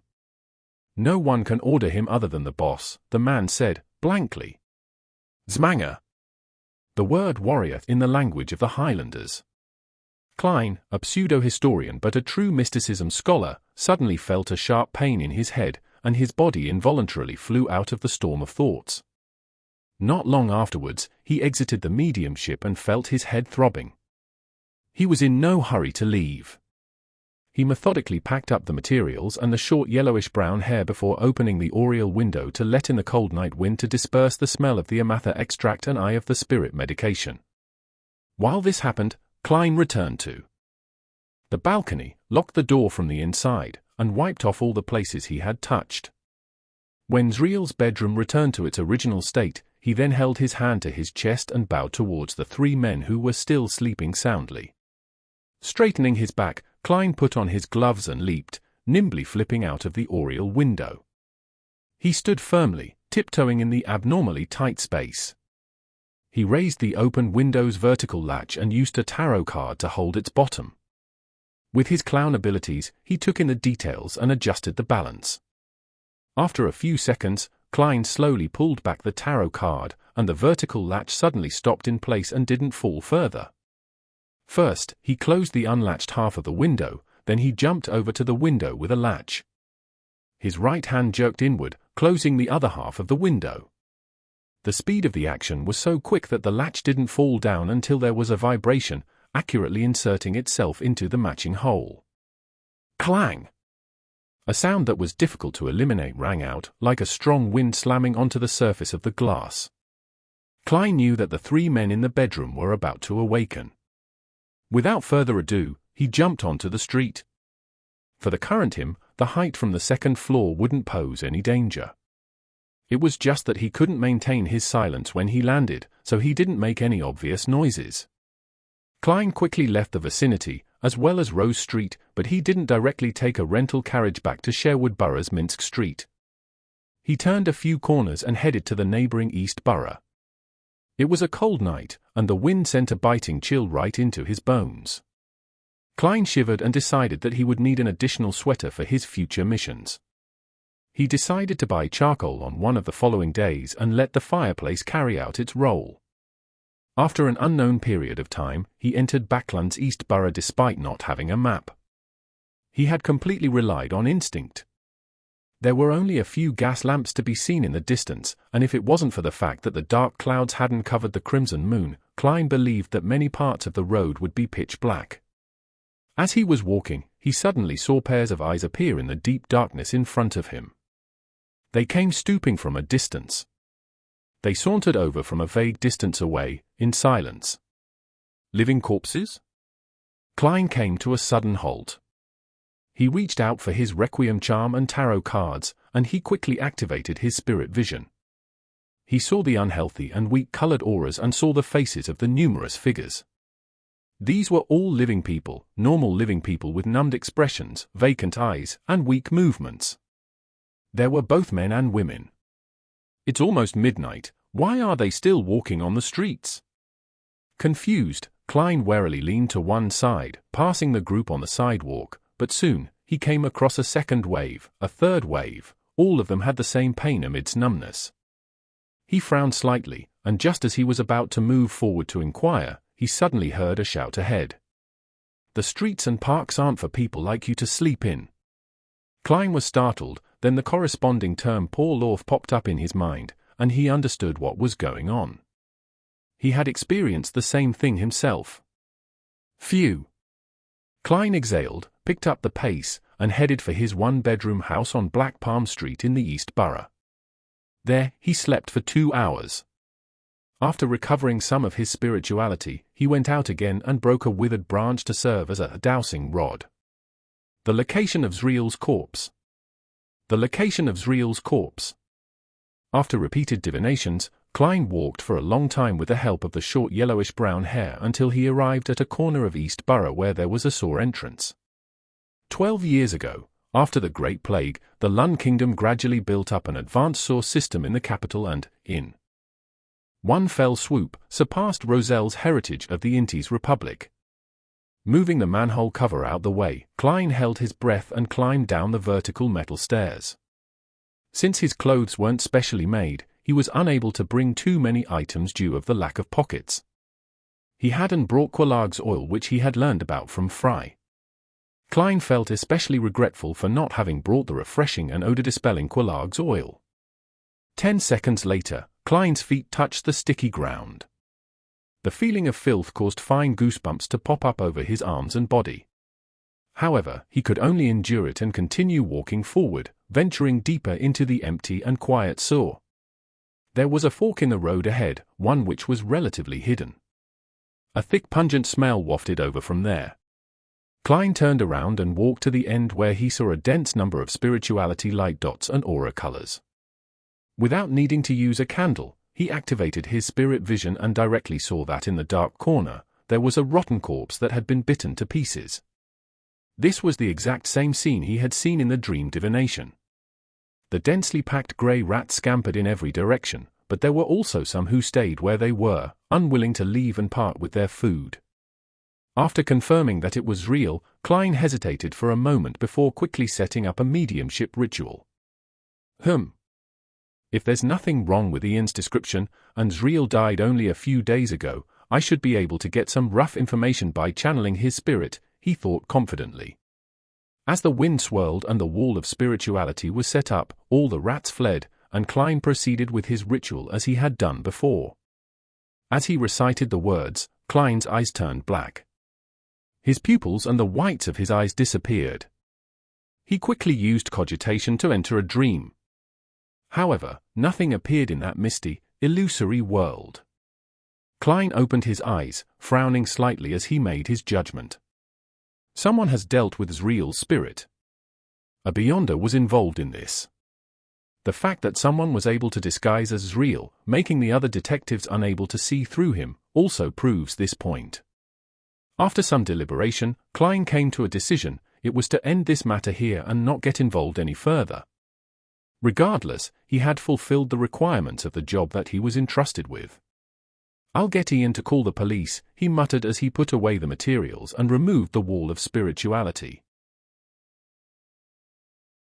Chapter 225. Unnoticeable Guidance. Translator, Atlas Studios. Editor, Atlas Studios. Klein backed up from the fork in the path, without touching Zriel's corpse. Suddenly, a sound echoed in the distance through the empty sewers. Klein listened for a few seconds before decisively retreating towards the exit, down the dirty concrete road that ran along both sides of the sewage channel. There was no need to take risks in matters that didn't involve him. Klein closed the iron manhole cover after he climbed out of the sewers. After ensuring that the surrounding area looked normal, he returned to his rented room in the East Borough and changed out of his disguise. Then, he put on his gold-rimmed glasses, walked to another street, took a rented carriage, and returned to Sherwood Borough in the silence and cold of 3 in the morning. However, he didn't return to Minsk Street. Then, Klein made another huge detour, and only after confirming that no one was following him, did he enter his house. He slept till dawn and was woken up by the doorbell. He sat up immediately, put on his shirt, buttoned his vest, and hurried down to the first floor to open the door. And even before that, his premonition ability as a clown was already capable of naturally forming the image of the visitor in his mind. The visitor was wearing an old coat, a brown round hat, and a tattered satchel. He had bright red eyes, a delicate face, and a quiet temperament. It was none other than Ian, the teenage boy who had come to entrust him with a job yesterday. "Good morning, Detective Moriarty," Ian greeted him and looked around. "Any progress?" "Yeah. I'm only asking because I happened to pass by." Klein nodded seriously and said, "Yes." Ian seemed shocked as he didn't say a word for quite a while. After a while, he stammered in surprise, "Have you determined Mr. Zriel's condition?" "Yes." Klein paused for a moment, then said seriously, "I found Zriel's corpse." "Corpse?" Ian's pupils shrank as he repeated it in a low tone. He wasn't too surprised, as if he had already expected the worst possible outcome. Klein watched silently without interjecting. Sigh, Ian exhaled and warily surveyed his surroundings. "Your efficiency is amazing. Can you take me to see Mr. Zriel's body?" "No problem. In fact, that's what I was planning to do." Klein then thought for a moment before saying, "I hope you won't mention me when you call the police. Just say that you found the corpse yourself. I believe you know how to make up a reason." Ian wasn't surprised. He knew that not every detective liked to deal with the police. In fact, except for the very famous detectives, who often gave advice to the police with mutual cooperation, the rest were discriminated against, ostracized, and even extorted from. This was the current situation of the Lun Kingdom. Considering that they were entering the sewers, Klein changed into a set of clothes worn by the common working class, put on a deer hunting cap, and took a lantern with him. Both of them took the public carriage to the East Borough. They walked for half an hour to reach the remote sewer entrance under the watchful gazes filled with numbness and malicious intent. "How did you find it?" Ian asked, half surprised and half curious, as he watched Klein lift the manhole cover and climb down. Klein focused on the area beneath him and answered casually, "Skillful training which includes many techniques in reasoning, investigation, tracking, and interrogation." Ian followed him into the sewers. He nodded without looking disgusted. "You seem to have received very professional training." Klein didn't answer him directly. He held the already lit lantern and led Ian to the fork in the path where they arrived at the gloomy corner. He narrowed his eyes as he approached. More of Zriel's body was missing now when compared to the previous night. He was missing an arm and half of his ribs. "That's not something a rat can do," Klein muttered to himself and didn't inform Ian of this. With the help of the lantern's light, Ian was able to clearly see the corpse's appearance. He squatted down suddenly, vomited, and gradually vomited yellow-green bile. Klein took out the Quelaag's oil he prepared, unscrewed the cap, and bent over to place the mouth close to Ian's nose. Ian's eyes lit up, and he calmed down. Nearly 20 seconds later, he weakly whispered, "Thank you." He stood up slowly and examined the mutilated corpse a few more times. "I can confirm that this is Detective Zriel." "My condolences," Klein replied out of politeness. "I suggest you call the police." "Okay." Ian nodded indiscernibly as he followed Klein back to the surface. At that moment, Klein clapped his hands. This is the end of my mission.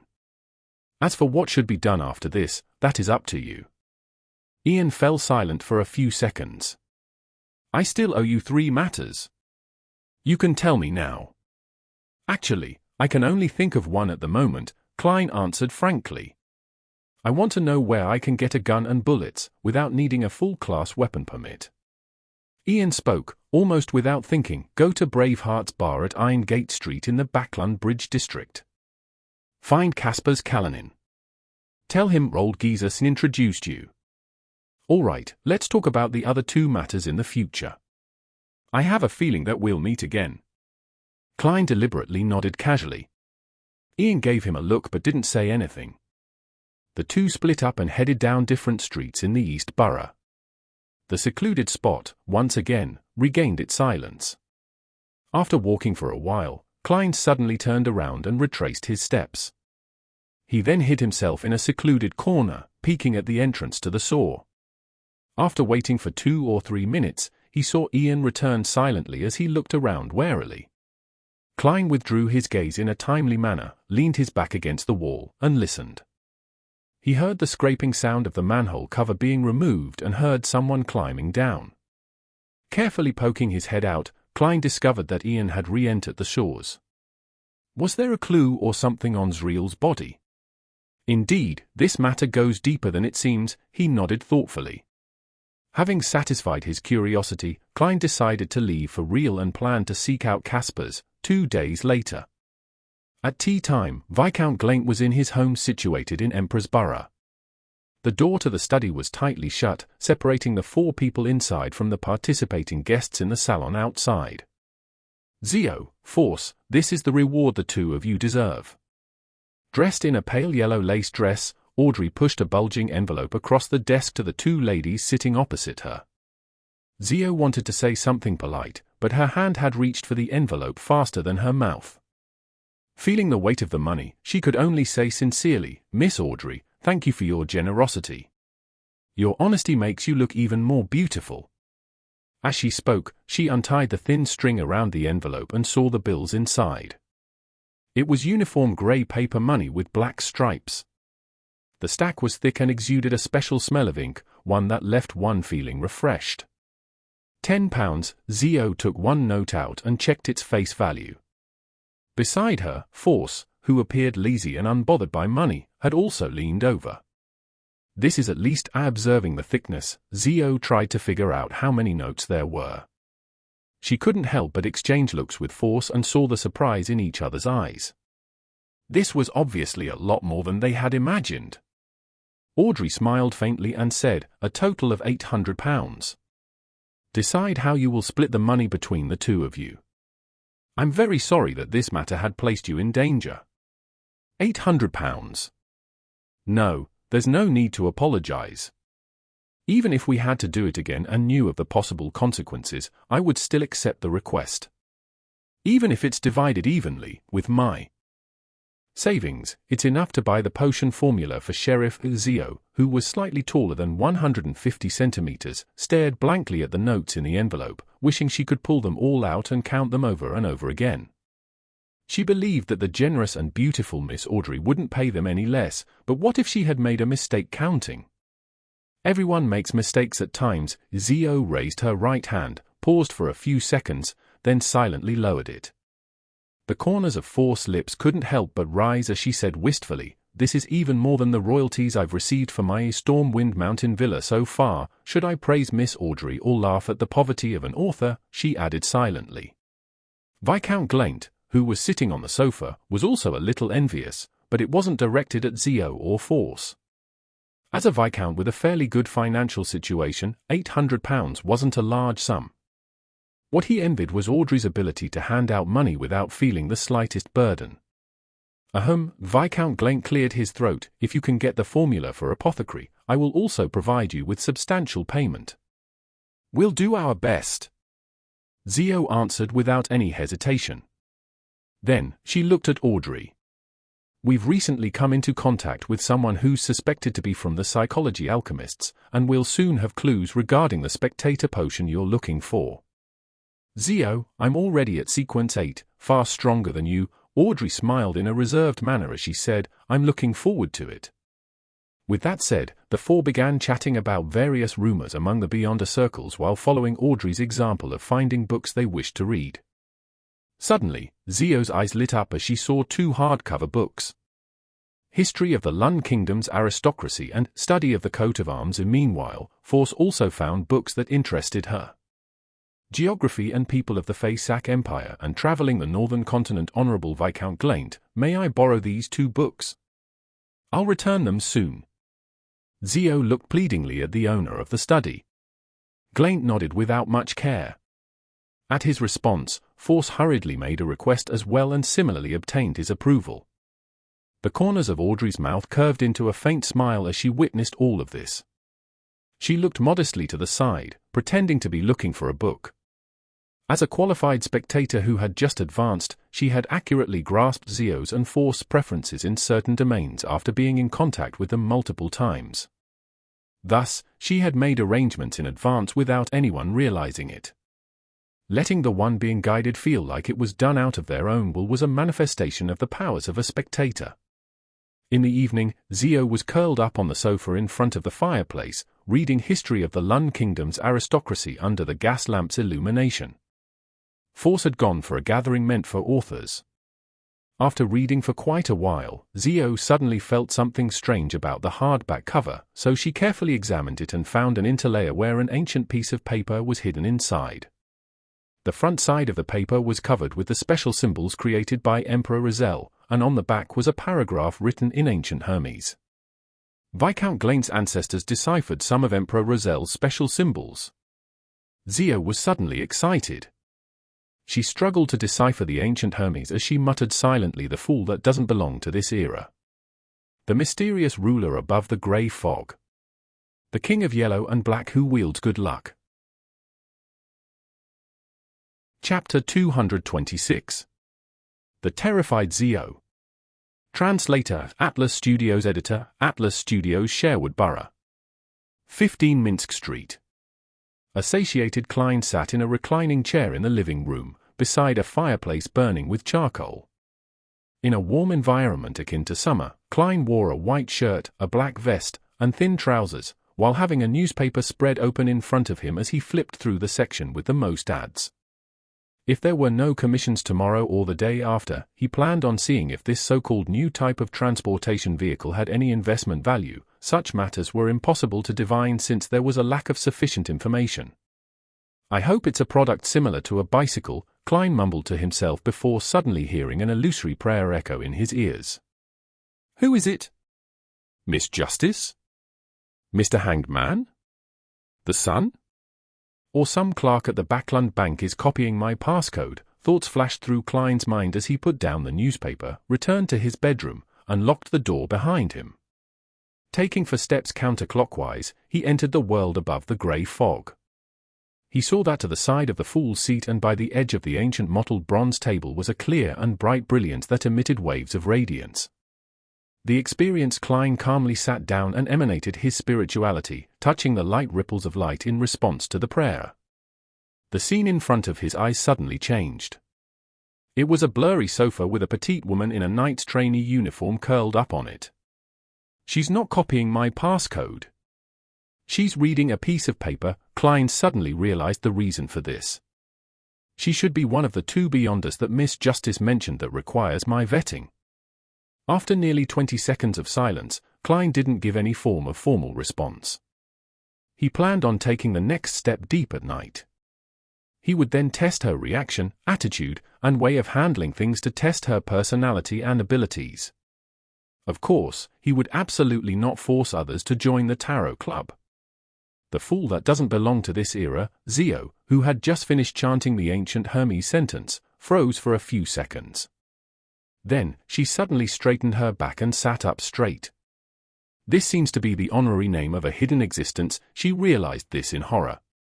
Furthermore, her knowledge in mysticism and the various rumors she had heard told her that once someone recited the full honorary name of a hidden existence, it would often attract the attention of said existence. The consequences of such attention was mostly misfortune or could even be described as tragic. Quite a few of those hidden beings were the incarnations of the evil gods and devils. Furthermore, I recited it in ancient Hermes, completely unprotected. I'm so dumb. Why did I focus so much effort in identifying the sentence and actually read it in my head? Xio looked around in horror, terrified that an indescribable monster would suddenly appear in her house. The sofa, tea table, cupboard, dining table, chairs, oil painting, and other items were all reflected in her eyes, without any changes. After nearly a minute of heightened vigilance, Xio relaxed a little and comforted herself. Don't worry, don't be afraid. I just said the honorable name and didn't follow up with a prayer. This is an incomplete ceremony, so it shouldn't attract any attention. Moreover, there's a good chance that the name might have been translated by the owner of the paper based on the special symbols left behind by Emperor Razel. It might not be correct. But I heard that if the evil gods and devils generate interest, they would still provide a response even if the ceremony is incomplete. I'm so stupid, really. As she thought over the matter, Xio's face scrunched up into a grimace. She felt that she had made a grave mistake. After waiting for a few more minutes, she slowly exhaled as she puffed out her cheeks when she realized that there was no obvious response. She stuffed the piece of paper back into the history of the Lun Kingdom's aristocracies as she entered the bathroom with a heavy heart. She turned on the faucet and tried to use the cold water to clear her head. As nearly transparent water flowed down, Xio hunched her back and reached out her palms to cup some water. Just as she was about to dab the cold water onto her face, she spotted a long, slightly curly brown hair in the mirror through the corner of her eye. As for her, she had shoulder-length, unkempt yellow hair. Suddenly, Xio's hair stood on end. She stomped on the ground and, with a push of her hands, she shot backwards, turning her body halfway around and slamming the entity with her elbow. She leaned against a warm body, causing the other party to let out a familiar scream before falling to the ground. Xio stopped any subsequent actions and looked at her good friend who was hugging her stomach in pain, tears in her eyes. The corner of her mouth twitched without her realizing it as she said, "Force, when did you get back?" Force didn't reply immediately. It took her quite a while to get over the pain. As she slowly stood up, using the wall as a support, she grumbled, "I just got back." "Xio, are you nuts? Why did you attack me without even looking clearly? And you hit me so hard. Where did you come in from?" Xio asked awkwardly. "Through the bathroom window." "Why? Is there a problem?" "As an apprentice, it's normal to not bring a key with me," Force replied matter-of-factly. Xio straightened her back and pushed away all responsibility. "Then why didn't you go through the door? You really gave me a fright just now." Force blinked her eyes and said, "If that's the case, I'll have to make one big round." "That's too troublesome, I'm used to walking in a straight line." She paused as she asked suspiciously, "However, wasn't your reaction a bit too much?" Xio struggled for 3 seconds, choosing between losing her dignity or losing her life, before answering honestly, "It's because I made a mistake, a fatal mistake." "What mistake?" Force asked, rubbing her belly as she felt puzzled and concerned. Xio hurriedly recounted the whole story of how she had discovered the interlayer in the book's cover and found an old piece of paper in it. Then, she had accidentally recited the suspected incantation in ancient Hermes silently. What she had recited seemed to contain the honorable name of some hidden existence. "You? Where's your brain? It should be fine." The ceremony wasn't complete, and who knows if it's real or fake. Force looked around, and for some baffling reason, she felt a chill. She followed Xio back to the living room and saw the yellowed sheet of paper, as well as Roselle's special symbols, and the sentence that was written in ancient Hermes. After a quick glance, Force, the professional researcher in mysticism, nodded and said, "It's not any of the evil gods, devils, and secret existences that I know of. It should be fine. Furthermore, nothing has happened up till now. That means that everything should be fine." Seeing Xio relax, she thought of the pain in her stomach, so she deliberately added maliciously, "Of course, if something were to really happen, there's no way we can rescue ourselves with our meager abilities." Xio's face paled as she blurted out, "Force, let's sleep together tonight."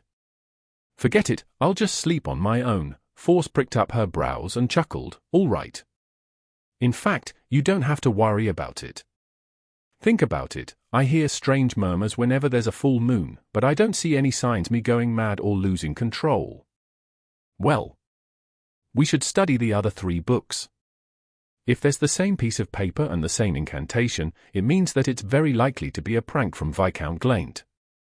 The duo hurriedly flipped through Study of the Coat of Arms and the other books and checked them carefully, but they didn't find anything else out of the ordinary.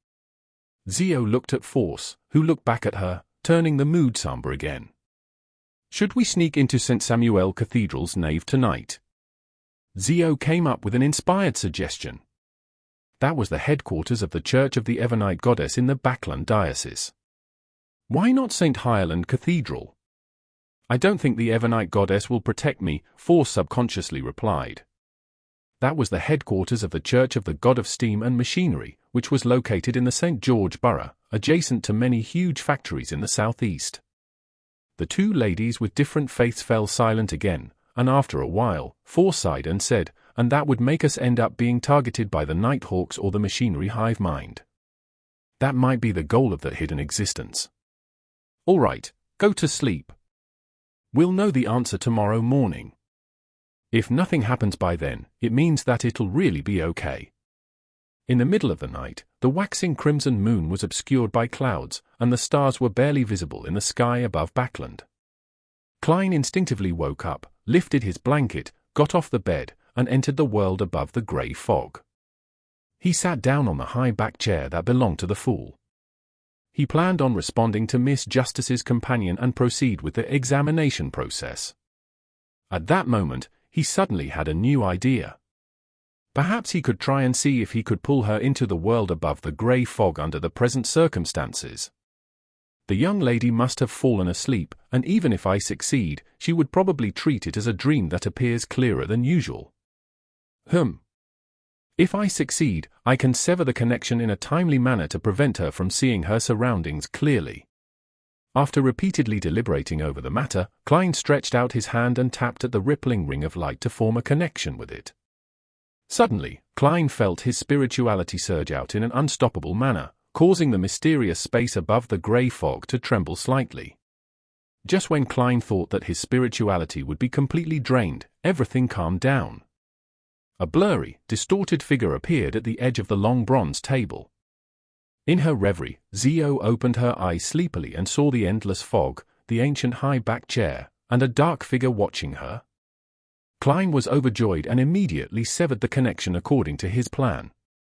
The hazy, petite figure disappeared, but within the greyish-white mist, a crimson, illusory star appeared. Klein looked at this scene and confirmed one thing. As long as someone chanted his name, he would be able to pull that person into the world above the grey fog. The crimson star was a symbol of a stable connection. However, there are certain limitations. With my current strength, at most, I can establish another connection. Based on my previous experiences, my current spirituality can only pull in beyonders who are a sequence higher than me, and it won't necessarily be a success. It's just a preliminary judgment, so it shouldn't be a problem if it's someone at the same sequence as me or lower, Klein thought, feeling satisfied. There was no need for him to respond. His attempt was already enough. She had been worrying about the potential dangers of chanting an honorary name the entire time. Not long after she fell asleep, she dreamed of a mysterious space, and a grey foggy figure looking down on her from above. The dream was so clear that Xio felt afraid. She looked at the sleeping Force beside her and thought with a tremble, is it a nightmare caused by fear, or is it because of the attention I garnered from some hidden existence, resulting in being haunted by evil spirits? Yes. There's going to be a gathering of Beyonders tomorrow night. In addition to buying the formula, I need to find a person who is good at exorcising evil spirits to purify myself. Chapter 227. Inventor Leppard. Translator Atlas Studios. Editor Atlas Studios. Sitting at his own dining table on a foggy morning, Klein broke up his specially bought wheat bread and soaked it in milk, improving the way he ate it. Although his body had changed a long time ago, his pursuit and obsession with delicacies were engraved into his soul.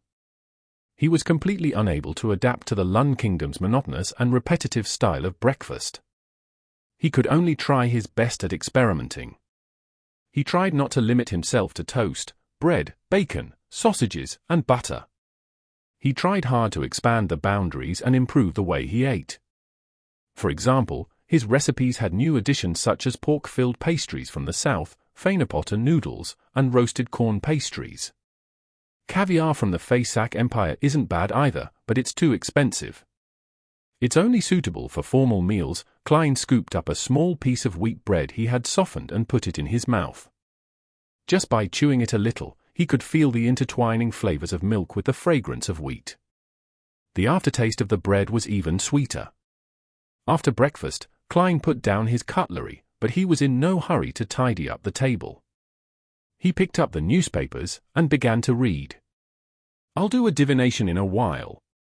If there's nothing else to do, I'll pay Mr. Leppard a visit at St. George Borough 3rd Street and see if his new transportation vehicle is worth investing in.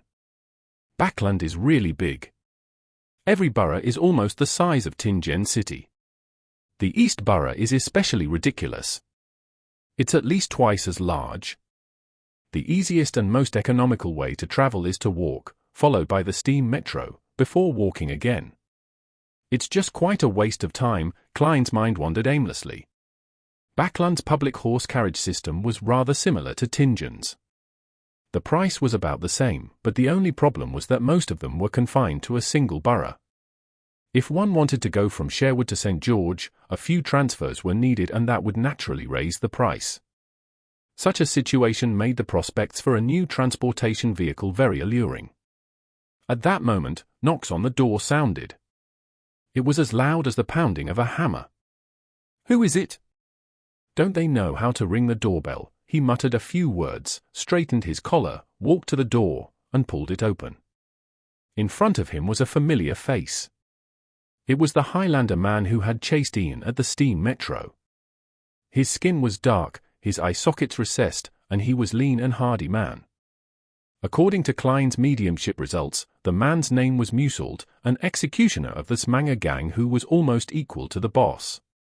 "Excuse me, who are you looking for? Do you have a commission to entrust with me?" Klein deliberately acted somewhat confused. Mutant was wearing a black coat and a pompous silk hat, but he didn't look anything like a gentleman at all. He coldly sized Klein up, then he asked in Lun, with a thick Highlander accent, "Are you Detective Sherlock Moriarty?" "Yes," Klein replied, short and sweet. Mutant nodded his head stiffly. "I want to hire you to find someone. We can talk about the exact situation inside." Klein prevented himself from acting odd in any way.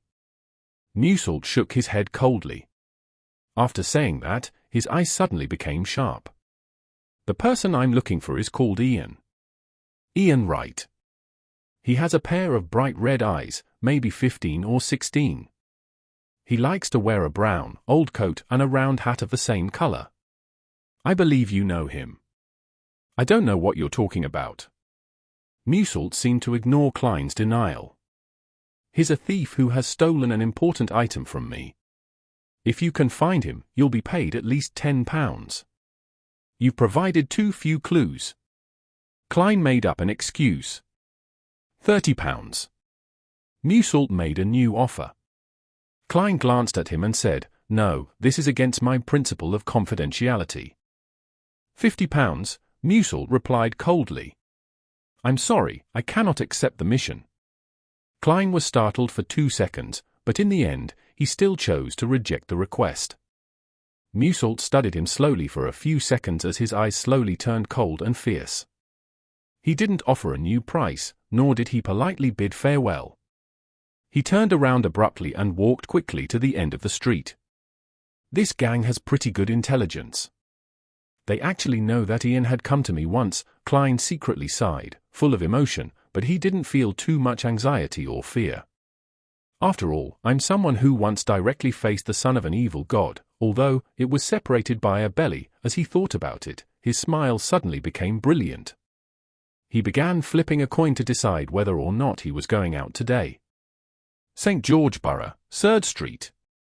Having transferred from a tracked public carriage to the steam metro, before transferring to a trackless carriage, Klein finally arrived at his destination, spending a total of 11 pence. Just after he alighted the carriage, he discovered that a drizzle had already started, but he hadn't brought an umbrella. According to the newspapers and magazines, this is a daily occurrence in Bakerland. The reason why hats are popular is that ladies and gentlemen don't carry umbrellas all the time. Klein pressed down on his half-top hat and briskly ran outside Unit 9 and used the eaves to shield himself from the rain. He brushed off the obvious water droplets from his body and rang the doorbell. However, he didn't hear any cuckoo sounds or tinkling sounds. Is the doorbell broken? Klein was just about to raise his hand to knock when he suddenly saw footsteps approaching from afar. The image of the person naturally appeared in his mind. It was a tall, thin man with black hair and blue eyes. He was in his 30s and was dressed in grayish-blue worker attire, but he appeared gentle and refined. Creak, the door opened. The gentleman rubbed his forehead and asked, "May I know who you are looking for? Is there something?" Klein took off his hat and bowed slightly. "I'm here to find Mr. Leppard. I'm interested in his new transportation vehicle." The gentleman's eyes suddenly lit up. "I'm Leppard. Come in, please." He turned to the side and allowed Klein entry. However, there was no coat rack in the foyer. Klein could only lean his cane and not take off his coat. He followed Leppard into the living room. It had to be said that the gentleman's house was very messy.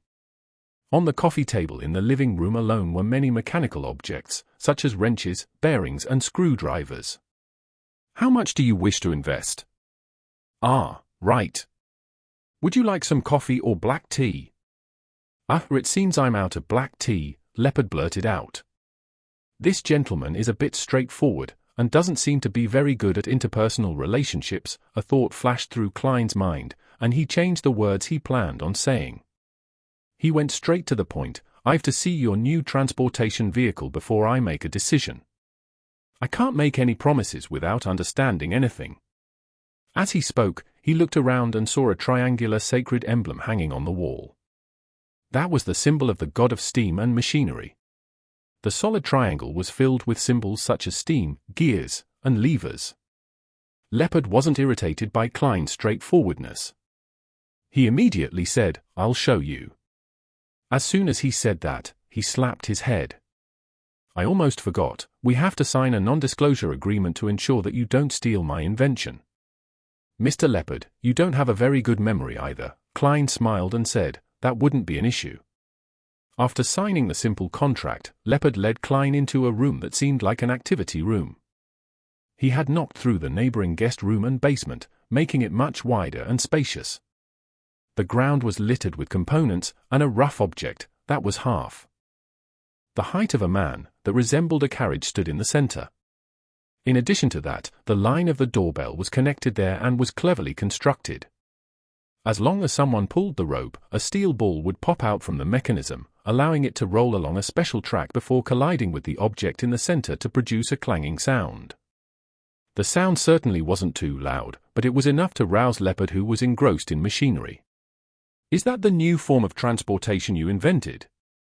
Klein pointed to the crude object in the middle of the room. "Yes, I invented it based on Emperor Rozel's imagination," he replied with a fervent look in his eyes. "Emperor Rozel's imagination?" Klein asked in surprise. Leppard explained in a tone of adoration. Emperor Rozel left behind a number of manuscripts in which he drew his vision of the machines of the future. He was an outstanding genius, no, a master. Many things have already been turned into reality. This manuscript is kept in the Church of the God of Steam and Machinery. There's no way for non-pious believers to borrow them.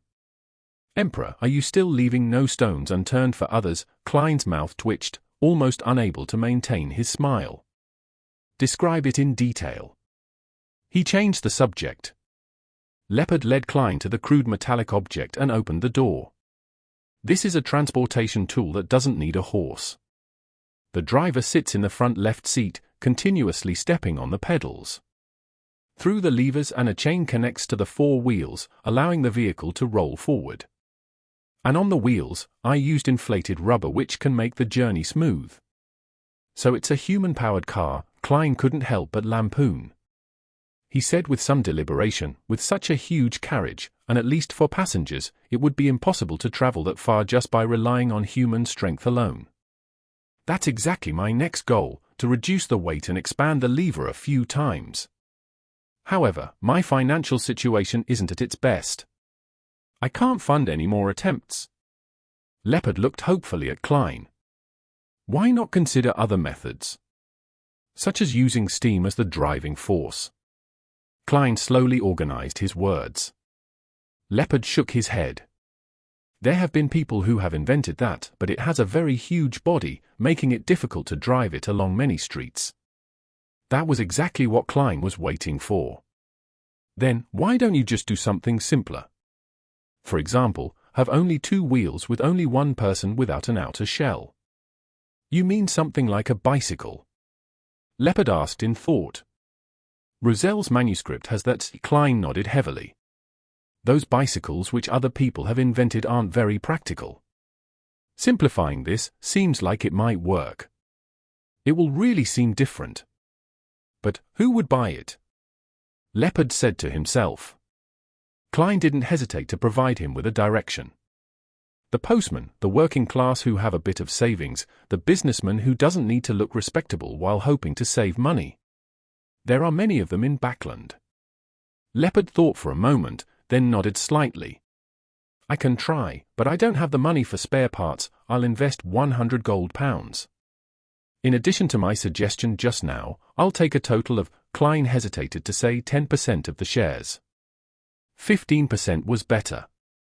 After all, £100 was, strictly speaking, not much. You can have 35% of the shares. But that's only limited to the bicycle concept you described. Leppard spoke out first, afraid that Klein would make an unreasonable request. Deal. Klein immediately laughed. We'll first draw up a simple contract and settle this matter. Afterwards, I'll find a lawyer to make a formal contract and add some detailed terms. For example, if there's anyone else who wants to invest, they must first get my consent. No problem, Leppard replied. Impatiently. All he wanted was to buy his spare parts as soon as possible. In the gloominess brought about by the drizzle, Klein returned to Sherwood Borough's Minsk Street. He entered the house and went straight to the bathroom on the first floor and resolved the problem of his bloated stomach. As the water echoed, Klein bent down to wash his hands. At that moment, an image appeared in his mind. The mirror in front of the sink reflected his lowered head, dim surroundings, and a pair of eyes to his side. Chapter 228. The Mastermind. Translator Atlas Studios. Editor Atlas Studios. Almost instinctively, Klein bent his knees and rolled sideways toward the bathroom door. A small black feathered arrow stabbed into the wash basin. The arrow seemed to be made of bone and suffused a blue luster. It was extremely beautiful. If Klein had hesitated in any way, he definitely wouldn't have been able to escape this sudden attack. After rolling for a moment, Klein reached into his pocket and attempted to pull out a few tarot cards. But at that moment, he felt a gust of wind engulf him. Through the corner of his eyes, he saw a black figure quickly closing in on him at high speeds. It appeared in front of him in an extraordinary pose, as he tightened his foot and kicked out from bottom to top. Realizing that he couldn't avoid the attack, Klein quickly gave up on his previous intentions and used his elbow to block the attack. With a bang, he felt his entire left arm go numb, and his body was yanked over, just like in the sport squash that the middle class loved to play the most, or like a soccer ball that was now popular among the lower class. What immense strength! Klein's heart tightened. Without being flustered, he adjusted his body in midair and changed his posture, barely maintaining his balance as if he was performing acrobatics. Pa! Pa! Pa! At this moment, a tree-bark-colored blowpipe had just landed on the floor of the bathroom and bounced behind the door, at a declining speed. Just as Klein was about to stretch out his body to firmly stand and face the follow-up attack, a scene suddenly flashed in his mind.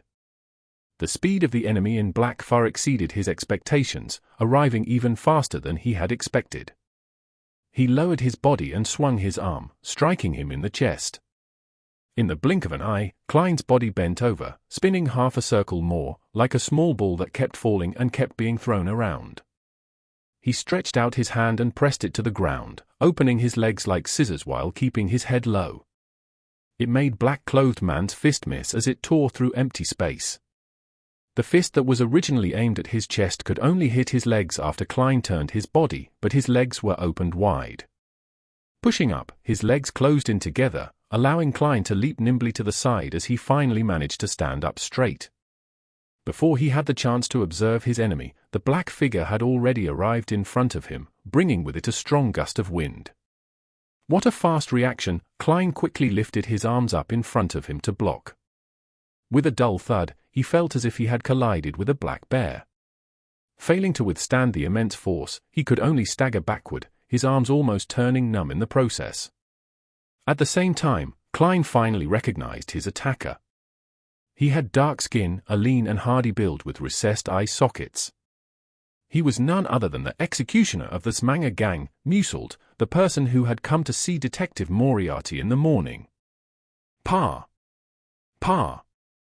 Pa! With a fierce glint in his eyes, Mutant closely pursued after him as he flung both of his arms, delivering left hooks or right punches in a barrage of attacks at Klein. The gap between Klein's strength and that of his opponent was obvious. He was unable to face him head-on, and he had to rely on his agility and premonitory senses to barely avoid the combo of punches. No. I have to make full use of my advantages. With a similar thought, Klein stopped engaging in melee combat. He lowered his body and rolled to the side. Crack! A chair was torn apart by Mutant's kick. Klein supported his body with one hand as he exerted strength in his waist and continued rolling in a bid to seek a chance to use his tarot cards and self-made charms.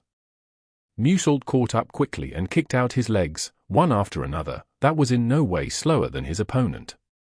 He was like a giant bear with the gift of agility and had zero weaknesses. He made it so that the rolling Klein was only capable of focusing on dodging and defending, without giving him the chance to draw his cards or use his charms.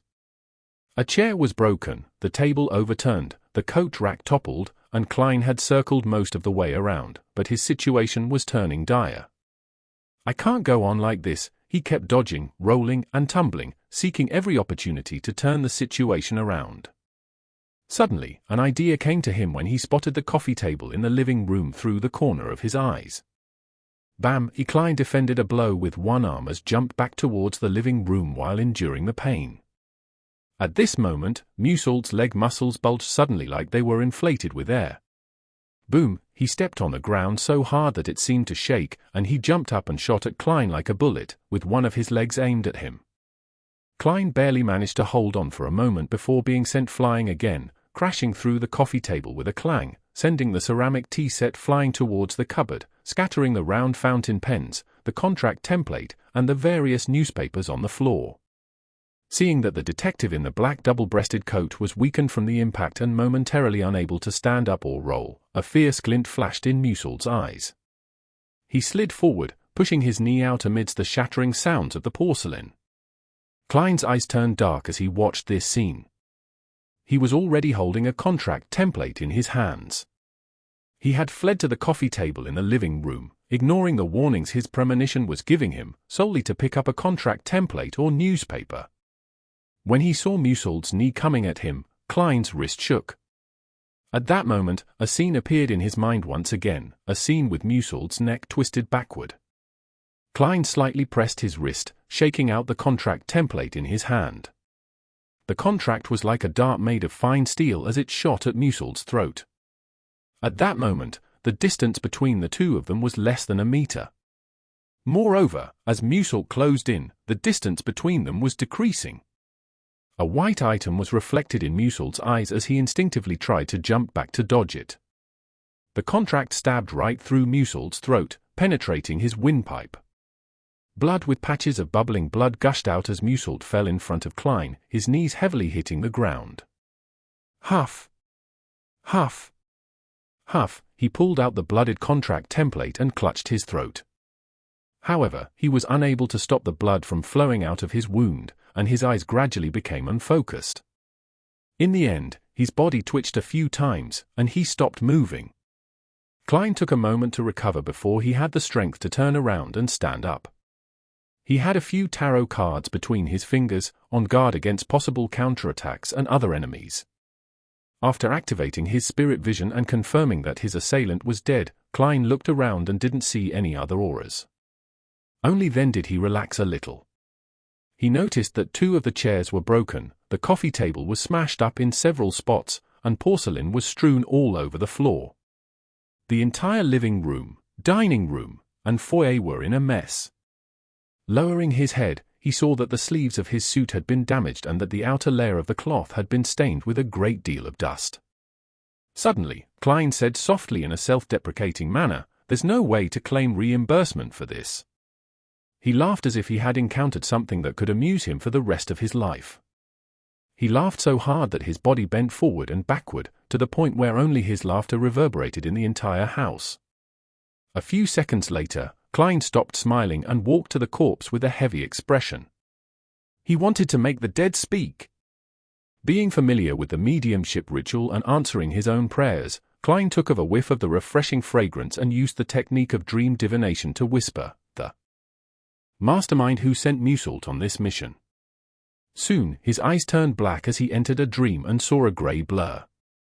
Suddenly, the grey and blurry world and lit figures changed, forming numerous scenes and images before him. In front of Musalt was a middle-aged man without a hat. His white shirt had a complicated, layered, petal-shaped collar and cuffs, which made him look very magnificent. Matched with a tight black vest and skinny trousers, he looked gaudy and exaggerated. This middle-aged man had brown hair and blue eyes, a thin face with a stubble. He was a very good-looking gentleman. He looked at Musalt and said in a deep voice, "No matter what you do, make sure you find Ian Wright alive. If he's dead, bring him to me within an hour, preferably within 15 minutes.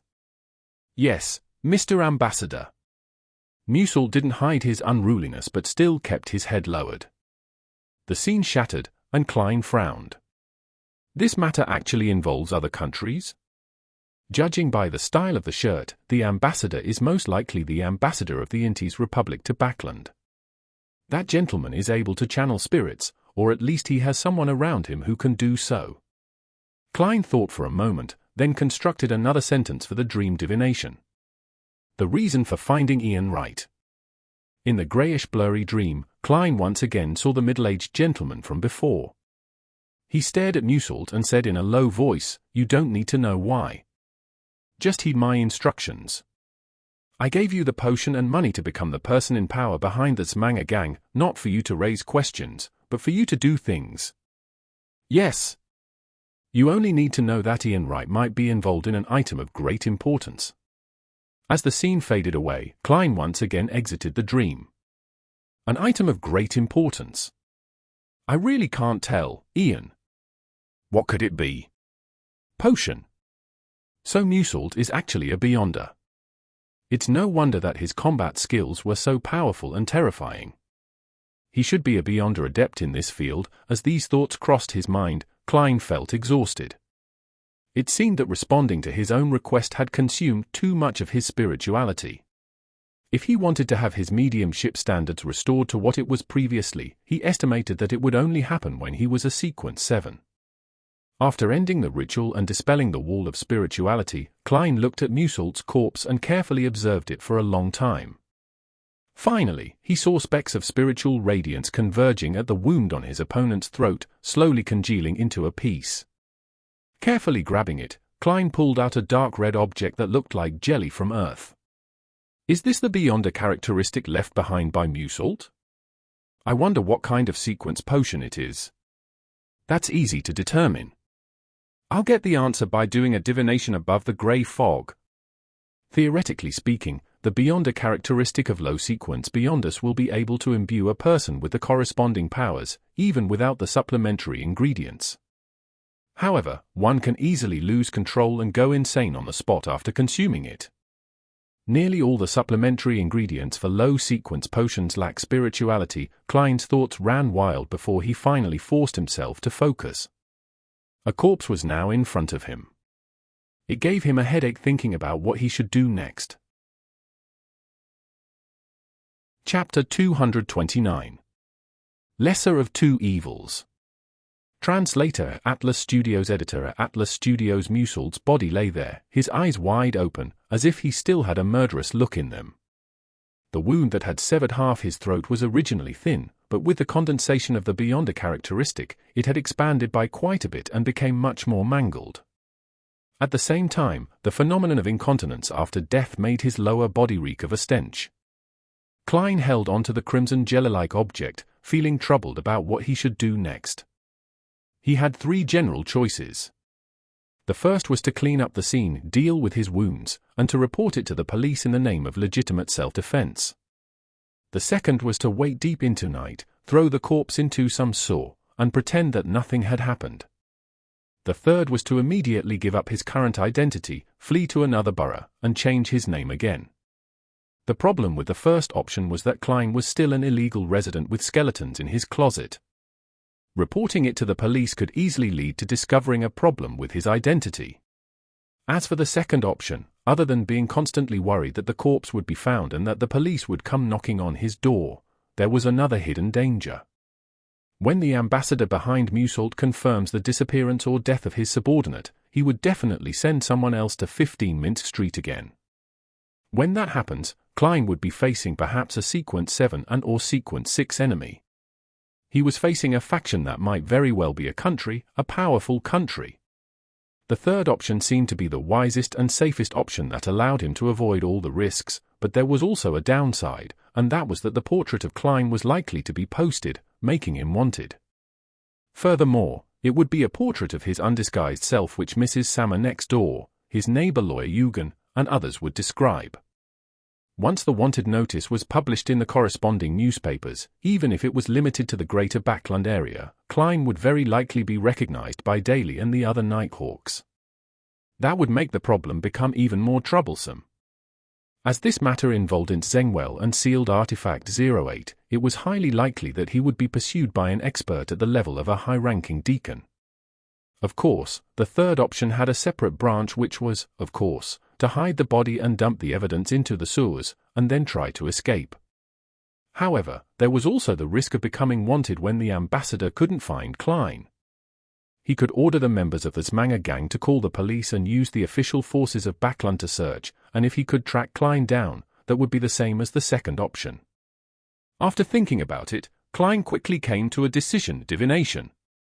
Of course, he was inclined towards a particular option already, the lesser of two evils. The first option was relatively less risky, and it allowed him to take the initiative to a certain extent. Through exposure, he could attract the attention of the official factions and suppress the ambassador's subsequent actions from being too maniacal.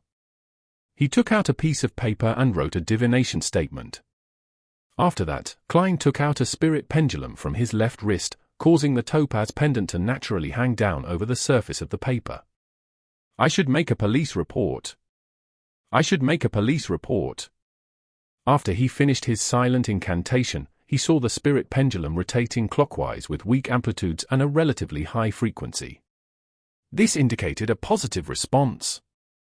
After divining the other two choices in turn and obtaining a negative answer from both of them, Klein no longer hesitated and began to deal with the scene. He put on a pair of black gloves and began to search the corpse. He found a sharp dagger, a small stack of cash, a pack of cigarettes, a lighter, and some miscellaneous items.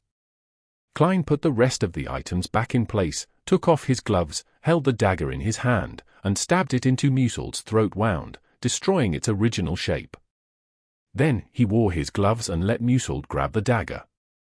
After doing all of this, Klein gathered together the Musalt's Beyonder characteristic, the self-made charms, the tarot cards, the blood-stained contract, the paper on which the divination was written, and the various materials he carried around with him, and put them in a paper bag. Then, he summoned himself in a ritual and transformed into a special spirit. Carrying Azic's copper whistle, he felt himself become stronger and more corporeal. Klein picked up the paper bag, ended the summoning, and returned to the world above the grey fog.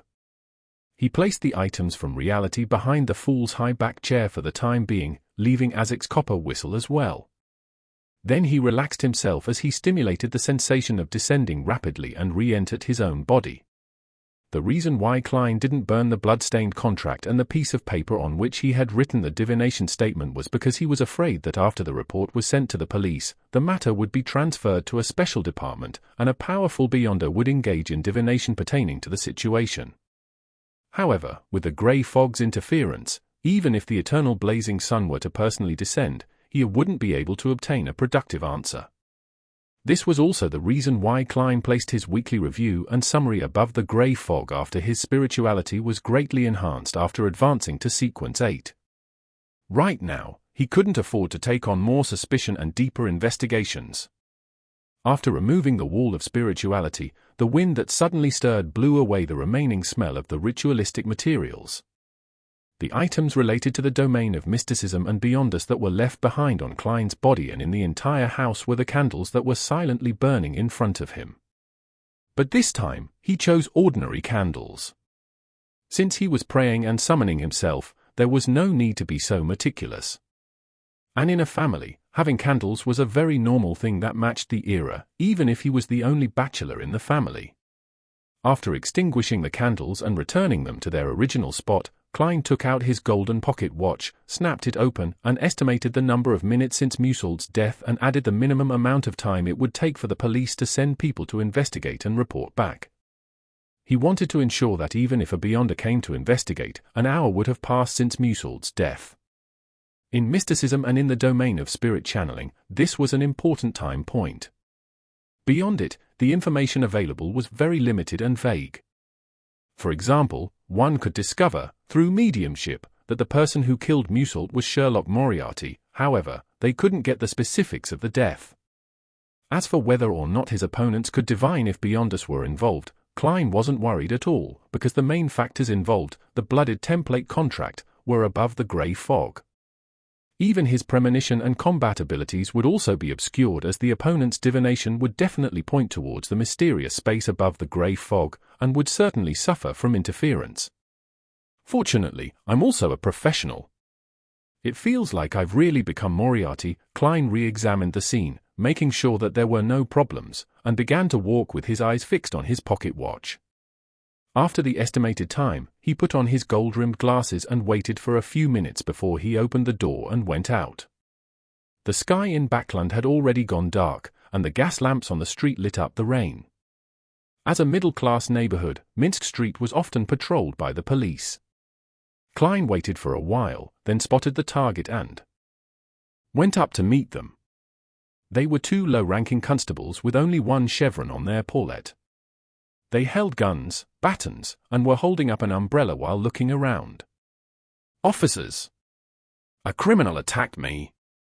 Klein shouted with great skill. His unkempt appearance made the two constables place importance on the matter. They each took out their batons and looked warily to the side. "Where's the criminal?" the round-faced, brown-eyed cop asked in a deep voice. "He sneaked into my home and tried to kill me. In the fight, I accidentally stabbed him to death." Stabbed him to death, the two constables exchanged looks and looked at Klein with scrutiny. "All right." Klein acted like he had just survived a disaster as he led the two officers to 15 Minsk Street, took out his key, and opened the door. The two police constables first saw the chaotic scene before noticing the corpse laying on the ground. They noticed the hideous wound on the deceased's throat, and noticed a bloody dagger. "Watch the scene, I'll return to the station and report it to the inspector," another constable said to his round-faced, brown-eyed colleague. "All right." The round-faced, brown-eyed constable cast his gaze on Klein, his face and body language revealing his wariness and caution. After a while, a sergeant dressed in black and white checkered uniform with 3 chevrons on his epaulette arrived with the constable from before and 2 other subordinates. The constables investigated the scene, and while searching for clues, the sergeant with a short brownish-yellow beard under his chin brought Klein to the side and began asking some preliminary questions. "Sherlock Moriarty. This is my rental receipt for half a year." Klein had long prepared all of this. The sergeant gave him a casual look and continued asking, "What's your occupation?" "Private detective," answered Klein frankly. The sergeant frowned and said, "Do you know the deceased? Do you know why he attacked you?" "I know him. His name is Mutant, and he's the executioner of the Smanger gang." Klein didn't wait for the sergeant to ask any further questions as he continued, "I had previously accepted a job from Ian Wright, who asked me to investigate his former employer, Detectives Real Victor Lee. This matter happened to be related to the Smanger gang and Mutant. I tailed him and found out that he was secretly meeting a gentleman who appeared to be of significant standing. Mutant addressed him as Mr. Ambassador." After saying that, Klein was unsurprised to see the sergeant's expression change. "Ambassador? Do you know his name?" the sergeant asked in a deep voice. "I don't know, but if I saw his picture, I'd definitely recognize him," Klein told the truth. "This morning, Mutant came to me and asked me to seek Ian Wright. On the basis of my professional ethics as a private detective, I refused him, and when I got home in the evening, I was attacked and almost killed by him. Thankfully, I'm still quite skilled at combat and was sufficiently quick to react." The sergeant thought for a moment and asked for details of the fight. Klein recounted the fight from beginning to end nearly in its entirety, changing his premonition to a reaction, then changing the contract template he had thrown in the fight into a dagger that Mutant had dropped. "Yeah. Follow us back to the police station and wait for the autopsy results, the results of the on-site investigation, and inquiries from the relevant parties involved." The sergeant's thoughts wasn't on the case anymore, clearly acting rather perfunctory. Right now, he only had one thought in his mind: this was an important case involving foreign ambassadors. He had to report it immediately. In his daze, he suddenly thought of a question and quickly added, "What's your faith?" "God of steam and machinery," Klein replied without hesitation. The Bakerland headquarters of the Church of the Lord of Storms was in the Sherwood borough, so cases involving Beyond Us were often referred to them. With one exception, the people involved had to be believers of the Lord of Storms. In order to not encounter the Nighthawks, Klein had no choice but to let the goddess down. Chapter 230. Interrogation. Translator, Atlas Studios. Editor, Atlas Studios. Empress Borough. In an unremarkable house. Xio and Force took a seat at random and examined the writing on the blackboard. Like always, Mr. A was sitting quietly, alone on the sofa at the front in his hooded robe, looking down at the crowd from a high vantage point. Sequence 8 Sheriff Potion Formula. £450. Xio silently read the familiar content as she inwardly let out a sigh of relief. The situation she feared the most was the lack of a seller when she had finally amassed the money with great difficulty. "I received £400 from the split, plus my original savings of £150, that's enough. However, I definitely need a huge sum of money for the main ingredient. Alright, maybe I can change circles and see if there are any Beyond Us who are interested in this formula." Xio suddenly felt invigorated, and she realized that she had found a way to make a fortune. Frankly speaking, there was no way she would leak the formula if she wasn't in desperate need for money to buy the materials to concoct the potion. On the one hand, most people always hoped that there were fewer Beyond Us in their own sequences, and on the other hand, the price of the corresponding ingredients would be raised significantly if there were many competitors who bid up the prices of the ingredients. It was the same with the subsequent potions. After some serious thought, Xio slowly became nervous again, because it was normal for a recipe to be placed on sale for a long time without being sold. Moreover, the arbiter pathway belonged to the royal family and the military. All aspects were strictly controlled, and the leaked ones came from a small number of destitute nobles. There were hardly any complete formulas for the low to mid sequences. Often, only one or two of them were complete and compounded with the knowledge that the main ingredients were controlled and difficult to obtain. Beyond Us who chose this sequence were rather rare. Xio had been in some mysticism circles in Bakerland for a long period of time, but she hadn't found an arbiter apart from herself. On the one hand, the others might have concealed it well, but on the other hand, that might also explain the problems faced in this sequence pathway. Phew, but compared to Force, I'm lucky enough. She hasn't encountered any of the subsequent recipes for Apprentice all this time. Xio saw Mr. A's attendant approaching and wrote a note saying that she was purchasing the sheriff's recipe. Before long, she was led to the study on the first floor. Before entering, she took a hooded robe from the attendant and covered herself with it. The cellar in the study was dressed in the same way, so they couldn't see each other's faces clearly. This is the formula to the sheriff potion. Where's my money? The seller asked with a hoarse voice as he pressed a piece of paper on the desk. Xio pulled out the cash that she had long counted numerous times and pushed it to the seller. After checking the authenticity of the notes and the total sum, the seller finally released the potion formula he held. Xio immediately took one step forward and grabbed the note. Her eye swept straight to the main ingredients as they were of great importance. A pair of terror demon worm's eyes. Silver war bear's right palm. Beyond are items I know of, but I've never seen them being sold. Xio sighed and walked out of the study and took off her robe. Back in the living room, she sat beside Force.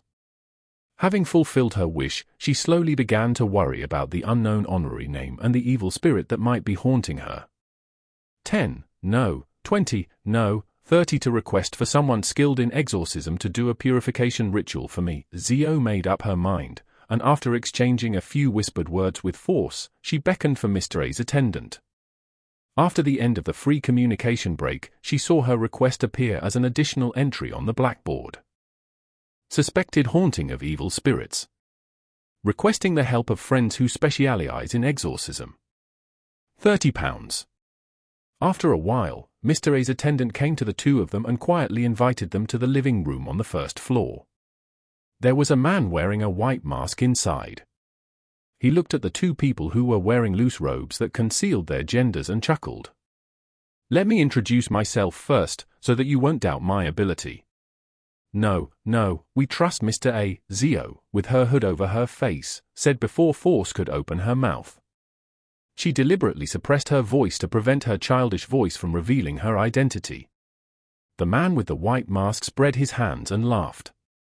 This is my habit, I am a believer of the sun. As you know, this is not common in Bakerland, or in the entire kingdom. It is only through moments like this that I can live as my true self. Due to the great conflict between the Church of the Eternal Blazing Sun and the Church of the Lord of Storms, the former had never been able to obtain the right to proselytize in the Lun Kingdom. A believer of the sun? Force's languid look instantly vanished. This is the first time I'm seeing a living believer of the sun. Eh? It's not like I can meet diplomats of higher standing. Then, should I feel honored? The man in the white mask spread his arms wide and held them up in a gesture of praise for the sun. Instead of answering his question, Force smiled and said, in terms of exorcism and purification, the attendant of the sun is a professional. Our hearts are at rest, so we can begin. The man who claimed to be a believer of the sun didn't drone on. He took out a badge with the symbol of that sun on it and placed it on the round table in the center. Then, he used a dualistic ritual method to light up 2 candles. After finishing the preparatory steps one step at a time, he chanted with a loud and abnormally pious tone. You are an inextinguishable light. You are the embodiment of order. Please bestow me with your cleansing glow. Please repel the evil spirits in this body. Amid the echoing Hermes incantation, Xio and Force saw bright light burst out from the sun's emblem, bursting in a pure and warm manner. It was endless, like the tide, as the light surged towards the two of them, engulfing them simultaneously. Nearly a minute later, everything was restored to normal. All Xio and Force felt was warmth, finding the warmth very comfortable and relieving. It was like soaking in a hot spring, or having gone sunbathing. Sherwood Borough. Rice Police Station. Klein was sitting on a low bench with a group of thieves and drunkards. It looked very disgraceful. Suddenly, he felt warmth on the back of his hand as the coldness of the Bakerland night was dispelled quite significantly. Lowering his head, Klein realized that the 4 black dots representing the mysterious space above the grey fog didn't appear. "Who's being so kind?"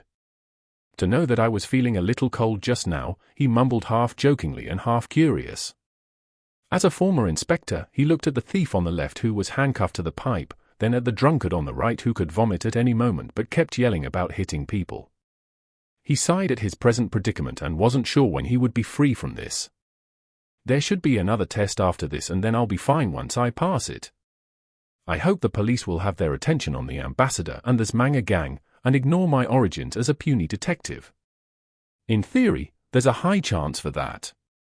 As long as Mrs. Sammer, Mr. Eugen, and the others don't say anything of interest to the police. Yes, they have only just met me, so it's impossible for them to know too much. Musalt's Beyonder characteristic was taken away by me and was hidden above the grey fog. He didn't leave behind anything strange, so no one would able to discover that he used to be a Beyonder and have questions about my strength. More than an hour has passed. In his self-encouragement, Klein saw the officer with the short brownish-yellow beard walking towards him. "Sherlock Moriarty, come with me to the interrogation room," the sergeant said without further explanation. "Here it comes." Klein stood up and followed. After going around a corner, the sergeant stopped in front of an iron door and gestured for Klein to enter. Klein took a deep breath before exhaling. He yanked the handle and opened the door. It was a small room with thick walls and a small table in the middle. There were chairs on both sides of the table. Under the elegant gas lamp's illumination, Klein identified the interrogator as a man who wore a black shirt, a rather uncommon sight.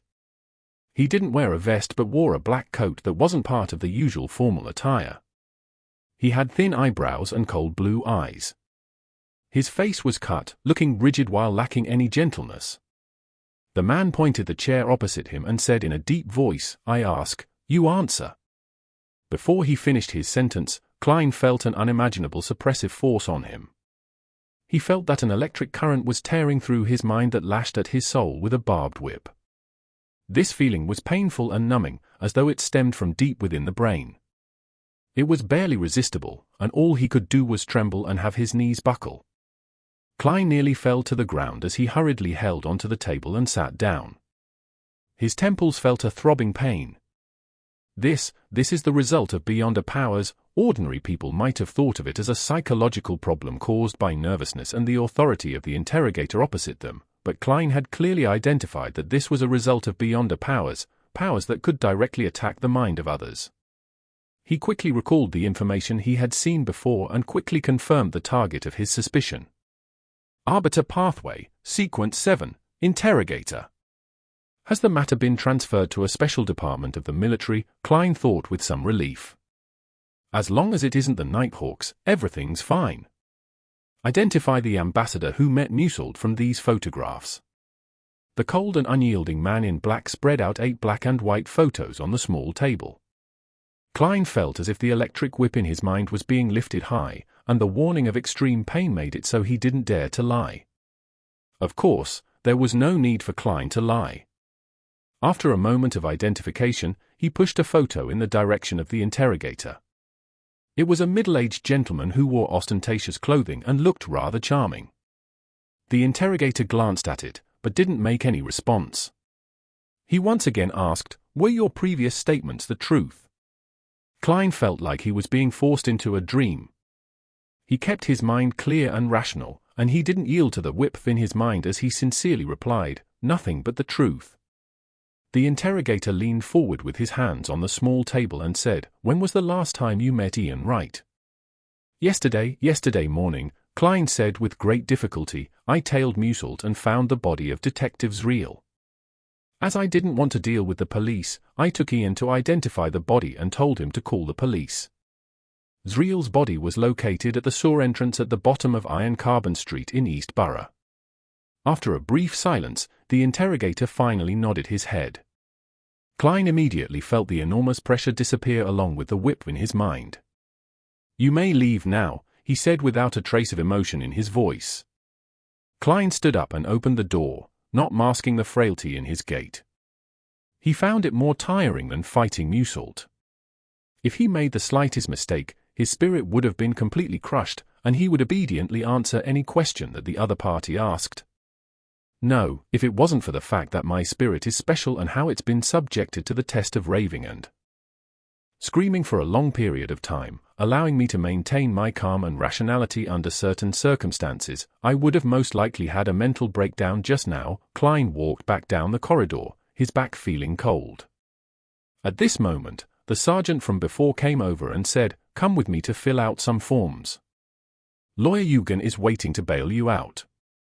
Phew, Klein secretly exhaled and completely relaxed. He knew that the danger was over. Chapter 231. Losses. Translator, Atlas Studios. Editor, Atlas Studios. Klein met Eugen Cooper in an office at the Rice police station. This young senior solicitor was still dressed formally as though he was always ready to go to a posh dinner party. He wore a black double-breasted attire, a white shirt with a stiff collar, a huge bow tie, and bright leather boots, which made the policeman act very polite to him.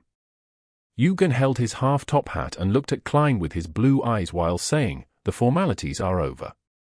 You can leave if you pay the bail of £10. Thank you." Klein didn't say anything more, but followed the good-looking but seemingly old-fashioned Eugen to the police station's financial affairs office that was nearby, where he fished out his wallet and pulled out 2 £5 notes. He was grateful that he had all his cash, £95, on him, or else he might have had to borrow it from his good neighbor, Eugen. Of course, the worst-case scenario would be if he had left the money at home. Klein wasn't certain how much of that would be left after the police searched the scene. Yet, he couldn't put it in the world above the grey fog, because it was possible that he needed to offer bribes to free himself. At present, many newspapers and magazines were discrediting the police as being unsupervised, violent, corrupt, extortionary, and vicious. Klein didn't dare to believe it fully, but neither did he dare to doubt it. After all, Musalt's money could very well end up in the pockets of someone in the police station. After paying the bail, Klein followed Eugen out of the police station and shivered when hit by the humid, cold wind. "After the case is closed, your bail will be returned to you. Of course, you can't expect them to voluntarily notify you." "Yes. In a week, if no one notifies you that your presence is required back at the station, you can come here and ask for your bail to be returned. In theory, you could still get appropriate compensation, if any, from the other party's estate." Eugen walked over to a carriage park nearby. The rain that had poured down during the entire day had finally come to a stop, but the crimson moon remained hidden by the dark clouds. The only light that could be seen on the street was from the gas lamps. All right. Klein almost believed that he would have to part with the £10 forever. He couldn't help but calculate how much it cost him to take up Ian's job. He had been paid £5, but many pieces of furniture and tea sets were destroyed at his home. He either had to buy new ones or get someone to repair them for him. With the materials used, the cost of the carriage, and the cost of mending his clothes, the math seemed to imply that he would be losing money. "If I don't manage to get back the £10 worth of bail money, this would be a great loss." Well, the Beyonder characteristic left behind by Musalt is actually worth quite a bit of money. Klein got into the carriage and frowned slightly. He had always thought that the private detectives who used their own residences as offices would, at most, not be entrusted with anything and wouldn't suffer any losses, but in the end. Klein turned his head to look at Eugen, who was sitting up straight, and he said with sincerity, "Thank you. Thank you for coming to bail me out. How much should I pay you?" Eugen nodded very formally and said, "This one's pro bono. I heard from Sergeant Faxine that you were involved in an incident. I believe that we'll have many opportunities to work together in the future." "There will be many opportunities to work together in the future?" Klein couldn't help but laugh as he said, "Lawyer Eugen, are you cursing me?" Eugen shook his head solemnly and said, "No, it's not what you think. It's very common for a private detective to have a fixed lawyer he works with." "Sir, you sure lack a sense of humor, even though you look rather young," Klein lampooned before saying. With a smile, "Coincidentally, I'm in need of a lawyer to help me draw up an investment contract." "Investment contract?" Eugen asked in a slightly stunned tone. I know that this isn't part of the work of a private detective, but I happen to chance upon a good investment opportunity, Klein explained simply. Lawyer Eugen, how much would a contract cost according to your usual fees? Generally, it's based on the total amount of the contract and the level of ease, Eugen answered seriously. The total amount is £100. The terms needed are, Klein described his needs in detail, including a preemptive right, veto rights, and so on. Eugen thought hard for a few minutes before saying, £2. I'll give it to you Monday morning. All right, Klein said no more regarding the matter. Instead, he began asking Eugen information about the case that night. On the way back to Minsk Street, Klein took the initiative to pay the carriage fare of 3 solely. After bidding farewell to the young but serious lawyer, he walked back to his house. He opened the door and when he saw the messy scene, his heart winced. He never expected that he would start his detective business with a loss. Just as Klein took off his coat and began working on cleaning up the mess, the doorbell rang. He opened the door in puzzlement and saw Julianne, the maid from next door in a black and white skirt. Good evening, Mr. Moriarty. Mr. and Mrs. Sammer wish to invite you over to discuss something, Julianne said with a tone that had traces of fear. Here it comes, the problem regarding compensation, Klein revealed a smile and said, all right. He changed into a clean coat and followed the maidservant next door. Luke Sammer and his wife, Stellan Sammer, were sitting on a sofa in the living room. The stout Luke, with a pencil-thin mustache, stood up and extended his hand as he said with a chuckle, Good evening, Mr. Moriarty. I only just learned that you were a private detective. That's quite unbecoming as a neighbor. No, it was my fault. I didn't know if I was suited for this career and might find other jobs at any moment, Klein said as he shook the hand of the male master. I'm very sorry for what happened tonight. I'll compensate you. It's just an accident, Luke said reassuringly. The blonde, blue-eyed, and pretty Stellan asked out of curiosity, Did you really kill the intruder? Hey, you must want black tea, right? He didn't mention that the problem stemmed due to one of his jobs, in order to prevent the Sammer couple from having any unpleasant feelings. Since the police didn't inform them, there's no need for me to do anything unnecessary, Klein silently added. Luke Sammer laughed and said, You must possess excellent combat skills. As a neighbor, I feel very safe. Perhaps we will have matters to entrust you in the future. Klein seemingly gave a self-deprecating laugh. Actually, I was almost killed. Regardless, you were the ultimate victor, Luke said. After chatting about this topic for a while, Stellan picked up a porcelain teacup and took a sip. I'm very curious about how many commissions a private detective receives a week, and how much can they earn? Klein didn't try to hide anything as he laughed. It depends on the situation. Just like when there are good and bad harvests in the farms. I earned £5 and 5 solely last week. But after last night's incident, I might have made a loss. As if she didn't hear the latter half of his words, she continued, If you can maintain this income, you'll get a pretty good life in Bakerland's Sherwood district at £5 a week. There's no need to sublet another room, and you can hire a maid to do odd jobs, listen to a symphony every other week, or go to the theatrical opera once. Once a week, you can play tennis or squash, join a reading salon, and go to a nice restaurant. Of course, if you're already preparing for marriage, you need to save a little money. A weekly salary of £5 is still a little short of being truly decent. Then, what is the required weekly salary to be truly decent? Klein asked. £7, at least. Stellan lifted her chin slightly. Klein turned to Luke and said casually, I heard from your wife that you work at Coim, but I'm not sure what its main business is. Anthracite and charcoal, Luke answered with a smile. It's no wonder you became a member of the Soot Reduction Association, Klein pondered for a moment and said, in Bakerland, how big of a salary does a manager receive? It's seldom mentioned in the newspapers and magazines. It depends on the industry, as well as the actual position's job scope.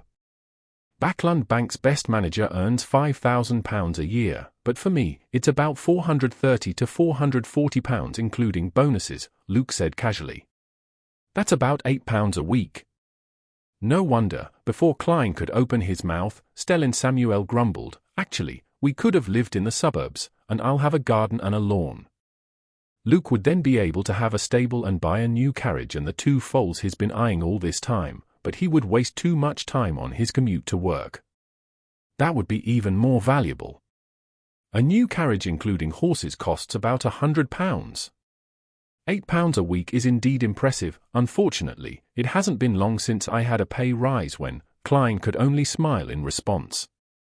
After exchanging a few more pleasantries, he bade farewell and left, sighing to himself in his heart.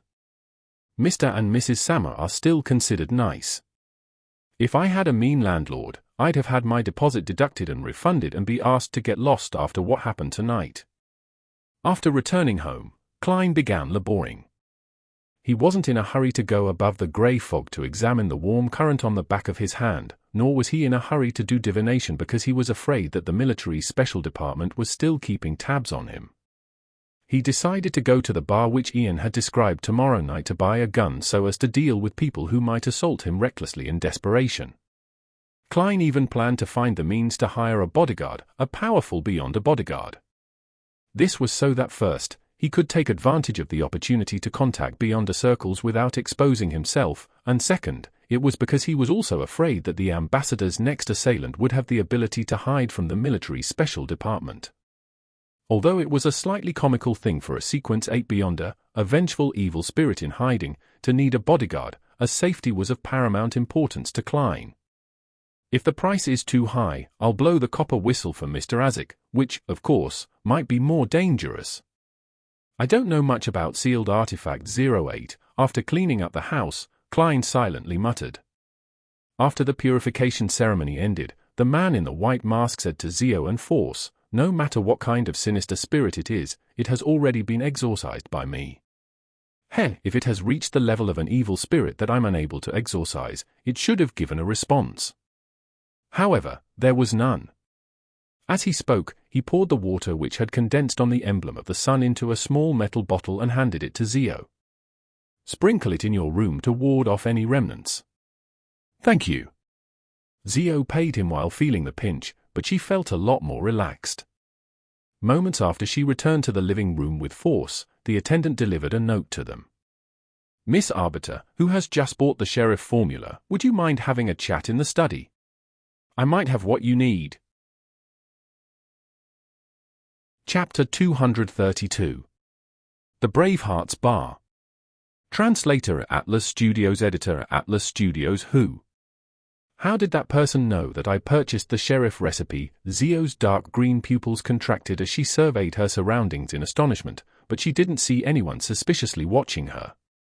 According to Mr. A, the transactions here should be very safe and confidential here. Finally, Xio couldn't help but look at the single sofa where Mr. A, whose face was covered by a hood, Saturday. He was still quietly sizing people up without revealing anything odd. She nudged Force with her elbow and whispered, "Should I go?" Force took the piece of paper, glanced at it, and replied without hesitation, "Go, at least you still have Mr. A watching. No one would dare to do anything to you, so you can take the opportunity to find out what the other party's goal is. Who knows? You might actually obtain the potion materials you want as a result." That makes sense. Xio, who was a very proactive person, immediately nodded to the attendant, followed him to the study, and finally, put on a hooded robe. This hood can cover my entire face, so much so that I can't see the path in front of me. Having worn the hood, Xio opened the door and saw a man dressed in a tuxedo sitting behind a desk. The man wore a golden mask that revealed his eyes, nostrils, mouth, and cheeks, but it was impossible to identify him. The light brown eyes behind the golden mask shifted as the man pointed to the chair opposite the desk and said, "Have a seat." His voice was deliberately hoarse, otherwise, there was nothing special about it. Xio closed the door to the study, stuck her chest out and raised her head, and sat down in the designated position without feeling intimidated. She then asked, "Do you have the main ingredients for the sheriff potion?" The masked man chuckled and said, "Yes, I have the eyes of a terror demon worm and the right palm of a silver war bear. In fact, that sheriff potion formula you bought was sold on my behalf, No wonder, Xio was often mocked as a brainless person by her good friends, but to survive in the circle of Beyonders, in the gangs of the East Borough, and among the poor, she wasn't a completely reckless person. She had the intuition for danger that was akin to a wild beast. She asked in a deep voice, "Why are you doing this?" "To select suitable helpers." The masked man chuckled. "With your financial situation, it'll be difficult for you to gather the money needed for these 2 Beyonder ingredients in a short period of time. Of course, you can sell the formula at other Beyonder gatherings, but please, believe me, this will bring you unnecessary danger. Our circles might not overlap, but I'm not the only person." Xio frowned and said, "Since you have such a massive organization and possess the formulas to the sheriff and arbiter potions, why do you need my help?" "There are certain matters we do not wish to deal with ourselves." "There are many reasons, but there's no need for me to tell you that. And every arbiter that embarks on the journey as a Beyonder by themselves has, more or less, some connection with the aristocracy. This is something we need," the masked man explained, simply. "It seems like he doesn't know about my origins, nor is he aware of my reputation in the East Borough." Xio relaxed a little. The masked man continued, "Just treat it as additional missions beyond the Beyonder gatherings. I will give you some missions and pay you with the corresponding rewards. If you feel that it's dangerous, you can reject them. This is a fair and free trade. Once you save up enough money, you can purchase the ingredients from me." This Xio, who was still struggling with her financial situation, suddenly had her heart stir.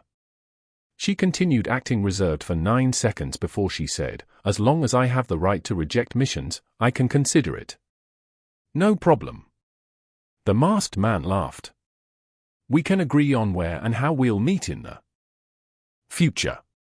To make you feel at ease, we'll concede the right to decide the details to you." "All right." Although Xio was still baffled and didn't understand why the other party was offering her missions to perform, she still agreed. At the very least, she couldn't identify any obvious dangers at the moment. Klein busied himself with buying chairs and tea sets and mending his clothes the whole of Sunday. He spent a total of £6.09 solely to restore the living room, the dining room, and himself to their original states. What a loss. I hope that the police department compensates me for my losses from Musalt's estate. Sigh, the chances are slim since it's, at best, just a portion. Klein placed the invoices and receipts neatly in place, waiting for them to be used in the future. Of course, in terms of income alone, he had made quite a killing. Musalt's Beyonder characteristic was worth at least £300, or more. The premise of all of this was that Klein had access to a circle of Beyonders. After dinner, dressed in a turtleneck sweater, a solid-colored sweater, a grayish-blue worker's coat, and a cap, Klein went out, once again, and made 2 transfers before arriving at Irongate Street in the area of the Bakerland Bridge.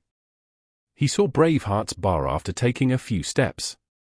He saw a seemingly heavy black wooden door and a nearly 2-meter-tall brawny man with his arms folded. The brawny man sized up Klein, but he didn't stop him from pushing open the door, but his throat moved when he heard the cheers inside. This was when the bar was experiencing its peak business. Before Klein even entered, he felt a heat wave engulf him. He could smell the strong aroma of malt beer and hear a din. Unsurprisingly, he saw 2 stages in the middle of the bar. One of them was having a rap baiting with dogs competition, and the other stage had 2 boxers patiently waiting for the fight to begin. The aroma of alcohol mixed with the smell of sweat emanated. Klein lifted his gold-rimmed glasses and pinched his nose. While protecting his belongings, he squeezed his way to the bar counter. Before the bartender could say anything, he said, "1 glass of Southville beer." This was the best beer that the Lund Kingdom produced. 5 pence, the bartender replied like clockwork. Klein took out a handful of coins and counted out 5 pence before handing them over in exchange for a large wooden cup of golden beer. The aroma of the beer was alluring. In front of it, many beers can't even be called alcohol and can only be considered as beverages. The bartender chuckled. Klein lifted up the cup and took a swig. It was cool and refreshing, first bitter and fragrant, but later, the flavor of malt burst out. It had a slightly sweet aftertaste. After putting down the cup, he looked at the tiny white bubbles and took the opportunity to ask, "Where's Casper's Callanin?" The bartender stopped wiping the glass in his hand as he looked up and observed Klein for a few seconds before pointing to the side. In the spirit of not wasting anything, Klein carried the cup and walked to the third billiard room. With just a light tap, he allowed the door to creak open. The two men inside stopped and looked towards the door. "I'm looking for Casper's Callanin." Amidst the silence, Klein hurriedly added, "Old geezer introduced me." Upon hearing this, a 50-year-old man with a big nose and a linen shirt said in a deep voice, "Come in." He had a huge, twisted scar running from the corner of his right eye to the side of his mouth, and his nose was a typical brandy nose, one that almost completely red. Klein slowly walked in with the cup in his hand and saw that Casper's billiard opponent had put aside his cue stick like clockwork and left the room before closing the door behind him. Casper's Callanin hobbled over and asked, "What do you want?" "A powerful custom revolver and 50 rounds. Klein took another sip of his Southville beer. £3.10 solely. Casper's gave the price. "This will definitely be more expensive than a regular weapons store. The price includes the risks I have to undertake." "Deal." Klein took 5 £1 notes he prepared from his trouser pocket and counted them. Casper's checked for the note's authenticity before nodding. "You're more straightforward than you look. Give me 5 minutes.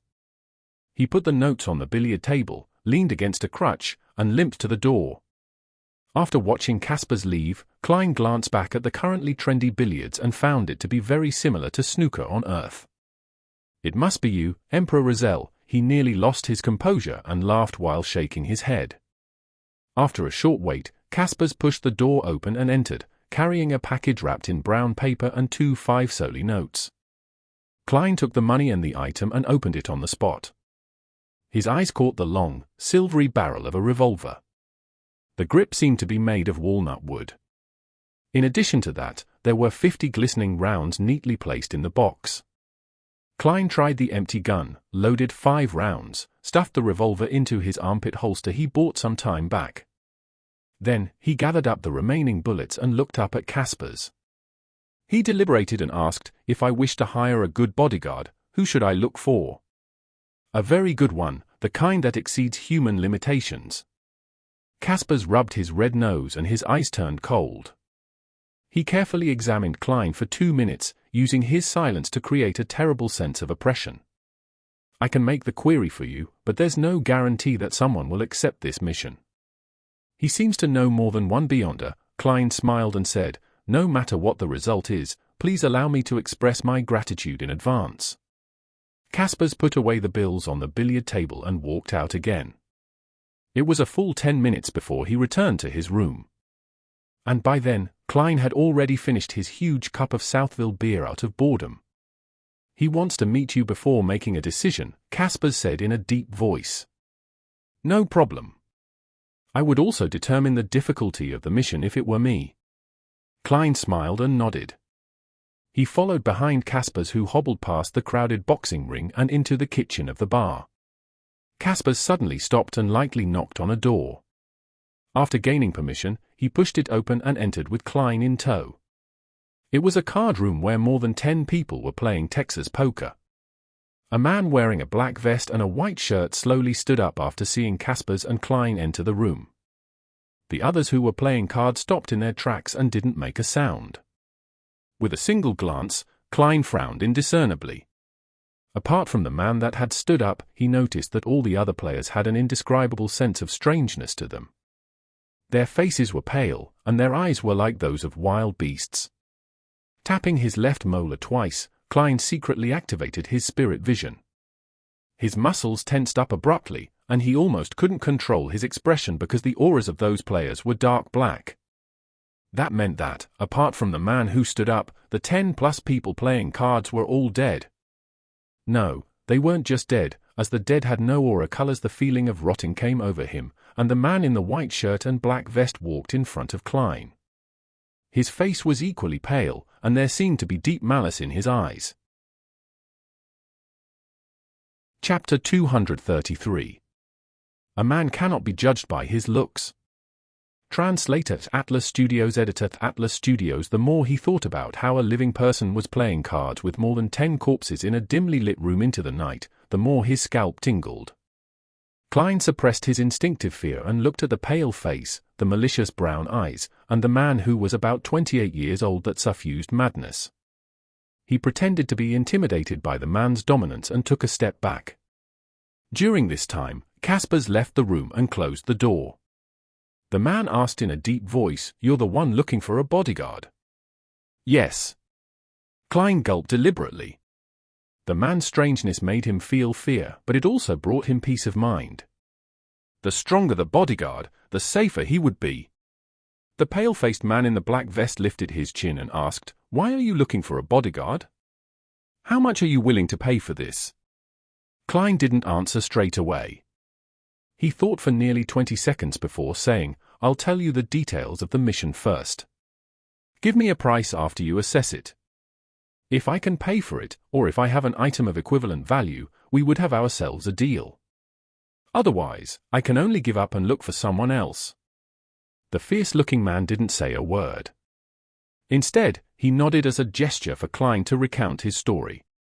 Klein deliberately looked at the zombies, treating them as normal card players. Then, he gave the man an inquisitive look saying, "Before I answer, do you want to kick these guys out of the room?" "There's no need for that," the pale-faced man said in a deep voice. Klein hesitated for a moment, then honestly said, "I offended a big shot who might have a country supporting him." The room suddenly turned still and silent. The man, who had a hint of madness and malice in his eyes, froze on the spot as if he had turned into a plaster statue. After nearly a minute, he slowly said, "This mission is priceless." Klein didn't manage to react until the man turned and walked back to the card table. Only then did he realize that there was no deal. You played cards with a bunch of living corpses in the room and presented yourself as a person of high standing and strength. Yet, you were scared off just like that? "You're clearly a little crazy." Klein didn't know whether to laugh or cry as he added, "The big shot doesn't have that much freedom in Bakerland." The man in the black vest ignored him and sat down again. The zombies began to hand out cards, look at their cards, and throw out chips.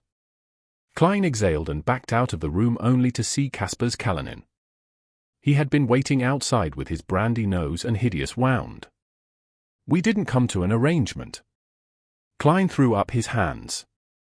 Kaspers didn't show a look of surprise as he pondered for a few seconds before saying, "Did he request too high a price?" "No, he finds the mission too difficult."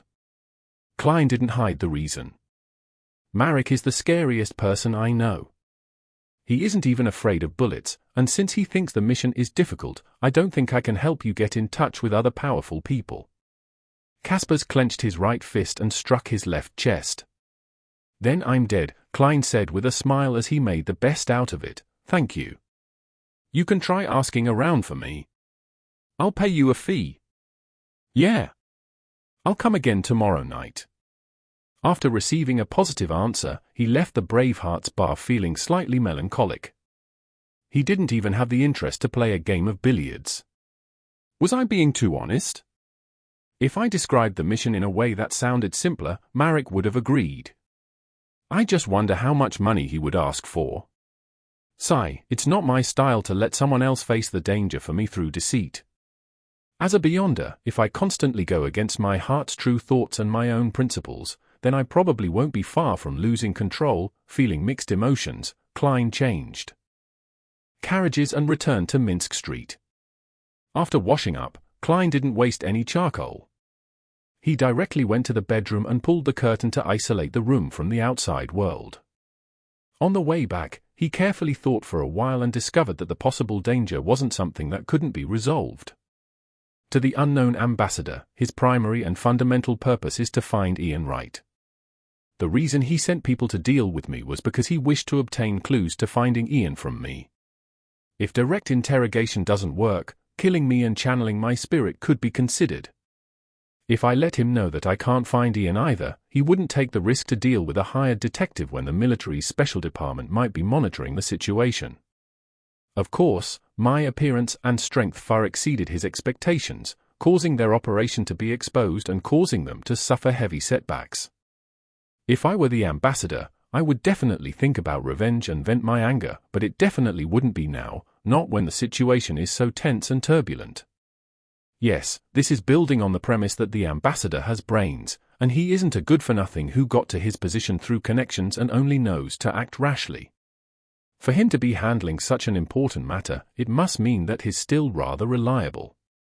In other words, the crux of the problem is Ian Wright's whereabouts. There's still some latent danger. Would the ambassador reveal to the military special department that Mutant is a Beyonder after his failure? That would make them find my strength questionable, and use them to retaliate against me. This can be done easily with an offhand remark with no difficulty involved. I have to be on my guard. Klein analyzed his situation and suddenly had the urge to kill the unknown ambassador. However, just the thought of powerful Beyonders around him left him depressed. I wonder if the messenger can accept my delegations without Mr. Isaac's permission. Probably not. Should I pay close attention to this matter and find an opportunity to silence him? Since he sent someone to kill me, I wouldn't feel any psychological burden from killing him. Yes, I can consider setting a mission for the Tarot Club. Let's see if Miss Justice and Mr. Hangman have any solutions. Perhaps, a large sum of money can tempt that Mr. or some other powerful Beyonders. Klein suddenly had an idea came to him as he thought of the Tarot Club. With this idea in mind, he calmed down a lot. He found some paper and a pen and wrote the divination statement, Ian Wright's whereabouts. After confirming that there were no hidden Beyonders in the room, Klein looked at the curtain that shielded him from prying eyes. He recalled Ian's appearance and silently read out the divination sentence before leaning back into his chair. He quickly entered a dream and saw a dark, small, run-down room in the dreamy world. There was a bunk bed and a floor mat that 4 people slept on. Ian was curled up at the top of the bunk bed, sleeping soundly under an old satchel. When the dream shattered, Klein opened his eyes and interpreted the revelation. Living quarters like that only exist in the East Borough and the Bakerland Bridge area, but it's an abnormally huge place. Even if all the police in Bakerland are deployed, they still wouldn't be able to find it. Ian was very careful. He didn't leave anything with me. Otherwise, I would have been able to find him through dowsing rod divination. After a few minutes of consideration, Klein picked up the pen and added a paragraph to each of the divination statements, making it an excuse. I don't know Ian Wright's whereabouts. I haven't seen him since we found Zreel's body. That piece of paper was left on the desk with a pen pressed against its edge. After all was done, Klein got up and went back to his bed, making a quick, less obvious flick of the coin to make sure that no one was watching him. After obtaining a negative answer, he quickly took 4 steps counterclockwise, chanted the incantation, and entered the world above the grey fog. Within the ancient and towering palace, Klein couldn't be bothered to inspect the situation around him, and instead repeated the divination he had just done. Seeing that the negative answer hadn't changed, he stopped feeling so nervous. Raising his head to the side, he realized that the core position of the newly added crimson star had been dyed with a sunlight gold. Is this the source of the warmth I felt? Klein spread out his spirituality and gingerly touched it in response to the prayer. A blurry scene quickly appeared in front of his eyes. The petite lady he had tried to pull up above the grey fog was standing in front of an altar with a lady with slightly curled brown hair. A man wearing a white mask softly chanted the honorary name of the eternal blazing sun, creating a warm and pure light. Was she trying to get someone to do an exorcism? Klein almost laughed. At that moment, he finally understood the reason behind the previous situation. It wasn't that someone had penetrated the grey fog and locked onto him. It was similar to Justice and Company reciting his honorary name before making a prayer. And after the grey fog received the message, it automatically gave him feedback. However, since it wasn't a prayer, the illusory, overlapping voices ended up becoming a warm current. Notification. This is a notification, and not something that can cause harm or influence. Klein made a definite judgment. At the same time, he was roughly certain of one thing. The way the mysterious space above the grey fog connected with justice and the others wasn't absolutely abnormal or above the rules of this world. It still suffered particular restrictions that could cause effects of varying degrees by using specific methods. Klein continued watching the scene before him and listened to the voice speaking. He was surprised to find that it lasted longer than ever before. Before this, he wouldn't be able to take the initiative to spy on the corresponding target of the Crimson Stars unless the other party had prayed for it, and only then would he be able to receive the corresponding scene. In another situation, when he gave his feedback, he would be able to see the scene and hear synchronized voices at the same time. However, once the response ended, he would no longer be able to gain any additional information. Now, it was like watching a long video whose footage was filled with masked reality TV footage. He saw the petite lady talking to a man in a golden mask in the study, heard her companions address her as Xio, and realized that she was looking for the Beyonder potion corresponding to the sheriff's potion. It wasn't until the two women returned home that Klein felt regretful that he failed to identify their address. The recording thus came to an end. Watching the gradually dissipating gold colors, he nodded his head thoughtfully. He vaguely understood why such an anomaly had appeared. In other words, the power of purification helped me maintain the corresponding passageway. Xio's £30 was worth it. I wonder when I'll be able to maintain it myself. Klein shook his head and smiled. He took out a pen and a paper to continue to divine Ian Wright's whereabouts. Chapter 234. The Night of the Full Moon. Translator at Atlas Studios. Editor at Atlas Studios. It was the same dream divination, but this time Klein saw more. The first scene was still the small, dark, squalid room with Ian Wright sleeping soundly on a bunk bed. The second scene was the same saw they had both gone to. Ian squatted in front of Zriel's mutilated body, reached out with his hand to rub the 2 rows of white teeth, and removed one of them. The third scene was a busy and noisy street. The passers-by were all dressed in plain clothes, some of which that could be described as old and tattered. In the middle of the street, there were gardens and lawns, surrounded by low chimneys that were puffing out smoke. Ian, in his old overcoat and round hat, warily watched as he entered the telegraph office not far from the center of the street. Diagonally across it was the mall entrance to the steam metro. The image quickly turned transparent. Klein opened his eyes, tapped his index finger on the edge of the long bronze table and made a preliminary judgment. From that tooth and the telegram, it seems that Zriel and Ian aren't just a detective duo that found themselves involved in a dangerous situation. They have an organization behind them. I should be able to determine where the third scene is. Klein was in no hurry to deeply analyze it, as he didn't want to stay too long above the fog.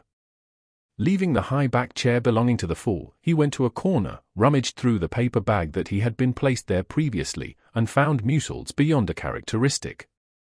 Holding the crimson, jelly-like object, Klein sat down again and wrote a new divination statement, the corresponding potion name.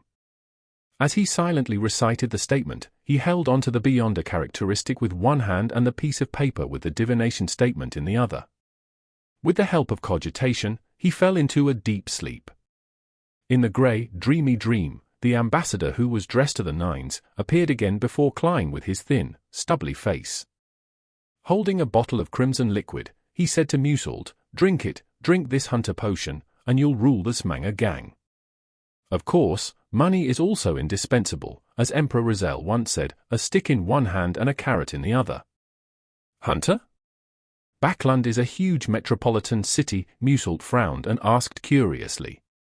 To someone illiterate like him, hunters were associated with the wilderness and animals. The middle-aged ambassador chuckled and said, the biggest city is the largest dark forest. Here, everyone has 2 identities. One, the prey, and the other, the hunter. Even the weakest hunter is a hunter. It's possible for them to harm stronger prey. Go, join this magnificent hunt. The scene shattered and turned into countless specks of light. Klein looked down at the crimson Beyonder characteristic in his hand and said to himself silently, so it's the hunter potion. It's no wonder Muselt was so good at fighting. He even used a blowpipe to shoot poison darts. It's no wonder how he was able to track me here. However, he doesn't seem to fully understand the essence of being a hunter.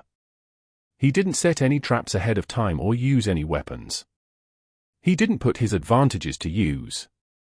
This is partly because he didn't know that I'm also a Beyonder, one that happens to be a Sequence 8.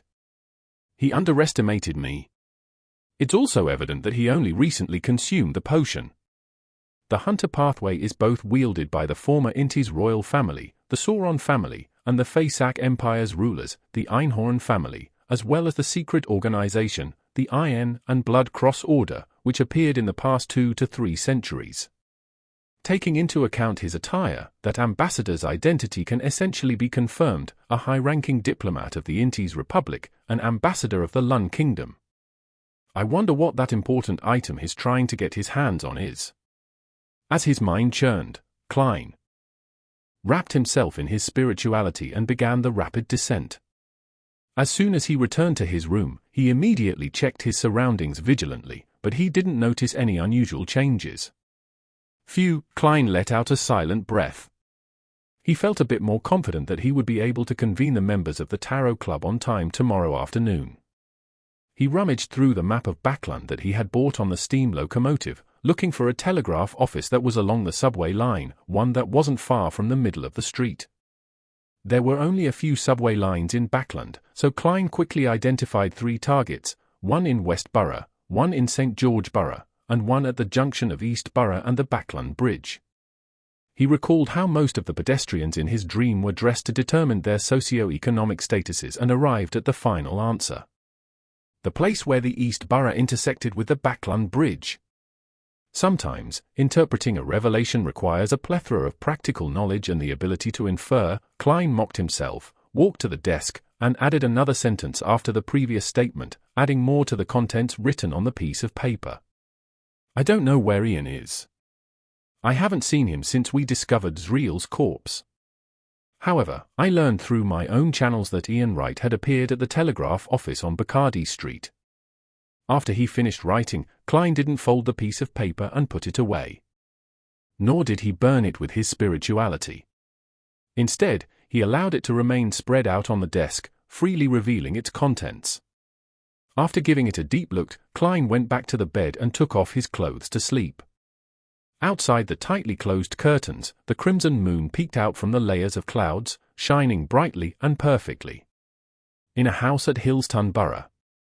Force, who didn't sleep with Xio, sat up suddenly and put her hands to her head. Her relatively pretty face was extremely twisted as if she was a devil.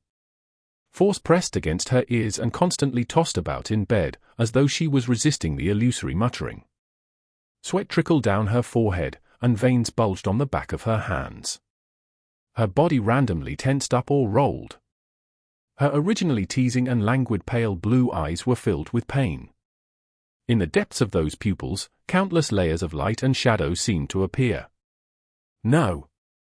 Force finally couldn't hold it in anymore as she let out a low tragic cry.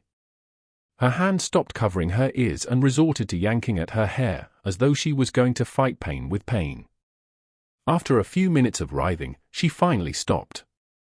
She released her hands, looked at the handful of slightly curled brown hair, and weakly laughed at herself. I lied to Xio, telling her that the murmurs every full moon don't have much of a negative effect on me. At least losing hair is a serious concern. With difficulty, Force sat up and looked at the curtain that half covered the window. Through it, she could see the dreamy crimson moon outside. It's getting worse each and every time. Will I lose control the next time because of this? Force could no longer suppress the weakness that she had buried deep in her heart. She had attempted to separate herself from the bracelet that allowed people to teleport through the spiritual world, but it no longer resulted in the disappearance of the murmurs during a full moon. She had tried to take sedatives, had tried chanting the name of the god of steam and machinery, had tried some ritualistic magic, but it hadn't changed the fact that she was gradually slipping into the abyss. If only I could understand what the murmurs are saying. I wish to die in the know, and not be buried clueless. Perhaps, I might be able to hear it clearer after advancing to Sequence 8. But I've never encountered anyone selling the Trickmaster potion formula. Force looked out the window in a daze as her eyes were dyed red by the moonlight. On Monday morning, Klein woke up early from his restless sleep and got out of bed. He went to his desk and began to draw the curtains and open the window to let the light and wind into the room. At that moment, he caught sight of the paper on the desk at the corner of his eye. It was facing the window, maintaining its original spot. However, Klein clearly remembered that before he slept, this piece of paper was facing the chair and the bed. It had flipped over and changed orientation after a night's sleep. Klein's pupils constricted as he abruptly reached out and pulled the curtains open. He saw that the oriel windows were still shut tight, not letting even a waft of wind in. Without any wind, the paper had rotated 180 degrees by itself. No, someone came in without me noticing. Klein felt a chill run up his spine to his head. He was shocked that he didn't realize it while sleeping. This meant that he was almost at the mercy of others, and his life and death depended solely on the other party's mood and thoughts. Was it a member of the military special department, or was it a powerful beyonder sent by the ambassador? From the fact that the paper wasn't returned to its original orientation, it's more likely to be the latter, indicating a certain level of warning. To be able to sneak in like that without a trace, how incredible! Should I thank him for his kindness? No. There must be a reason why he didn't do something that could have been so conveniently accomplished. They don't want to alarm the members of the military special department who are monitoring the area. Klein couldn't help but think of countless reasons. The reason he wrote those words last night and spread the paper on the desk was to let others see it. He wanted to let the ambassador know what he wanted to know and delay any possible acts of revenge until the matter was over so that he himself could have more time to prepare. However, Klein had expected that the other party would sneak into the room while he was out, and when the surveillance of his house by the special military department would be reduced. Who knew that the person in question was able to bypass the beyonders around him and quietly enter the bedroom while he was still sleeping? The feeling of having his fate controlled by someone else was extremely uncomfortable. A beyonder who's very powerful or with extremely odd abilities, Klein turned his back and faced away from the oriel window and pulled out a copper penny. Someone sneaked into this room last night. He silently chanted the statement, and with the help of his body's concealment, he flicked the coin. The coin tumbled in the air and fell without exceeding Klein's shoulder height and landed in his open palm. This time, the number faced up. No one had sneaked into Klein's bedroom last night. The paper wouldn't have turned around for no reason. Could it be sleepwalking? No. I can even stay awake after the captain invaded my dream. Klein suddenly frowned and thought of two possibilities. First, the divination was disrupted and resulted in misleading results. 2. The one who sneaked in was not human. Chapter 235. The Busy Monday. Translator, Atlas Studios. Editor, Atlas Studios. Klein was in no hurry to confirm his general assumptions. He pretended that nothing had happened and turned the page so that it faced him. The information he wrote about Ian Wright was completely true. He would still get a positive answer even if he used divination techniques to confirm. Therefore, he believed that the people under the ambassador's charge would follow this investigation's trail and gain something in return. It was unlikely that they would have the motivation to seek revenge on him for the time being. Similarly, he would continue to spread the paper out on his desk for the military special department who were monitoring him. It would direct their attention away from him as they shifted their focus to Ian Wright. It would then be a race against time to find him before the ambassador. This way, Klein would be even safer. It feels like I'm walking on a tightrope. Is this a clown special trick? He shook his head in amusement. He opened the oriel window, hoping to take in the fresh morning air, but there was thick, choking smog outside that made him quietly close the windows. Pressing down the paper with Ian's information with an ink bottle, Klein went to the closest bathroom and quickly washed up. He then picked up the black double-breasted suit and the half-top hat that hung from the rack and walked all the way to the first floor. He had an appointment with Lawyer Eugen for breakfast today. Pulling his black silver inlaid cane from the umbrella stand in the foyer, Klein walked along the edge of the street in a thick fog that provided visibility of no more than 10 meters until he reached 58 Minsk Street. He rang the doorbell of the dark house. As the clanging sound echoed, a black green-eyed cat with a raised tail suddenly appeared in his mind. Brody the black cat walked straight to the door. After preparing itself for 2 seconds, it leaped up and grabbed the handle of the door. Then, it inevitably fell and twisted the handle with its weight, and opened the door. With a creak, the morning wind blew in, and the door slowly opened. Brody the black cat glanced at Klein haughtily as it walked to the side. "What a clever cat," Klein praised as he faced the old lady, Doris, in her white apron. Doris laughed as her wrinkles eased. "It depends on its mood. Most of the time it acts stupid, as though it doesn't know what you're talking about. Oh, I've prepared my best bean turnip soup for you. Eat it with bread." Bean turnip soup. Sounds like something randomly mashed together, Klein smiled. The lawyer came out of the bathroom. Even at home, regardless if he had just woken up, he was dressed to the nines. His white shirt was ironed and his brownish-yellow vest was tightly fitted, the lines of his trousers appearing to be freshly ironed. "The contract you wanted is complete. Check to see if there are any omissions." Eugen's blue eyes swept over. He didn't make small talk as he went straight to the point. His brown hair was neatly combed back, and the sheen from the pomade was unmistakable. "All right." Klein leaned his cane, took off his hat and coat, and followed Eugen into the study on the first floor, where he received a thick contract. He stood there, casually flipping through it. The more he read, the more his head hurt. In the end, he only skimmed through the key clauses. "I hope that everything that's needed is in there, as well as the previously omitted clauses, such as the establishment of the 3 instances that will determine how much money is to be supplied to Leppard based on his progress, rather than a lump sum payment of £100. The first instance involves £50. Yes, that way I won't have to go to the Bakerland bank for the time being and take out the remaining £100 from my anonymous account. What I have on me is enough." Klein closed the document, smiled at Eugen, and said, "I'm satisfied. Your professional skills are better than I imagined." As he said that, he took out 2 £1 notes that he had prepared.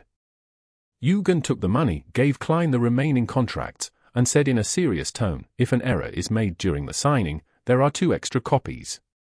Remember to shred the remaining contracts when everything is over."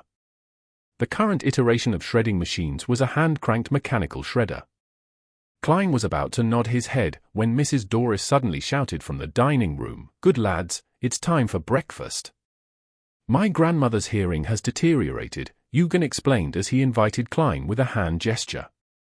Klein followed him into the dining room and saw that Mrs. Doris had scooped out a spoonful of yellow and green liquid from a black pot and poured it onto the corresponding plate. "Here, try the bean turnip soup. Here's your bread." Mrs. Doris smiled and pointed to the suspicious pile of food. Klein looked at Eugen, who looked even more serious than before. His heart skipped a beat. Forcing himself to sit, Klein broke off a piece of white bread, dipped it in the yellow-green soup, and stuffed it into his mouth with the spirit of an adventurer. He was surprised to find that the flavor was actually quite good. The faint salty taste had a sweet tang to it that stimulated his appetite. It also perfectly brought out the soft, fragrant flavor of the bread. "My grandmother was once an excellent cook," Eugen said casually as he slowly savored his breakfast. "Then why do you have to keep a straight face?" "I really don't have any appetite watching you eat," Klein lampooned silently before immersing himself into the relaxed and happy feelings brought by the delicacy. After leaving the Jiggans, he made 3 transfers to 3rd Street in St. George Borough, where he made a formal agreement and paid Leppard the first £50. The second sum of £30 would be paid in 2 weeks' time, depending on Leppard's progress. At this point, Klein was left with only £21.08 solely. Then, he returned to Sherwood Borough and went to the public library to read the Tussock Times of the past year in search of news regarding the Inti's ambassador to the Lun Kingdom. When it was almost noon, he finally saw the black and white photo and confirmed that it was the one he had seen in his dream divination. Bakerland Jean Mudun. Klein recited the Inti's Republic's ambassador's name silently.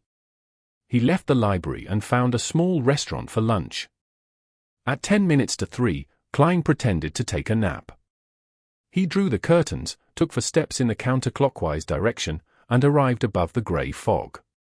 He first divined if the military special department had relaxed their surveillance on him and received a positive result.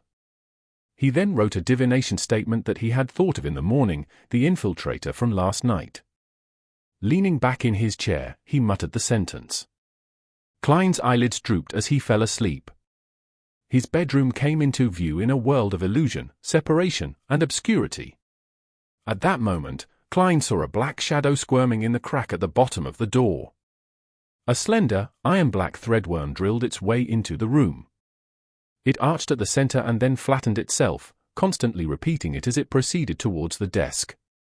Its movements were extremely stiff, as though it had broken down a series of slow motions, making it appear quite odd.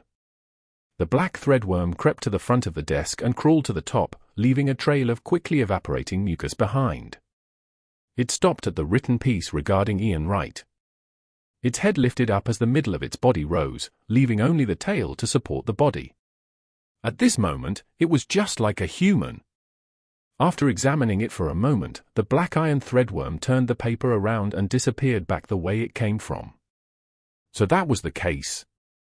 That is to say, it wasn't that the infiltrator didn't want to take revenge on me last night, he simply didn't have the ability to do so. Unless this iron-black threadworm is highly venomous, Klein nodded in enlightenment. He then used divination and obtained confirmation that the Beyonder who manipulated the black iron threadworm had done so under Ambassador Bakerland's orders. After doing all of this, he completely covered the paper bag in the corner with grey fog and sent a message to the son, Derek. When the hands of the pocket watch were in place, Klein pulled in Justice, the Hanged Man, and the Sun at the same time. This week's Tarot Club happened as scheduled. The familiar grey fog and blurry human silhouettes appeared. Audrey, who had successfully advanced to Sequence 8, half stood up, lifted her skirt, and happily greeted them. Good afternoon, Mr. Fool tilde good afternoon, Mr. Hanged Man. Good afternoon, Mr. Sun. Klein, who had activated his spirit vision earlier, noticed the change in the surface layer of the astral projection in the depths of Miss Justice's ether body with the help of the grey fog's uniqueness. With a chuckle, he said, "Welcome, our Miss Telepathist." Audrey smiled reservedly and said a few words of humility before turning to face the person across her. "Mr. Hanged Man, you should be handing this week's 6 pages. Perhaps, when Mr. Fool reads it, he will think of something and shares with us a little more of his general knowledge." The corners of her mouth curled up in anticipation. Alger nodded and began to produce the 6 pages of Roselle's diary with Klein's help. Previously, he had thought about consulting the Fool about whether he should directly submit the rest of the diary via a sacrifice. However, seeing that the Fool didn't seem too interested or take the initiative to mention it, he gave up on this idea. And this was in line with his understanding of the Fool. Roselle's diary had a certain effect on the godlike man, Mr. Fool, but it wasn't that great. He would collect it, but he definitely wasn't in a rush. The 6 pages of the diary were completed very quickly. As Alger was about to offer it to the Fool who sat at the end of the long bronze table, he suddenly remembered something. He hurriedly said respectfully, "Mr. Fool, I have obtained a piece of information related to the secret order." There was no obstruction of information on the ocean, it just wasn't timely enough. The pirates also valued intelligence and often sent people to the colonial island to exchange information that they had gathered. It was through these channels that Alger learned something about the secret order. Very good. Klein nodded his head slightly, giving his permission to the Hanged Man to recount what he knew. He didn't stop the presence of Miss Justice and the Sun from letting him speak. This would help the former gather more information about the secret order, while the latter understood nothing. At the same time, he allowed the 6-page diary to appear in his hands. The Hanged Man said unhurriedly, "The secret order has some connection with the Intes Republic." The Intes Republic? Yes, Emperor Republic was from Intes, and Zaratul had sought him out in Trier, the capital of Intes. The secret order was also involved in the famous incident at Intes. Well, it's not too surprising that the secret order still has some connection with the Intes Republic today. After validating this new piece of information with what he knew, Klein confirmed that the information provided by the Hanged Man was true. Just in time. I'm going to deal with the ambassador of the Inties Republic. Klein was in no hurry to read Roselle's diary. He looked up at the three members. Chapter 236. Internal Commission. Translator, Atlas Studios. Editor, Atlas Studios. As Klein's knowledge of mysticism and beyonders deepened, as well as his experiments with some of the powers of the space above the grey fog, he no longer felt anxious when facing Justice, the Hanged Man, and the Sun. He became less preoccupied with maintaining an enigmatic and unfathomable image so as to prevent the Tarot Club members from keenly noticing his facade. He now knew that although the deities in this world were powerful and bizarre, they were by no means omniscient and omnipotent. This description was something that only the legendary creator of everything could do, one that only the City of Silver was still worshipping. The deities had their limitations, and the deities could also be put into tough situations. That was something Klein could now confirm. Be it the Book of Storms or the Revelation of Evernight, they more or less touched upon this. Therefore, at the recent tarot gathering, Klein was consciously building character traits, slowly shaping himself into a restricted powerhouse who, for some reason, couldn't move freely but was almost a deity. This way, even if he occasionally showed that he didn't understand certain things and occasionally asked for help, it wouldn't arouse the suspicion of the Tarot Club members. Of course, the premise of all this was that, through his previous attempts and through the power displayed by his adorer, Azek, he had undoubtedly embedded the image of a deity-like existence into the minds of Justice, the Hanged Man, and the Sun. I hope that this building of character traits will succeed. That way, I won't have to worry about not being able to answer their questions in the future. Of course, things that are part of general knowledge still have to be known, and I shouldn't show fear. Klein tapped the edge of the ancient table and said with a chuckle, I want to issue a mission. Mission? Audrey's ears pricked up slightly as her eyes widened. She was astonished, expectant, and perturbed at the same time. She clearly remembered that this was the first time that Mr. Fool had officially issued a mission. Although he'd had previously made a few requests, they all involved prepaid rewards. It seemed like he had randomly selected missions to conform to the principle of equal exchange. This time, he used the word issue. As a telepathist, Audrey was already very good at reading the hidden meanings behind words. At the same time, she keenly realized that although the Hanged Man appeared to remain unperturbed, he was actually abnormally tense. As for the Sun, he seemed to be muddle-headed, treating this as a very normal thing. You can choose to accept it or not. With the help of his clown's powers, Klein's tone sounded much more relaxed. Another adorer of mine has arrived in Bakerland. He wants to finish a matter, but it's not convenient for him to show himself. Another adorer, the Hanged Man, nodded, seemingly in thought. He wasn't surprised at all. In his eyes, for a powerful godlike existence like Mr. Fool, possessing many adorers was a matter of fact. I wonder what the sequence number of Mr. Fool's adorer is? Well, I still owe his previous adorer a reward. Even though Mr. Fool's reward was paid by Mr. Hanged Man, and he doesn't really care about money, I did pray for help at that time. Furthermore, Rear Admiral Hurricane was killed by that adorer. His adorer would still need some funds for their activities, Audrey thought with some guilt. Frankly speaking, 30,000 gold pounds and a large plantation was an enormous amount of wealth to her, but that alone didn't have any significant effect on her life. It's good having it, but it didn't matter if I didn't. Well, I might feel the pinch a little, Audrey nodded to herself earnestly. As a teenage girl who wasn't considered an adult yet, ignoring the large plantation, she actually didn't have absolute control over the remaining £30,000. She could only go with her father's arrangements, purchasing some stocks from Bakerland Munitions Corporation and invest in a company that was attempting to spin off some of the technology in ironclad warships for commercial ships. The amount she ultimately received and could be used as an allowance was only £5,000. However, her fixed annuity had increased by at least £2,000 from its original range of £15,000 to £25,000. Seeing that Justice and the others hadn't spoken, Klein issued the mission. The task he wants to be completed is the assassination of the Inties Republic ambassador to the Lun Kingdom, Bakerland Jean Mudden. Assassinate the Inties Republic's ambassador. Audrey lost her composure as she asked in surprise. This would cause conflict between the two countries and might even be an act of war. As a qualified aristocratic lady, her first thought was about international foreign affairs. As for why Mr. Fool didn't do so himself, she found the answer obvious. Which mighty figure would always be helping their subordinates?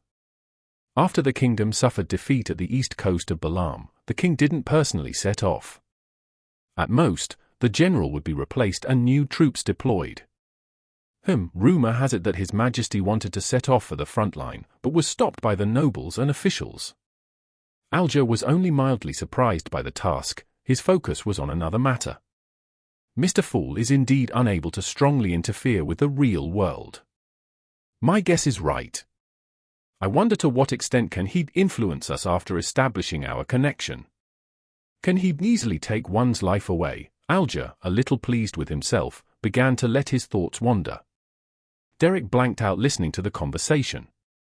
What's the Intis Republic? What's an ambassador? These words sound so strange in Jotun. Kleins swept his gaze around and maintained his casual attitude. Which one of you is willing to accept this mission? What kind of reward do you want? I can't convince myself to kill an innocent man for no reason. And it could very well lead to a disaster caused by war. Audrey, who wanted to raise her hand, hesitated. Just then, the hanged man chuckled and said, I've heard that this ambassador Bakerland is also the intelligence chief of the Intis Republic in the kingdom.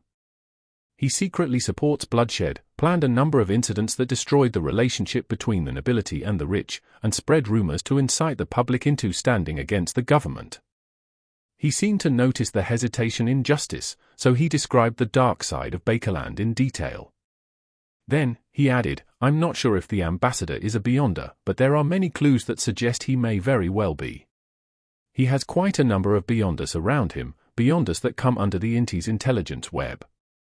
And this department is influenced by the original royal family in Intis, the Sauron family. They're in control of the early sequences of the Hunter pathway. Moreover, the possibility of a war between the two countries depends only on whether or not the upper echelons of both sides want to fight. It has nothing to do with the life or death of a diplomat. After the assassination of Emperor Razel, Intis suffered several great shocks but ultimately managed to maintain a stable republican system. Because the Sauron family suffered a brutal blow during Razel's reign, their strength fell tremendously in all aspects. All they could do was accept the reality and change their goal to fighting for a seat in parliament and secretly influence the country's intelligence department and parts of the army. After listening to the information provided by the hanged man, the hesitation in Audrey's heart disappeared. She gracefully nodded and said, for the past few years, the Feysak Empire has expanded rapidly, having defeated the kingdom and the Intis Republic on the Balaam East Coast and the Highlands.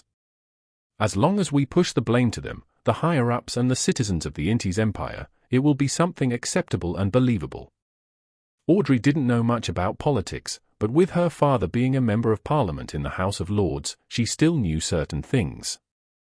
Be it the shirking of responsibility or shifting the focus onto the kingdom's internal problems, the unpopular northern barbarians were the popular and easiest targets for the nobles and ministers. Whether they did it or not didn't matter. Of course, more than 100 years ago, this role was played by Intis and Razel. After pondering for a few seconds, Audrey looked at the seat of honor, feeling a little perturbed and a little guilty. Mr. Fool, I can attempt to complete this mission, but I cannot guarantee its success. On the one hand, she was going to find her father and confirm that Ambassador Bakerland was really the head of the Intis intelligence service. On the other hand, she wasn't going to do it herself either. As a spectator or a telepathist, neither one of them was good at combat, and all she could do was gather as much information about Ambassador Bakerland from high society as she could and delegate the mission. Well, I could get Xio and Force to ask Mr. A to do it. Or find the hosts of the other Beyonder circles. I cannot be exposed. Things have to be kept secret, and there might be Intis intelligence agents lurking in those circles. I don't know how much money I'll have to pay, but £5,000 might not be enough. Audrey was already beginning to think of the subsequent plans. Klein didn't pin his hopes on Sequence 8, Miss Justice, to succeed. He nodded and said, What compensation would you like? The formula to the psychiatrist potion, Audrey said before hesitantly adding, as well as the corresponding Beyonder ingredients. Oh, we can wait until the mission is completed before discussing further. If it doesn't succeed, I'll bear the expenses. I still owe your adorer the bounty money. Bounty money? So it was given to Miss Justice, £10,000. That's 5,000 if we split it equally. Shrouded in the grey fog, Klein pondered for a few seconds on how much Ambassador Bakerland was worth and finally decided that he was definitely more valuable than Rear Admiral Hurricane Chilangos. Sure, Klein replied in a normal tone. At this moment, the hanged man Alger added, I'll also accept this mission. The compensation can be determined after the mission is completed. Didn't you return to the sea? Audrey asked in surprise. Just because I'm not in Bakerland doesn't mean I can't kill Ambassador Bakerland, Alger said with a smile without giving any detailed explanations. Derek, who was beside him, never had the chance to join in on the conversation. He immediately turned his gaze to the Roselle diary in his hands. Chapter 237. Sequence 2. Translator, Atlas Studios. Editor, Atlas Studios, the 29th of October. The leader of the secret order, Zaratul, visited me once again. He didn't mention anything specific and just casually chatted with me. I wasn't able to guess his true intentions. It seems like he just wanted to strengthen the communication between us and understand each other better. I've already met the two high sequence Beyonders from the church, but I felt that Zaratul was much more powerful and mysterious than them, so I asked him what sequence number he was without much hope, and in the end, he actually answered me. He told me that he was a Sequence 2, Miracle Invoker. Sequence 2? In the Church's categorization, that's the position of an angel, close to that of a deity. He truly is more powerful than the alchemist and arcane scholar that I met before. But my intuition tells me that Zaratul isn't telling the whole truth. Sequence 2 might just be his former position, or that he's about to advance. Miracle Invoker? A master at creating miracles? The name of this potion makes one's imagination run wild. This is the corresponding Sequence 2 of Seer, a miracle invoker who controls fate? I tried probing Zaratul if the word miracle refers to the miracle of fate. That the Seer pathway is one that slowly understands and grasps fate so as to control it. Zaratul ignored the first question. He told me that fate is just one of the parts of the Seer pathway, and it's not even its main focus. The pathway that truly represents fate is Monster. He raised a few examples which were all potion names of the monster sequence. Sequence 7 the Lucky, Sequence 5 the Lucky, Sequence 2 Soothsayer, and Sequence 1 Snake of Mercury. It's also known as the Snake of Fate. This was the first Sequence 1 I got to know. It hit me right in the face. According to what I know, the monster pathway should be controlled by the life school of thought. This school seems to also have parts of the apothecary sequence pathway. They propose three major divisions: the world of absolute rationality, the world of the spirit, and the material world. Yeah, it's pretty cool.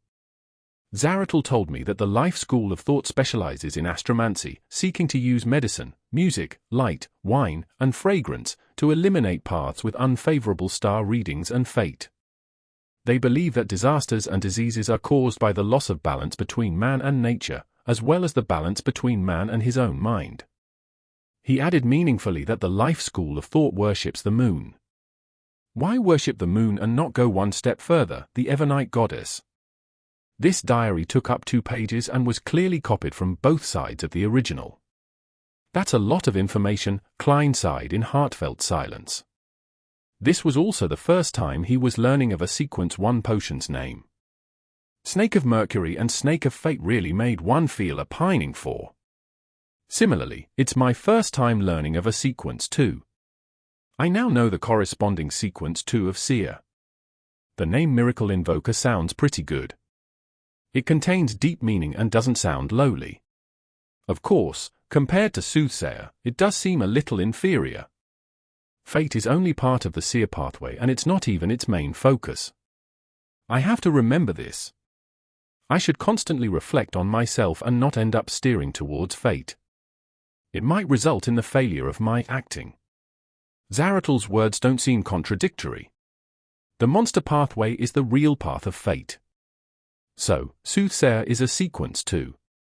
If that's the case, then I already knew of a sequence too in the past. Although he didn't take his eyes off the paper, Klein was seriously considering his own sequence chain.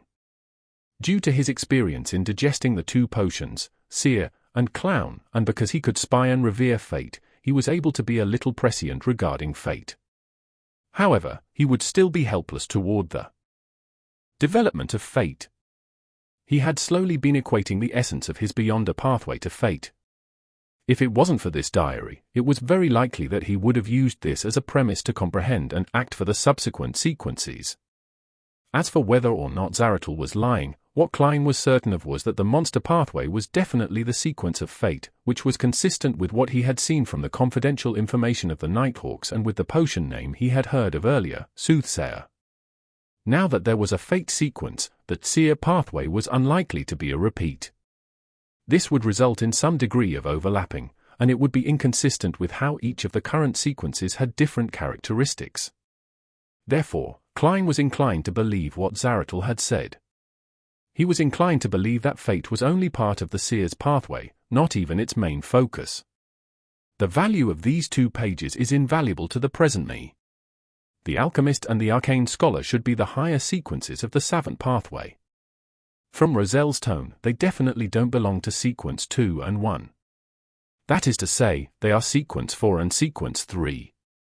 For the time being, it's impossible to determine which is sequence 4 and which is sequence 3. Klein gathered his thoughts, flipped the diary, and continued reading. As for why the Life School of Thought only worshipped the moon and didn't believe in the Evernite goddess which symbolized the crimson moon, he was unable to ponder too deeply about it due to the lack of information.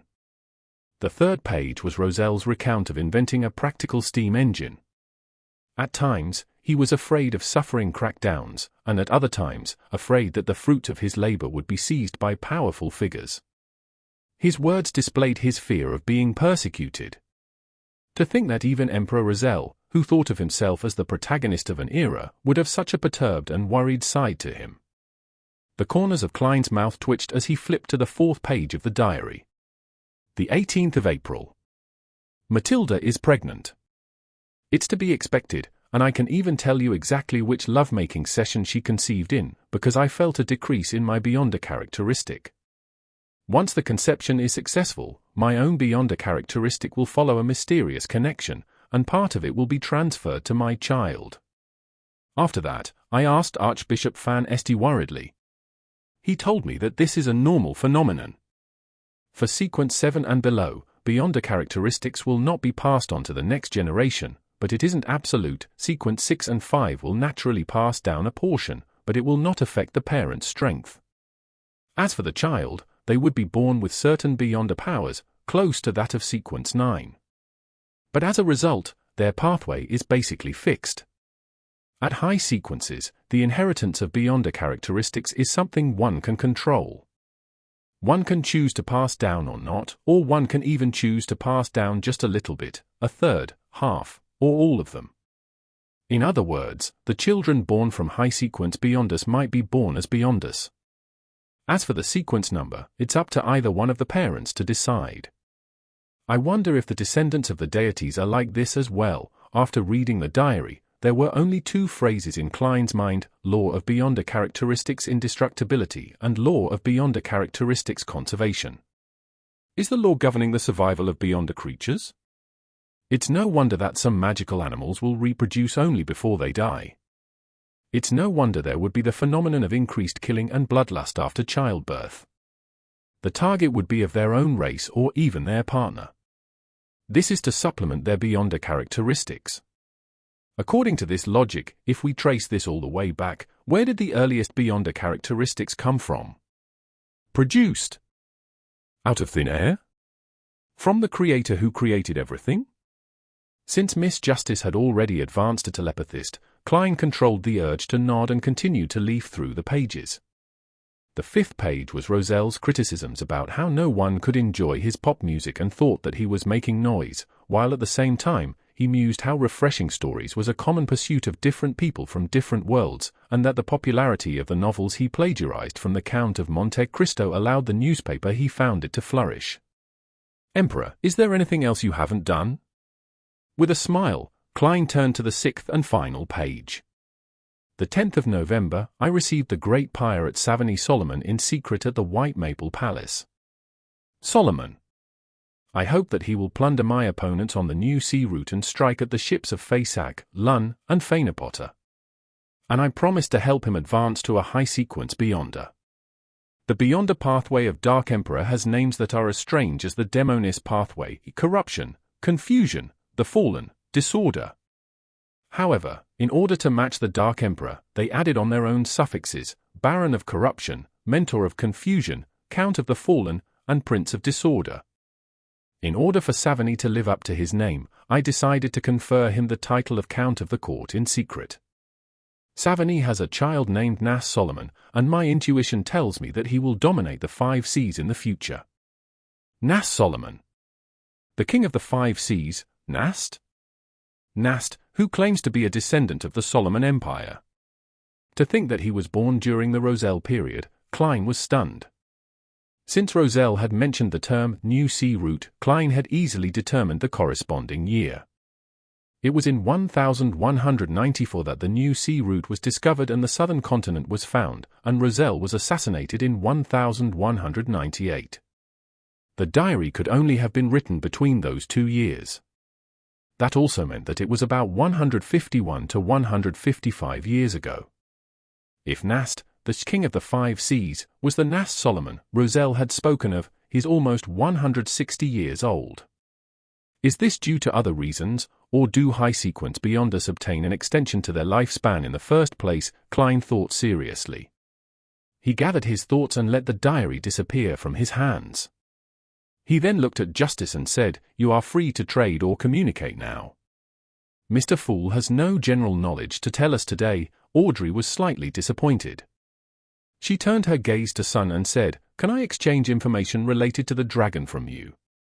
She clearly remembered that Mr. Sun called the spectator pathway the dragon pathway, and that he said it originated from the dragon race. "Sure. I want the sequence 8 potion formula for Bard," answered the Sun, Derek, who had been silent all this while, in hesitation. He had wanted to use this as an exchange for information on the world where Justice and the Hanged Man were living so that he wouldn't always be confounded by what he heard. However, seeing that his process of digesting the potion was nearing completion, he still made his advancement his top priority. Chapter 238. Dragon of Imagination. Translator, Atlas Studios. Editor, Atlas Studios. Audrey wasn't surprised by the Sun's request. Since the cacting method had proliferated in the City of Silver, then the amount of time that had passed suggested that it was likely that he was close to the end of his digestion period. Seeking the subsequent potion formula was definitely one of his highest priorities. I wonder how the Bard acts. Sing poetry every day? When encountering combat, dodge to the side and use his singing to bring courage and strength to his companions. Or perhaps he would first bless himself before charging forward with a hammer or sword raised. I wonder if it will bring about an improvement in his singing ability. If it's possible, then he would definitely be an outstanding singer or opera singer, Audrey thought with great interest. She purposely didn't express her stance in a hurry so as to not let the Sun raise the price again. This wasn't something she learned from her tutor or from the Beyonder gatherings she had attended. It was purely a technique she had developed herself after she had advanced to become a telepathist. I will try my best to find the sequence 8 potion formula corresponding to the Bard pathway, but it won't be today. Are you satisfied with this condition? Audrey said in deliberation before looking at the seat of honor at the ancient table. We can seek Mr. Fool's help to bear witness to this agreement. At that moment, Klein laughed and replied, Miss Justice, perhaps I can provide the light suppliant formula for you. Audrey's eyes lit up as she quickly nodded slightly. No problem. Then, what should I use to exchange with you? I haven't thought of it yet, Klein chuckled and said, don't worry, perhaps my Adulterous will require help in certain matters in the future. His thoughts were very simple. If he allowed Miss Justice to obtain the formula of light supplement in her Beyonder circles, then wouldn't the knowledge he had stolen from the eternal blazing sun at the cost of near immolation be for naught? At the very least, it would be wasted at the Tarot Club. All right, I will do my best to help them, Audrey promised happily. Klein pressed his hands together and a yellowish-brown piece of goatskin parchment appeared before him. On it was the formula for the light supplement potion, including substitute ingredients and their ancient names. Furthermore, they were all translated to Jotun. Main ingredients: a piece of brilliant rock or powder of dazzling soul, blood of a mirror hedgehog or the heart of a magma titan. Supplementary ingredients: a golden-edged sunflower, 3 drops of aconite juice. With a gentle push, the goatskin appeared in front of the sun. Although he could pray to Mr. Fool to recall the formula even if he forgot it completely, Derek still diligently memorized the formula. It took him quite a while before he said, "Miss Justice, we can talk about the dragons." "Mr. Fool, I seek your permission to speak with Mr. Sun alone." Audrey quickly raised her hand. She originally believed that the Sun would put the appropriate content on paper for her to read, but it would be inconvenient for her to ask questions. She would have to pen her questions and push them back to him. Such a way of communication was utterly cumbersome.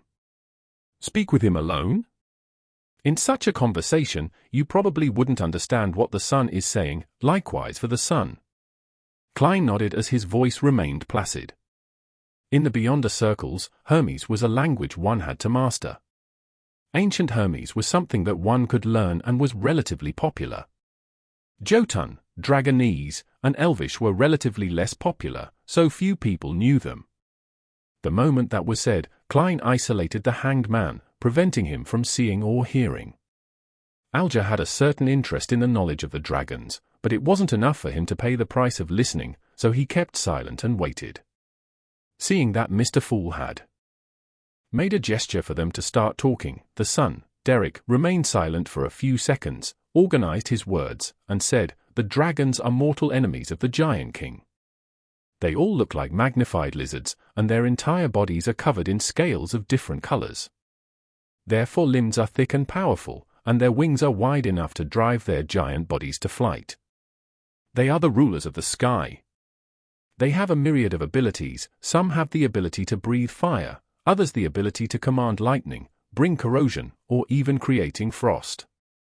But these are not mainstream among the dragons. The Dragon of the Mind occupies the greatest number of dragons, with Dragon King Ankwelt as their representative. The Beyonder pathway that stems from the Dragon of the Mind is the Spectator. In the City of Silver, we typically call it the Dragon Pathway. With regards to similar trades, Derek had initially prepared to regurgitate the historical texts, but upon discovering that Miss Justice and Mr. Hanged Man didn't seem to share the same world, he gradually realized the value of the widely known history of the City of Silver. Thus, he only talked about dragons this time and spoke nothing of giants, elves, mutants, phoenixes, vampires, etc. The King of Dragons Ankwelt. This aligns with the records of the church. Audrey nodded slightly, politely refraining from interrupting the Sun's narration. Derek recalled the contents of his textbook and said, "Back then, the most powerful and most terrifying dragon was the Dragon King Ankwelt, also known as the Dragon of Imagination. Apart from it, his son, Alzuhard, blanketed the sky as well, overlooking the famous, powerful figures across the land and sea.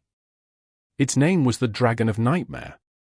Regarding the Dragon of Imagination Ankwelt, there was a legend that whatever he imagined would manifest. The kingdom he imagined would definitely descend upon the material world. The future, it declares, would definitely play out and become reality." This, Klein suddenly frowned. If it wasn't for the fact that Justice Audrey was focused on listening to the Sun, she definitely would have noticed his abnormality, even if he was covered by the thick grey fog. The description made him think of sealed artifact 08. A declared future would definitely play out.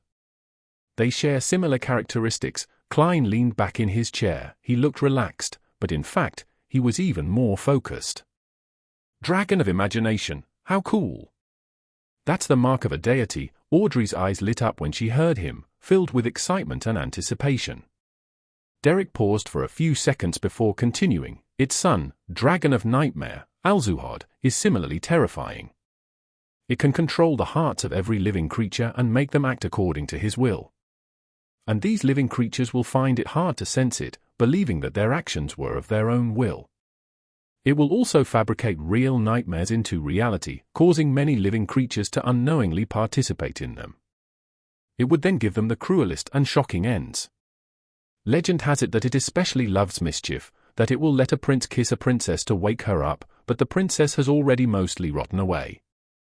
It will make ordinary girls wear dancing shoes and dance in front of the prince, but find themselves unable to do so until their deaths. It will create all kinds of coincidences and push the fates of many living creatures towards tragedy. All kinds of coincidences? This sounds even more like a 08. Of course, I don't know much about the sealed artifact. Klein resisted the urge to stroke his chin as he made himself look like an immutable ancient well. What a vile dragon. However, its abilities are very interesting, Audrey said, half sighing, half excited. Is this the future of the spectator pathway? No, I have to call it the dragon pathway. I don't want to switch to another sequence. Audrey wished that she could immediately become a sequence 7. Psychiatrist and continue her rapid advancement. The son Derek answered sincerely, it has been 2,000 to 3,000 years since the history of the dragon and the giant king. Everything I know comes from textbooks and legends, so there is no guarantee of its authenticity. At least your history remains intact. Audrey was in a good mood. And then? Then? The creator awoke, and the dragon of imagination, the dragon of nightmare, and other famous dragons fell from the sky, losing everything, including their lives. This resulted in a lack of sunlight for 49 days, causing countless volcanoes to erupt, as well as tides that drowned everything. And after the dragons declined, they could only hide away in various dangerous areas. Later on, the giant king was destroyed by the creator as well, Derek said in a heavy tone. This is different from the history I know. Wasn't it the Lord of Storms, eternal blazing sun, and the God of knowledge and wisdom who led humanity to defeat the dragons, giants, and kill their kings? Audrey felt confused, as though time and history were somehow out of place. Klein was also puzzled by this and felt that the true history was riddled with mysteries, especially as it was from the Second Epoch, a time more ancient than history. Most of the legends recorded in the church's ancient texts should be fake, but the history of the City of Silver cannot be completely believed. What would real history be like? He gathered his thoughts, smiled and asked, is the exchange over? That's all I know, Derek replied in shame. He felt that the information he had provided didn't match the value of the light suppliant potion formula. Audrey quietly drew a breath, as the corners of her mouth curved upwards. I know my future direction, she added happily in her mind. After a few more exchanges, Klein announced the end of this week's Tarot Club. After sending off Miss Justice and the others, he didn't linger any longer and quickly returned to his bedroom to reduce the risk of being discovered by others. In Emperor's Borough, the opulent villa of Count Hall, Audrey happily paced back and forth, planning to reward Susie with a few dog treats. Just then, she heard a knock at the door. From the sound of her footsteps and the gate, she could tell that it was her personal maid, Annie. Come in. Audrey looked at the mirror, smoothed her hair, and straightened her back. Annie came in with a piece of paper and smiled. Miss, a telegram for you came from the southern continent. Southern continent? Alfred, Audrey suddenly thought of her elder brother, took the paper in delight, and examined it closely. It was indeed from her second elder brother, Alfred Hall. He had sent a telegram from the east coast of the Balaam Empire and it read, I found the rainbow salamander you wanted. 2 in total. Please await its delivery. But, I don't need it anymore. Audrey froze, blinked, and turned her head sharply to Susie. The large golden retriever wagged her tail with a stupefied expression. Chapter 239. Each having their own gathering. Translator at Atlas Studios. Editor at Atlas Studios. Well, I don't need it anymore, but I can give it to Susie, and I can exchange it for other Beyonder ingredients. Well, Susie's potion is still short of the spinal fluid from a Farsman rabbit. Some things are easier left to Susie. It's far more convenient for her than for me. Every famous detective needs a good assistant. Audrey quickly made her decision. To her, this was no longer something she particularly cared about. As she put down the telegram, her pleasure subsided, and the worries of reality began to emerge. I still owe Mr. Fool intelligence regarding the secret order, the mission to assassinate the Inti's ambassador, and a request from his adorer. I finally experienced the feeling of being riddled in debt. Audrey, we can't delay any longer.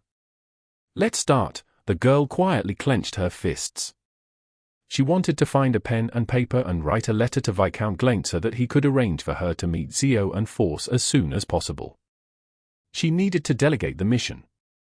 She picked up a fountain pen, dipped it in ink, and suddenly, Audrey held her wrist in midair without writing. She had just thought of a crucial problem, which was that she knew very little about the Inti's ambassador Bakerland. In such cases, it was easy to misjudge the difficulty of a mission, either because no one was willing to accept it or because the mission had been entrusted to an unsuitable person, dooming the mission to fail at the very beginning. The resulting growing cost wasn't her main concern. Instead, she believed that the Fool would better reward her and help her even further. After pondering for a moment, Audrey turned her head to her maidservant, Annie, and said, "Tell Countess Jaria that I accept her invitation and will punctually attend her ball tomorrow evening." Jaria was the wife of Count Wolf, and she had invited ambassadors to London from every country to her upcoming ball, including Bakerland Jean Mudden. Audrey had planned on declining the invitation with the excuse of being sick, but now she was interested in the ball. After she observed Ambassador Bakerland and gathered enough information, she would meet with Xio and Force. Audrey suddenly felt the excitement of participating in a major event that she always dreamed of. First manor in the Rorsted Archipelago, City of Generosity, Bayam. Having returned to the real world, Alger Wilson changed into attire that was considered gaudy in the Inti's Republic and went through the back door of the hotel into the alley and made several detours. He stopped in front of a house with no garden or lawn and put on a familiar white mask. Next, he knocked on the door with 3 heavy knocks and 2 light ones, separating them with 2 lengthy pauses and 2 short pauses respectively. After about 10 seconds, the door creaked open. A man wearing a pirate's headband stuck his head out and looked around quickly. "Come in," the man said with a deep voice as he made way. Without a word, Alger quietly walked into the room. At 15 Mint Street, Klein drew the curtains open and sat down at his desk. The information about the secret order that was given to him by the Hanged Man made him realize that his target might have certain connections to the Inti's Republic.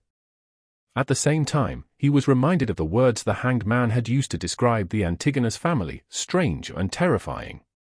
The Beyonder who sneaked into my room last night to read the information and leave me a warning was indeed strange. The sequence pathway that the Antigonus family has in their control is the seer pathway which the secret order possesses. The two can be equated. That is to say, one can speculate that the Beyonder from last night was a member of the secret order who works part-time as an Inti's Republic spy. Or could the person not be a member of the secret order, but someone who used the connection between the Inti's Republic and the secret order to obtain the corresponding formulas and potions? Klein began to boldly assume that as he carefully tried to verify. This can explain why my clown's premonition ability didn't trigger when the strange threadworm intruded. This is the suppression effect of a Beyonder from a higher sequence that shares the same pathway as me. Of course, it's also possible that the iron-black threadworm posed no concrete threat to me. Similarly, it can be explained why the threadworm infiltrated my room the same night that I wrote the information regarding Ian Wright. Furthermore, it went straight for the desk. The other party is equipped with seer abilities, making matters appear reasonably logical. After repeatedly verifying his speculation, Klein felt that his guess was very likely close to the truth. If the person in question is a relatively higher sequence Beyonder from the seer pathway, what sequence number would he be? And what would the potion name be? To have the threadworm in his control, could it be another component of a circus, the beast tamer? Klein shook his head in a self-deprecating manner while feeling amused. Perhaps my subsequent potion formula will be obtained from him. Is this the true meaning of the revelation I received from my former divination? Backland really is the land of hope. Klein muttered a few words to himself and began to consider what to do next. He had entrusted the task of assassinating the Inti's ambassador Bakerland to put an end to all latent dangers. He had to avoid suspicion, but he didn't have the ability needed to do so. After Ian Wright's whereabouts were revealed to both sides, he was confident that Ambassador Bakerland wouldn't have time to exact revenge on him in the near future and wouldn't add to his problems. Finding the extremely important item he mentioned was obviously what he was most concerned about. In other words, before that item is found, I will be safe.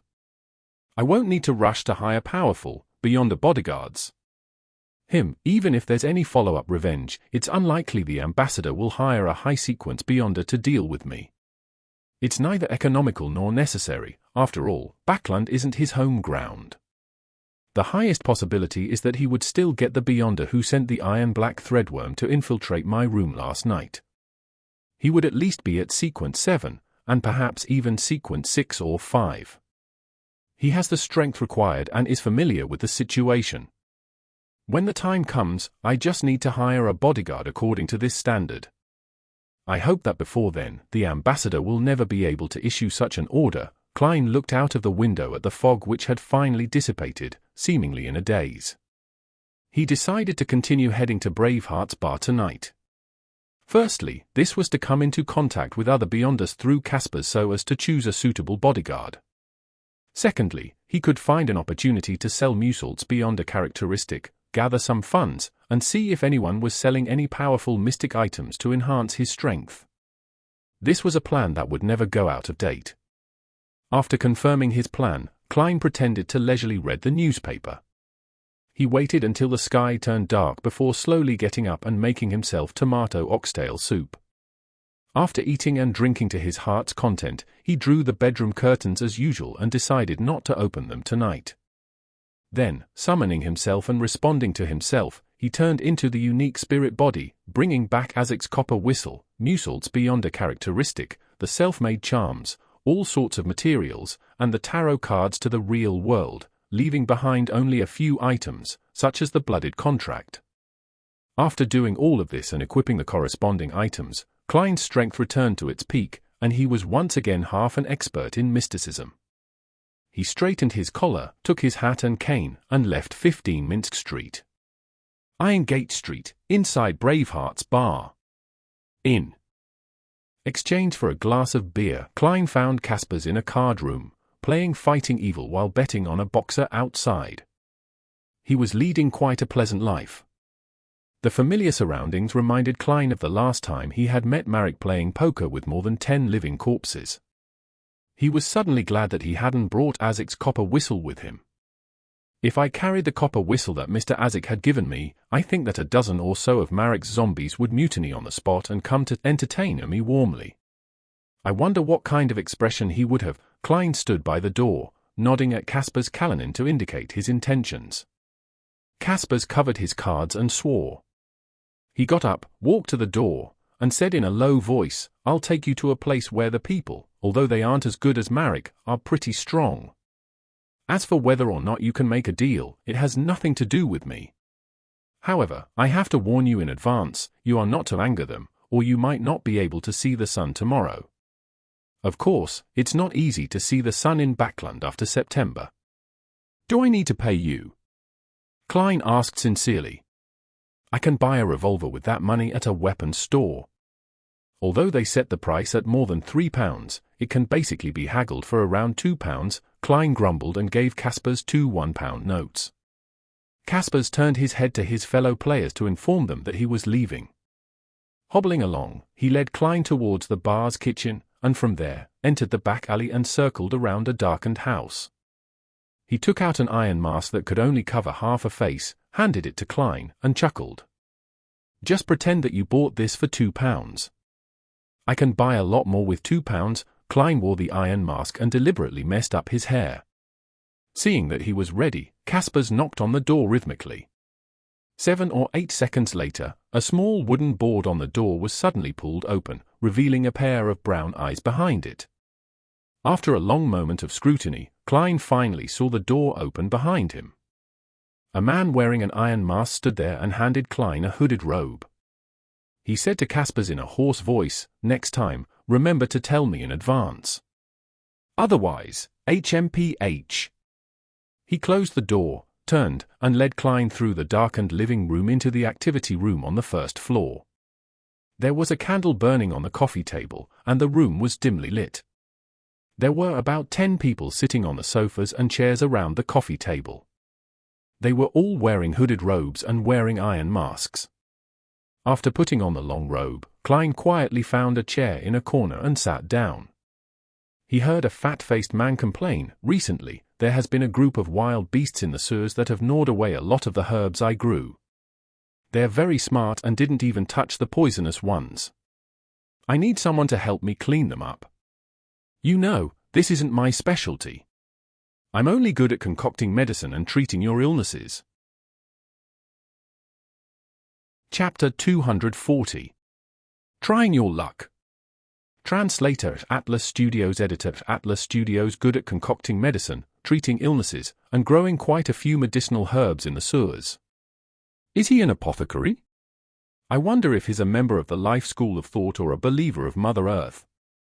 Of course, it's more likely for him to be unaffiliated. Klein listened thoughtfully but didn't speak out carelessly.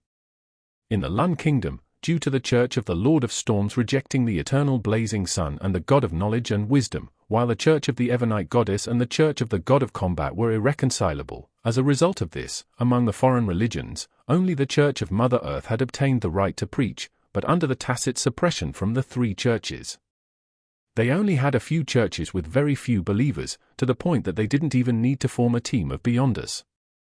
And even if they did, they wouldn't be recognized by the government and couldn't cooperate with the police department. They would be considered as vigilantes. According to the confidential information of the Nighthawks, the Church of Mother Earth had 2 sequence paths in its control: the planter and apothecary. However, the latter was apparently incomplete. The suspected apothecary didn't have his hood on. He revealed a black iron mask on his face, but it only covered the part above the bridge of his nose, making the quivering fat on his cheeks appear to stand out. I repeat, I need someone to clean up the newly appeared beast in the sewers. I only need the area around Bakerland Bridge cleaned up.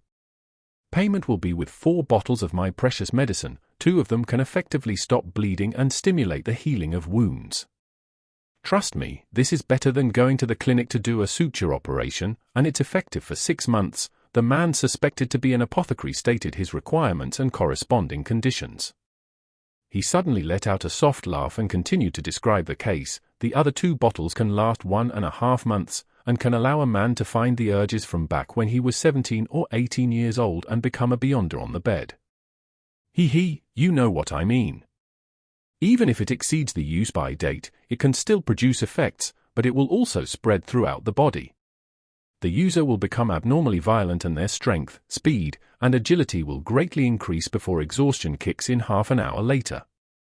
Seeing the silent room after he said his piece, the suspected apothecary could only grit his teeth and say, "I'll add £30 on top of my 4 precious bottles of medicine." Finally, a man sitting somewhere along the periphery of the couches spoke up. He surveyed the area and said in a deep voice, "I accept this commission. You should pay in advance with 2 bottles of medicine, 1 of each kind. Mr. Eye of Wisdom will bear witness."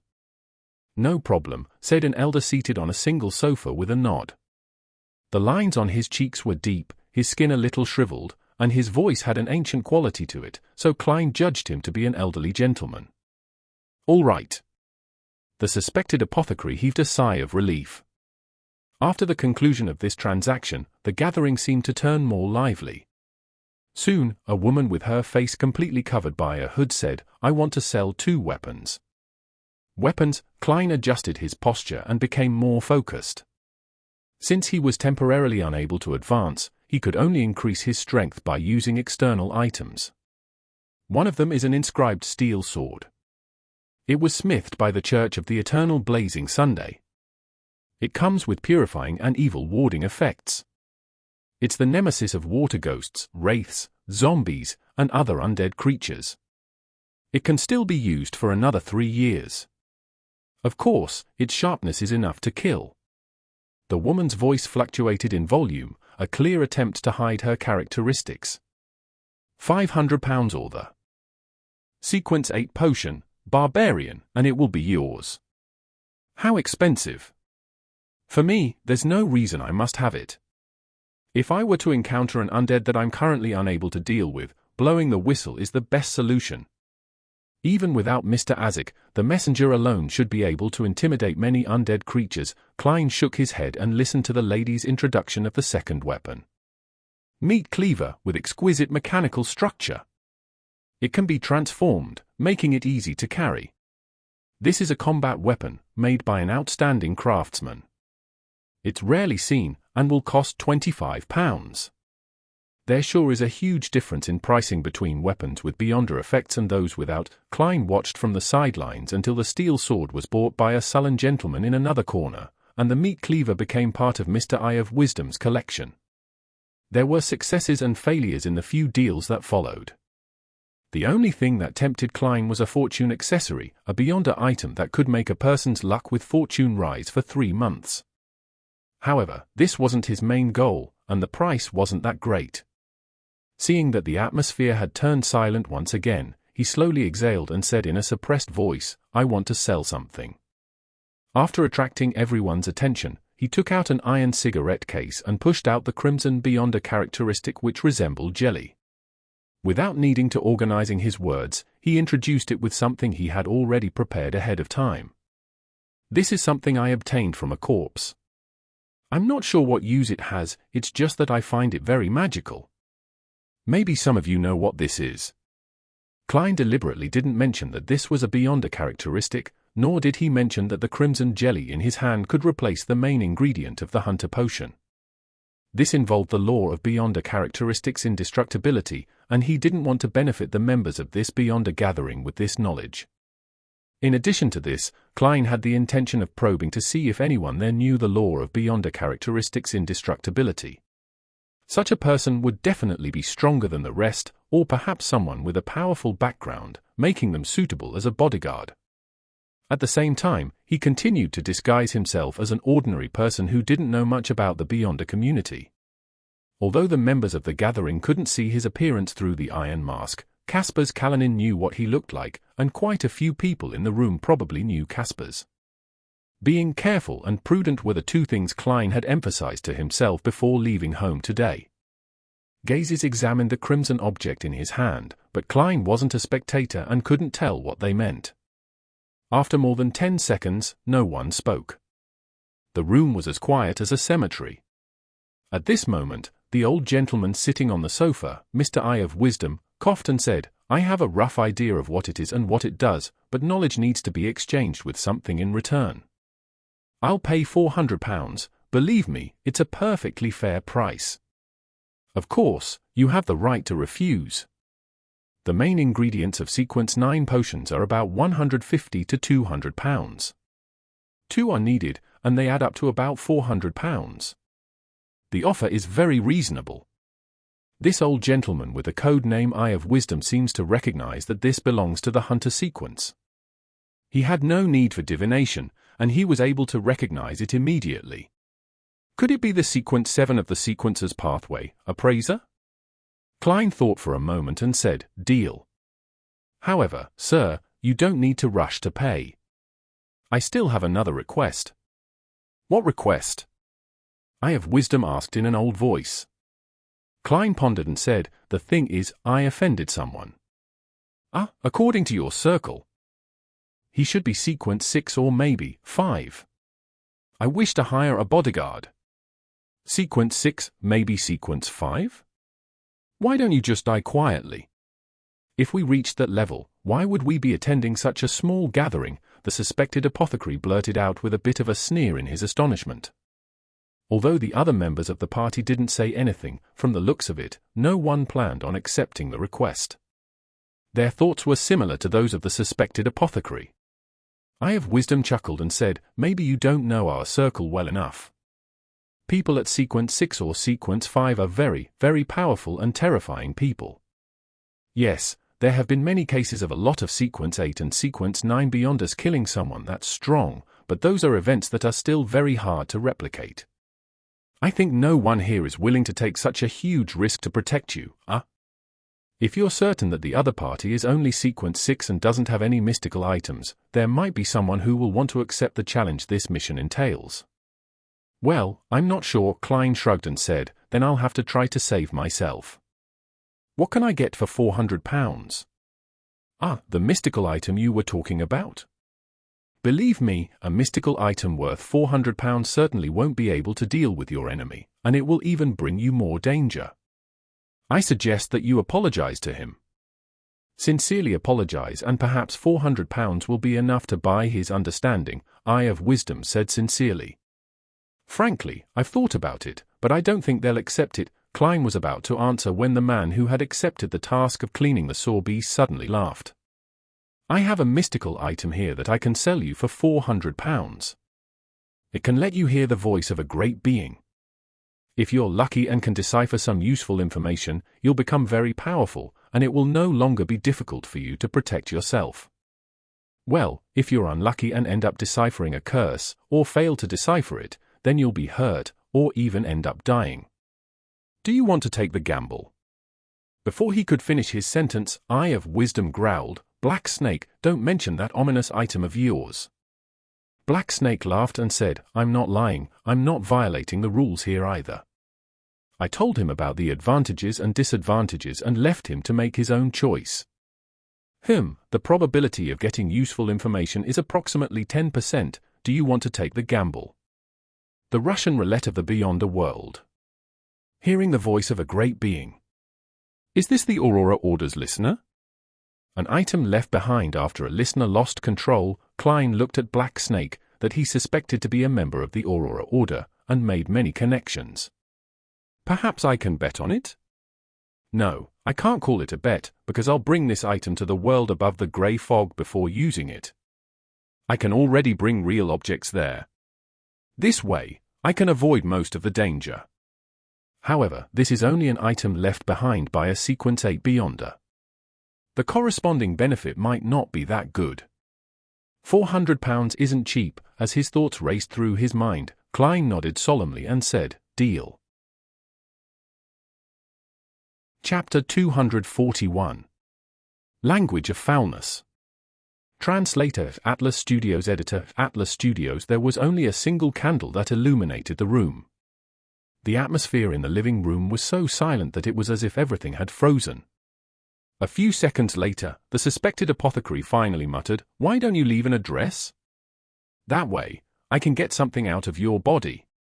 He looks like he's cursing me, but he's actually persuading me otherwise. Klein pretended not to understand and said to Black Snake, I don't have any chance of survival if I don't gamble. There'll be that sliver of hope if I gamble on it. I won't sit back and wait for death. Hearing this, Eye of Wisdom, who was about to say something, shut his mouth because he couldn't offer any other hope. I really admire your character. Black Snake laughed. I also admire you. In the past, I had quite a few friends who had such characters.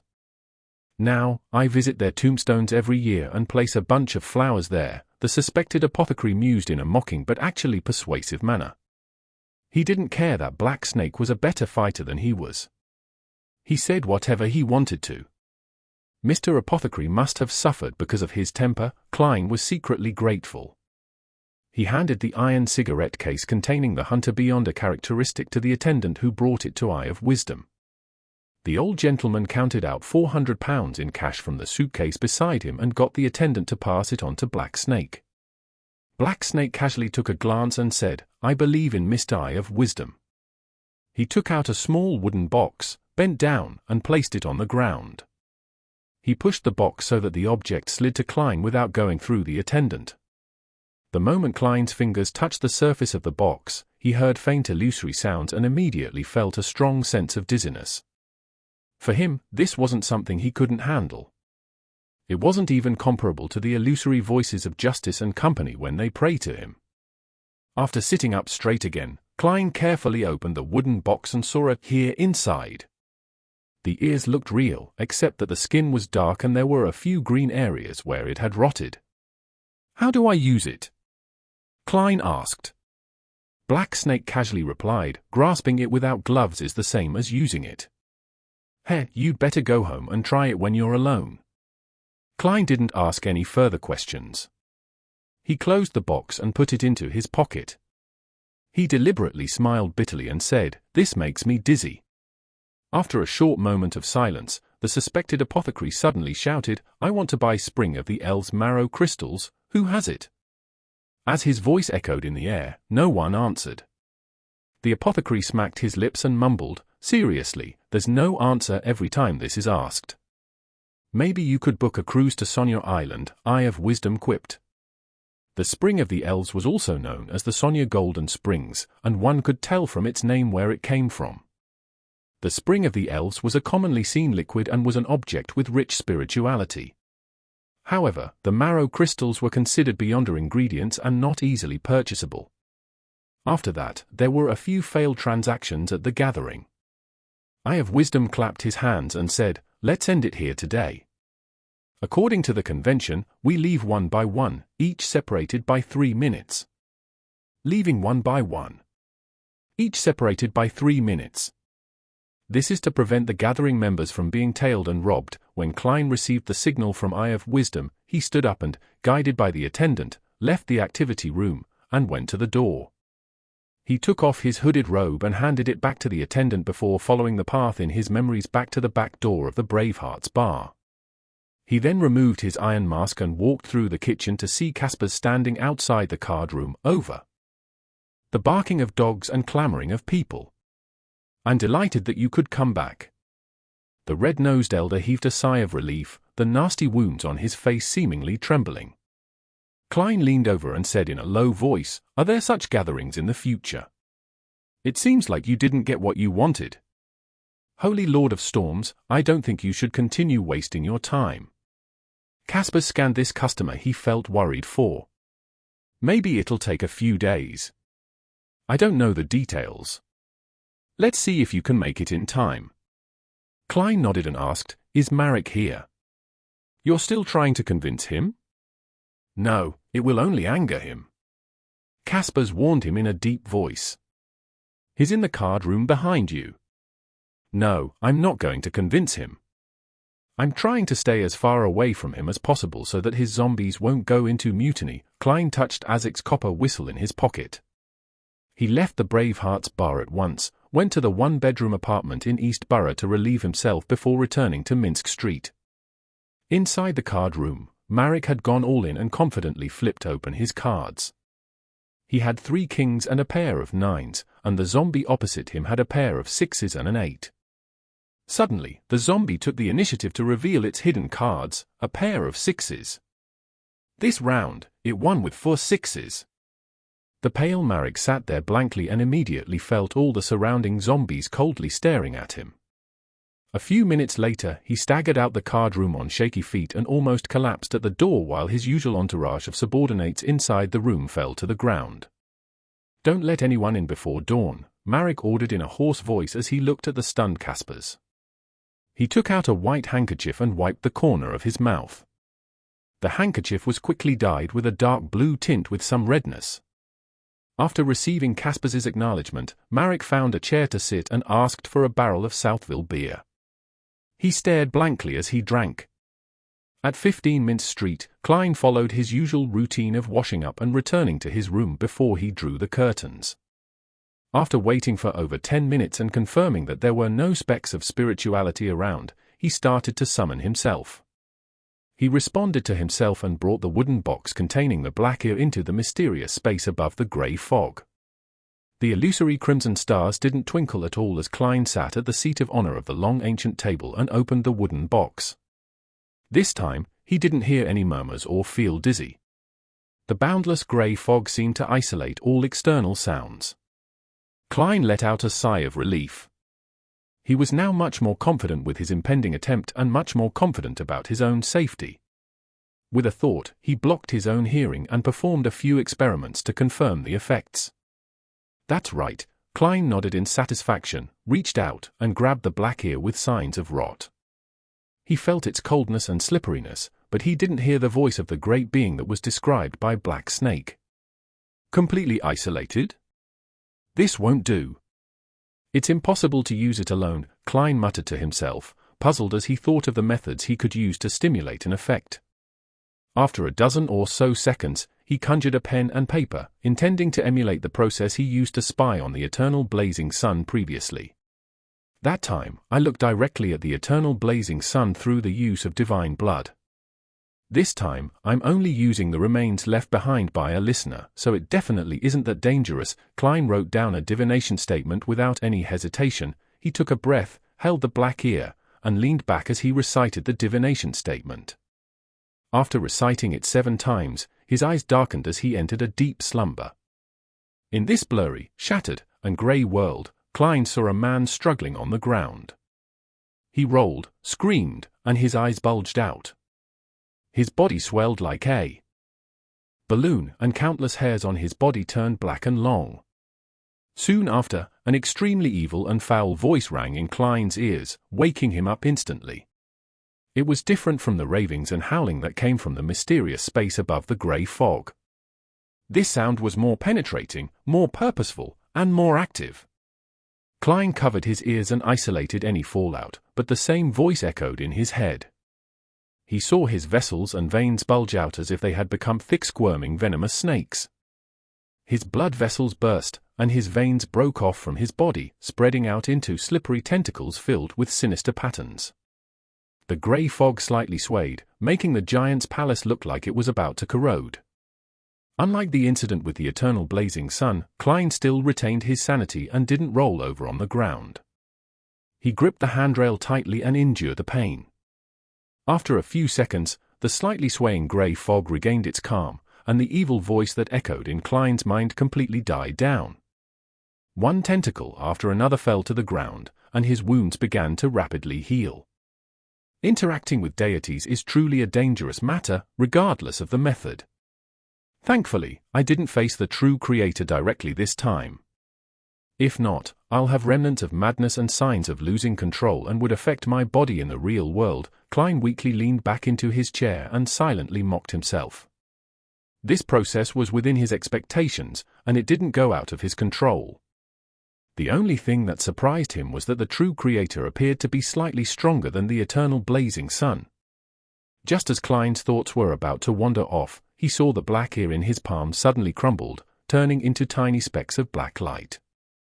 It has become a pure beyond a characteristic. Amidst his confusion, he saw through the corner of his eyes that the sinister patterned tentacles were still twitching on the ground. They were the aspects of madness and loss of control that had been stripped from his body. These tentacles gradually turned transparent and were about to disappear. A flash of brilliance came to Klein's mind. He scattered the tiny black light specks in his palm at those slippery tentacles. An illusionary black gas rose up and turned into a sky that constantly streaked with lightning. The background was extremely dense and gloomy. All of this quickly disappeared from Klein's eyes. On the surface of the iron-black charm on the ground were many symbols, magic labels, sinister patterns, and twisted path numbers. Klein bent down and picked it up, with the feeling that what was sealed inside were howling maniacs. With the help of his divination techniques, he was able to barely decipher the use of this charm from its revelation. It was to let the opponent hear a terrifying roar, infecting them with madness. As for the final result, it depended on the target's ability to resist such attacks. If the target was strong, then they might benefit from it, but the price was becoming a devout believer of the true creator, and if he was weak, he would collapse on the spot, dying amidst tragic cries. "I'll call it language of foulness," Klein muttered and set an incantation to activate it. Chapter 242. Bakerland. Translator Atlas Studios. Editor Atlas Studios. Early Tuesday morning, Klein woke up naturally and prepared 2 slices of toast, a piece of butter, a serving of bacon, and a cup of coffee before leisurely reading a newspaper while having breakfast. With the terrifying language of foulness charm, he was much more at ease. He was no longer as tense as he was before. Klein finished flipping through the Bakerland bulletin, picked up the Tussock Times, and saw a news article on the second page. At 2 o'clock this morning, there was a fierce gunfight at Red Brick Alley in the East Borough. According to the police, it is suspected to be a clash between 2 gangs, one of which is the notorious Smanger Gang. The Smanger Gang. Red Brick Alley in the East Borough, a thought occurred to Klein as he left the dining table and found the map of Bakerland. With just a glance, he noticed that Red Brick Alley wasn't far from Bacardi Street. Furthermore, Ian Wright had previously appeared at the Telegraph office on Bacardi Street. Was Red Brick Alley where Ian Wright was hiding? Was the violent conflict between the military special department and the intelligence staff of the Intes Republic? I wonder what the result will be. Klein picked up the last of the bacon, put it in his mouth, and chewed it slowly. He had informed both sides about the divination the previous morning, and they had already locked onto Ian's location that very night, which implied quite a high level of efficiency. After taking a sip of coffee, Klein put down the newspaper and fell into deep thought. Suddenly, he heard the tinkling of the doorbell. "Who is it?" Klein wiped his mouth with a napkin and headed for the door, puzzled. "Could it be a new commission? For the past few days, I've been out and about because of the Intes ambassador. I wonder how many jobs and potential clients I've lost. It's such a waste of my advertising money. If this goes on, my finances will be stretched to the limit." Klein suddenly thought of something and opened the door. Standing outside were two ladies, one of them being Mrs. Sammer, who wore a dressing gown. She had intricate makeup on her face, making her look more beautiful than at home and nothing like she was in her 30s. The other lady wore a wide-brimmed hat with a black tartan veil, and a darker, more fluffy dress. "Detective Moriarty, I have a friend who needs your help." Stellin Sammer held onto her veiled hat, but there was no hint of a smile in her blue eyes. "Please come in." Klein pointed to the living room, and while he was turning around, he took the opportunity to fasten the top button of his shirt and adjusted his black vest. Stellin nodded slightly and, without another word, led the black-veiled lady into the room. She knew the place very well, and without Klein's guidance, easily found the sofa and took her seat. Klein wanted to immediately start asking, but then thought about Stellin Sammer's style of doing things, so he asked with a smile, "Coffee or tea?" In his eyes, Mrs. Sammer was a lady who pursued a high quality of life and tried to show her superiority all the time. "There's no need." The other lady took off her hat. She had good features, but the combination was disappointing. In addition, her cheekbones were too high, and she looked older than her actual age. A little anger, a little sadness, a little hesitation, a little fear. Klein read the lady's emotions. It wasn't that he suddenly possessed the abilities of a spectator, but that the lady's actions were just too obvious. Yes, neither coffee nor tea can solve the problem. Stellin imitated a position found in magazines, trying her best to appear classy. "This is Mrs. Mary Gale, a shareholder of Coin Company. What would you like to entrust me with, Mrs. Gale?" Klein sat down on a single-seater, leaning forward slightly and resting his arms on his thighs. "Don't call me Mrs. Gale. Just call me Mary." Mary Gale pursed her lips. "I wish for you to tail my husband and confirm if he has a mistress. It's best if you can obtain material evidence." As a result of the Church of the Evernite Goddess's active push for years, the Lund Kingdom was more radical in its marriage laws than the other countries, such as Feysac, Intes, and Lemberg. It stipulated that those who committed adultery had to pay a financial price for it, which meant that the adulterer would be at an absolute disadvantage during the division of property. I've heard that at least 4 out of 10 of the other private detectives are investigating extramarital affairs. I didn't expect that I would receive such a job too, Klein said thoughtfully. Material evidence is not easy to obtain. I'll lend you the latest portable camera, Mary replied without any hesitation. As long as you have the evidence, I will pay you £10. If you only confirm that he has a mistress, you will only receive £3. You mean the so-called portable camera that's about 2/3 the size of my head? £10. This isn't a low price. Mr. Klein has been focusing on entrepreneurship and knew about the latest cameras. He hesitated for 2 seconds before saying, "All right. But you have to provide me with detailed information about your husband and his regular activities." "No problem." Mary paused for a second before gathering all her strength to say it. "Thank you for your help. I hope you won't tell anyone else about this," Stellin reminded him. Hearing this, Klein immediately sighed. I'm a person who upholds confidentiality, and I often get into trouble for that. In the lobby of Count Wolf's house, men and women were dancing amid violin tunes. Audrey was carrying a glass of pale gold champagne when she accidentally bumped into the Inties Republic ambassador to Lun, Bakerland Jean Muddon. You're the most beautiful young lady I've ever met. Bakerland, with his thin face and slight stubble, pecked Audrey's white-gauzed glove with a kiss according to propriety customs. His eyes looked passionate and bold. Audrey rolled her eyes and said with a chuckle, "Is this the way people from Inties talk?" "Yes, we are never stingy with praise for beautiful things." Bakerland chuckled. "If it wasn't for the style of the Lun Kingdom, I might have called you my angel." Old pervert, Audrey maintained her graceful smile and said, "The people of Lun and Inties are indeed different." "Heh, that makes me think of a joke. Please allow me to be presumptuous." Bakerland squinted his eyes and said, "After a good time with a beautiful girl, most Lun men would say, 'Oh, dear, I'd like a cigarette,' but most Inties men would say," he deliberately paused, and Audrey tilted her head, trying her best to keep her nausea in check while looking puzzled. "Most of the Inties men would say, 'Oh, baby, I have to return now and can't be discovered by my wife.'" Bakerland raised his glass and laughed. People who can laugh at themselves always have an additional charm to them. Audrey smiled politely. Her beautiful, clear, dark green eyes suddenly turned to look behind Ambassador Bakerland.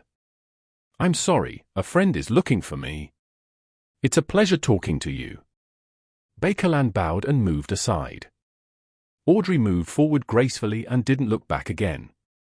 Just as she was considering who she should find as the object of her excuse, a young gentleman approached her and, lowering his voice, warned her, "Audrey, don't be fooled by that Ambassador Bakerland, he's a dirty old man. I don't know how many women he's tricked into bed." "Bakerland is lustful?" "This is in line with my observations." "This is a weakness," Audrey smiled without hiding her disgust. "Cants, do you have a misconception about me? Goddess, how could I be bewitched by that Ambassador Bakerland? His cologne makes me want to vomit, his words are so foul, and his taste is like a male peacock." Cants was Viscount Leelson's youngest son, and their family was on fairly good terms with the Hall family. According to Audrey, Cants had entered MI9 after graduating from Tingen University and had become quite enigmatic. Her original plan had been to have a chat with Ambassador Bakerland and observe him up close before using the pretext of exasperation to get more information from Cants and his other friends from the intelligence community to learn more about him. To her surprise, she didn't need to seek out Cants Leerson since he came over and started the corresponding conversation on his own accord. "Your feelings are correct."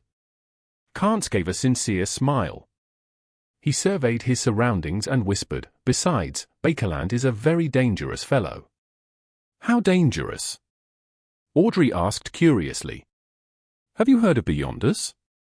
"I know that you've always been interested in such matters," Cants said with some deliberation. "I know quite a bit, most of it being told to me by Glaint." Cants took a glance at Bakerland, who was chatting with an affluent lady, and said with a serious expression, "His Intis's intelligence head in our kingdom. He's done numerous atrocities, but we haven't been able to gather any evidence of his crimes. He's a Sequence 6, a conspiracist." He didn't go into details with an outsider like Audrey, nor did he mention that conspiracist was part of the Hunter pathway. However, Audrey was already aware of this.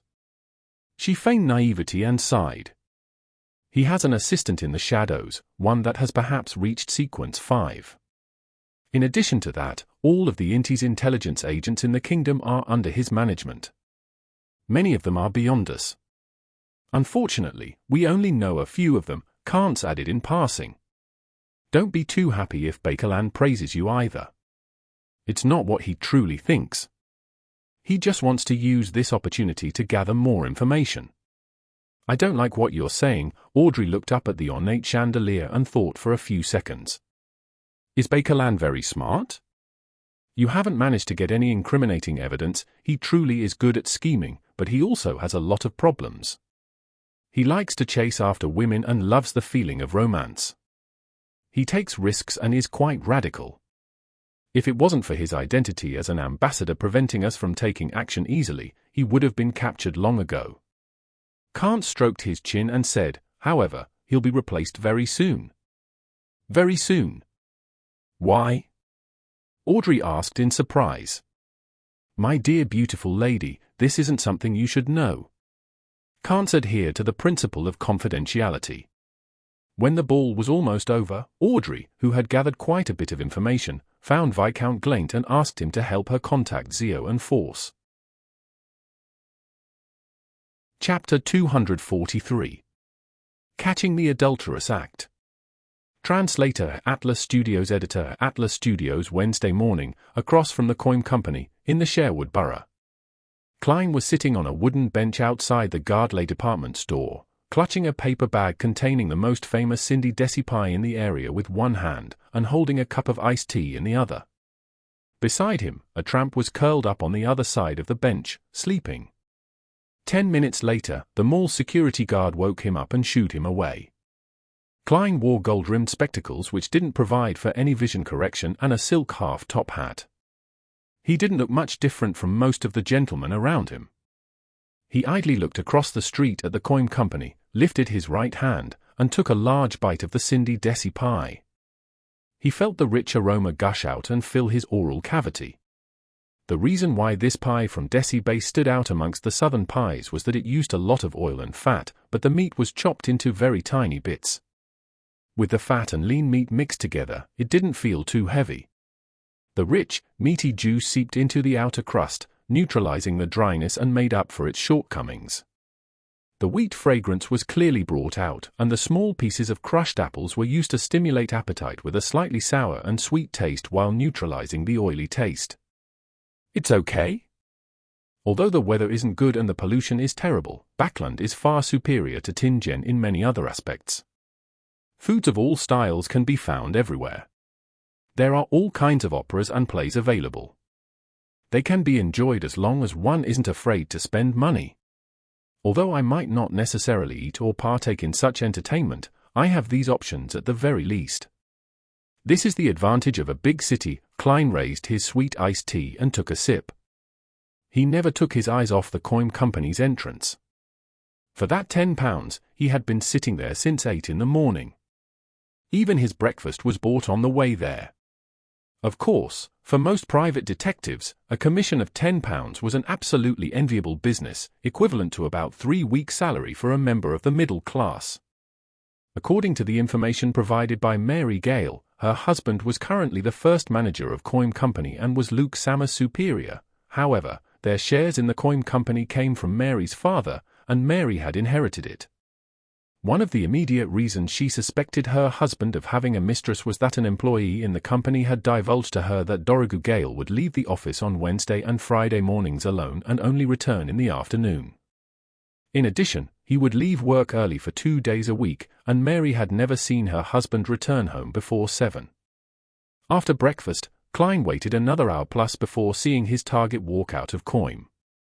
He was wearing a black top hat, a double-breasted tweed coat, and a standard bow tie. He was slightly fat, with yellowish temples, slightly brownish eyes, and a slightly long face. Dorigu Gale, he silently recited his target's name, stood up, picked up his cane and his heavy portable camera, and crossed the road. Instead of getting his carriage driver to pick him up, he stood by the side of the road and looked around for a rental carriage. Klein took the opportunity to cross the road and arrive beside him. Pretending to be careless, he bumped into his target. "Sorry, I'm quite lost." Klein bowed his head in apology. Dorigu frowned, but remained silent, waving his hand to indicate that it didn't matter. Klein bent down, bowed, and walked to the end of the street. He didn't run into Dorigu in order to steal his belongings and use the dowsing method to easily track him. That would have been easily noticeable. Instead, Klein had only done one thing when he collided with Dorigu. With the help of his agility as a clown, he had secretly slipped a spare button of his into one of the pockets of Dorigu's double-breasted coat. Going around a corner, he stopped and looked back just in time to see Dorigu board a rental carriage. Klein was in no hurry to tail him. He waited patiently for a few minutes before slowly getting into another horse carriage and said to the carriage driver, "Just go according to my instructions. Head to the end of the street first." "All right." The driver didn't ask why. Inside the carriage, Klein leaned his cane and began performing a divination. However, his divination statement wasn't directed at Dorigu Gale. Instead, it became the whereabouts of the spare button of my clothes. The dowsing rod seeking was originally the most practical technique to find objects. Only seers were able to use it to seek people. Now, Klein was using it in its original form. The easiest and most convenient items to find were those that belonged to himself. Along the way, Klein kept getting the carriage driver to change directions until they finally arrived at a street house in the Hillston borough. When they first circled it, Klein noticed that there were gardens and lawns behind the house, which was different from the other houses. His dowsing method told him that Dorigu Gale was inside that house. After paying the 2 soli fare, Klein walked to the door with marble statues outside. He saw 2 men in black and white plaid uniforms that resembled the police uniform. "I don't know you. Where's your proof of membership?" One of them, a brown-skinned man of Southern Continent blood, stopped Klein. "Proof of membership?" Klein hid his heavy camera behind him and asked with a slight frown. The brown-skinned man immediately turned stern. "This is the Quelaag Club. Only our members and up to one of their guests can enter." "Then how can I join your club?" "You can only join after receiving a recommendation from 2 members." The brown-skinned man didn't brutally chase him away, but patiently answered the question. He couldn't guarantee that Klein would end up joining the club eventually. "All right." Klein pursed his lips and decided to put Plan B into motion. He found a hotel near the Quelaag Club and got a short-stay room for 4 hours. Then, he locked the door behind him, drew the curtains, and entered the space above the grey fog. He conjured a yellowish-brown goatskin and a fountain pen in front of him. Taking a deep breath, Klein wrote the exact same divination sentence as before, "the whereabouts of the spare button of my clothes." This time, he didn't use the dowsing method, but a dream divination. The reason why he didn't do it in the real world was because Klein felt that the Quelaag Club seemed to be quite a high-end club, and he suspected that there might be some powerful Beyonders inside. In order to not waste time, he decided to get it done once and for all. In the grey dreamy world, Klein was the first to see Dorigu's black coat, which was hung on a coat rack. On the carpet in front of it was a round table. The scene zoomed out, and the sight of a romping man and woman entered Klein's eye. The man was Dorigu Gale, the woman had shimmering blonde hair who looked rather young. She was in her early 20s at most. The pained expression with her knitted brows does look rather coquettish. "Why am I always seeing scenes such as this?" Klein covered his eyes and woke up. "The fact that Dorigu has a mistress is confirmed. How do I get material evidence? By responding to my prayers? But this is limited to what I can obtain with my own body. I can only do it through sketching and not through the camera. I can't possibly draw a picture with my bare hands, can I? It looks like today won't do. I'll tail that girl and find out her address and name later. I refuse to believe that they'll be inside the Quelaag Club every time they meet." Detective Klein quickly came up with his next course of action. Just as he was about to leave the mysterious space above the grey fog, he suddenly thought of something. He decided to take the opportunity to divine if the iron-black threadworm which had infiltrated his room was under the control of a Beyonder of the Seer pathway. He didn't do so before because he felt that the relevant information was too scarce, and it was difficult to create something out of nothing which would result in a failed divination. It would have been the same if he was above the grey fog. Furthermore, he had various matters to divine the few times he came above the grey fog previously, and he didn't have the capacity to bother with such a question. Now that he was free, he decided that it wouldn't hurt to do the divination. As for the question of whether it was risky to contact Isaac, he had already long divined it. The answer was that it was risky, and not something trivial, so he could only use it as his last resort. After writing the corresponding divination statement, Klein removed the silver chain from his sleeve and allowed the topaz pendant to hang over the paper. The iron-black threadworm that sneaked into my room was controlled by a Beyonder from the seer pathway. After repeating it 7 times, Klein opened his eyes and saw that the spirit pendulum was spinning clockwise, with great amplitude and frequency. Positive. The answer is positive. Shouldn't it have failed? Klein didn't expect to obtain such an answer. According to his seer instincts, such a divination was likely to fail. Why? He frowned and thought for a while before deciding to switch to a different method of divination and target. He wanted to directly divine the controller using dream divination. This time, Klein saw nothing in his dream, and couldn't get the corresponding revelation about the seer pathway Beyonder. That's more like it, he muttered and thought back to the prior divination and fell into deep thought. They should have been a lack of conditions and result in a failed divination just like the one that followed. Could it be that this mysterious space had filled in the necessary conditions? Does it contain something of the seer pathway? Klein suddenly had a flash of inspiration. He had a bold idea. Perhaps, the mysterious space above the grey fog had something to do with the path of the seer pathway.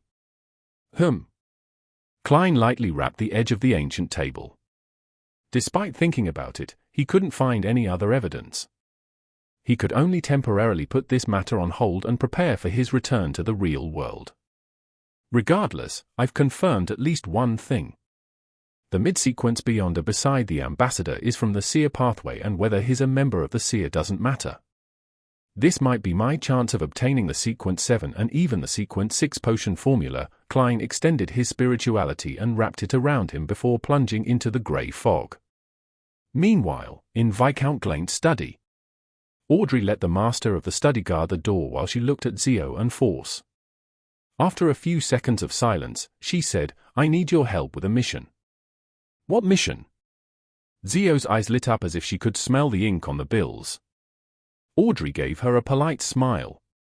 "Assassinate the Inti's ambassador to the Lun Kingdom, Bakerland Jean Mudden." Chapter 244. Appointee.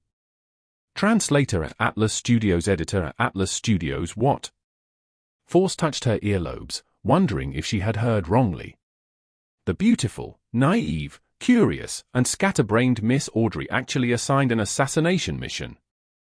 Furthermore, the target is the ambassador of Intis, a powerful country in the northern continent. Xio was slow on the uptake as she hesitantly said, "Our strength isn't enough to complete this mission." The first thing she considered was the difficulty of the mission. Audrey ignored her question and allowed her to imagine the reason. She said, with faint dimples showing, "I'm not asking you to take the job. I just wish for you to find a Beyonder with the strength to complete it. For example, Mr. A, I'll pay you 4,000 gold pounds for this. Of course, this is only my initial offer. The details are negotiable. If it eventually succeeds, I'll pay you 500 pounds.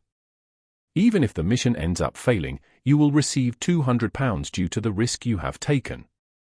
Her uninvested annuity and the rest of the bounty was around £13,000. However, any large utilization of it would certainly attract the attention of Count Hall, and even the Varvat Bank would investigate. She had calculated that £5,000 was the tipping point, and it was best not to exceed it.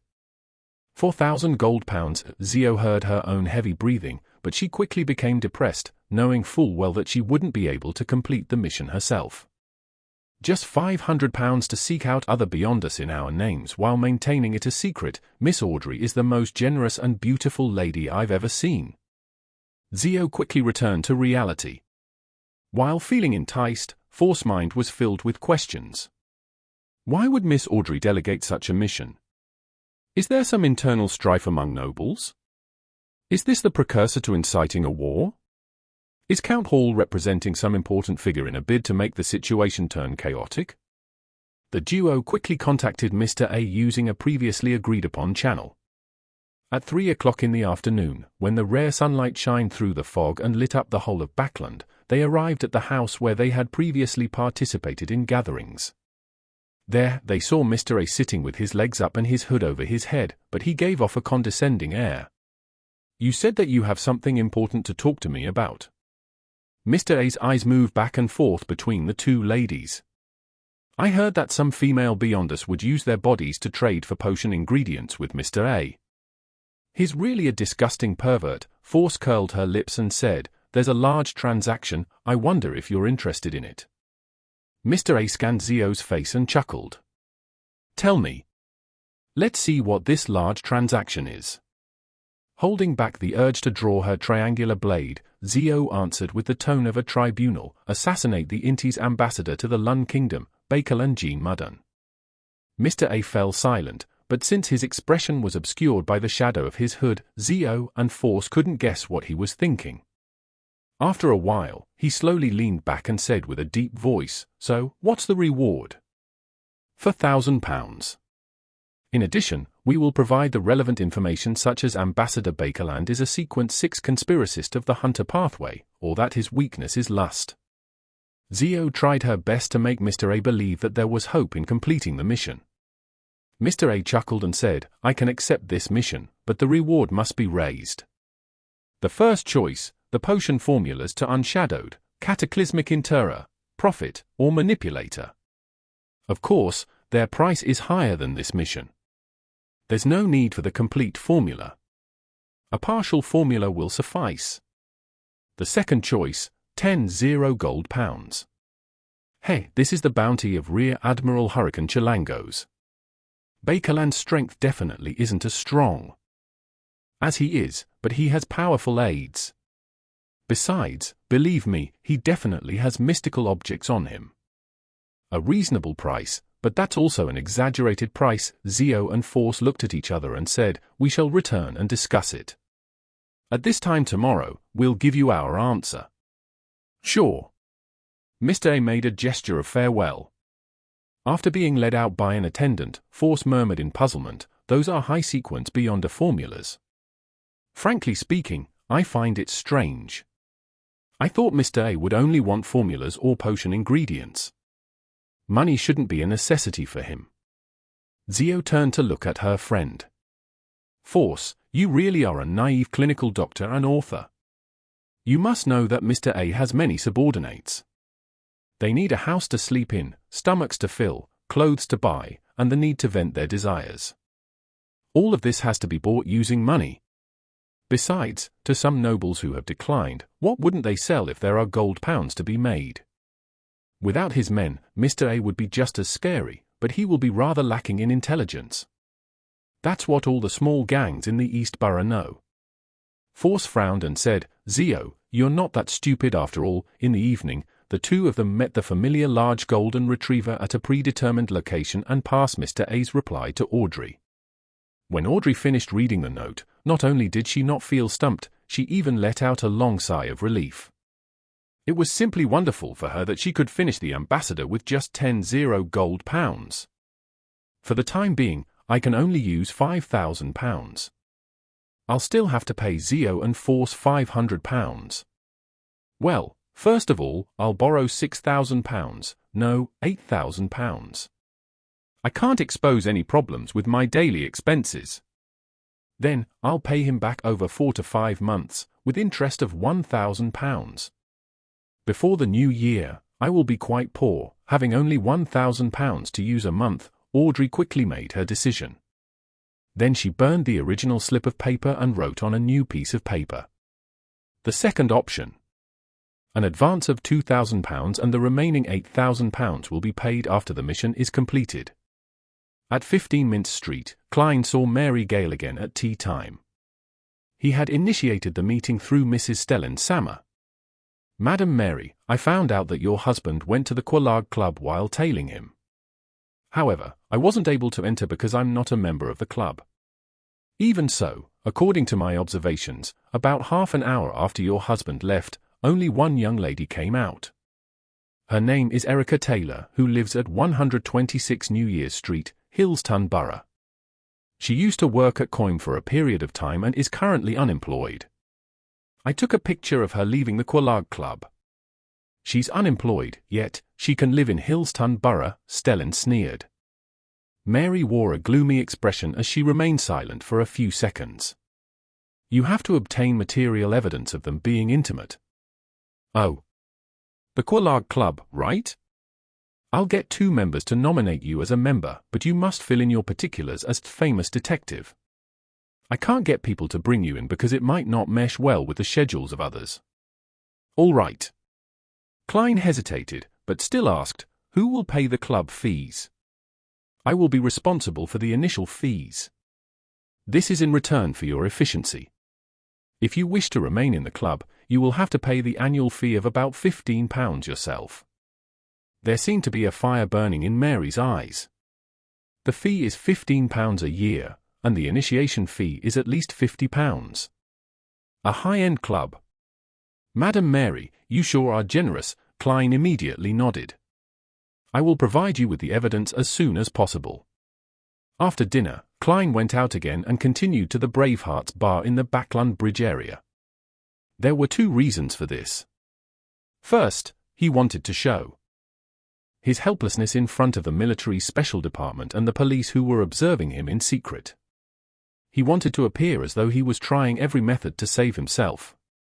Second, he also wanted to deceive the mid-sequence Beyonder from the seer pathway under the ambassador's command. In matters involving the grey fog, Klein believed that the gentleman or lady would never be able to succeed in a divination, including his own resurrection and past events, as well as how he had successfully created the language of Foulness charm through the help of the true creator. This is definitely a powerful item that can affect my opponent. Klein had to maintain his act of feeling unsafe and his act of madly grasping at all kinds of straw to mislead his opponent in order to increase his chances of victory. Under the dark night, Klein entered the bar. Before he could get a beer, he saw Caspers, the old man with the brandy nose, standing in front of the rat-baiting ring with his arms crossed. Perfect timing. Marek is looking for you. Caspers spotted Klein and limped over. Marek is looking for me? Klein asked in shock. Instinctively, he touched the Azic's copper whistle in his pocket and considered what excuse he could use to politely decline the meeting. Or could it be that rapping the copper whistle with one's spirituality wouldn't cause any zombie-like phenomenon? It wasn't like Mr. Azic hadn't been to the cemetery before, nor had any corpses attacked him. Klein tensed up. Before he could come up with an excuse, he saw Marek, his face pale and his eyes filled with malice, walking over. He wasn't surrounded by any zombies. Where are his zombies? Klein thought with a mixture of puzzlement and relief. Marek pointed to the card room and walked over there first. Klein looked into the distance and followed him since there were no zombies. What's the matter? Klein took the initiative to ask. Marek, in a black vest and white shirt, sat on the card table and stared into Klein's eyes. Does that job of yours still stand? Who?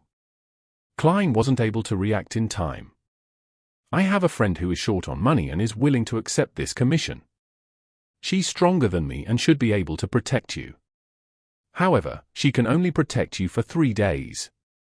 The price is £1,000, Marek said in a low, slurred voice. Why is a Beyonder willing to accept the commission only after I acquired the language of Foulness? However, this is good as well. This will be able to confuse the ambassador's Beyonder. After he painstakingly defeats Marek's friend, my chances of success will become extremely high. The only problem is determining if Marek's friend is trustworthy. I'll go above the grey fog to divine it, Klein pondered for a moment and said, give me time to consider it and save up the necessary funds. It's not a small sum. Also, it's best if the person protecting me is hidden. It must be confidential. As for the 3 days of protection, that is up to me. It's definitely within these 2 weeks. Of course, the seer would definitely be aware of it, Klein silently added. As for money, he had already considered it from the beginning. If selling Musalt's beyond a characteristic wasn't enough, he would ask Miss Justice for money. After all, he had made the preparations. Roselle's diary still had a lot of knowledge that could be sold. Of course, if the price was simply unacceptable, he could forego it. Now, although Musalt's beyond a characteristic had become the language of Foulness charm, I still have Miss Justice. She still owes me the money needed for Sequence 8 Light Suppliant as well as the intelligence regarding the secret order. Combining those together, £1,000 would be enough. Chapter 245. Confirmation. Translator, Atlas Studios. Editor, Atlas Studios. Back home at 15 Mint Street, Klein was in no hurry to head above the grey fog to perform a divination. Instead, he acted as though nothing had happened. In the process, he heard an illusory prayer and vaguely recognized it as a woman's voice. After experiencing the ravaging murmurs of the true creator, my ability in this aspect has apparently improved a little. Klein turned the newspaper while engrossed in thought and settled himself on the reclining chair in a motionless half-slumped state. He waited until the clock nearly struck 10, before putting down what he was doing and went to the bathroom on the second floor to clean himself up. Entering the bedroom and pulling the curtains shut, Klein went above the grey fog. He saw that the crimson star symbolizing justice was constantly expanding and contracting, and it was also echoing with prayers. Klein spread out his spirituality and made contact. Dressed in a white silk nightgown, Miss Justice appeared in front of him. Her figure was still blurry, as if she was in bed. After reciting his honorable name, Audrey cut to the chase. Ambassador Bakerland is a Sequence 6 conspiracist of the Hunter Pathway. He's suspected to have a Sequence 5 assistant. After I obtained detailed information, I got someone to inquire Mr. A. He has agreed to accept the assassination mission, but the conditions are 10 gold pounds or any of the potion formulas of Unshadowed, Cataclysmic Interrogation, Prophet, and Manipulator. They do not need to be complete. A portion of the formula would suffice. I chose the former and paid an advance of £2,000. Honorable Mr. Fool, was my decision correct? 10 gold pounds. The corner of Klein's lips twitched as he forced himself to focus on the matter. The Sequence 5 assistant should be that Seer Pathway infiltrator. The first thing that should be done is to overestimate the enemy. Would Mr. A have the ability to do it? Would he neglect the job after taking the money? Cataclysmic Interrogation, Prophet, Manipulator, and Unshadowed are likely Sequence 4s. That is the threshold of a high Sequence Beyonder. It is very likely that Mr. A is one of the 22 oracles of the Aurora Order. To be stationed in the City of Cities, Bakerland, means that he's second only to the 5 saints of the Aurora Order's upper echelons. He must be the cream of the crop among the oracles. The Aurora Order wields the secret suppliant pathway, which is the direct route to the true creator. As an oracle, he has a high probability of being a Beyonder of this sequence chain. Based on Bakerland's position, it can be inferred that he's at Sequences 5, Shepherd. Of course, he could also be a Rose Bishop, that's one sequence lower, but that would mean that he's more outstanding in other aspects, such as his intelligence. I have to remind Miss Justice that she shouldn't have too many interactions with Mr. A. The Beyonders of the secret suppliant sequence are either already lunatics exhibiting abnormalities or lunatics who have hidden their insanity well, almost without exception. Sequence 8 listeners in this sequence pathway often hear the voice of the true creator. Yes, only a lunatic would be bold enough to accept the mission of assassinating an Inti's ambassador and have the courage to complete it. I have here a portion of the Unshadowed potion formula, as well as the corresponding ritual needed for the advancement. This can save Miss Justice 10 gold pounds. Why would Mr. A only need the formulas of Unshadowed, Cataclysmic Interrogation, Prophet, and Manipulator? Are these paths that can be swapped at high sequences of the secret suppliant pathway? That's a bit too much. That makes it 5 in total. Unshadowed is from the Eternal Blazing Sunday. Cataclysmic Interrogation sounds like it's from the Lord of Storms or maybe the Evernight Goddess. I previously determined that the Eternal Blazing Sun, Lord of Storms, and the God of Knowledge and Wisdom have pathways that are relatively similar, therefore, they view each other with animosity. From the looks of it, Cataclysmic Interrogation belongs to the Lord of Storms and is Sequence 4 of the Sailor sequence. Prophet is likely from the God of Knowledge and Wisdom. Then which pathway does Manipulator belong to? It'll be interesting if they can all be exchanged with the sequence corresponding to the true creator. Yes. I cannot give the Unshadowed formula to Mr. A. Not even a portion. The Aurora Order members are all lunatics who are always looking for opportunities to take revenge on the world to the detriment of public safety. Items of strategic importance must not be traded with them. This isn't just a question of the bottom line, it also involves my own safety. Once the time is ripe, those lunatics from the Aurora Order might very well sacrifice the entire city. Let Miss Justice spend the £10 then. Part of it includes the payment she would like to give to my adorer. The rest can be made up to her with the knowledge I already know. Klein reached out and pinched his cheek. He didn't reply to Justice immediately. Instead, he conjured a pen and paper, ready to make a divination. Klein had no idea who Marek's friend was. He could only tell from the pronoun she that the person was a woman. Failure was inevitable if he wanted to directly divine the reliability of the person in question. However, Klein could make an indirect divination regarding his own safety, which would have a much higher success rate. As for whether he would suffer an interference or how accurate the outcome would be, he wasn't worried at all thanks to the grey fog shielding. After more than 10 seconds of deliberation, Klein wrote, "It's risky for me to hire Marek's friend to be my bodyguard for 3 days." Putting the pen away, he removed his spirit pendulum, focused his mind, and quickly performed the divination. When he opened his eyes, he saw that the topaz pendant was rotating clockwise. However, the amplitude was very small and its speed was very slow. There's a certain risk, but it's quite low. Reliable, Klein nodded slightly and changed to divine about Mr. A. Similarly, he had no direct contact with Mr. A, and all he knew was based on descriptions and inference. It was difficult to find out whether or not he was capable enough, or willing to keep his promise. All he could do was make an indirect divination. As an excellent seer, Klein quickly determined the direction, and that was to divine Ambassador Bakerland. This ambassador had relatively more connections with him, and the information he had about him was even more detailed. Klein knew very well what the other party was involved in, and as a divination target, there were no problems.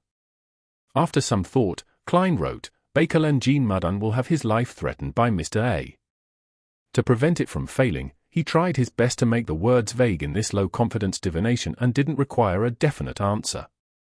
This time, Klein saw that the spirit pendulum was still rotating clockwise, but it had become faster and the amplitude had increased. It means that Mr. A will attempt to complete the mission, and that there's a good chance of success. Klein slowly exhaled and began to respond to Miss Justice's prayer. "There's no problems with your decision. You absolutely must not show yourself when entrusting this mission. My adorer wishes for £1,000 for his activities. It will be done in the same way as before, and it would be best if it can be completed by tomorrow. This will be payment for the light suppliant formula. You do not need to seek out news regarding the secret order any further. However, if you obtain any relevant information, I will do a trade with you." After learning that the infiltrator was a beyonder in the seer pathway, Klein's need for information about the secret order became less urgent. He had originally wanted to ask for more than £1,000, but in consideration of how Miss Justice had to pay £10 to assassinate the ambassador, it was likely that her finances would be stretched to the limit. Therefore, he only asked for the minimum. After doing all of this, Klein didn't linger and immediately returned to the real world. Audrey was holding a music score and humming a melody. The red moon was faintly discernible outside the window. Suddenly, a thick grey fog appeared in front of her. A figure seated on an ancient chair looked down at her and spoke in a low voice. Audrey let out a breath of relief after hearing Mr. Fool's response. She was no longer as nervous as she was. £1,000. My debt to Mr. Fool is close to being paid off. I feel so much more relaxed suddenly. Audrey rested the music score against her chest and thought with her dimples showing. Although she only had £1,000 to spend for quite a considerable period of time in the coming days, being put in a tight financial situation, all she needed to do was grit her teeth, and squeezing out £1,000 wouldn't be a problem. I'll borrow more from Kleins and drag it out with more installments. Audrey had quite a good education in finances. After all, her father was a powerful banker behind the scenes. At noon on Thursday, Klein heard another illusory prayer. He then confirmed that Miss Justice had deposited the money into his anonymous account. The bank reconciliation and liquidation done in Bakerland could be completed on the same day, meaning that from Friday, Klein would be able to withdraw the cash from any Bakerland bank branch in the city. After lunch, Klein once again saw Mary Gale. She led him outside the Quelaag Club, where the two members were waiting. One was a well-known surgeon, Aaron Ceres, and the other was the aristocratic equestrian teacher, Talim Dumont. After greeting each other, the lanky and somewhat aloof doctor wearing gold-rimmed glasses entered the club first, leaving the equestrian teacher, Talim, who had short brown curly hair, to converse with Klein amidst smiles.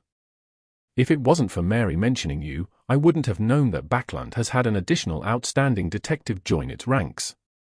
If there's anything I need to do in the future, I'll look for you." "Then, let me thank you in advance." Klein smiled in response. According to Mary's introduction on the carriage, he learned that Talim was originally of noble blood. His grandfather had a noble title of Viscount, but it was a pity that his grandfather had squandered all his wealth. His father had nearly 10 brothers and more than 6 sisters, and as nobles whose titles were determined by the amount of land they possessed, once the amount of land went beneath a particular standard, the hereditary nobility title would be reduced.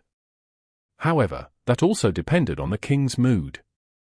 Talim was unlike the other children of nobility who could obtain a considerable sum of money when they reached adulthood. And due to his grandfather's reputation, he had no means of entering the government as an employee, or to be a butler of another noble family. Therefore, he could only play to his advantages and became a equestrian teacher for many nobles. His income was quite sizable, with about £400 a year. Divorce really leads to poverty. It was unknown if Talim was hinting at Mary Gale's situation or if he was reminded of his grandfather, who seemed to be more of Inti's ancestry. Unable to engage in a conversation, Klein followed him into the Quelaag Club, where he saw a large, brightly lit hall. Chapter 246. Strange Omen.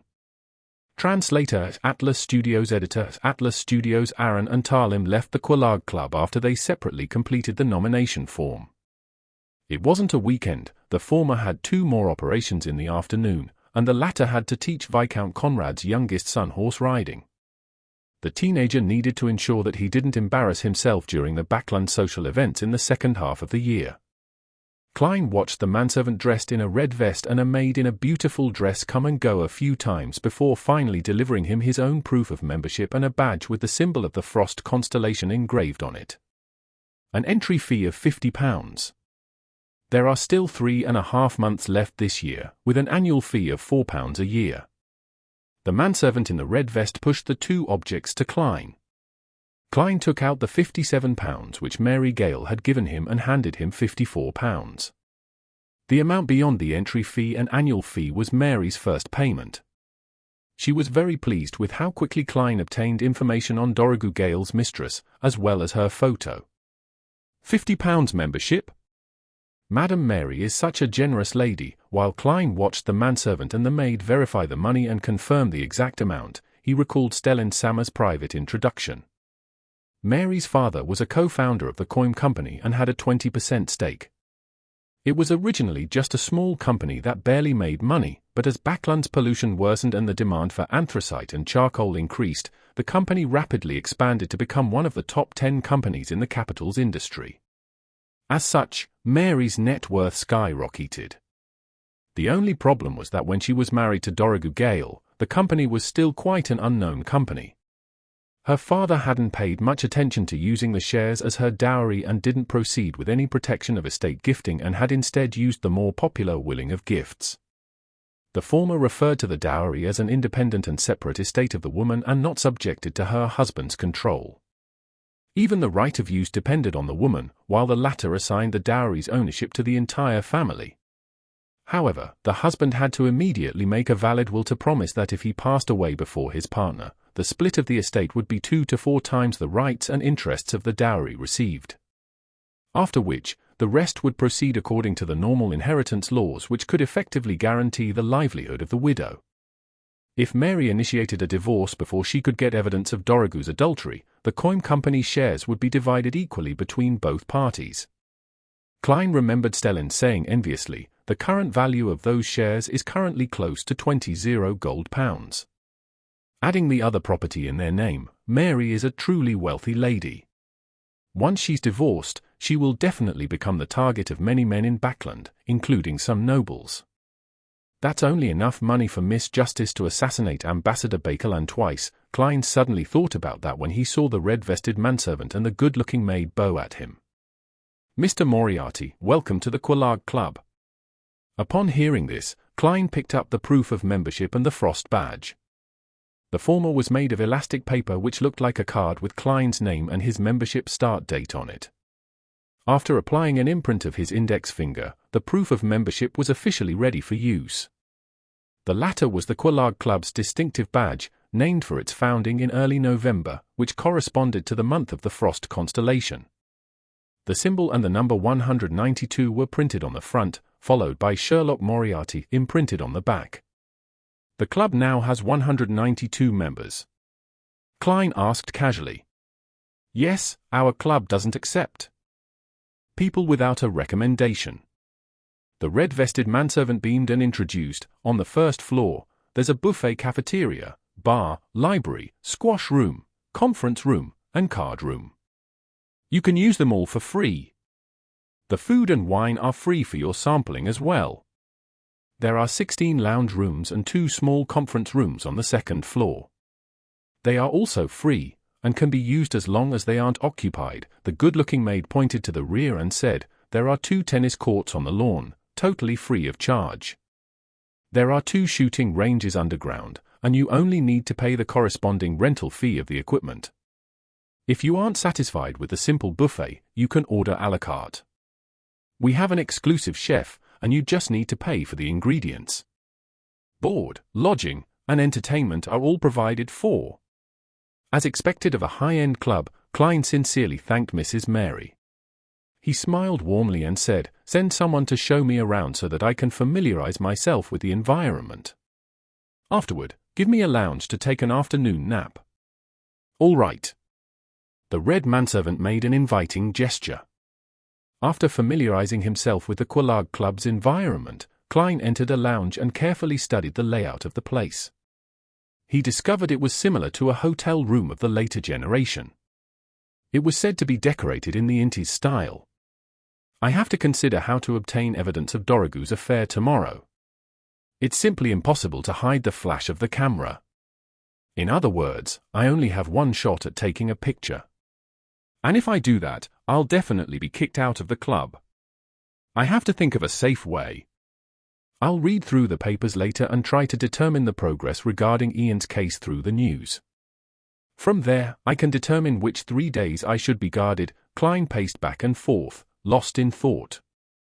At that moment, his heart suddenly palpitated as he tensed up. Is this the premonition of a clown? However, there are no scenes in my mind. Klein felt the air around him turn still like it was the calm before the storm. Soon, this feeling disappeared, as if nothing had happened. Could it be that danger is approaching? But nothing like this happened when I was attacked by Mutant. Puzzled, Klein pulled out a coin and divined if he would be attacked in the next few days. After thinking for a few seconds, Klein drew the curtains and pretended to take an afternoon nap. He took 4 steps counterclockwise and went above the grey fog. He sat down and pondered for a long time before muttering to himself, "I will be in grave danger in the next few days." After repeating the statement, he flicked the coin again and saw the copper-colored object tumble down and land in his open palm. This time, the portrait of the king was facing up. My reaction just now really was an omen that danger is coming. Klein narrowed his eyes and leaned back in his chair. He was rather puzzled by this matter. Whether it was as a seer or clown, they had never displayed such abilities before. Even if they could predict danger, it was because the target was right in front of him or beside him. There was nobody around me. From the fact that my divination was misled, it must have involved a relatively higher sequencer, most likely Bakerland's assistant. In the end, it actually gave me a premonition? This isn't scientific, this isn't mystic. There must be something else behind it, but I can't be certain why yet. Klein looked around and saw the boundless fog, crimson and still, the palace standing as it had always stood. He reined in his doubts and temporarily stopped thinking about the reason. Instead, he focused his attention on the attack that was about to occur. After several more divinations, Klein found that he could only confirm that there would be great danger in the next few days. It couldn't be shortened to 3 days, 2 days, or even 5 hours. In other words, he could only obtain a somewhat vague revelation. And in a dream divination, he saw Ian dressed in his old coat, standing in the street with the elegant gas lamps and the blurry crimson moon behind him. Other than this image, there was nothing else. How should I interpret this? Klein thought for a moment. He could only assume that this was the prelude to danger. Without further delay, he returned to the real world, left the Quelaag Club, and went to the nearby Hillston branch of the Bakerland Bank to withdraw the remaining £100 from his account. The sum of £1,000 from Justice hasn't been cleared yet and reconciled. Without the corresponding information sent to the branches, the account wasn't synchronized, and, theoretically speaking, there was a loophole. Klein could withdraw £100 from another branch and seize the opportunity when all the accounts were out of sync. However, this was only in theory. In order to avoid similar acts, the banks had many rules on anonymous accounts.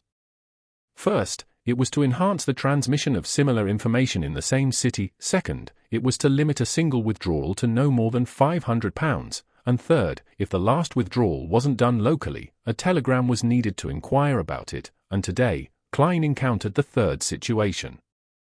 Putting away the money, he took a horse carriage to the Bakerland Bridge area and entered the Bravehearts Bar. Under Caspers's guidance, he saw Marek sitting in the card room. He wasn't surrounded by zombies. Klein discarded the idea of using his spirituality to wrap Azek's copper whistle, slapped a £100 on the table, and said to the pale Marek, "I agree to the deal. I'll pay an advance of £100. I'll pay another £300 every additional day I'm protected." Marek's gaze fell past him and landed somewhere behind him. He nodded and said, "All right, she has agreed." Klein turned back in surprise only to see the wall and nothing but air. He secretly activated his spirit vision, but failed to discover anything. Marek stuffed the £100 into his pocket and said indifferently, "You can return now. She has begun protecting you, in a hidden way. If I hadn't divined this beforehand, I would definitely think of all of you as cheats." Klein surveyed his surroundings and deliberately acted as though he left with clenched teeth.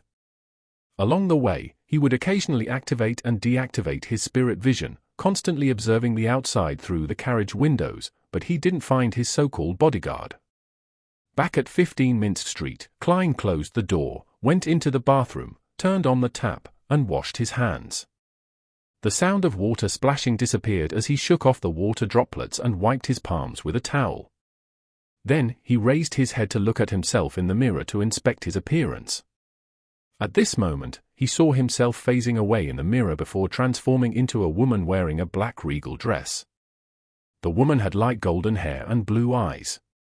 She looked very delicate, but her face was abnormally pale. She wore a small black bonnet, lifted her skirt, and bowed at Klein.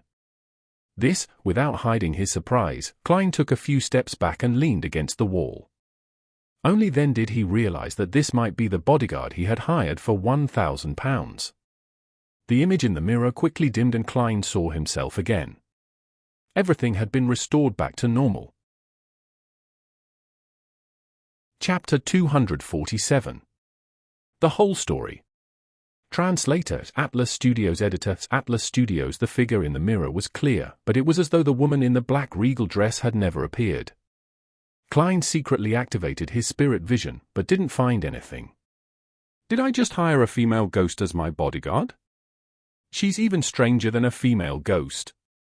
At the very least, one can see ghosts with spirit vision. Klein thoughtfully touched Azek's copper whistle in his pocket, feeling nothing but its cold chill. Like before, it didn't have any additional changes. She's unaffected by the copper whistle. Seems like she isn't an undead creature. However, I can't be sure. Back then, the copper whistle was buried with me, but the corpses surrounding me didn't act abnormally. Was it because those buried in the cemetery have experienced a send-off by the priests and bishops? When does it work and when doesn't it? When this business with the ambassador is over, and if I'm still alive, I'll go to the cemetery and try to figure out the scope of its effect and its limits. I can't always carry a time bomb like this. Klein washed his face and walked out of the bathroom. Just as he picked up the newspaper in the living room and was going to read it in the living room or bedroom, he heard the doorbell ring. Klein's mind tensed up when he heard the tinkling sounds. He put on his coat, with all kinds of materials in it, and walked towards the door gingerly. He clearly knew that danger was approaching in the next few days. After standing behind the door and waiting for a moment, the scene outside naturally surfaced in Klein's mind. The crimson moon was faintly discernible in the sky. The elegant gas lamps on both sides of the street lit up the wet road. A boy wearing an old coat stood there. His bright red eyes were deep and adrift. Ian Wright? Why did he appear? Isn't this what I saw in my dream divination? Is this the prelude to danger? Klein opened the door and took 2 cautious steps back. Detective Moriarty. Ian took off his brown top hat, bowed, and said in a low voice, "I came to apologize. I'm sorry to have involved you in such a dangerous matter." Klein creased his eyebrows and probed, "What you should have done is head to the police station." Ian looked around and bowed his head. "Ah? Is that the name of the military special department?" Klein stepped aside, pointed at the living room and said, "Maybe we can have a chat. I have to at least know what placed me in this situation." He sighed inwardly. Ian didn't stand on ceremony as he followed Klein into the living room and sat in the same spot as he did the last time. He was just about to open his mouth when Klein suddenly added, "If what you plan on saying will put me in greater danger, then there's no need to tell me about it. No, everything will soon be over." Ian had a calmness that was beyond his age. Klein was relieved and asked out of curiosity, "So, what exactly happened?" Before he could finish his sentence, he saw a figure emerge from the panes of the oriel window across the room, a black regal dress, long hair tied in a bun, blue eyes, delicate features, and a pale face. It was the woman who had previously greeted Klein in the mirror. This woman seemed to find an illusory high-back chair and sat down.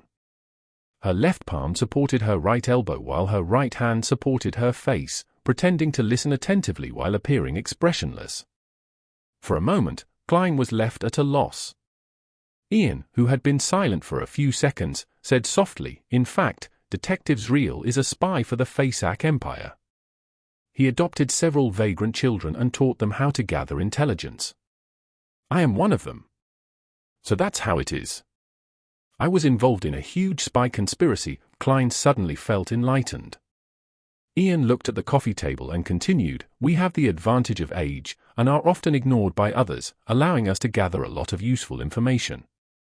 2 weeks ago, I stumbled upon clues regarding Helmosuin's manuscript." Helmosuin. Klein found the name familiar. Ian looked up at him and explained, "Tirani von Helmosuin, the greatest scientist after Emperor Rozelle, a mathematician, a mechanist, and the father of the second-generation difference machine." So it's him. Klein suddenly remembered the relevant information. He wasn't only a great scientist, but also a crazy scientist. He believed that the inherent flaw in the existence of humans could only be fixed through machines. He loved eating sugar as if it was his own energy source. He mysteriously disappeared while researching a third-generation difference machine, and was an important figure that every country was trying to find. His manuscript? Does the manuscript involve third-generation difference machines? Klein asked probingly.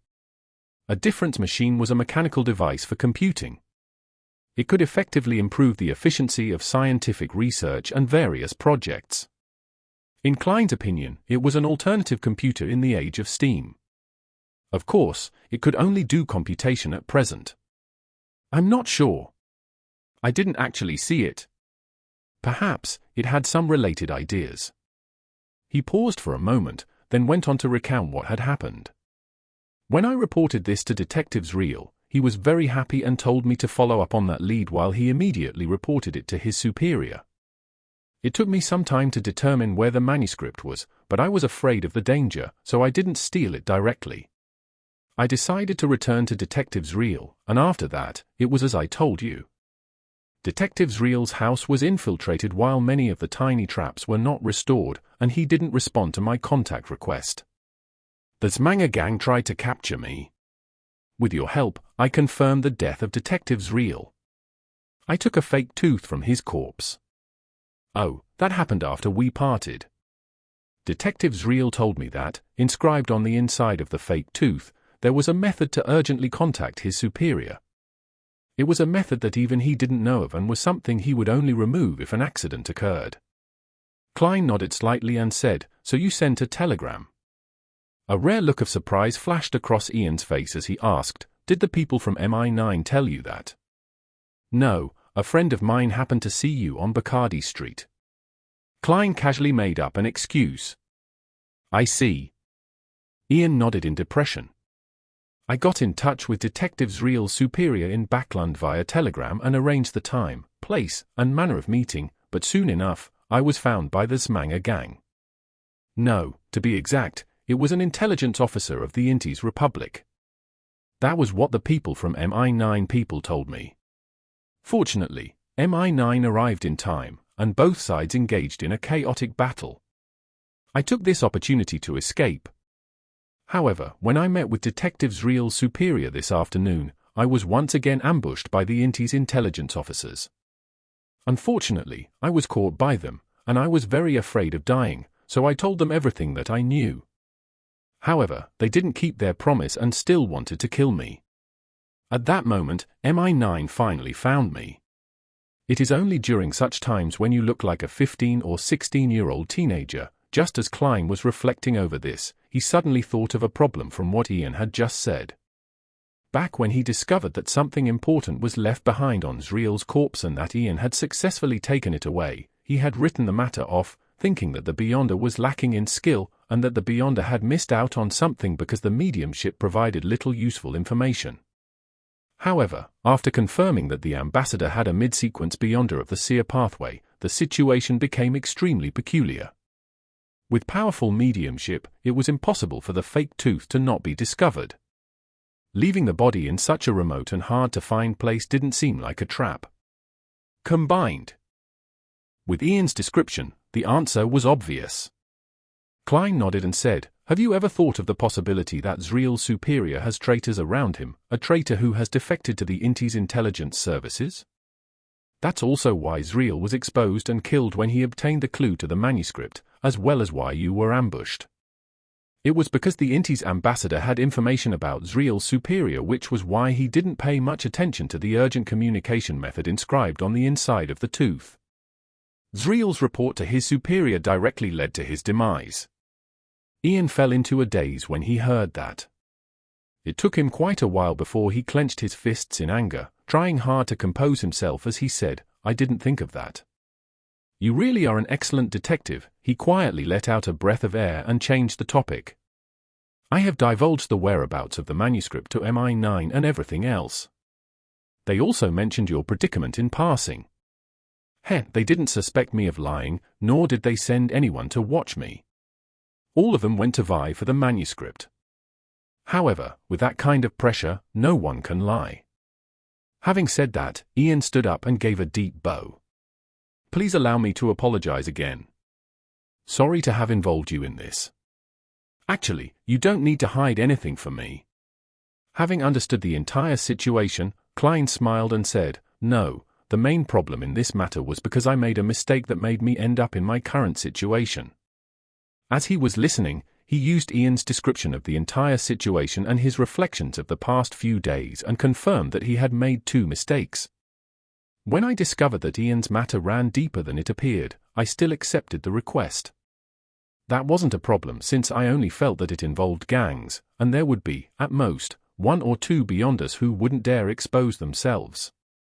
But the divination lacked enough information and ended with a failure. This was within the limits of what I could have resolved by myself, and typically speaking, there wouldn't have been any trouble. I could even take the opportunity to come into contact with Bakeland's Beyonders. After finding Zreal's corpse and confirming that the matter ran deep, I should have considered the sensitivity of my identity and decisively extricated myself from this case. I should have let Ian deal with the subsequent matters himself. this wouldn't be problematic and would be a rather careful choice. One of the mistakes I made was that I didn't flinch or reveal anything about Ian when Musil came to me. I only thought that he was from a gang, and that there were some Beyonders behind that gang. Who would have guessed that it would involve a figure like the Inti's ambassador? Even more so, I never expected Musil to be so rash. After failing his mission, he didn't threaten, intimidate me or proceed with other options. Instead, he came straight to kill me so that mediumship could be performed. He didn't even give me the chance to regret my decision. As a result, my situation worsened. So, this isn't too subjective or too serious a mistake. The one mistake that really caused me to be in such a passive situation was a tiny mistake I made from the very beginning. I had rented the house and accepted the mission as Sherlock Moriarty without donning a disguise. This resulted in me not being able to flee after my identity as a Beyonder was exposed to the ambassador. Even as I acted horrified and frantic, making MI9 and the police department believe that my taking flight would only be normal, I didn't dare flee. I was afraid that when the ambassador failed to find a target for revenge, he would inform the officials about me. And according to my experience as a Nighthawk, most official enforcers like the Nighthawks, machinery hive mind, and mandated punishers harbor animosity towards uncontrolled Beyonders. They definitely wouldn't ignore me just because I'm a low sequence Beyonder and would begin an investigation. In time, my looks will be clear evidence. I will then be pursued by high-sequence Beyonders from the Church of the Goddess because I resurrected despite having been involved with a Grade 0 sealed artifact. There's no chance for such matters to be suddenly forgotten or thought of as nothing by others. I had to plan for the worst-case scenario in advance, and if I only reacted when the ambassador took action, it would definitely be too late. Whether it's an assassination, finding a bodyguard, or buying items, all of them will require time. Only if the ambassador and his assistant dies or attention is diverted to the investigation of his death will I be able to resolve this latent danger. His assistant doesn't have an official status, so he can't interact with the officials. For a mere Sequence 9 or Sequence 8 at best, someone whose whereabouts are unknown, there's no reason to go through the effort to report me. Of course, his death is the best outcome, then there won't be any latent danger. Compared to finding Mr. Azek for help or having attention placed on me because of 08 again, as well as being pursued by high-sequence Beyonders, assassinating the ambassador is the relatively simpler choice. Even if it fails, I can only bear one of the two outcomes. Everything originated from a small oversight at the beginning. I just imagined that in a metropolis with over 5 million people and few people knowing me while I deliberately avoided the Nighthawks, there was no need for me to don a disguise every day, since it would be easier for others to notice something amiss. Yet, for such a small mistake, I would have to pay over 10 gold pounds as the price without having any guarantee of resolving it.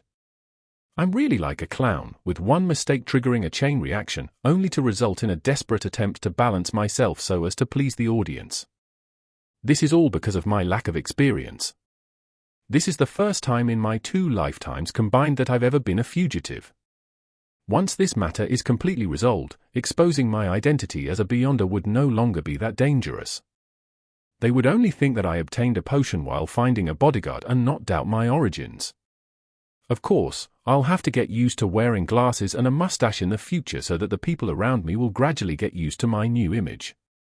In the future when they ask me about me, they will only think of this new image.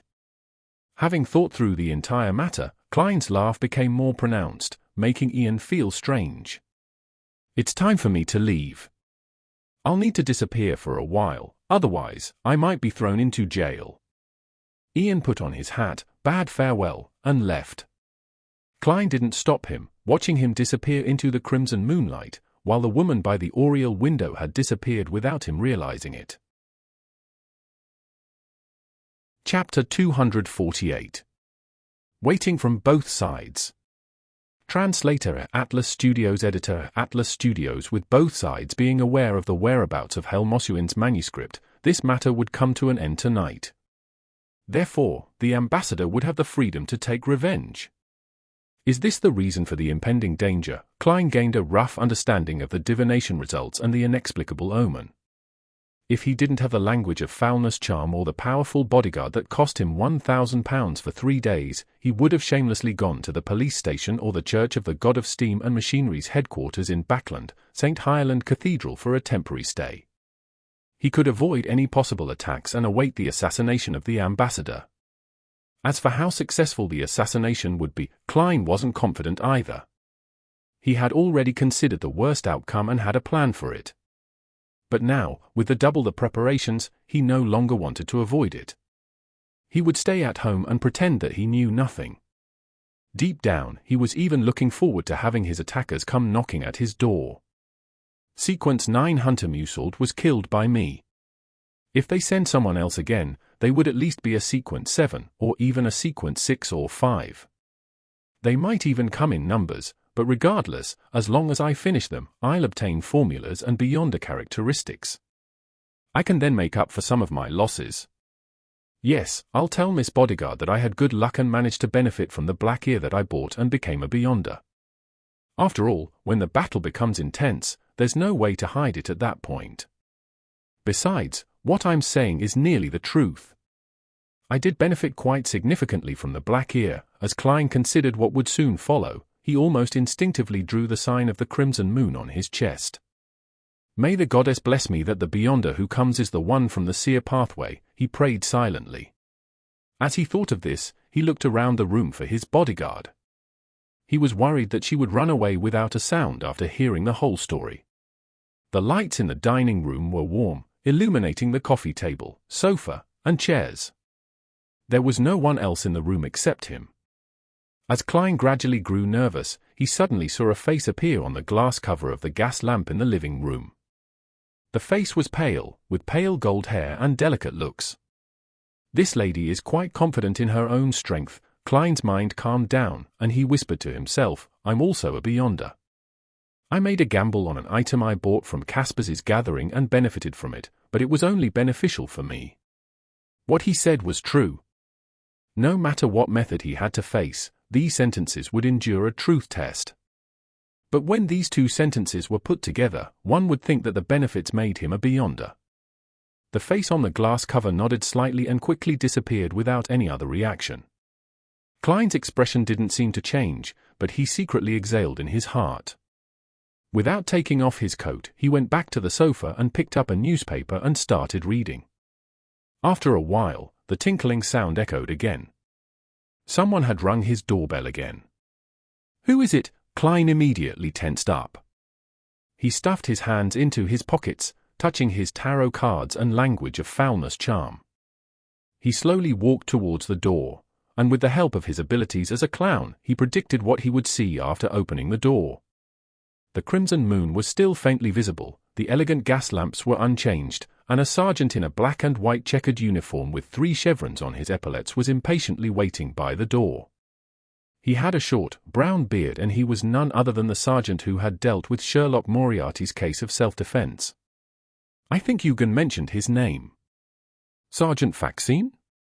Well, I can receive the £10 bail tomorrow or the next day. What is he doing here? Did MI9 send him to find Ian Wright? Or to inform me that I should temporarily hide away from danger? Confused, Klein grabbed the handle. Inside the Inti's embassy of Backland's West Borough, the lights were on. The scent of various perfumes and alcohol, accompanied by melodious melodies, stretched out to every corner. During his years as an ambassador, Bakerland had often held balls at the embassy, inviting the kingdom's bankers, big factory owners, philanthropists, and other well-known, rich and powerful people, as well as lawyers. Random opportunities were also given to some of the lower-ranked merchants. In this atmosphere, he would tell the guests about the prosperity and openness of Trier, and how the Inti's republic was no longer dominated by the likes of the nobles, bankers, factory owners, and lawyers. They, directly and indirectly, took over a large portion of the parliamentary seats, determining the direction of the government policies, enjoying true freedom and high statuses. Today, Bakerland was doing the same thing. With a wine glass in hand, he flitted around the guests, as if to prove that he was present at the ball without leaving. They should have gotten the manuscript by now. After learning that Ian Wright appeared at the telegraph office from that trembling detective, I've been putting plans into action. Now is the time to reap the rewards. Bakerland, with his thin but classy face, took a sip of the blood-like Ormea wine and headed for the balcony, intending to take a breath of the cool night air. After learning that Ian had sent the telegram, as a veteran conspiracist and professional intelligence officer, Bakerland was acutely aware that Ian was contacting his superior's superior.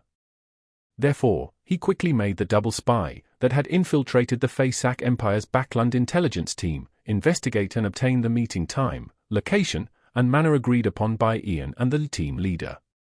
After that, he pretended that nothing had happened and continued to send people to look for Ian near Bacardi Street. He successfully found Ian and also attracted the attention of MI9. According to his plan, his intelligence officer had deliberately let Ian go, so that MI9 would think that they were on the same starting line. After paralyzing his main opponent, he called in other unexposed intelligence agents to ambush Ian and the Fasak Empire's team leader. He wanted to find the manuscript and smuggle it out of the Lun Kingdom without being detected by the MI9. The situation had progressed as smoothly as he had expected, but the news that came back in the evening left his heart heavy. People from MI9 had actually appeared. They had appeared despite being supposedly fooled. With Rosago around, it's definitely not because of divination. Besides, MI9 isn't good at divination at all. That means we have a spy among our ranks. Let's hope that Rosago can be one step ahead of them and grab the manuscript to hand over to Shadow for extraction. Bakerland had deliberately organized the ball in order to avoid suspicion, but as such, he was unable to involve himself with the developments. All he could do was pray that his subordinates would amount to something. According to his plans, once Rosago succeeded, he would immediately transfer the items to another intelligence officer, one that had never been activated before. Then Rosago would lure MI9 away and, by creating some trouble, keep them out of sight and distract them from his partner. During this process, Bakerland requested Rosago to kill the detective while he was at it. If it wasn't for him, no one from MI9 would have known about it. Everything would have gone smoothly. My involvement with the Zmanga gang wouldn't have been revealed, and I wouldn't be transferred back to the country.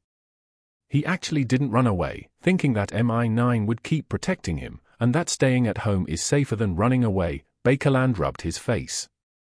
He had already received orders that after the operation regarding the manuscript had been completed, and he would hand all intelligence matters to the highest-ranking military officer at the embassy and await the arrival of the new ambassador. Bakerland was rather reluctant to part with Backland. Despite the bad weather and heavy pollution, Backland was one of the most prosperous cities in the world. Besides, the ladies here are more conservative, unlike those sluts back home. Slowly seducing them into bed and removing their restraint, bit by bit, is a very satisfying and fascinating achievement. Unfortunately, I have to bid farewell to these beautiful ladies, Bakerland thought gloomily, and he felt more and more resentful of the detective who dared to put up resistance. As for Rosago's own safety, Bakerland wasn't worried at all. He believed that as long as Rosago wanted to, as long as he wasn't targeted by a high-sequence Beyonder, he would be able to escape immediately. This was because Rosago had special Beyonder powers.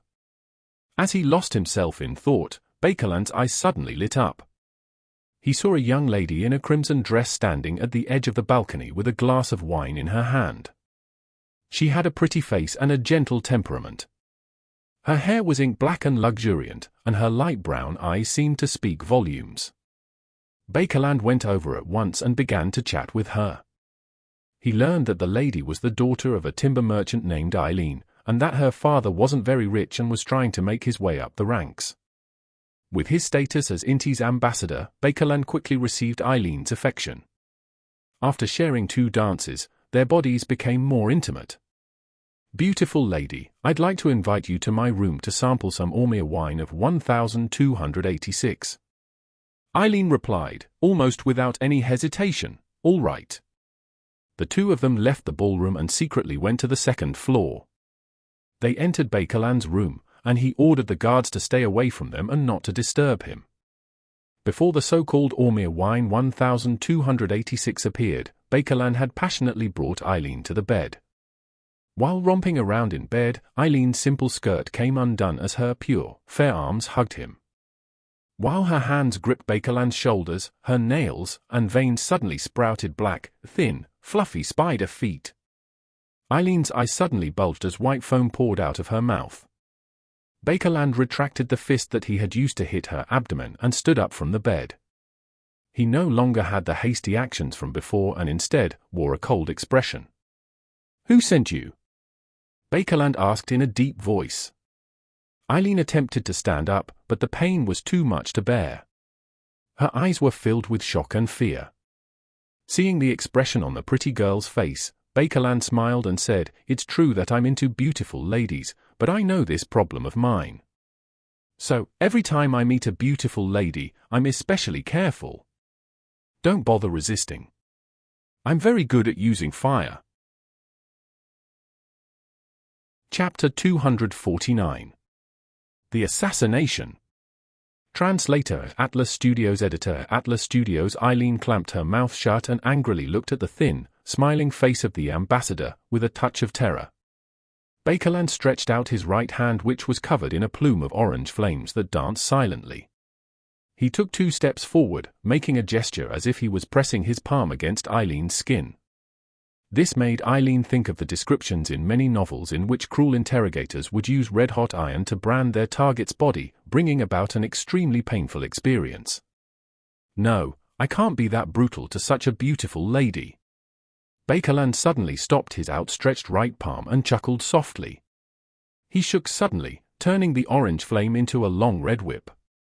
The long whip ignited the air around it, which took on the form of thorns. Bakerland lashed his flaming whip at Eileen, burning her clothes and leaving a dark mark on her skin. Her face contorted as she screamed. "Who sent you?" Bakerland asked again in a gentle voice. Eileen's lips quivered a few times before she finally opened them. As Bakerland subconsciously listened for the answer, his eyes suddenly turned bloodshot. "Oh no!" Bakerland jerked back and rolled to the ground. In the spot where he had been standing, a flame rose up and formed a wall of fire. Splat! Splat! Splat! Rain-like blood and flesh splattered against the wall and produced sizzling sounds. Some of them penetrated the flame, leaving a thin trail of blood on the ground. At the end of this path was the Inti's ambassador, Bakerland, who had stood up once again. He saw that Eileen's abdomen had been torn open and 2 arms wrapped in viscous liquid were sticking out from inside. With a sudden push of the 2 arms, a figure drilled its way out from the belly of the beautiful Eileen. It was covered in a thick, squirming blood-red liquid that continuously dripped down, and it was about the size of an adult male. It was hard to imagine that a normal woman like Eileen, with no protrusion in her abdomen, would actually have such a thing hidden inside her body. The body below Eileen's head exploded completely, turning into pure flesh and blood, surging into the form of a humanoid figure, and mixing with the dripping liquid to turn into a strange red robe. The figure revealed its true appearance. It was so beautiful that it looked like a woman. The blood-red robe it wore looked like a blossoming flower under the illumination of the flames. Rose Bishop. As a veteran intelligence officer, Bakerland immediately identified the name of the corresponding sequence before him. Sequence 6 of the secret suppliant pathway, Rose Bishop. Every Rose Bishop was an expert when it came to flesh and blood magic. Beyond us at this sequence could hide inside the bodies of others, thereby avoiding all sorts of investigations. But the moment they emerge, the hosts would lose their lives. For the Lord! Eileen's remaining head let out a low cry and closed her eyes forever. The Rose Bishop stretched out its right hand and tapped its chest 4 times in the order of bottom to top, right to left. With the color of blood and the light from the flames reflecting in his eyes, he looked at Bakerland and took a sudden step forward with his right foot, passing through the wall of fire. He didn't receive any damage from the fire, with only dark red liquid that continuously dripped down. Bakerland retreated once again as he suddenly raised his voice. Although his most capable assistant, Rosago, and several intelligence agents had been sent on a mission, there was still no lack of beyond us in the embassy. They were military officials who had received permission from the Lun Kingdom. They were the defensive forces that were available. 1 Sequence 5, 1 Sequence 6, 3 sequence 7s, and a combination of nearly 10 sequence 8s and 9s. Bakerland's voice echoed around the room, but it didn't exit the premises. The music outside didn't stop and the ball continued. It was as though the room had become a completely isolated world. Bakerland stopped his shouting, narrowed his eyes, and looked around. The Rose Bishop was in no hurry to act. He said with a chuckle, "It was by your own will, the rules that were decided by yourself. You told the guards not to disturb you or come near, or let anyone close. Yes. I simply magnified your will and rules and made a slight distortion. If you want to escape this isolation, you have to defeat yourself." Bakerland's expression changed slightly. What appeared to be the compliance of rules was, in fact, a distortion of them. The characteristic of using the power of authority to serve oneself made him think of another sequence's name. Baron of Corruption. Bakerland growled. This was the lawyer pathway, which was sequence 6 of the Dark Emperor pathway. Before he could finish his sentence, Bakerland's face suddenly turned extremely gloomy as he blurted out, "Shepherd. You're a shepherd. Who are you, from the Aurora Order?" "Mr. A?" The Rose Bishop, "No," Shepherd chuckled. "You don't need to know who I am. Accept the Lord's blessings." His body suddenly stiffened before he could finish his sentence. It was as though his joints were covered in rust, and he seemed to have turned into a puppet. Bakerland laughed rapturously. The gloominess from before disappeared in an instant. He took out a white handkerchief from his left breast pocket and wiped the corner of his mouth. "I'm glad that you were able to chat with me for so long. It gave me enough time." After the white handkerchief was taken away, a thumb-sized head emerged from his left breast pocket. It was the head of a puppet with completely black eyes. The shepherd opened his mouth and was about to speak when he heard a hollow voice that seemed to come from afar. After pausing, his body suddenly burgeoned, and his skin turned dark. 2 curved goat horns with strange, sinister patterns sprouted from his head, as well as wings behind his back that reeked of sulfur when they flapped. The shepherd instantly moved 3 meters forward, having transformed into a devil-like creature. But even so, it was as if every one of his joints was firmly shackled. His movements were stiff and slow, and his thoughts were starting to blur. "You still have the power of the devil? As expected of a shepherd, let me send you to your lord." Without further ado, a flaming long spear with a blazing white tip materialized in the middle of Bakerland's right palm. He bent his back, about to throw the spear to pin the shepherd to the wall and burn him to ashes. Sequence 7 Pyromaniac of the Conspiracist pathway had the ancient name, Fire Mage. At that moment, Bakerland began to cough violently, coughing so hard that he felt as if he was about to spit out his heart and lungs. His flaming spear lost control from his coughing and disappeared, inch by inch. His face flushed red and his forehead was scorching hot from his coughing fit. His influence on his enemy, that he derived from a mystical item, was lifted. The shepherd was freed from his sluggishness and returned to normal. "Why do you think I was having such a long chat with you? How does severe pneumonia and an unstoppable cough feel like?" the devilish face asked with the corners of his mouth hooked. Upon hearing these words, Bakerland suddenly recalled the enemy's beautiful and enchanting appearance when he first appeared, and regretfully said, "Cough. Cough. A disease. You? Cough. Cough. Killed a. Cough. Cough. Cough. A demoness of affliction." The shepherd dispelled his devil-like form as his figure turned into a series of stacked afterimages. He chuckled and said, "No, I only received a gift from St. Tenebrous. I know conspiracists have all sorts of means available to them, so I'll be using my strongest ability now, so that you won't have any unnecessary hope." A book appeared before him, a translucent and blurry book. The ancient book flipped rapidly and, with a soft chant, "I came, I saw, I record. As long as I have recorded it, I'll be able to use it once. This is an ability that St. Tenebrous had deliberately demonstrated to me. Although I only have half of its original effect, it's still enough." The shepherd's voice turned hollow, and his body was enveloped by the darkness that spewed out from the book. He quickly turned into a small giant, about 2.3 to 2.4 meters tall. His entire body was covered in cold, black armor. At the space where his eyes should be, there were two glowing crimson-red blobs. The Dark Knight raised a broadsword in his hands, took a step forward, and delivered an unrelenting chop. As Bakerland tragically screamed, the layers of flames that gushed out of his body were split apart. All sorts of lights exploded and were split open, and his body was split into two halves. Thud, Bakerland fell to the ground. No blood came out of his massive wound. Even his soul seemed to be corroded and destroyed by the black sword that didn't seem to exist. The plumes of fire that spewed out of Bakerland's body lost control, causing the blast that shook the room and sent the glass rattling. And at that moment, the isolation that had been created by his own will vanished with his death.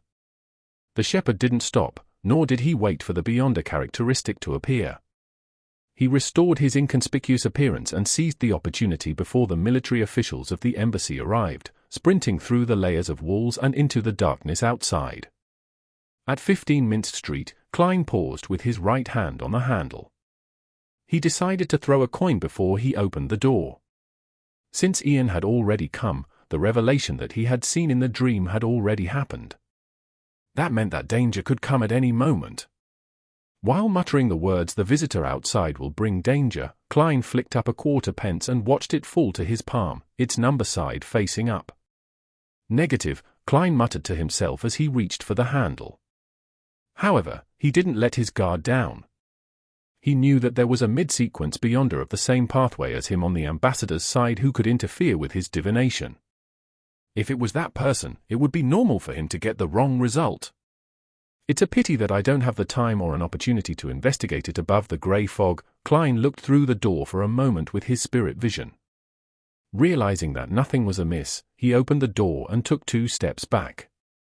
Dressed in a black and white checkered uniform, Sergeant Faxine took off his hat and said with a serious expression, "I've been sent by the higher-ups to tell you that you must be careful tonight and tomorrow. Be careful of strangers." Chapter 250. Rich Experience in Courting Death. Translator, Atlas Studios. Editor, Atlas Studios. All right. Klein nodded solemnly. Sergeant Faxine touched his short hair and said, "There are other arrangements. I'll explain them to you in detail, and you can decide on your own." He cast his gaze towards the living room. Klein made a polite gesture of invitation, then watched as Sergeant Faxine closed the door behind him, walked over to the sofa, and sat down. "What are your plans?" Klein kept his coat on, hands still in his pockets. Faxine leaned forward slightly, clasped his hands, and said, "You should be well aware that you have offended that ambassador. Tonight or tomorrow will be the most dangerous period for you. The higher-ups have given you 3 choices. The first is to go to the Holy Wind Cathedral for 2 days. I know that you're a believer of the god of steam and machinery, but St. Highland Cathedral is too far, and it's easy for trouble to arise on the way there." Klein nodded indiscernibly and waited for the sergeant to give him the second choice. Suddenly, his vision blurred and his head went numb. He felt as if there was a layer of thick glass around him. He saw that Sergeant Faxine's opening and closing of his mouth was slowing down, and he noticed that his thoughts had become sluggish. This feeling was very familiar. Klein suddenly thought of the puppet from the Antigonus family, sealed artifact 249. Back then, he was repeatedly affected in a similar way, but he had been awakened by Captain Dunsmith and the others. To ensure that the others could detect any abnormalities in a timely manner, they kept stretching and retracting their arms. The Antigonus family holds the seer pathway. This person's ability is similar to the Antigonus family's puppet. He is the mid-sequence Beyonder of the seer pathway. As expected, it's him. Klein came to his senses, but there was no Dunsmith to wake him. The muscles on Officer Faxine's face started squirming. Soon, he turned into a gentleman with black hair and blue eyes. He had a handsome face and a tiny stubble. He said with a smile, "Given time, this is one of the most difficult abilities to deal with for anyone that isn't a high-sequence Beyonder." As he spoke, Klein saw the image of the woman in the black regal dress appear in the glass of the oriel window. She walked slowly and stiffly out of the glass, her blonde hair, her delicate face, and her pale face made her seem more like a doll than a living person. I never thought that you would be able to hire such a powerful bodyguard. If it wasn't for my divination ahead of time, I might have died here. What kind of compensation did you pay? By the way, my name is Rozigo. Rozigo didn't look back as he continued smiling at Klein, but he didn't expect a fluent answer from the man he controlled. At that moment, he suddenly felt a cold breeze blow across his neck, causing his hair to stand on end as goosebumps appeared all over his body. There seemed to be an invisible person at his back, breathing down his neck. Rozigo laughed, raised his left hand, and snapped his fingers. Flames suddenly soared up from his back, and a transparent shadow was set ablaze, quickly turning into ashes. In Klein's vision, these motions were all broken down into a grid of images. This wasn't because his opponent had turned slow, but was a result of his increasingly sluggish thoughts. He already has me under control. Why isn't he directly killing me? Do all villains like to engage in lengthy monologues? No, he's not stupid. He's trying to conceal something with this discussion. Klein tried to think, to figure out the problem, but his thoughts were moving at an irresistibly slow pace. He looked intently at Rozigo, taking in every detail of his. Finally, he saw a figure in each of Rozigo's eyes, a figure with blonde hair, blue eyes, a pale face, and a dark black Gothic regal dress. And at this moment, the woman was still behind Rozigo. She was still near the oriel window, walking towards him like a manipulated puppet. He hasn't really controlled her yet. She's still trying to resist and struggle. They are tussling in the realm of mystery. I need to do something. I need to tip the scales of balance. Klein turned his attention to the language of Foulness charm he was holding in his left hand. It was cold and slippery, filled with evil. He was glad that he hadn't let down his guard and maintained a battle-ready state the entire time. He could only injure himself to injure his opponent. Klein gathered his strength and struggled to speak. His vocal cords seemed to have rotted, and his throat squirmed in difficulty. He hoarsely said in ancient Hermes with a staccato rhythm, "Foulness." As his voice echoed in the air, Klein felt a corrosive pain in his left palm, and he heard illusory whispers that could drive a person mad. This was a state that he was familiar with, and it didn't affect his subsequent attempts. The attempt was to inject most of his spirituality into the language of Foulness charm, which didn't require the control of his body. In 3 seconds, the voice of the true creator would descend upon the physical world and burrow into the ears of the creature closest to him. The prelude, the din, the illusory, the evil whispers spread out in an instant. Klein felt his scalp tingle, his mind abuzz, his veins throbbing. He found it difficult to focus his mind. A coffee table away from him, Rozigo's expression had suddenly turned adrift. His face swelled up as the woman's figure in his eyes suddenly became clearer. The pale woman in the black regal dress behind him quickened her actions, but soon she frowned in pain. At this moment, Klein felt the weakening of the influence as he wished, regaining his smooth thought processes, and felt as though his joints were once again filled with lubricant. Having experienced ravings all this time, he endured the madness and pain, quickly pulling out and throwing the language of Foulness charm from his left palm at Rozigo. The iron-black charm, with its many symbols and sinister-looking patterns, melted. Rozigo had just regained some of his composure and was trying to leap to the side when he saw a rich darkness and heard a murmur that contained immense knowledge and extreme madness. No human being was able to describe such a sound. All the veins in Rozigo's head protruded as if they were about to explode. He tumbled to the ground, writhing and struggling as his skin ruptured, inch by inch, revealing the flesh underneath. At the same time, Klein and the blonde woman with blue eyes also failed to resist the pain as they fell to the ground. Each of them let out tragic screams. The excruciating pain felt like someone had stabbed their temples with a drill rod. Their eyes turned bloodshot as red liquid ran down their noses. They could neither see nor feel the outside world. The experienced Klein was the first to recover. He staggered to his feet and saw that Rozigo had torn off his clothes and stripped off his skin, exposing his flesh and veins. He was like a legendary red monster that had been skinned. he constantly tumbled around the ground while groaning in pain, as if he was about to lose control. Klein didn't wait for the result, because he couldn't afford the possibility of the other party gaining the benefits, as well as becoming a devotee of the true creator. He believed that the evil god was definitely infuriated as well. Pulling out his revolver and adjusting the barrel to the firing position, Klein took 2 steps forward, circled around the coffee table, and put the muzzle of his gun against Rosago's head. Dressed in his black double-breasted suit, he stared at his enemy intently as he shot 5 rounds in a row, watching his enemy's head swell and explode into a mixture of red, white, and black that splattered all over the floor. "Captain, thank you for demonstrating this to me before," Klein panted while he lowered his revolver before he beamed brightly.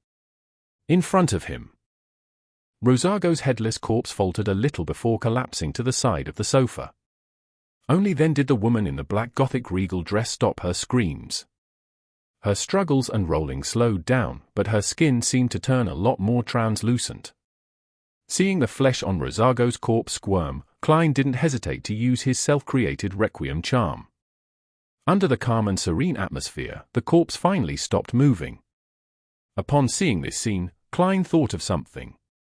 He took out another charm and chanted in a low voice, "Crimson." Then, he injected some of his spirituality into it and threw this charm at his bodyguard, the woman with the pale golden hair and pale white face. As the slumbering powers emanated, the woman who was still weakened under the effect of the lingering voices instantly quietened down as she fell into a deep slumber. Just to be sure, Klein threw another slumber charm, afraid that he would be interrupted during what he was planning to do next. 15 Minst Street once again had its peace. This time, nothing was broken, only the ground was contaminated, as the fight between the 3 parties was mystical and beyond the physical realm. Looking at Rosago's corpse and then at his sleeping bodyguard, Klein mocked himself, "It's also good to court death often. At least I gained some immunity." He didn't attempt the mediumship ritual immediately because Rosago was now tainted by the true creator, and directly communicating with the spirit was tantamount to committing suicide. But that didn't mean Klein had no choice. He planned on doing the mediumship above the grey fog by bringing Rosago with him. With his current spirit body's level, even with the augmentation provided by Azek's copper whistle, he was unable to move a portable camera, much less a corpse that was several times heavier. However, mediumship wasn't done with a corpse, but the channeling of the remnant spirituality. Klein took out a candle, quickly set up a ritual ceremony, summoned himself, and responded to himself, turning into a special spirit body. After becoming a spirit, he saw the distinct remnants of Rosago's spirituality, and he realized that Miss Bodyguard's physical condition was a little strange. She was actually in quite a similar state as he was, but there were also great differences. Without wasting any time thinking, Klein carried Azek's copper whistle, wrapped the remaining of Rosago's spirituality, and entered above the grey fog. After conjuring the appropriate ritual items and setting up a simple altar, Klein quickly began the mediumship ritual. During this process, he was shocked to discover that he no longer needed to pray to anyone to be able to directly communicate with the spirit. It was like he was a real spirit medium. Phew! Is this some special power that I possess in the mysterious space above the grey fog? A thought flashed through Klein's mind as he began to recite the divination statement. The potion formulas for the seer pathway.